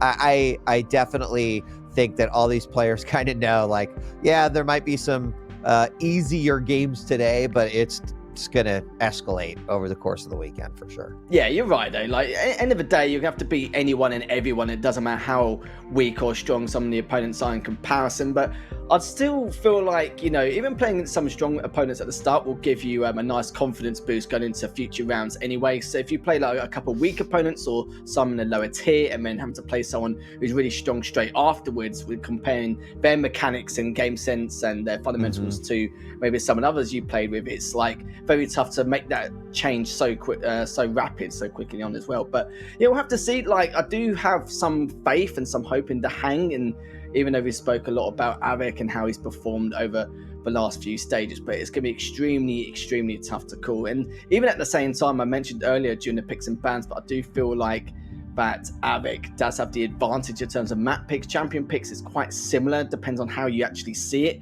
But I'm glad that Dahang at least got Exile to start with. It can give him that kind of confidence boost like I spoke about just recently. But yeah, I'm not going to lie to you, it's very tough to call. If I said anything, I'll probably be like Avik 60-40, maybe 70-30, depending on the servers they're competing on. But yeah, and it's a shame really, because we're not going to get a topless Avik either. I was looking forward to that. Yeah, that's not going to happen. You'll have to just leave it to the dreams there. But we're going to get started here with this matchup in just a moment. Other matches still to be played today. Maxter versus Base is coming up next on this stream. Super excited about that one, not only based off of how Base has done, so far today, but also Maxter's been playing very, very well. The last time he performed during his stage finals was looking really good. And then finishing the day off with the potential quad father, not yet, but he's gunning for that title, Rafa versus Garpy. And that will be our final match for the day. So it looks like we are loading in. Avik versus Dahang is up on deck. Who do you got? Let me just check the predictions really quick and see where we are at. No, there wasn't a prediction. So we'll just, you can put it in chat and how many points you would have put on this one. But, real quickly, as we are loading into the map, Avik talked and had this great interview about talking about how he views Quake like a boxing match. The whole, like, you can just swing and be overly aggressive, but you're going to get tired. Your opponent's going to find an opening to hit you. And I want you to think about that when you watch Avik today. And Dahang in a very similar way. Both very strategic. They look for those moments of openings, and then they strike hard. And I think Avik, you really see this translate in his play. It's quite fascinating to see. So see if you can see that happen here today as we kick off on Exile. You're right, though. You know, sometimes it's the tiniest of mistakes which can create a huge impact. I think that's what he kind of meant, and it's absolutely right. We've seen it time and time again for, you know, no matter what Quake experience you've had. But we are going to go straight into Exile. This is Dahang's pick, starting with Avic's POV already. To pick up some of those hourglasses from that last totem, having to back away, but he managed to recover straight away from that spit, and does have the height advantage as well. But it's going to back away just to eat up some of his lights and trying to get the weapons in his arsenal. Heavy will be up in the next couple of seconds. Dahang's in a good position to lay down some damage. That hasn't really done much, and now Avic is in a great spot to try and contest this Mega as he sees fit. As he pushes in, Dahang realizes that he's not in a great spot in terms of stack or position here. Drops down, and Avic gets that first frag. I'm gonna admit, Lilo, I'm a little surprised. Like, Avic didn't have anything for weapons in that first engagement. He somehow managed to squeak away, and then once he got that LG, just how much damage he was able to do near that heavy was astronomical. The fact that he's up 2, now 3 frags already is really impressive, considering what a very kind of slow start he got with this arsenal right at the beginning. Really goes to show capitalizing right on what you have and not overextending yourself, but a great start here for Avic. Yeah, it's not the start I expected, but I'm sure Avic's not complaining, just dropping the totem underneath the Mega, hoping to get that overstack later on. Still waiting for Dahang to make his next move, but it looks like he's done it a little bit earlier than he anticipated and still picked up the heavy. But I must say, a lot of these frags that Avic's picking up, he's barely taken any damage, which means that Avic can keep that aggression up and continue to be a real pain in the backside towards Dahang and stop him from getting weapons in his arsenal before things kind of escalate later on. A great try ball into that rail there. It's already 5-0. It's only been 2 minutes, I know, and I mean, kind of expected one of these players to come out explosively. Avic has really done so with what seems to be very little effort overall. I mean, I love his weapon choices here in this map. I love the shots that he's willing to take. Dahang, though, finally getting an upper hand here in an LG battle, and that will force Avic out. Might allow Dahang a little opportunity to squeeze out some of these major items here on the map. He does pick up Mega, and now he's going to be making his way over to Heavy. Looks like he'll grab that too. So full control here for Dahang, and he kind of needs that being down by 5. That perfect predicted rocket earlier on. And he needs one more totem in order to get that overstack, so he can prioritize the Heavy a little bit more if the items aren't segregated. Good first rail there onto Dahang, as Dahang still making that push, but the Tribot's going to keep him at bay. Avic's not available. Oh, he is now 7 HP, so any kind of sprinkle of damage is definitely going to take Avic down, which he has done. So at least Dahang got that first frag on the board for himself. Heavy's already been taken. Misses that first initial rail, but still waiting for him to go for the TP, which he has not yet. But good predicted rocket there. We'll go for that with the LG. Good stuff then from Dahang. Managed to get that second frag on the board. Really happy to see Dahang start to bring this back. You know, being down by 5 in that first 2 minutes, that can be a heavy cloud kind of over your head, raining on your parade. But Dahang's really held on. I love that preemptive spit coming out on the teleporter exit, and that helped him get that frag. And there's an opportunity here. Ooh, does take a little bit of rocket damage, but is able to recover off of that bounce. And you know, just some great. So it's a great play coming out from Dahang here. Still down by 3, but making some good choices, hit some nice shots, and you know, using that spit to the best of his advantage. It's another nice rail coming out, and he really needs to be hitting those rails to open up the doors. Nicely done. Finishes up with the LG, and there we have it. Now that 5 frag game is a 2 frag game. Good first rail there, just keeping him at bay in this rail room. Not the rocket he initially literally planned there, but it doesn't matter. He's not going to worry about that too much. He still has Avic's location, just trying to constantly feed himself info. Now realizes that Avic's actually backed off towards the rockets in order to prep for this next heavy. I think both players are just trying to scope out exactly who's going where, but Avic realizes that Dahang's going to prioritize the Mega whilst he goes for the heavy. Good first rail there from Dahang. Doesn't get the second, but it doesn't matter too much. The damage has been done. Does find the second eventually. He's going to push it on through. Realizes that Avic was actually on the light. So Avic was actually getting a fair amount of LG damage there, but still though, he's so weak. It looks like he's almost getting cleaned up. Walks straight into that. Great stuff there from Dahang. It's now, like you said, it's was down 5-0. Found himself a little bit in this matchup, just at the halfway stage. Now down by that one frag so far between the two.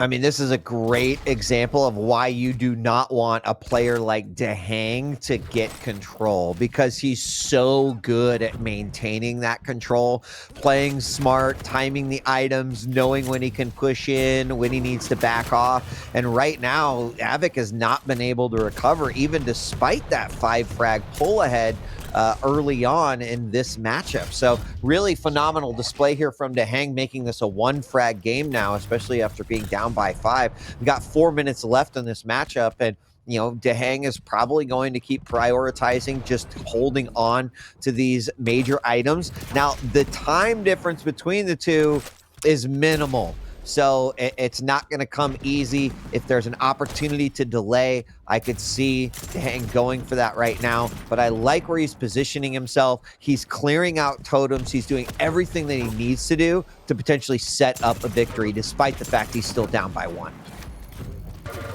All this damage from Dahang. Finally, Avic's able to retaliate. Gets to the heavy a little bit too late, but the only problem is with the stack he has. He hasn't really got too much in the tank, which he can do. Drops down, finishes up on Avic, ties things up, just misses out on Avic on the spawn, but it doesn't matter too much. The main thing is he has the high ground.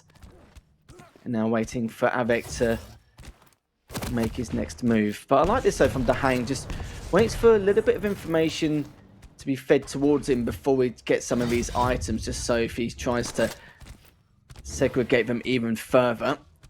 And Dahang now, he's got an idea of where he could be, just firing a couple of rockets, just pre-warning.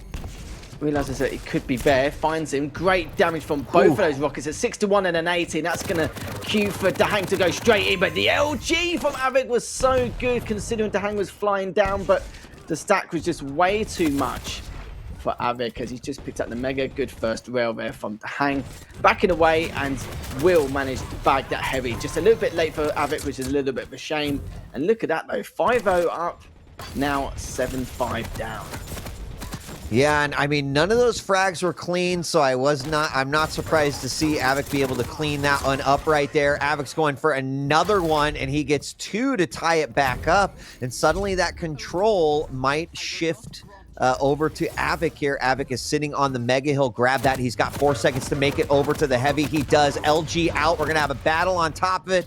And there's 150 LG damage, but Avic, instead of pushing it, is going to decide he needs to, weapon up and make sure that he has what he needs to fight in this matchup. At this point, I think that, things tighten up a little bit, right? 1.5 minutes, tied game. You want to pull ahead, keep control of those major items, but potentially be playing for that 10-minute mark. And Avic does hit a nice rocket. Going to try to follow up with the LG to hang very, very low. Is there a possibility for Avic to pick this up? Instead, he'll just decide to go. Oh my God, he decides to go for that Mega. Oh my gosh. I just got some crazy vertigo there for a second. The hang's still very, very low, but he's doing everything he can to stay alive. Hang managed to somehow get out of that one with some great defense there. One more totem for that overstack. As you can see so far, Avic now just biding his time. He knows the moment to get that frag will come. It's just a matter of patience here and just keeping control of his items for now until that moment does arise. So far though, Avic just again keeping that height advantage here. Heavy's come out the next 10 seconds, going to eat the lights whilst he's waiting for the Hang to make his next move. He knows it's going to come. It's just a matter of how he's going to try and approach it. Good first rail from the Hang just to add a little bit of injury there, but it's going to find him, but instead has backed away. And it's going to be difficult now. We may go to sudden death depending on how this Mega goes, but hits the first rail. It's going to be looking to drop down some rocket damage from above, and it looks like the Hang will be able to get out alive once again, as already this first map has been a real treat so far between the two. Yeah, we're now in sudden death overtime, which means next frag is going to win this one. And here we go, have a battle at the heavy. Avic falls on it, does get some LG damage. He did open up with a rail in that first engagement, but this is where both players need to be very, very careful. Every little bit of damage goes a long way. They trade rails. Avic hits another one, looking for the kill shot. Not gonna be there.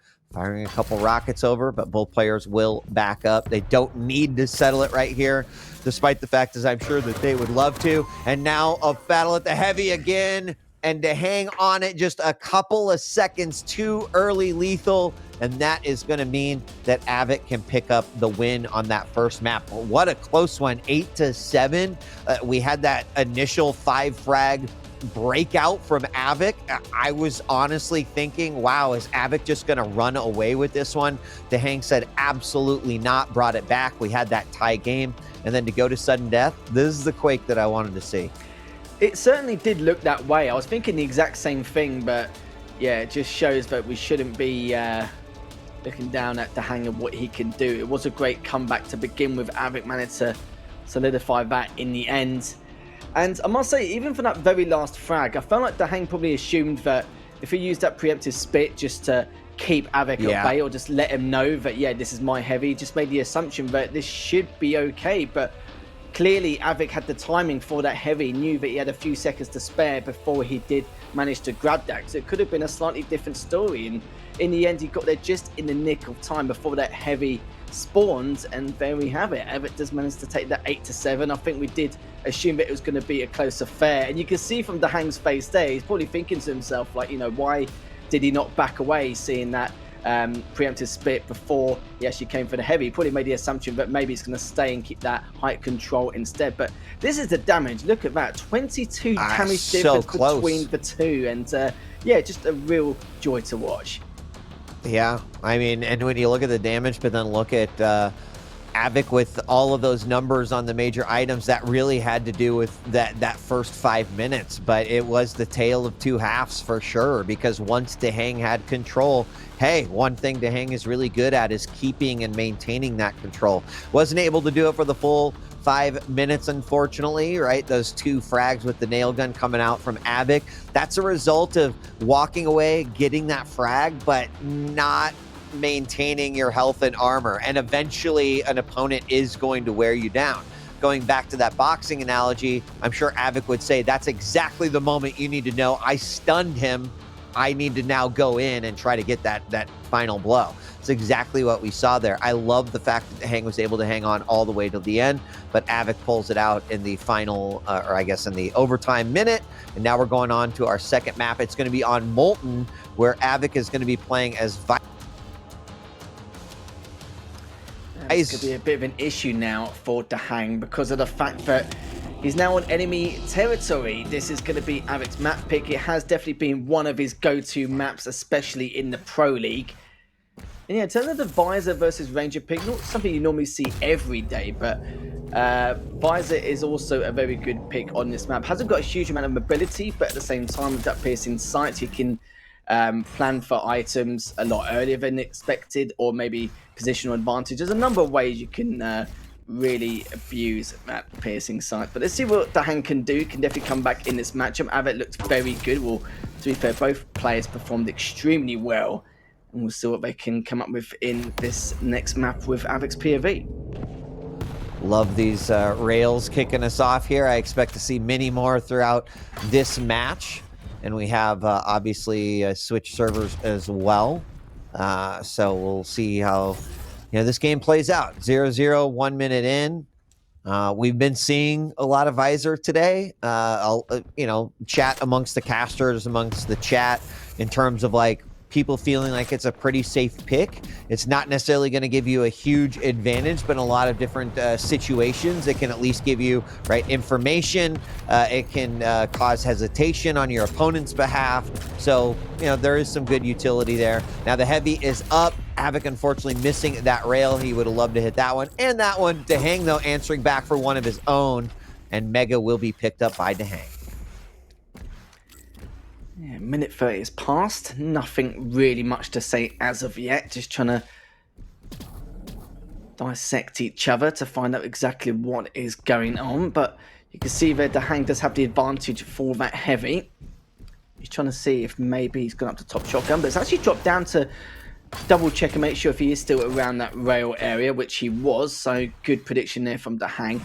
It's not really done anything in terms of damage, but just feeding this info to himself, it gives him a lot of confidence knowing that he can get this heavy without hesitating. He can just go straight for it and then go top shoddy or maybe some other kind of maneuver or flank there. But again, Dehang just holding that position. He hasn't really moved too much. He's moved a little bit by dropping down, but then he's gone straight back to the same spot just to try and play mind games with Avik here. And Avik knows that for sure. So now he's going to be dropping down to see if he can try and contest this Mega. Realises he actually gets it for free. He's now going to try and rocket jump and catch up to Dehang. He could be able to do this here. That was a brilliant maneuver again from Avik. Great way to start things off. Yeah, the other reason that was big is that, having the orb and being able to use it as an escape mechanism, it's great, but it also leaves Ranger a little vulnerable, right? Avik knew that orb went out. He saw it after landing those 2 rails from the piercing site. That means that he knew that he could get very aggressive right there. The rocket jump up and then the chase down. He knew his opponent couldn't orb out. There was no real escape there. So I like the fact that Dehang used that as an escape. Unfortunately, it just kind of gave Avik an opening there. Still only up by 1, and we've got a lot of time left as we're going to have Dehang going hard after Avik on this heavy. The orb does come out back through the teleporter. A little surprised we didn't see a frag right there, but Dehang somehow gets away, and Avik took a little bit of damage in the process. I love that usage of the piercing sight. Just normally most players would drop down to the bottom to contest that Mega, but instead got the info he needed. Let's get some trial vault damage as well as the info on where Dehang was going to go, but the orb put him all the way up in the air, missed out on some of the damage potential, and Avik managed to take him down, picks up the light, and now the Mega's coming up in the next 5 seconds. Avik, of course, has all the weapons in his arsenal to deal with any kind of congestion from Dehang, but he will get it for free. Just biding his time, knowing that Heavy's come up in the next 7 seconds, but wants to know exactly where Dehang could be before he grabs that, and he does just that, just using that piercing sight once more to find out exactly where he's going to go. Hits the first rail before he picks up the Heavy, and this is going to be great stuff again from Avik. Pretty much textbook from what we've seen so far. Visor's really representing like free rails, and unfortunately Dehang's orbs have not paid off at all, and it's allowing Avik to keep control. And he's oftentimes getting those free rails, but then following up on a rail that he earned on his own. Not saying you don't earn that rail even though piercing sight is on. You all know what I mean. Yeah. You all know what I mean. There's a high setup for success when you are watching your opponent come around a corner and all you have to do is kind of aim and fire. 4-0 though, as Avik is certainly bringing this back. I feel like he's tightening the grip of control on this matchup. He has got 5 heavies, 9 megas to 4 heavies, 1 mega for Dehang, and you can clearly see how that is making a large difference. Oh, yes, is so juicy. I feel like my face actually got sprayed with Gibbs on that one. There's the rail to follow back up on that one, but always love a good old orb smack. Yeah, I do indeed. Literally couldn't have had it any other way, as Avik's been pretty much dictating the pace of his game for like the last 5 minutes. Dehang finally got some kind of control, but it didn't last long, as Avik using that piercing sight and getting the trade with the rail. Perfect timing there from him. And good prediction as well in terms of Dehang's whereabouts. But 4 minutes left as Avik still nicely stacked, using that piercing sight once again just to get an exact location, just to see how he can approach this Mega. But it looks like it will find him going towards that light. As both players some good LG damage, but Avic's deciding just to drop down and just leave it for now. Takes a rail in the meantime. And looks like he will let him have that Mega. He's going to see if he's going to go anywhere else. Just pick up those hourglasses for that piercing sight once again. And look at that already, Dahang. Ooh. Just hovering over that heavy. Has to back away again. But at least Avic has some lights to recover slowly but surely. Yeah, that was a good orb and some good rails coming up from Dahang. Oh, Dahang backed into the corner. Avic very, very low. There's the piercing sight, this time used in a more defensive fashion to know where is my opponent coming from and where can I safely run to. Avoids a couple of rails, but Avic now making this a 5-frag game. Now, we saw what happened in the last 5-frag game before. There's a little bunny hop rocket jump to try to get out of there. Lands a rail and a follow-up. Avic looking real nice here on Molten. He certainly is. I said it before the map started that Dahang is now on enemy territory. And Avic now, let's see if he can work to his advantages, which he has done the entire game. Like I rightly said, he's been dictating the pace throughout the majority of this matchup. Good first rail again, and just a nice little plays he's been making, which has kind of just helped excel further in terms of his gameplay overall. Avic now picks up the heavy and is keeping track of that. The Mega is still up. It's been up for the last 5 seconds. Both players have actually decided to prioritize the kill rather than anything else, and Dahang actually needs to do that more than anything, considering he's only got 2 minutes left, needs to find 6 frags. In all honesty, don't like to be anticlimactic or anything like that, but it's going to be tough from here on out. And even if he gets his frag as well, it's going to make things even worse. Waiting for Dahang to go through. Here's the first rail, but again, Avic gets away and can use that piercing sight defensively if he wants to. Yeah, orb does come down, but nicely read by Avic. He avoids it and then lands a rocket right at the feet, in which Dahang materializes 8-1, and that just takes your point and clarifies it for certain lethal, because it's going to be next to impossible for any kind of a comeback here. Dahang is going to land a rail and a quick spawn by Avic, but 6 frags would be pretty legendary here on Molten, and I think Avic can comfortably be thinking about what is going to happen here in the next matchup. I mean, we talked about that this could go 2-0. We also talked about the fact that it could go 2-1. But as they say, any given Sunday, in this case, any given Thursday here on day 1 of QuakeCon, and Avic looks to take this one away. And I have to say, he's looking good. Yeah, I'll be worried for anyone who's going to play against Avic here, as the winner of this matchup will play against Garpy or Rafa, and I assume in tomorrow's winners bracket matchup, and I'm sure that's going to be a doozy in itself. That's if Avic does play against Rafa.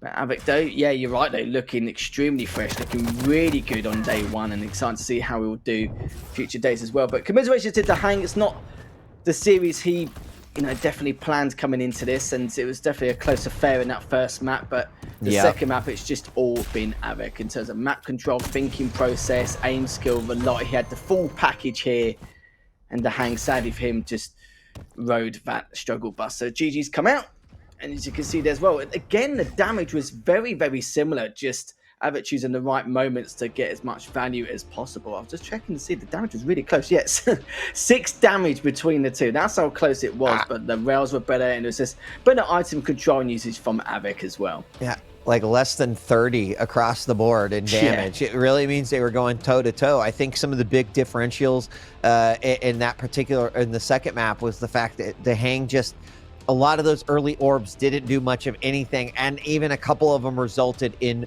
frags. And, not much you can do, right? Dahang was using it correctly, defensively, offensively. Not sure about that vertical one we saw, but, what do I know? Still a great performance overall. Let's bring Flea back in. Would love to hear what he thought about this matchup. Another beautiful series, I think that was. We kicked it off with Exile, which was an extremely aggressive showing by both of these players, right? We started off with Ava getting, what, 5 frags in the first 2 to 3 minutes, something ridiculous like that. And then out of nowhere, the Hang just rivals that, turns it around, goes on this spree where he doesn't miss a single shot, and it's all tied up once again. Both players constantly applying pressure, using their abilities to the greatest extent, with the Hang using Sorlek with the aggressive spit, and then Avek at several points getting up those 3 totems for the overstack, going all the way into the overtime sudden death, and then the Hang dropping down onto Mega, or Heavy rather, a few seconds too early, and Avek cleaning it up. And then map 2, like you just pointed out, Wheat very close in terms of actual damage dealt. It was primarily the items that favored Avek. This is a man who has an incredible degree of map awareness to begin with, so when you give him that visor and he has access to that piercing sight, he can amplify that even further and get full control of pretty much anything. And like you mentioned, the Hang, there were some very nice orbs in there, some very creative frags, but there were also several misplays that actually ended up biting him in the butt quite severely. So a little bit shaky on the orbs, I felt like, and at one point Avek just kind of ran away with the lead, and towards the end the Hang started making some waves again, but he was just too little too late. Yep, and we're going to have Avik advancing on. I think you had already mentioned it, but looking at the bracket, that means that Avik is going to be playing the winner of not the next match, but the one after that, Rafa versus Garpy. So we'll know if tomorrow we're going to be blessed with a Rafa versus Avik game, or if Garpy pulls out a miracle and we might see Avik versus Garpy, which a whole nother set of headlines go out if that's the case. But it also looks like, if my sources are correct, that we have seen not only, well, relegation, we know a few players have gone home, but in the official round of 16, Cooler has lost to CNZ, officially out for this stage. Certainly plenty of disappointment amongst Cooler fans, just not seeing the results I think people want to see out of that. But we'll talk more about that when we return. Thank you, gentlemen, for joining us. We're going to take a quick break, and when we come back, it's going to be Maxter versus Base right here on day 1 of the QPL World Championships. Don't go away.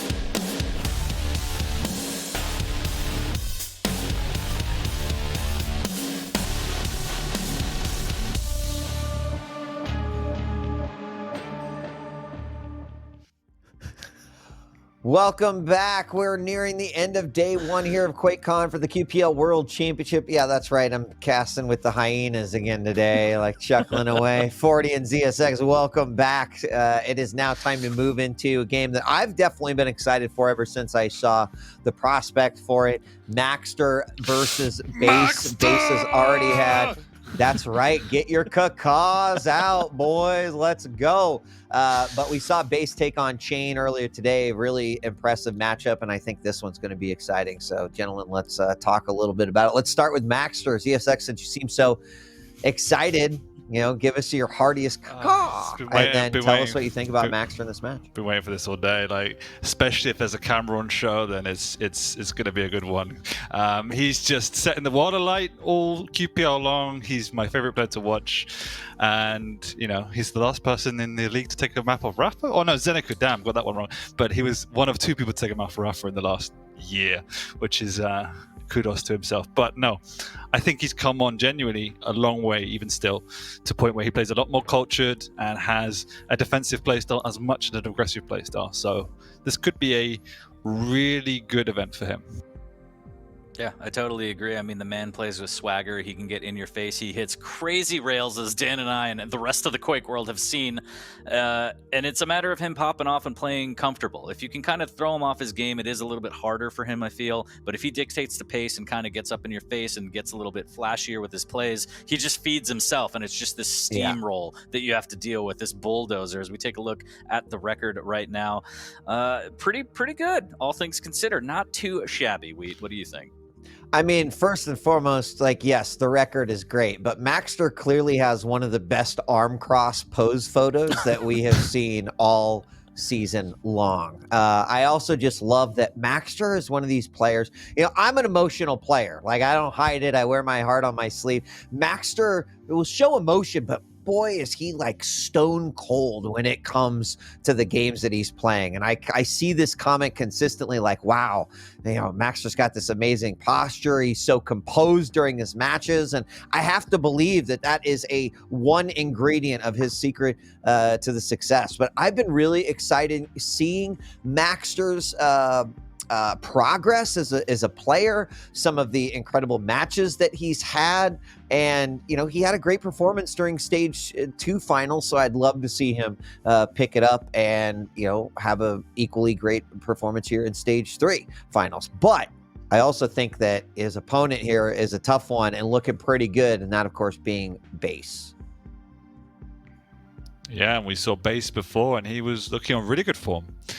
Taking the aggression to Chain this time. Did drop a map against Chain, but that was more towards Chain's great play than anything untoward for Base. It is obviously, again, a matchup where we have a bit of a ping differential.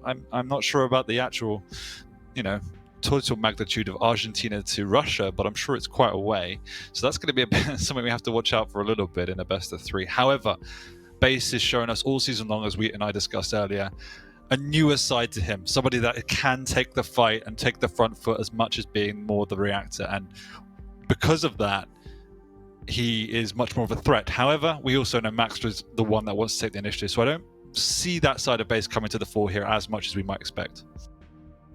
Yeah, I'm definitely interested to see if it's going to be kind of brute forcing for the first couple minutes while people both Maxter and Base try and get, I guess, the lead, whatever that may mean, 1 frag, 2, 3, but it's definitely going to be interesting to see if we see that side of Base. I mean, can you imagine a world where Base aggresses on Maxter, takes the lead, and then can just fall back into that defensive style, right, and then just kind of let Maxter punch himself out? That may be what we see, but the new dimension to Base, as you mentioned, is great to see, and it's very stifling for most of these players as it catches them off guard, because you're usually used to Base setting up, like just this fortress that is impenetrable, right, and the next thing you know, you're slapped in the face, you're down 3 frags. Like, how did that just happen to me? So it's really good to see, and I think this set between Maxter and Base is going to be fantastic. And you know, something that should be noted is one thing I was really impressed with Maxter over the course of the season 2 finals was, you know, it really didn't matter what server he was playing on, right? What the ping discrepancy was. He obviously put in that work. He practiced. He's in a position where sometimes he's often at a ping disadvantage, and he has learned to adapt and adjust to that, which makes him a pretty deadly opponent, you know, in an online situation. So very much looking forward to this one. Of course, before we can hop in, we need to find out what will we be playing on and what champions will these players be wielding or driving. Let's take a look at that right now, as we're going to kick things off with Ruins and then move on to Exile and finally Veil. Dan, what do you think about this? For me specifically, I'm looking at Exile like Anarchy versus DK. I don't know if that's going to be brutal or not for base, to be honest. Again, the Flame Strike for me is huge. The ability to use it at some of the spots on Exile may not be as great as other maps, but I just feel like DK is pretty strong on any map, honestly. Yeah, that was the one I was looking at as well. I mean, if we run through it, we have Ruins. We've seen Ranger versus Galena a few times already today, in this exact matchup on this exact map. Both times CNZ represented and won on the Ranger. The aggression you can bring out on the Ranger is really strong, but I think base's Galena is actually a slight step up from what we've seen today already, so that's a bit more even. But I'm interested by that one too. I actually am slightly leaning towards the Anarchy if base's rail is connecting, just because you can open up the map a lot more with that and play the keep away game. But we also know the power of Maxter's rail. I was going to say, you're betting against Maxter's rail right now? Yeah. Can I lock that in? I'm not betting yet. I'm just stating the facts. And then Ruins, we got, well, Base gets his pick there. He would want to play the BJ on that map. And I like Ison as well. We know how strong that is in Veil when you set up the top. But all in all, again, it's more playstyle picks. Base loves Anarchy, Base loves Galena, and Base loves BJ. And I think Maxter didn't pick any heavies here, which is a little bit interesting, but the scale was banned out. So it's still more about the speed and aggression with the Ranger and the Ison, and you can still play that style with the Death Knight. So they both got picks they're happy with. And in context, I'm still leaning towards Maxter.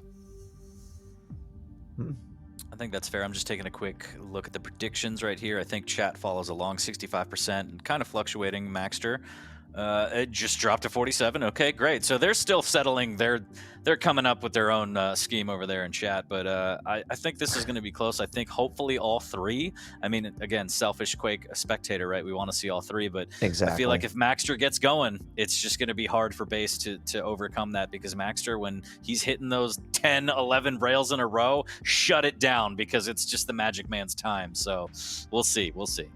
I hope we get to see that version of Maxter. Of course, base was certainly on fire this morning, so we'll see how these two will match up and play out. I'm going to take the sidelines here, 40 lines in ZSX. I expect that you'll behave yourselves while I am gone. Otherwise, nope. Well, you know what happens. So we'll see you on the other side. Yeah, I'm just hoping that Dan sticks around the entire time this time. We'll see. That was best transition in all of Quake Pro League history. Dan, I think this is going to be our last one for the day. Let's make it special. Maxter versus base. Again, high flying action out of Maxter's corner is what I expect. I don't know if maybe he has a little something up his sleeve. Maybe he can go defensive, out defense base. That would be something crazy to see. But overall, I mean, would you lean towards Maxter base 2-1 going all three? What do you think? I never really like to bet against base on a clean sweep, so I'm going to say still 2-1 to Maxter. What is going to be really interesting is whether Maxter can begin to string together those rails, because base, as we know, is synonymous with strong positional play, and that's how he, that's the foundations of his success. And so it's very hard to get that consistent output of damage, particularly long-range damage against base. Yes, you can hit the occasional shot, but consecutive shots and really reinforce that damage and that aggressive play, he might find it difficult. And if he's never practiced against base, given the locations where they're at, I don't know if they have, they've both got new play styles for each other, so there'll be a lot of feeling each other out and working out the strategy and the positioning of the traps. So it might be slightly more cagey. Completely agree, and we're going to go live here on Ruins map number 1 between these two, Maxter versus base, and we'll see exactly how this one plays out. It all starts with this one, Dan, and we're going to start off on Maxter. He's got that Ranger, got that outside courtyard armor spawn into LG. Could play defensive on this rail after this heavy pickup as well. Yep, and already slightly slow from Maxter as he's trying to use the audio cues to work out where Base is, and Base is just walking around and delaying the Mega House. So already taking the initiative with that. However, Maxter obviously did catch him out and works his way around to pick up all the weaponry he needs. Base, on the other hand, drops down to low ground, gets him the weapons he needs, and Max is already setting up earlier rails here. Rails exchange from the players. Not too shabby as Maxter decides, all right, just feeling it out, like you said. Grabbing the heavy, but the split between the items. This is doable if Maxter wants to get a little crazy. Positioning from base, strong as always. So Maxter doesn't want to rocket jump up, doesn't want to use the Dire Orb to go for it. Instead, going around Tribolt and doing a good job of making sure that, you know, he's checking every corner and gets one of the totems early. Yeah, you saw base go that way before, so I had a hunch that something might happen. And he is Ranger, so he's the one that can push the advantage here for the Mega. He also knows the timing of it, so wants to go when it's safer. He might realize Base is waiting down here because no one's being shown. Base double back up. Good lightning gun, but the repositioning with the orb is strong. However, Base has done huge amounts of damage and will get away with both items because of that. Yeah, big play from Base there. As Maxter still railable, needs to be very, very careful as you see him slowing down the play. A little bit of damage on that rocket. Decent read there as he's able to stack back up and hopefully pick up this courtyard armor, but Base slowly taking control early on. Almost 2 minutes in, 0-0. Nothing too crazy out of both these players. No, the key for Maxter here is try and do some exit damage and try and stop the advance into the room. That's why he's cutting off this angle. Good initiation rail. Wants to swap the weapon now, he does. Burst damage with the orb is there, but it's not enough as Base is stacked to the teeth. Picks up that initial first frag. Yeah, nice play there from Base here is LG on LG, and look at that, just melting Base. Wow.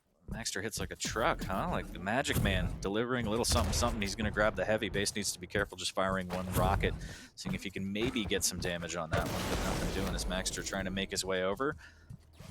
Rail fired, a little bit of tickle from Base as he wants that Mega, so Maxter will have Dire Orb back. One totem down for Base as he's going to set up another one here shortly near the TP, as we saw before. Yeah, and you can see Base is just playing a slow game, and Max is respecting that at this point in time. And this is what we talk about. He's not able to get any of these initiation rails as he would against other players. Base makes it very hard, shutting down the angles, constantly aware of where Maxter might be. Because of that, Max is forced into this slightly more reserved playstyle, which he can play, but obviously isn't the preference.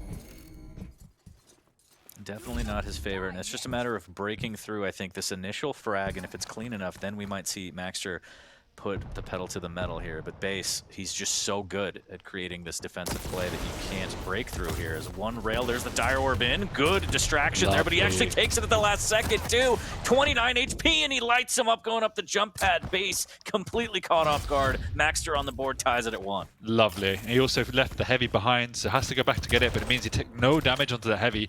Should be able to pick up this Mega as well. Base isn't going to show. Wow. And on top of that, the worst time. Yeah, he did. And on top of that, he's found him out. He's got 1 HP. Has to drop the totem. Max has also done a good job of clearing house of totems. So Base is nowhere near that overstack at this point. But look at him, he just wants to set up. He goes major item to major item. Doesn't want to give any latitude for Max to do damage in between them. It's a very simple play style, but as you say, if he can break through time and time again, that's what he needs to do. Clearing out totems as he goes as well, doing a great job. Eating a rail though, 51 HP. Still within rail range, Base knows, and there's the LG follow-up here as he takes him down. Base takes the lead by 1. Dropping down, denying the rail, making sure that the spawn is not free if Maxter shows his face here. Maxter actually up in the T-Con right now. Base still waiting, trying to keep that rail out of his possession as long as he can. And the smallest mistake is quickly punished by the Russian. Really nice play, and he's quite content with his strategy at this point. I'm sure he would be content to win 2-1. And as you see, drops down, walks around, walks down to the heavy. Incredibly simple, but ultimately effective playstyle. A lot of damage coming out with that LG, and Maxter trying to close the gap, but again, the stack is just too strong from Base. Getting close to the overstack as well. Got 2 up now. Maxter might need to have a look down there. And Base delaying the Mega once again. Trying to offset any momentum any confidence Maxter has. He's just not giving an angle up, Paulie. It's frustrating for Maxter. You can see him trying to force the issue. Yeah, base is ready. Ooh, that rail almost 84 HP. Base is railable. He jets down to the heavy. Waits on the timing, make sure it's not a trap. He is able to pick it up, and he will have overstack shortly. And there it is, placing down the third totem. Got the little fortress set up. Not as tight-knit as he'd like here, but big LG right up in his face here. Able to steal away the Mega and rails it down, but he's still railable off the spawn after all of that. Maxter's done a good job of melting the stack. Still trailing by 3, but Base really showing off his just prowess on this map, especially with the Galena, as we said. One of the probably best Galena players, I'd say. Just it plays into that defensive style so well. Absolutely. Very much up there, and as you say, now he's got the overstack up as well. He's feeling more and more confident. It's going to be rare in 3 seconds, but good retaliation by Naxter, 3 in a row. And there's the first time Base seemingly in a position where he technically didn't overcommit, but somehow Maxter connects, and he's caught him again. He's flicked him up. Can't convert it though. Good rail there. Is he going to try and finish with the Dire Orb? No, he's going to take it down to the heavy instead. Needs to clear out that totem. Does he see it? Okay, he goes back and he clears that out. And yeah, that was one of the first times we saw Base say, you know what, that was a great rail. I'm really happy for him. Down 2 though. Maxter still has more work. Has LG on LG. Is it just enough? Oh, both players extremely weak. Maxter almost takes himself out, and Base threads the needle with a rail of his own. And Maxter's encountering something he's not used to. An inability to hit his opponent and consistent trades. Base is going blow for blow much of the time, and that is leaving Maxter in a position where he cannot push in to finish the frag. Very rare indeed. Base has the 3 frag lead, 3 minutes, actually less. 2:40 left for Maxter. He's gonna have to start pulling out the rocket jumps, using that Ranger passive, using the Dire Orbs to close the gap. We've seen it before, but Base has always had the superior stack, able to limp away from the fights with 30 or less HP. Good rail to initiate here. But Base firing back after picking up the heavy. Still has the superior stack.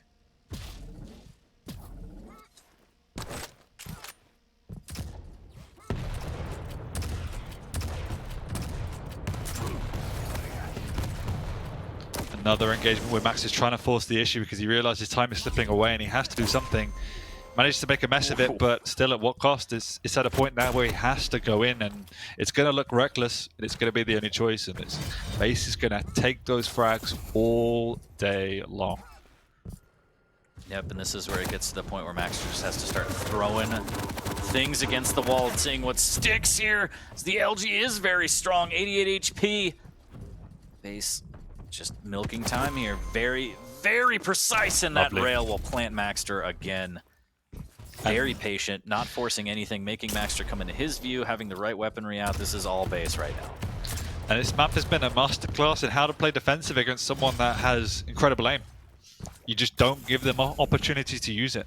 You play slow and steady, you play the items, and if Base had a chance, he would delete, you know, that left side of the map right now. He would just stick to the undercarriages, he would stick to the safest route from item to item.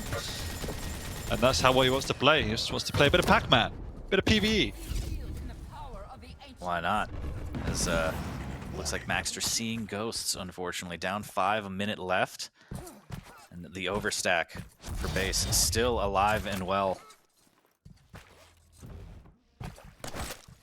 It's really, really well played here on map number 1 to come out swinging. Swinging sounds disingenuous because Base didn't necessarily come out swinging, but he was ready to fight back as Maxter pushed in. So, again, just a masterclass of defensive play from Base. And now we go into a situation where Maxter might not have found himself before. He's going into this particular event where people are looking at him as somebody that should be progressing in the tournament. Up until now, he's been the plucky underdog that was very skilled, but now people are looking at him saying, hey, you've got some amazing results under your belt, what are you going to do? And he's going in, you know, down a map against Base, potentially looking at a loser bracket spot. So this is more pressure and a new pressure. Let's see what he's made of. Completely agree. And a rough start, but there are still 2 more maps at play here. So Base locks it in. Map number 1 heavily in his favor here. Welcome back, everybody. 7-3 for base on that one on Ruins, and just a masterclass, as you said, of defensive play, utilizing that Galena to perfection. Maxter coming up a little bit short. Again, most of these plays, the Dire Orb's in to close the gap, the Rockets, the Rails, they're not really there. He's not landing them as proficiently as we've seen before, and it's costing him. He wasn't landing them as proficient as before because there was no place to land them. If you're going to hit base, it's generally going to have to be a 6 shot. You got to see him to hit him. Exactly. And so base, that was an anti-Maxter game plan, and it worked with T. And this is exactly why we said earlier, not many players enjoy playing base, if anyone enjoys playing base. And that's a good thing for base. It means you're doing a job well. Completely agree. Base just knows how to frustrate the opponent and force them to play the game that Base would like to play. And Base likes to play games where he wins and puts up a big one right here. Yep. Again, these are best of 3, so Base looking at a potential 2-0 here, as the next map is going to be Exile. We are going to get into that one shortly. Maxter's going to be rocking the DK. Base is going to be on the Anarchy, and we'll see if Base can do a little bit more of the same. I think it's going to be harder. Previously, I believe week 13, we saw Maxter just hit the most insane amount of rails I think we've ever seen on Quake Pro League. Yes. We'll see if he could do it again, but again, as you mentioned, Base doesn't give up those angles. He doesn't try and go toe-to-toe with you unless he's massively outstacking, very calculated. And yeah, it's uphill battle for Maxter here as we take a look at the scoreboard for map number 1, Ruins. Look at the damage from Maxter, but the overstack was just huge. Yeah, exactly. But it was damage against a very well armored, well padded Galena with an overstack. The item difference again is just huge. Over three times as many items overall. So it is pretty insane for base. But as you rightly pointed out, Elder is not a map where you can do that, because to get from one item to another, you have to take. Elder's not even a map, Dan. You're right. Exile. What am I saying, Elder? I don't, because you're getting a little elder. It's okay, Dan. It's okay. You're gonna be fine. I enjoyed that. But no, what map are we on? Exile. Exile. Santa's Workshop. The abandoned Santa's Workshop, Dan. It's not that hard. I know it's been a long day. It's been a long day. I promise you we'll get through it together. Just hold my hand. We're gonna make it. It's been a long day. Oh, we haven't had a coffee in like 6 hours. Nobody cares. Anyways, Exile, DK versus Anarchy. You were saying. I was saying about the traversing the map. To get from one eye to another, you cannot play the game style Base has done. He's going to have to expose himself. He's going to have to engage his opponent. And so because of that reason and the actual exposure of the items, it is going to be a much more open game. And so this one will favor Maxter, as you pointed out. Completely agree, as we're going to see what Maxter has. The Magic Man, can he pull it out right here and tie the set at 1? We are live on Exile right now. Do or die for Maxter, otherwise he will have a long lower bracket life ahead of him. Well, I'm back in the game, and so is Maxter. Typical start to the game. Trading items, going around to work out how to pick up the weapons in the safest route possible. Maxter already got his trusty rail, taking a cheeky shot just in case somebody was down there. And blowing up his opponent with a flame strike. He's got the shotgun in hand, but doesn't need it when he's got a rail. We know what he likes to use. Ooh, does steal the heavy, but Base is right on him with that LG, knowing he has to close the gap. And you do not want to take the distance fight. Okay. Thought he was gonna get planted there. Good rail. Maxter already so weak.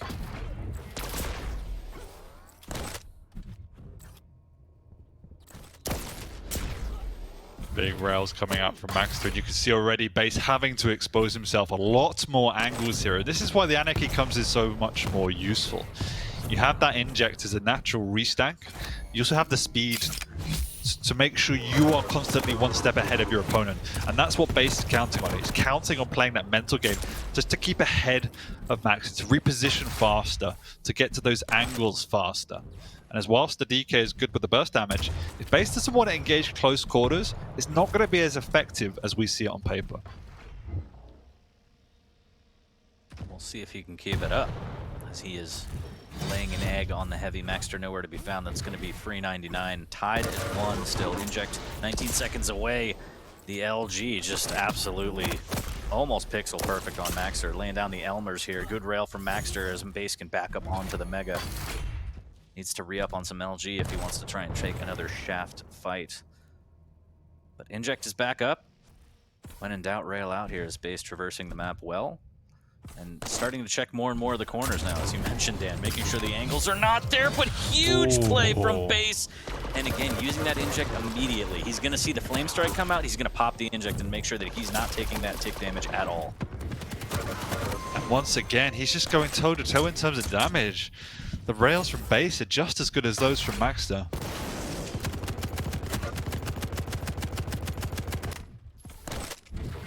And he's, at this point in time, also being able to keep the tempo a bit slower.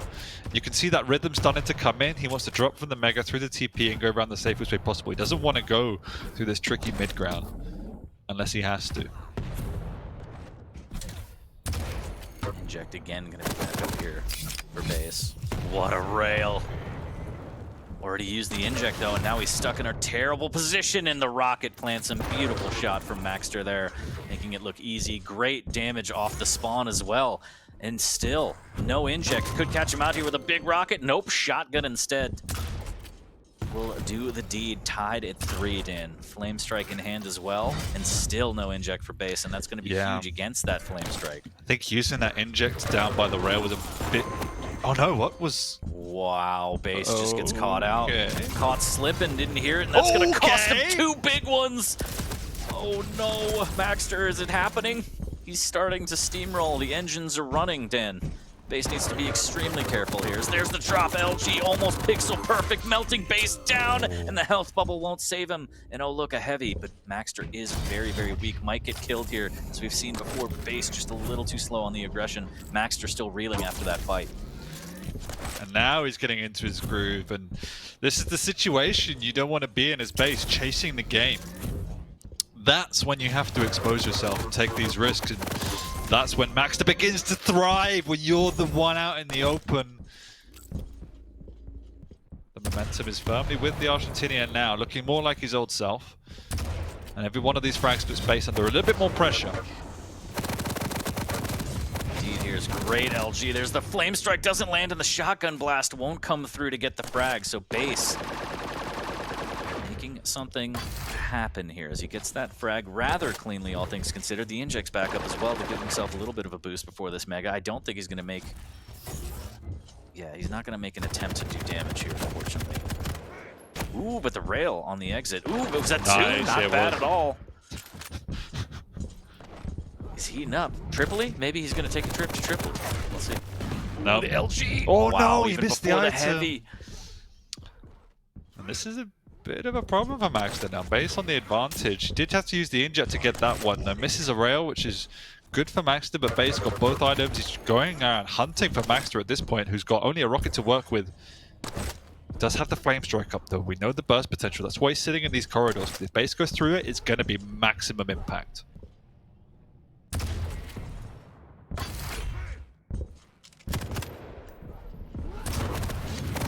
Oh, big damage with the rocket. Oh, but Base! Wow, what a rail from Base! Maxter starting to feel the hurt now, as he's only up by 1. That lead has vanished, Dan.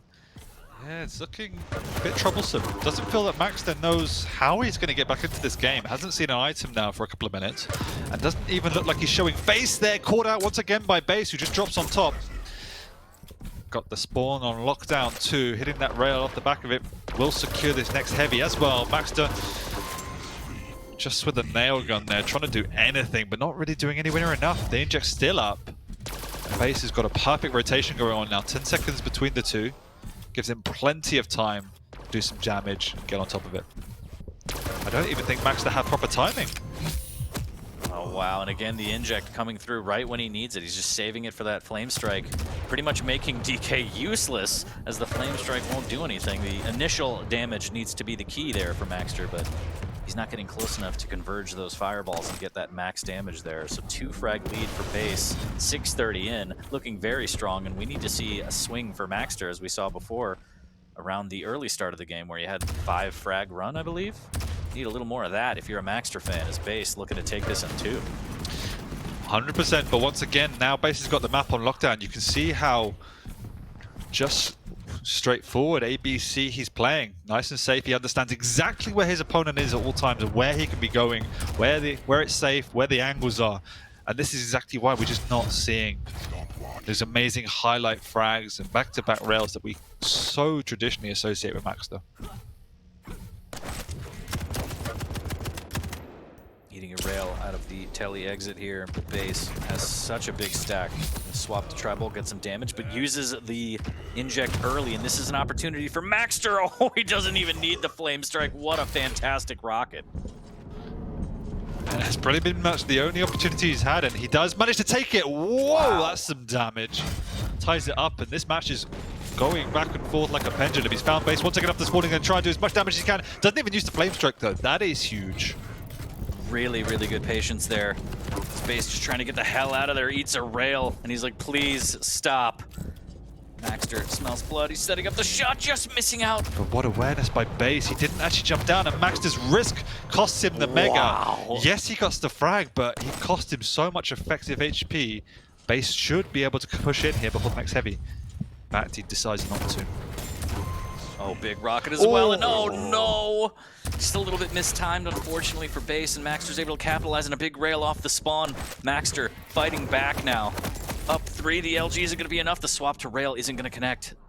Needs to be very careful here. Is Base going to push this? He's going to go through the opposite telly here, grabbing that armor shard. Now he goes through the main telly and just lights him up. This is more than possible for the Base coming in strong, but the shotgun's there and denied, but no! The flick rail, the Russians got them too. And these rockets too. No He's hitting dunks way. into rails. Base is crazy. He's caught him again. The flame strike's there, but it's not enough. They're both though.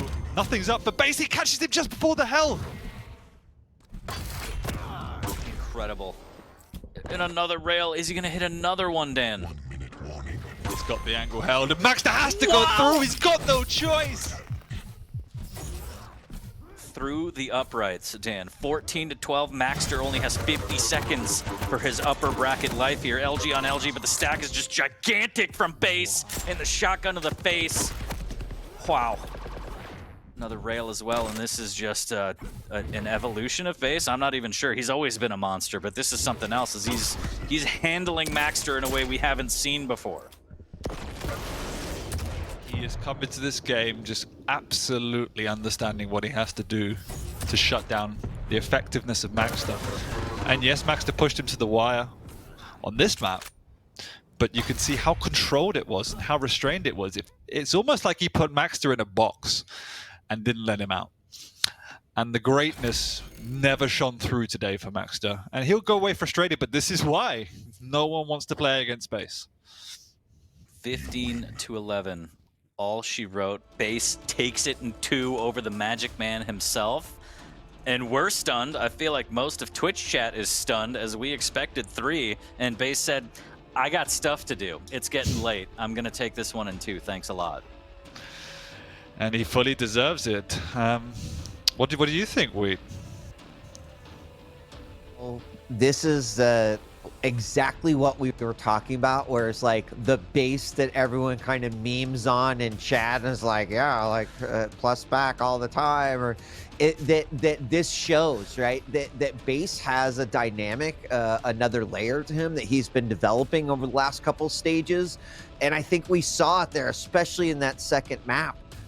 You know, it's quite impressive to see, because I feel like the range of Base is certainly far beyond the kind of meme picture that is oftentimes. And look, he deserves that title, right? But I hope to see the meta change a little bit and people go, damn, all right, like Base is surprising me with his ability to adapt, change, and you know, put out a strategy and you know, that you wouldn't expect to see. So I'm really impressed with Base, and we have been over the stage 3, but I think now's really the time for someone like Base to prove themselves in a way that maybe they haven't been able to before.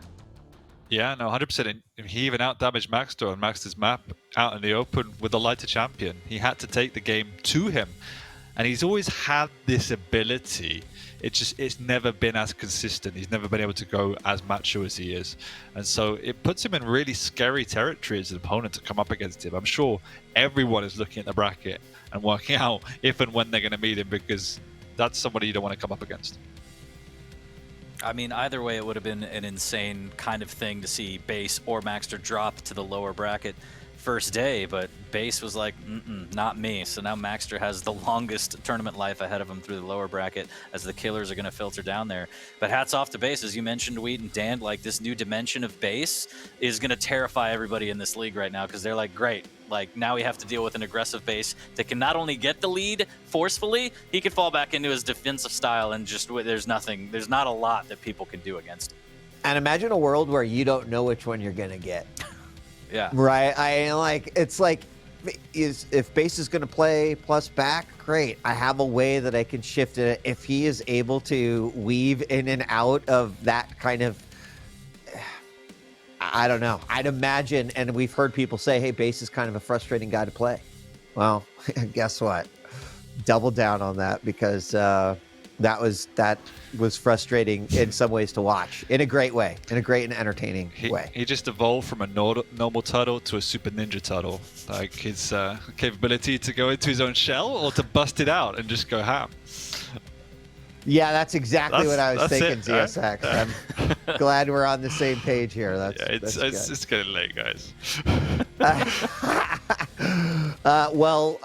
You're right. It is getting late. In fact, we have just one game remaining here for the main stream before we take a shutdown for the night and then resume tomorrow, day 2 here at QuakeCon. So let's take a quick break. But when we come back, it is the guy who is chasing his 4th title here to potentially become, as 40 Lions has coined it, the Quad Father. It is Rafa versus Garpy coming up next. Don't go away. We're going to be right back.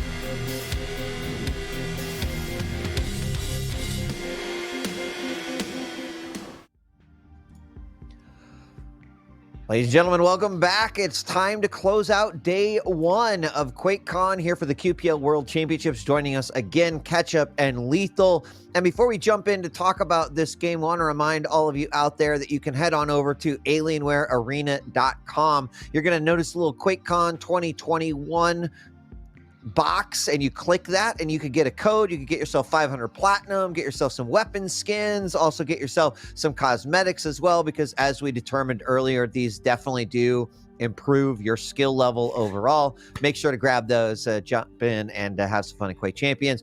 Gentlemen, welcome back. It is our final matchup of the day, and two players that don't really need many introductions, but one who has certainly a giant story that has been brewing over many, many years. That, of course, being Rafa, and he's going up against Garpy. Question is, the question has been, and currently the question always will be, can somebody actually beat Rafa? Because what's been going on so far, especially in Pro League as of late, is this unbelievable display of dominance. And we just look at these results in the weeklies. It's been a clean sweep, and I guess one thing to point out is that in the practice sessions, right, the scrims, the private matches that have been happening leading up to this tournament, Rafa has definitely looked vulnerable in terms of being able to lose maps, lose series even.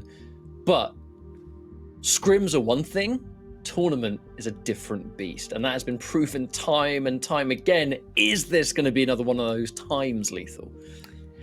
It could be, and even having, straight 3-0s across the board, it's been a lot tougher competition. Like, everyone has stepped up in the Americas region, and still no one has taken a map. And if I do my math correctly from the top of my head, from the Americas region alone, he must be on a 63 win streak, including last season and this season. So, yeah, that's an achievement in itself. He's going to be pretty pleased about that. He's going to try and continue that on if he can, but this is the finals now. This is a point where a lot of the players do step up their game because their practice regimen in terms of amount of practice they put in terms of time and everything else is going to inflate massively, and now he has a lot more competition coming into this. But yeah, Rafa versus Garpy, definitely a tall order in itself.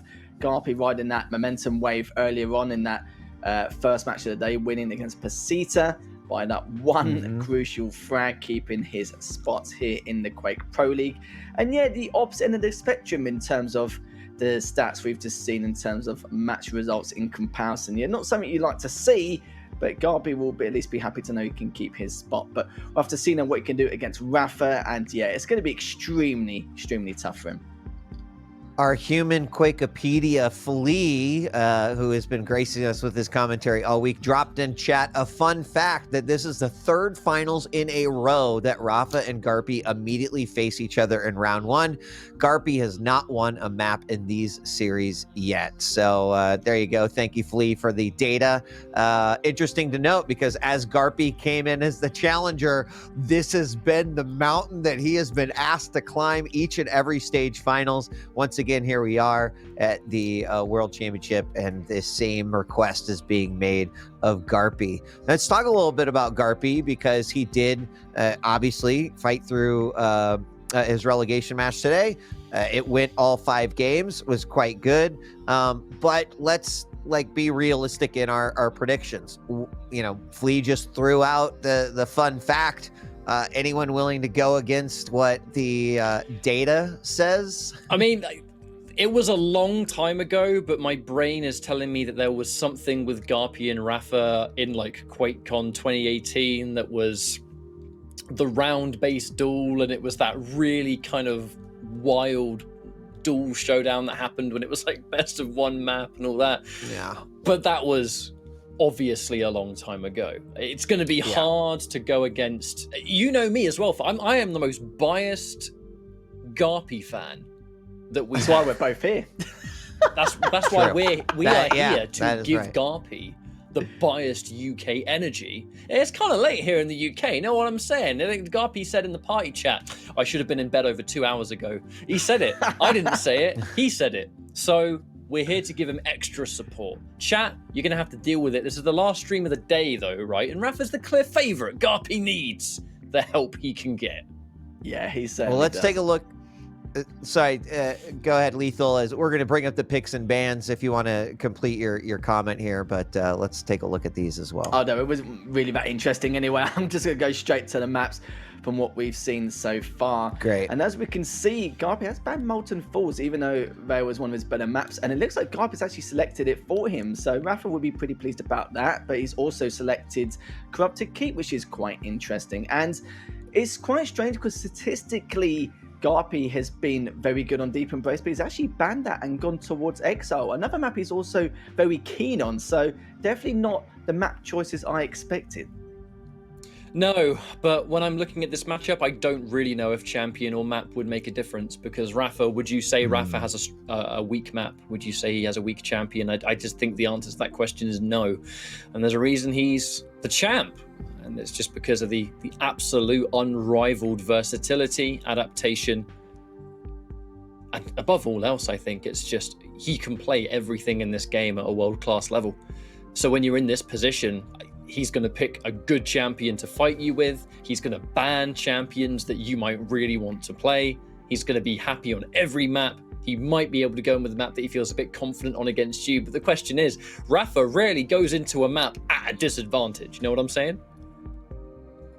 I do. Yeah. I do indeed. And I do. feel like, I think a lot of people would have predicted, yeah, this should be a 2-0 to end the night. But I feel like these map choices have almost solidified that. But I have faith in Garpy, like you rightly said, Ryan, just now, in terms of, yeah, he needs a lot more faith from us in terms of what he can do potentially. Yeah, you're talking about that QuakeCon before. It was a long time ago, but at least in the back of his mind, he can say, well, you know, I've done it before in the best of one, but I'm not too sure in the best of three. A lot of things have changed over the last few years.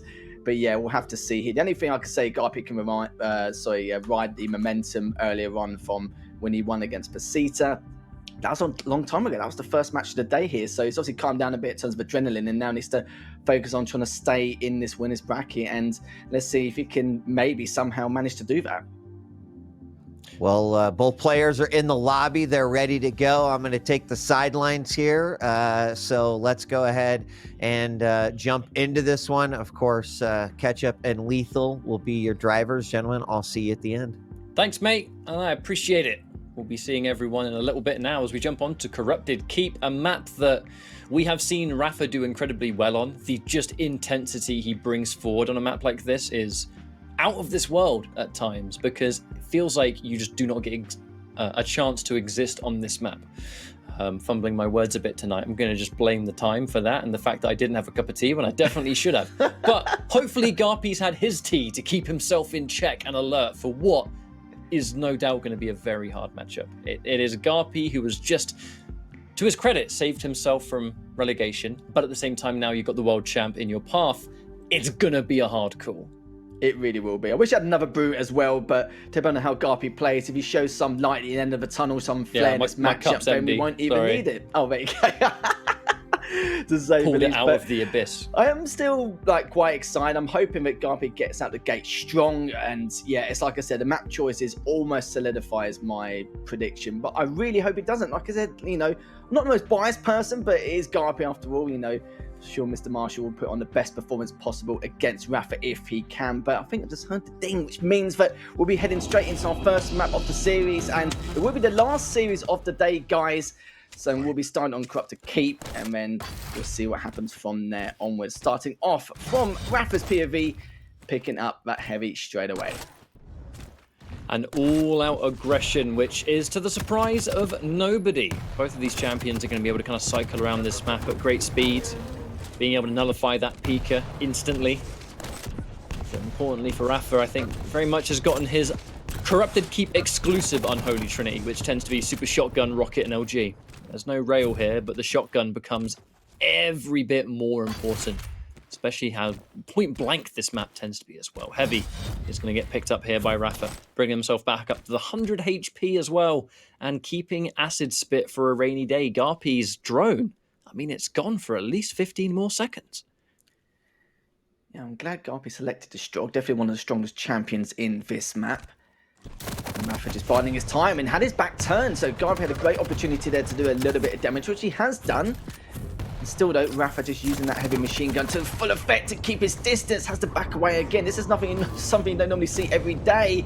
Trying to get away from that pick. I can still hear it coming behind him. It's right still behind chasing him. It still was the whole time. They've been one of the longest peekers I've ever heard. He comes out with the LG, gets that first frag, and yeah, that was Did you see that balmy. super shotgun at the end as well?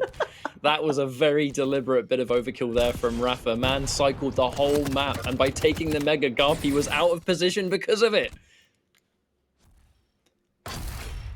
Yeah, just keep an eye on Rafa now.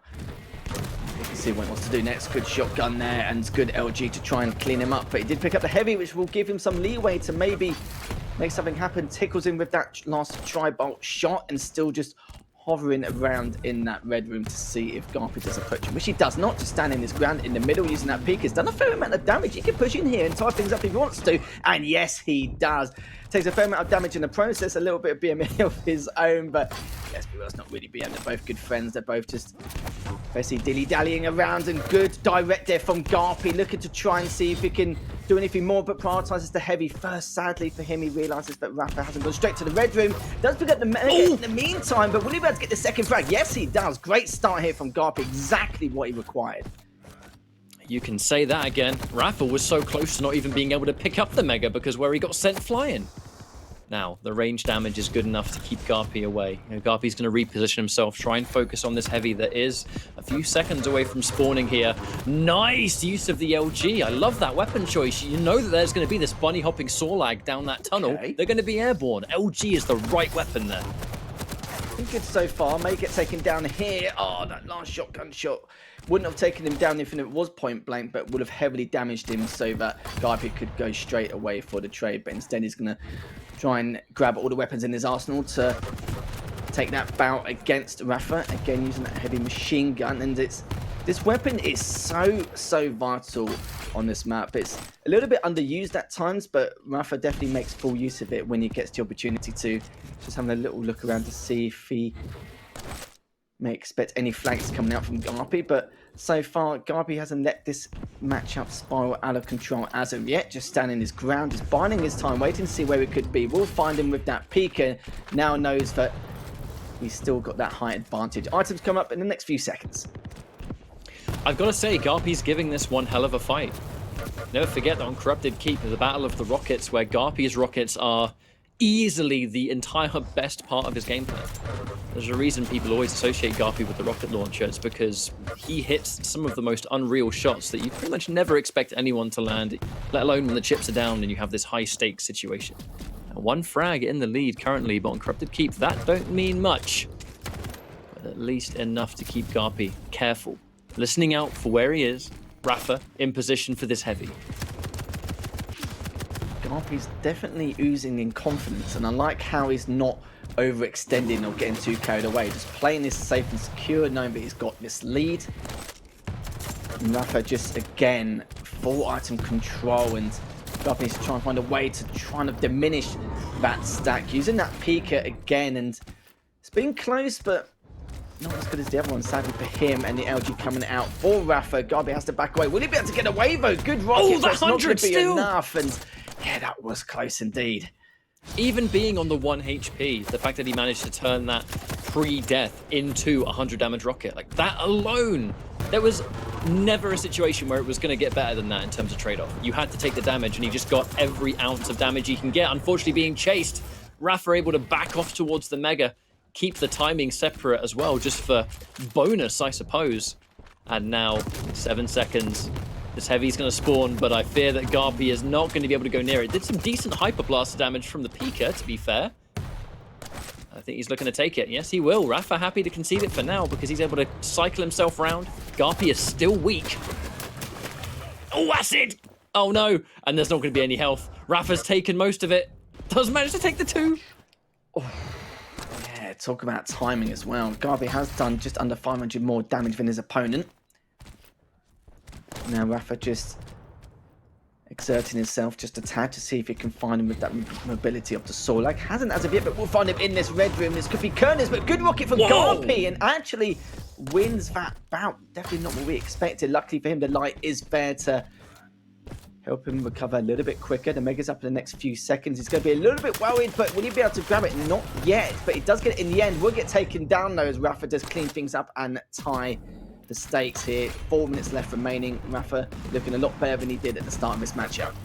Garpy's damage with that Pika, you could even see it in Rafa's player cam. He was shocked. That was almost, what? How much damage did I take? And now, even Stevens again. I've got to give Garpy the props. This is extremely close. 4 frags apiece. I mean, Garpy, there's a strong realm where he takes this first map.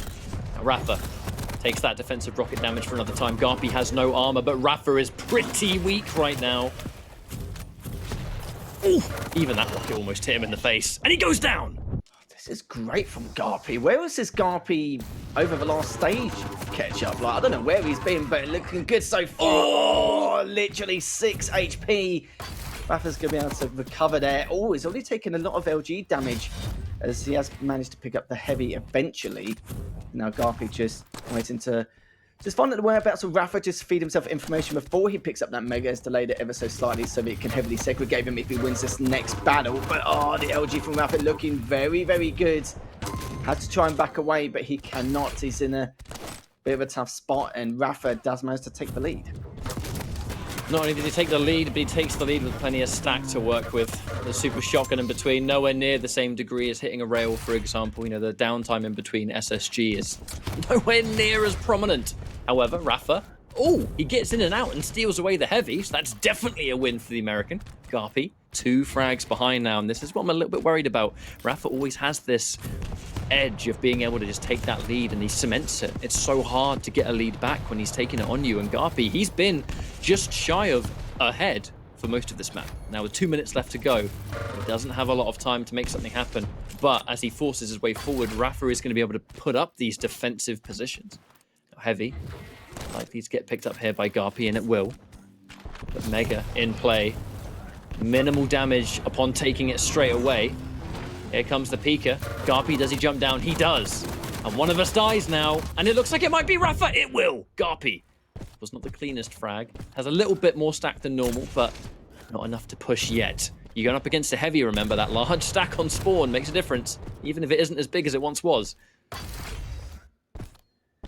Certainly does indeed, as Garpy now was thinking about going for the health bubbles to get a little bit more value from the Mega, but it doesn't. And now he backs away from the Mega as, yeah, it was very close, very tight to decide if he wanted to pick it up or not. But look at the stack of Rafa. He could just push in whenever he needs to, depending on how clear he wants the frag to be. But you know what Rafa's like, he wants to get the full amount if he can, and already on the chase, using those defensive rockets, and the Pika looking much better than I anticipated, and Rafa finally takes him down, but took a huge amount of damage in the process. Now using the heavy machine gun to tickle him a tad as he was going towards that rocket spawn. And now Rafa again has the height advantage, but Garpy now does have the Mega, but look at the clock though, Ketchup. Literally only 40 seconds left to find these next 2 frags if he wants to keep himself in it. Rafa on the hunt. I love that choice as well because he has a comfortable stack. He knows exactly when both of the items were going to spawn, and he knows that in between that, Garpy is likely to, I think, just demote himself into the smaller areas of the map to just try and get his basic stack back up. And that is the first place that Rafa went to try and secure another frag and keep that pressure even more severe. Could have played defensively if he wanted to. They trade, which is just insult to injury at the last minute. But that was close for most of it. At least 3/4 of that map, Garpy had a solid chance. It's just that once Rafa got that lead, it was a bit too much for Garpy to challenge, I suppose. And it was a shift in pace. You know, we were trading it back and forth every time. And then in the final moments of that map, where most players would, I think, have definitely not taken the foot off the gas, but they would have become a lot more defensive, Rafa used that to go on the hunt. And I guess almost fitting, seeing as he's playing as Sorlag. But that's going to be the first map in the favor of Rafa. Just like that. Rafa, obviously, I mean, we have maybe one more map left to go. Can Garpy equalize is the question. He definitely kept the score respectable there, even with a very strong champion like Strog on this map. And I will say as well, the only thing he can, I love how he laughed off as well after that first frag, but even talking about that, in terms of damage, he actually did just under 900 more damage compared to Rafa, which is not something you normally see every day. It's just the fact that Rafa was able to contest those items a lot better in his favor. But it's nice to see from Garpe. A lot of people will probably say, you know, this is probably going to be like a 14-3 matchup or something like that. But no, absolutely not. Complete opposite from what we expected. And I'm glad to see that Garpe's still in full force. And it's a shame we didn't see him playing like this in the previous 13 weeks in the Pro Leagues, but it's nice to see that he's really shown his full potential here in the finals. It goes to show, I think, the natural talent that Garpe has as an arena FPS player, that even in this situation where in the pre-game chat, he's extremely happy-go-lucky, just having a good time, being super chill, you know, kind of talking to Rafa like a mate, because he is, right? But when the chips are down and we have to sit and play, he's able to face the world champion, and for most of that map, he's in the lead. And I think that is what can be so scary about Garpe's experience and fundamentals, that you sit him down and tell him to play, and he'll play. And sometimes he'll come that close to taking out the current #1 in the world. You know, that's just what Garpe does. Unfortunately, it wasn't a map win for him, but a map going that close, a lot of people can't get maps that close against Rafa, even in Pro League. Yeah, even the best of players, it's been a little bit of a shocker, really, considering how close that map was. And we are going into the second map very shortly. It will be on Vale, and Rafa does say it is his best map. But statistically, I wouldn't say it is, but he always feels like it's the map he's most comfortable on, which is perfectly understandable. And yeah, only 1 or 2 players have actually taken Vale off Rafa, and we'll have to see if Garpe can be one of those players to, you know, add to that tally to maybe take this map off him to take us to a third and final map, which is possible. And I have a lot more faith in him now that from what we saw in that scoreline. Beforehand, I wasn't really too sure, but now I've definitely a lot more faith, considering the damage dealt he did in comparison, showing a lot more map presence. And just a matter about contesting those items a little bit better. You can see Rafa's eating up those lights as well, and we saw on a number of occasions where Garpe was just left thinking to himself, like, you know, he can't recover as quick as he would like to, and couldn't really delay Rafa enough due to that starting stack on numerous occasions once again. I just saw Garpe say, if Rafa restarts, I restart. It gives you special powers.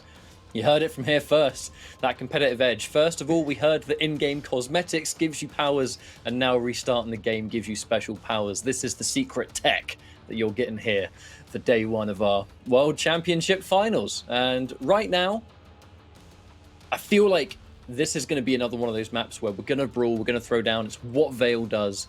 But as you said, Rafa does consider this to be one of, if not his strongest map, right?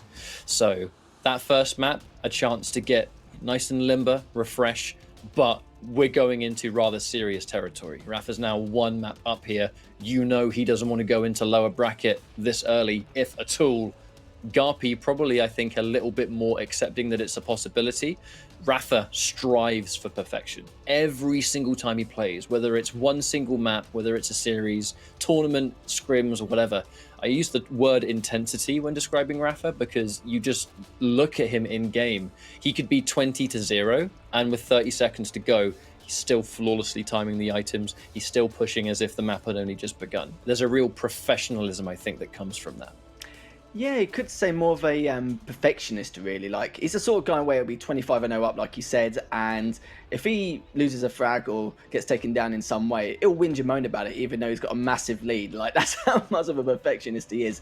And just going into the picks and bans again, I'm still a little bit surprised about the map pick from Garpe. Maybe he's quite confident in Vale and we just don't know about it, but I always felt like his better maps have been Deep Embrace and Exile. I've seen a number of occasions where Garpe scrimmed against Wenger and he looked really solid in Deep Embrace, and Exile has had a fair few moments as well. But going to Vale, I wanted to see what Garpe wants to bring to the table here, because it's definitely not what I expected in terms of picks, and yeah, just a little bit of a surprise to me, just a little bit gobsmacked. We're entering our warm-up, so no doubt in a few seconds' time we will enter the Vale of Nath, as Rafa currently 1 series up here. Just having a quick look. There we are. Having a quick look at the in-game chat just in case I missed something there, but I'm sure we'll find out. I'm sure we'll find out as we're going on. We will. Checking things out from Garpe's point of view first. Sorry, 2 monitors sometimes on broadcast can be a blessing and a curse. You know what? You're not wrong there, as now just dropping down, pick down the rail, but it looks like Garpe was expecting it here, coming up with the LG, but still doesn't come out on top. Great LG from Rafa picking up the light, waiting for Garpy to see if he's going to literally spawn and just streamline into that rocket room, which he's not going to.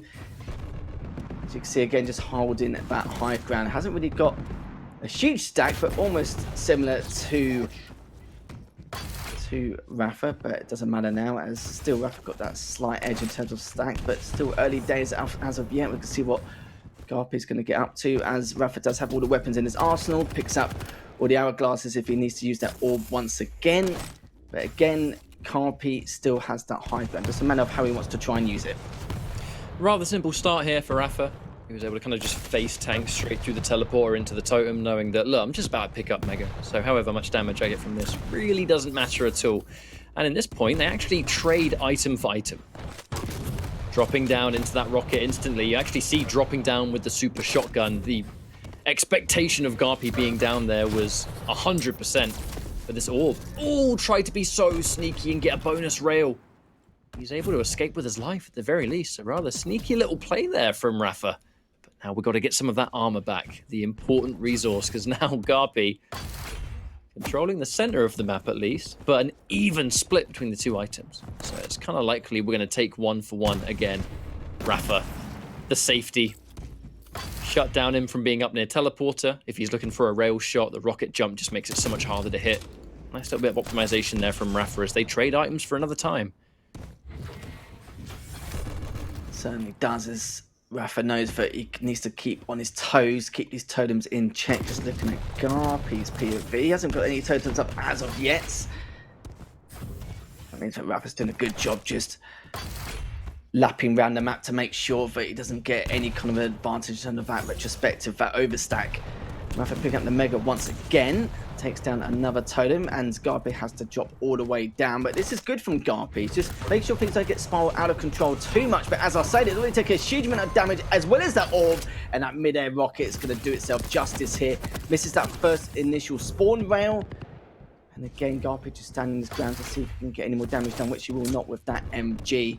Still though, Rafa up 2-0. And look at that, Garpy just sitting on the heavy, just daring him to try and attack him, but it's just not going to happen though. So 3 minutes nearly passed, Rafa only up 2-0. Yeah, Garpy's gone for some rather bold moves so far, pushing through these teleporters when he knows there's a good chance Rafa's sitting up there, obviously confident in his own combat abilities, but Rafa has been matching it more than happily. As now in 5 seconds, that orb's going to come back. That orb was instrumental to that last frag that he was able to obtain, and I feel like that's become a lot more prominent. Less self-damage on the rocket jump. Thank you very much, Ranger, as he picks up the heavy, and this is where things get critical. We have both of these items full control.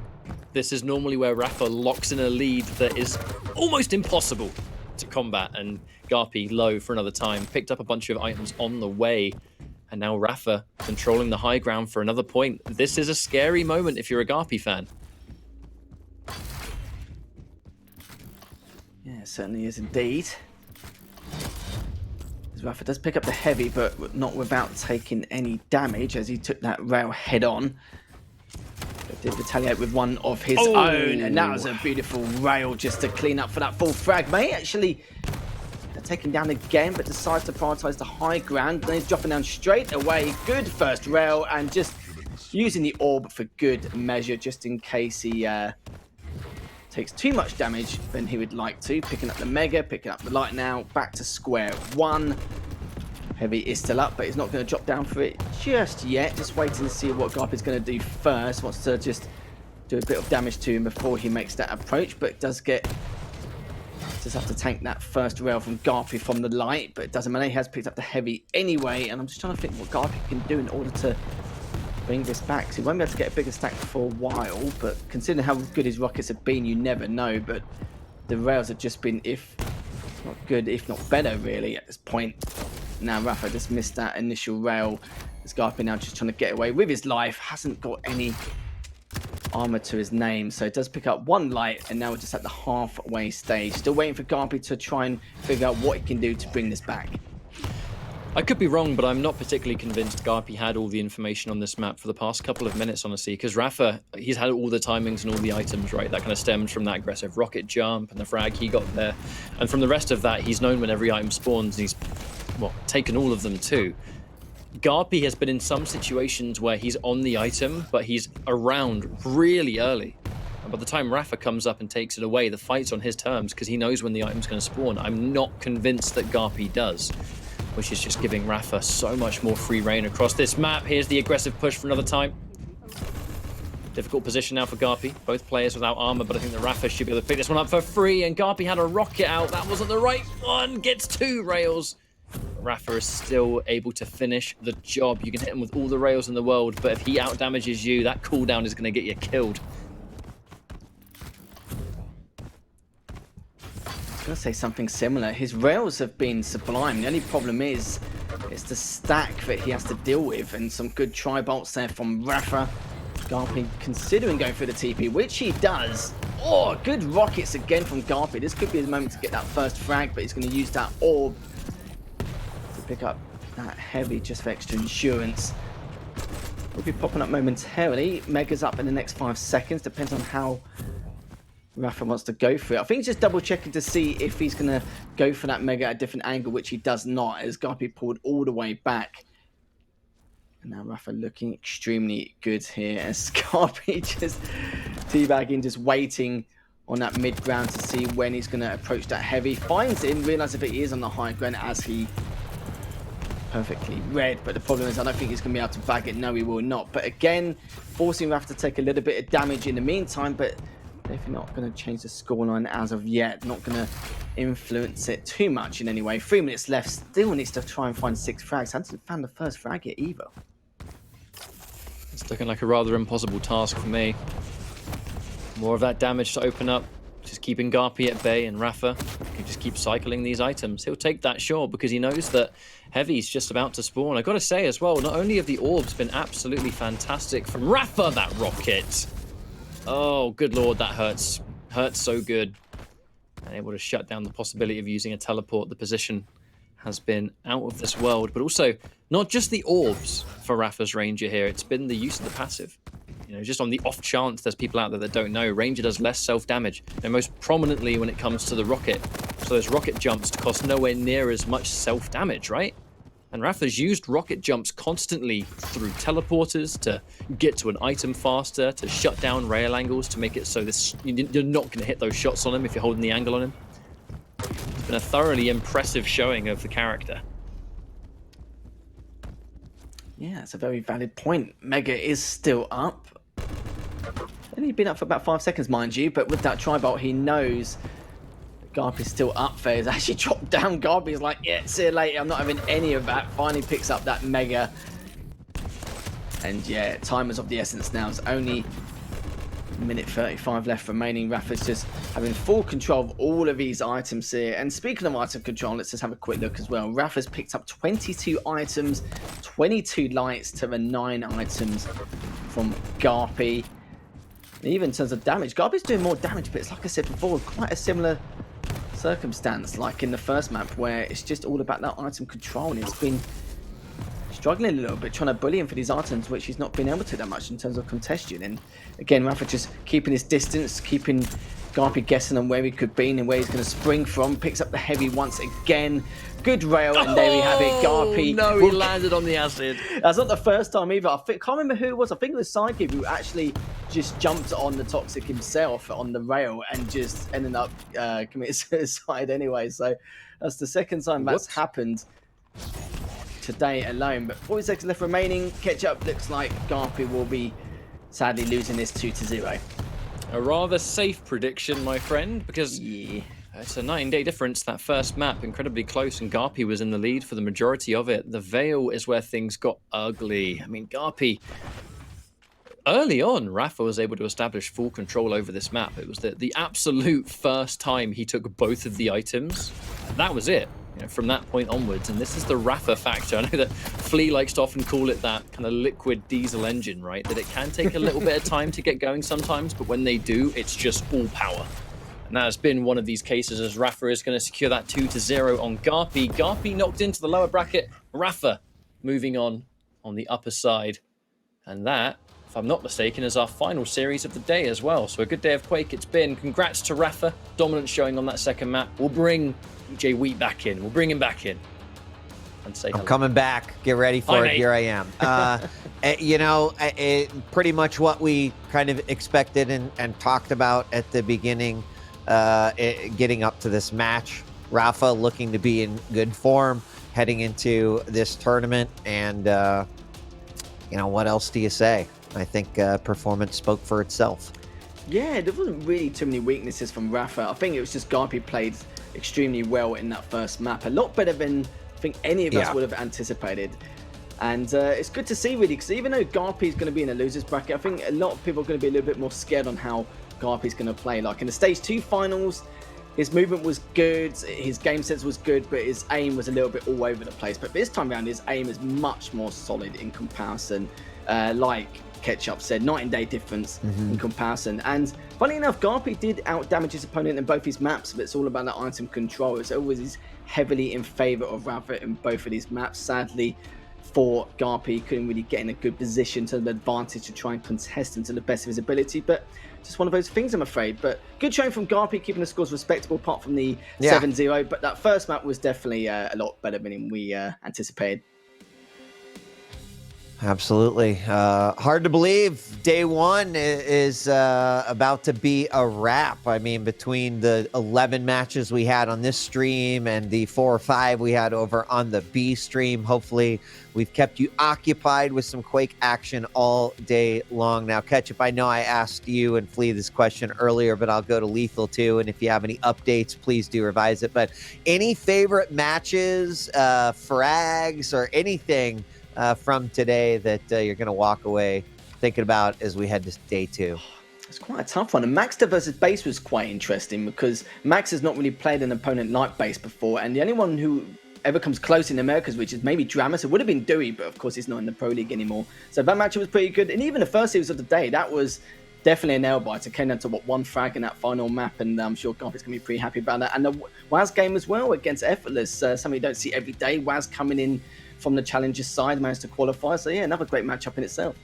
I feel like I'm going to just be sticking to my guns. I truly think that today, especially that those relegation matches were the ones that had me on the edge of my seat the most because of how close they were and because what was on the line. Everyone gave it that absolute 150%. Yeah. I got to give everyone a shout for how hard they fought today. Yeah, absolutely. Would agree with that. Didn't get to watch all the other QuakeCon coverage happening, but I know there were some other tournaments. There's some finals still going on tonight. So obviously, if you want to keep the party going, you can check out twitch.tv/Bethesda as well. Hey man, it's a good time to be a Quake fan today. It is. It is. That's my other thing that I need to do later on tonight. So thanks to everyone who tuned in.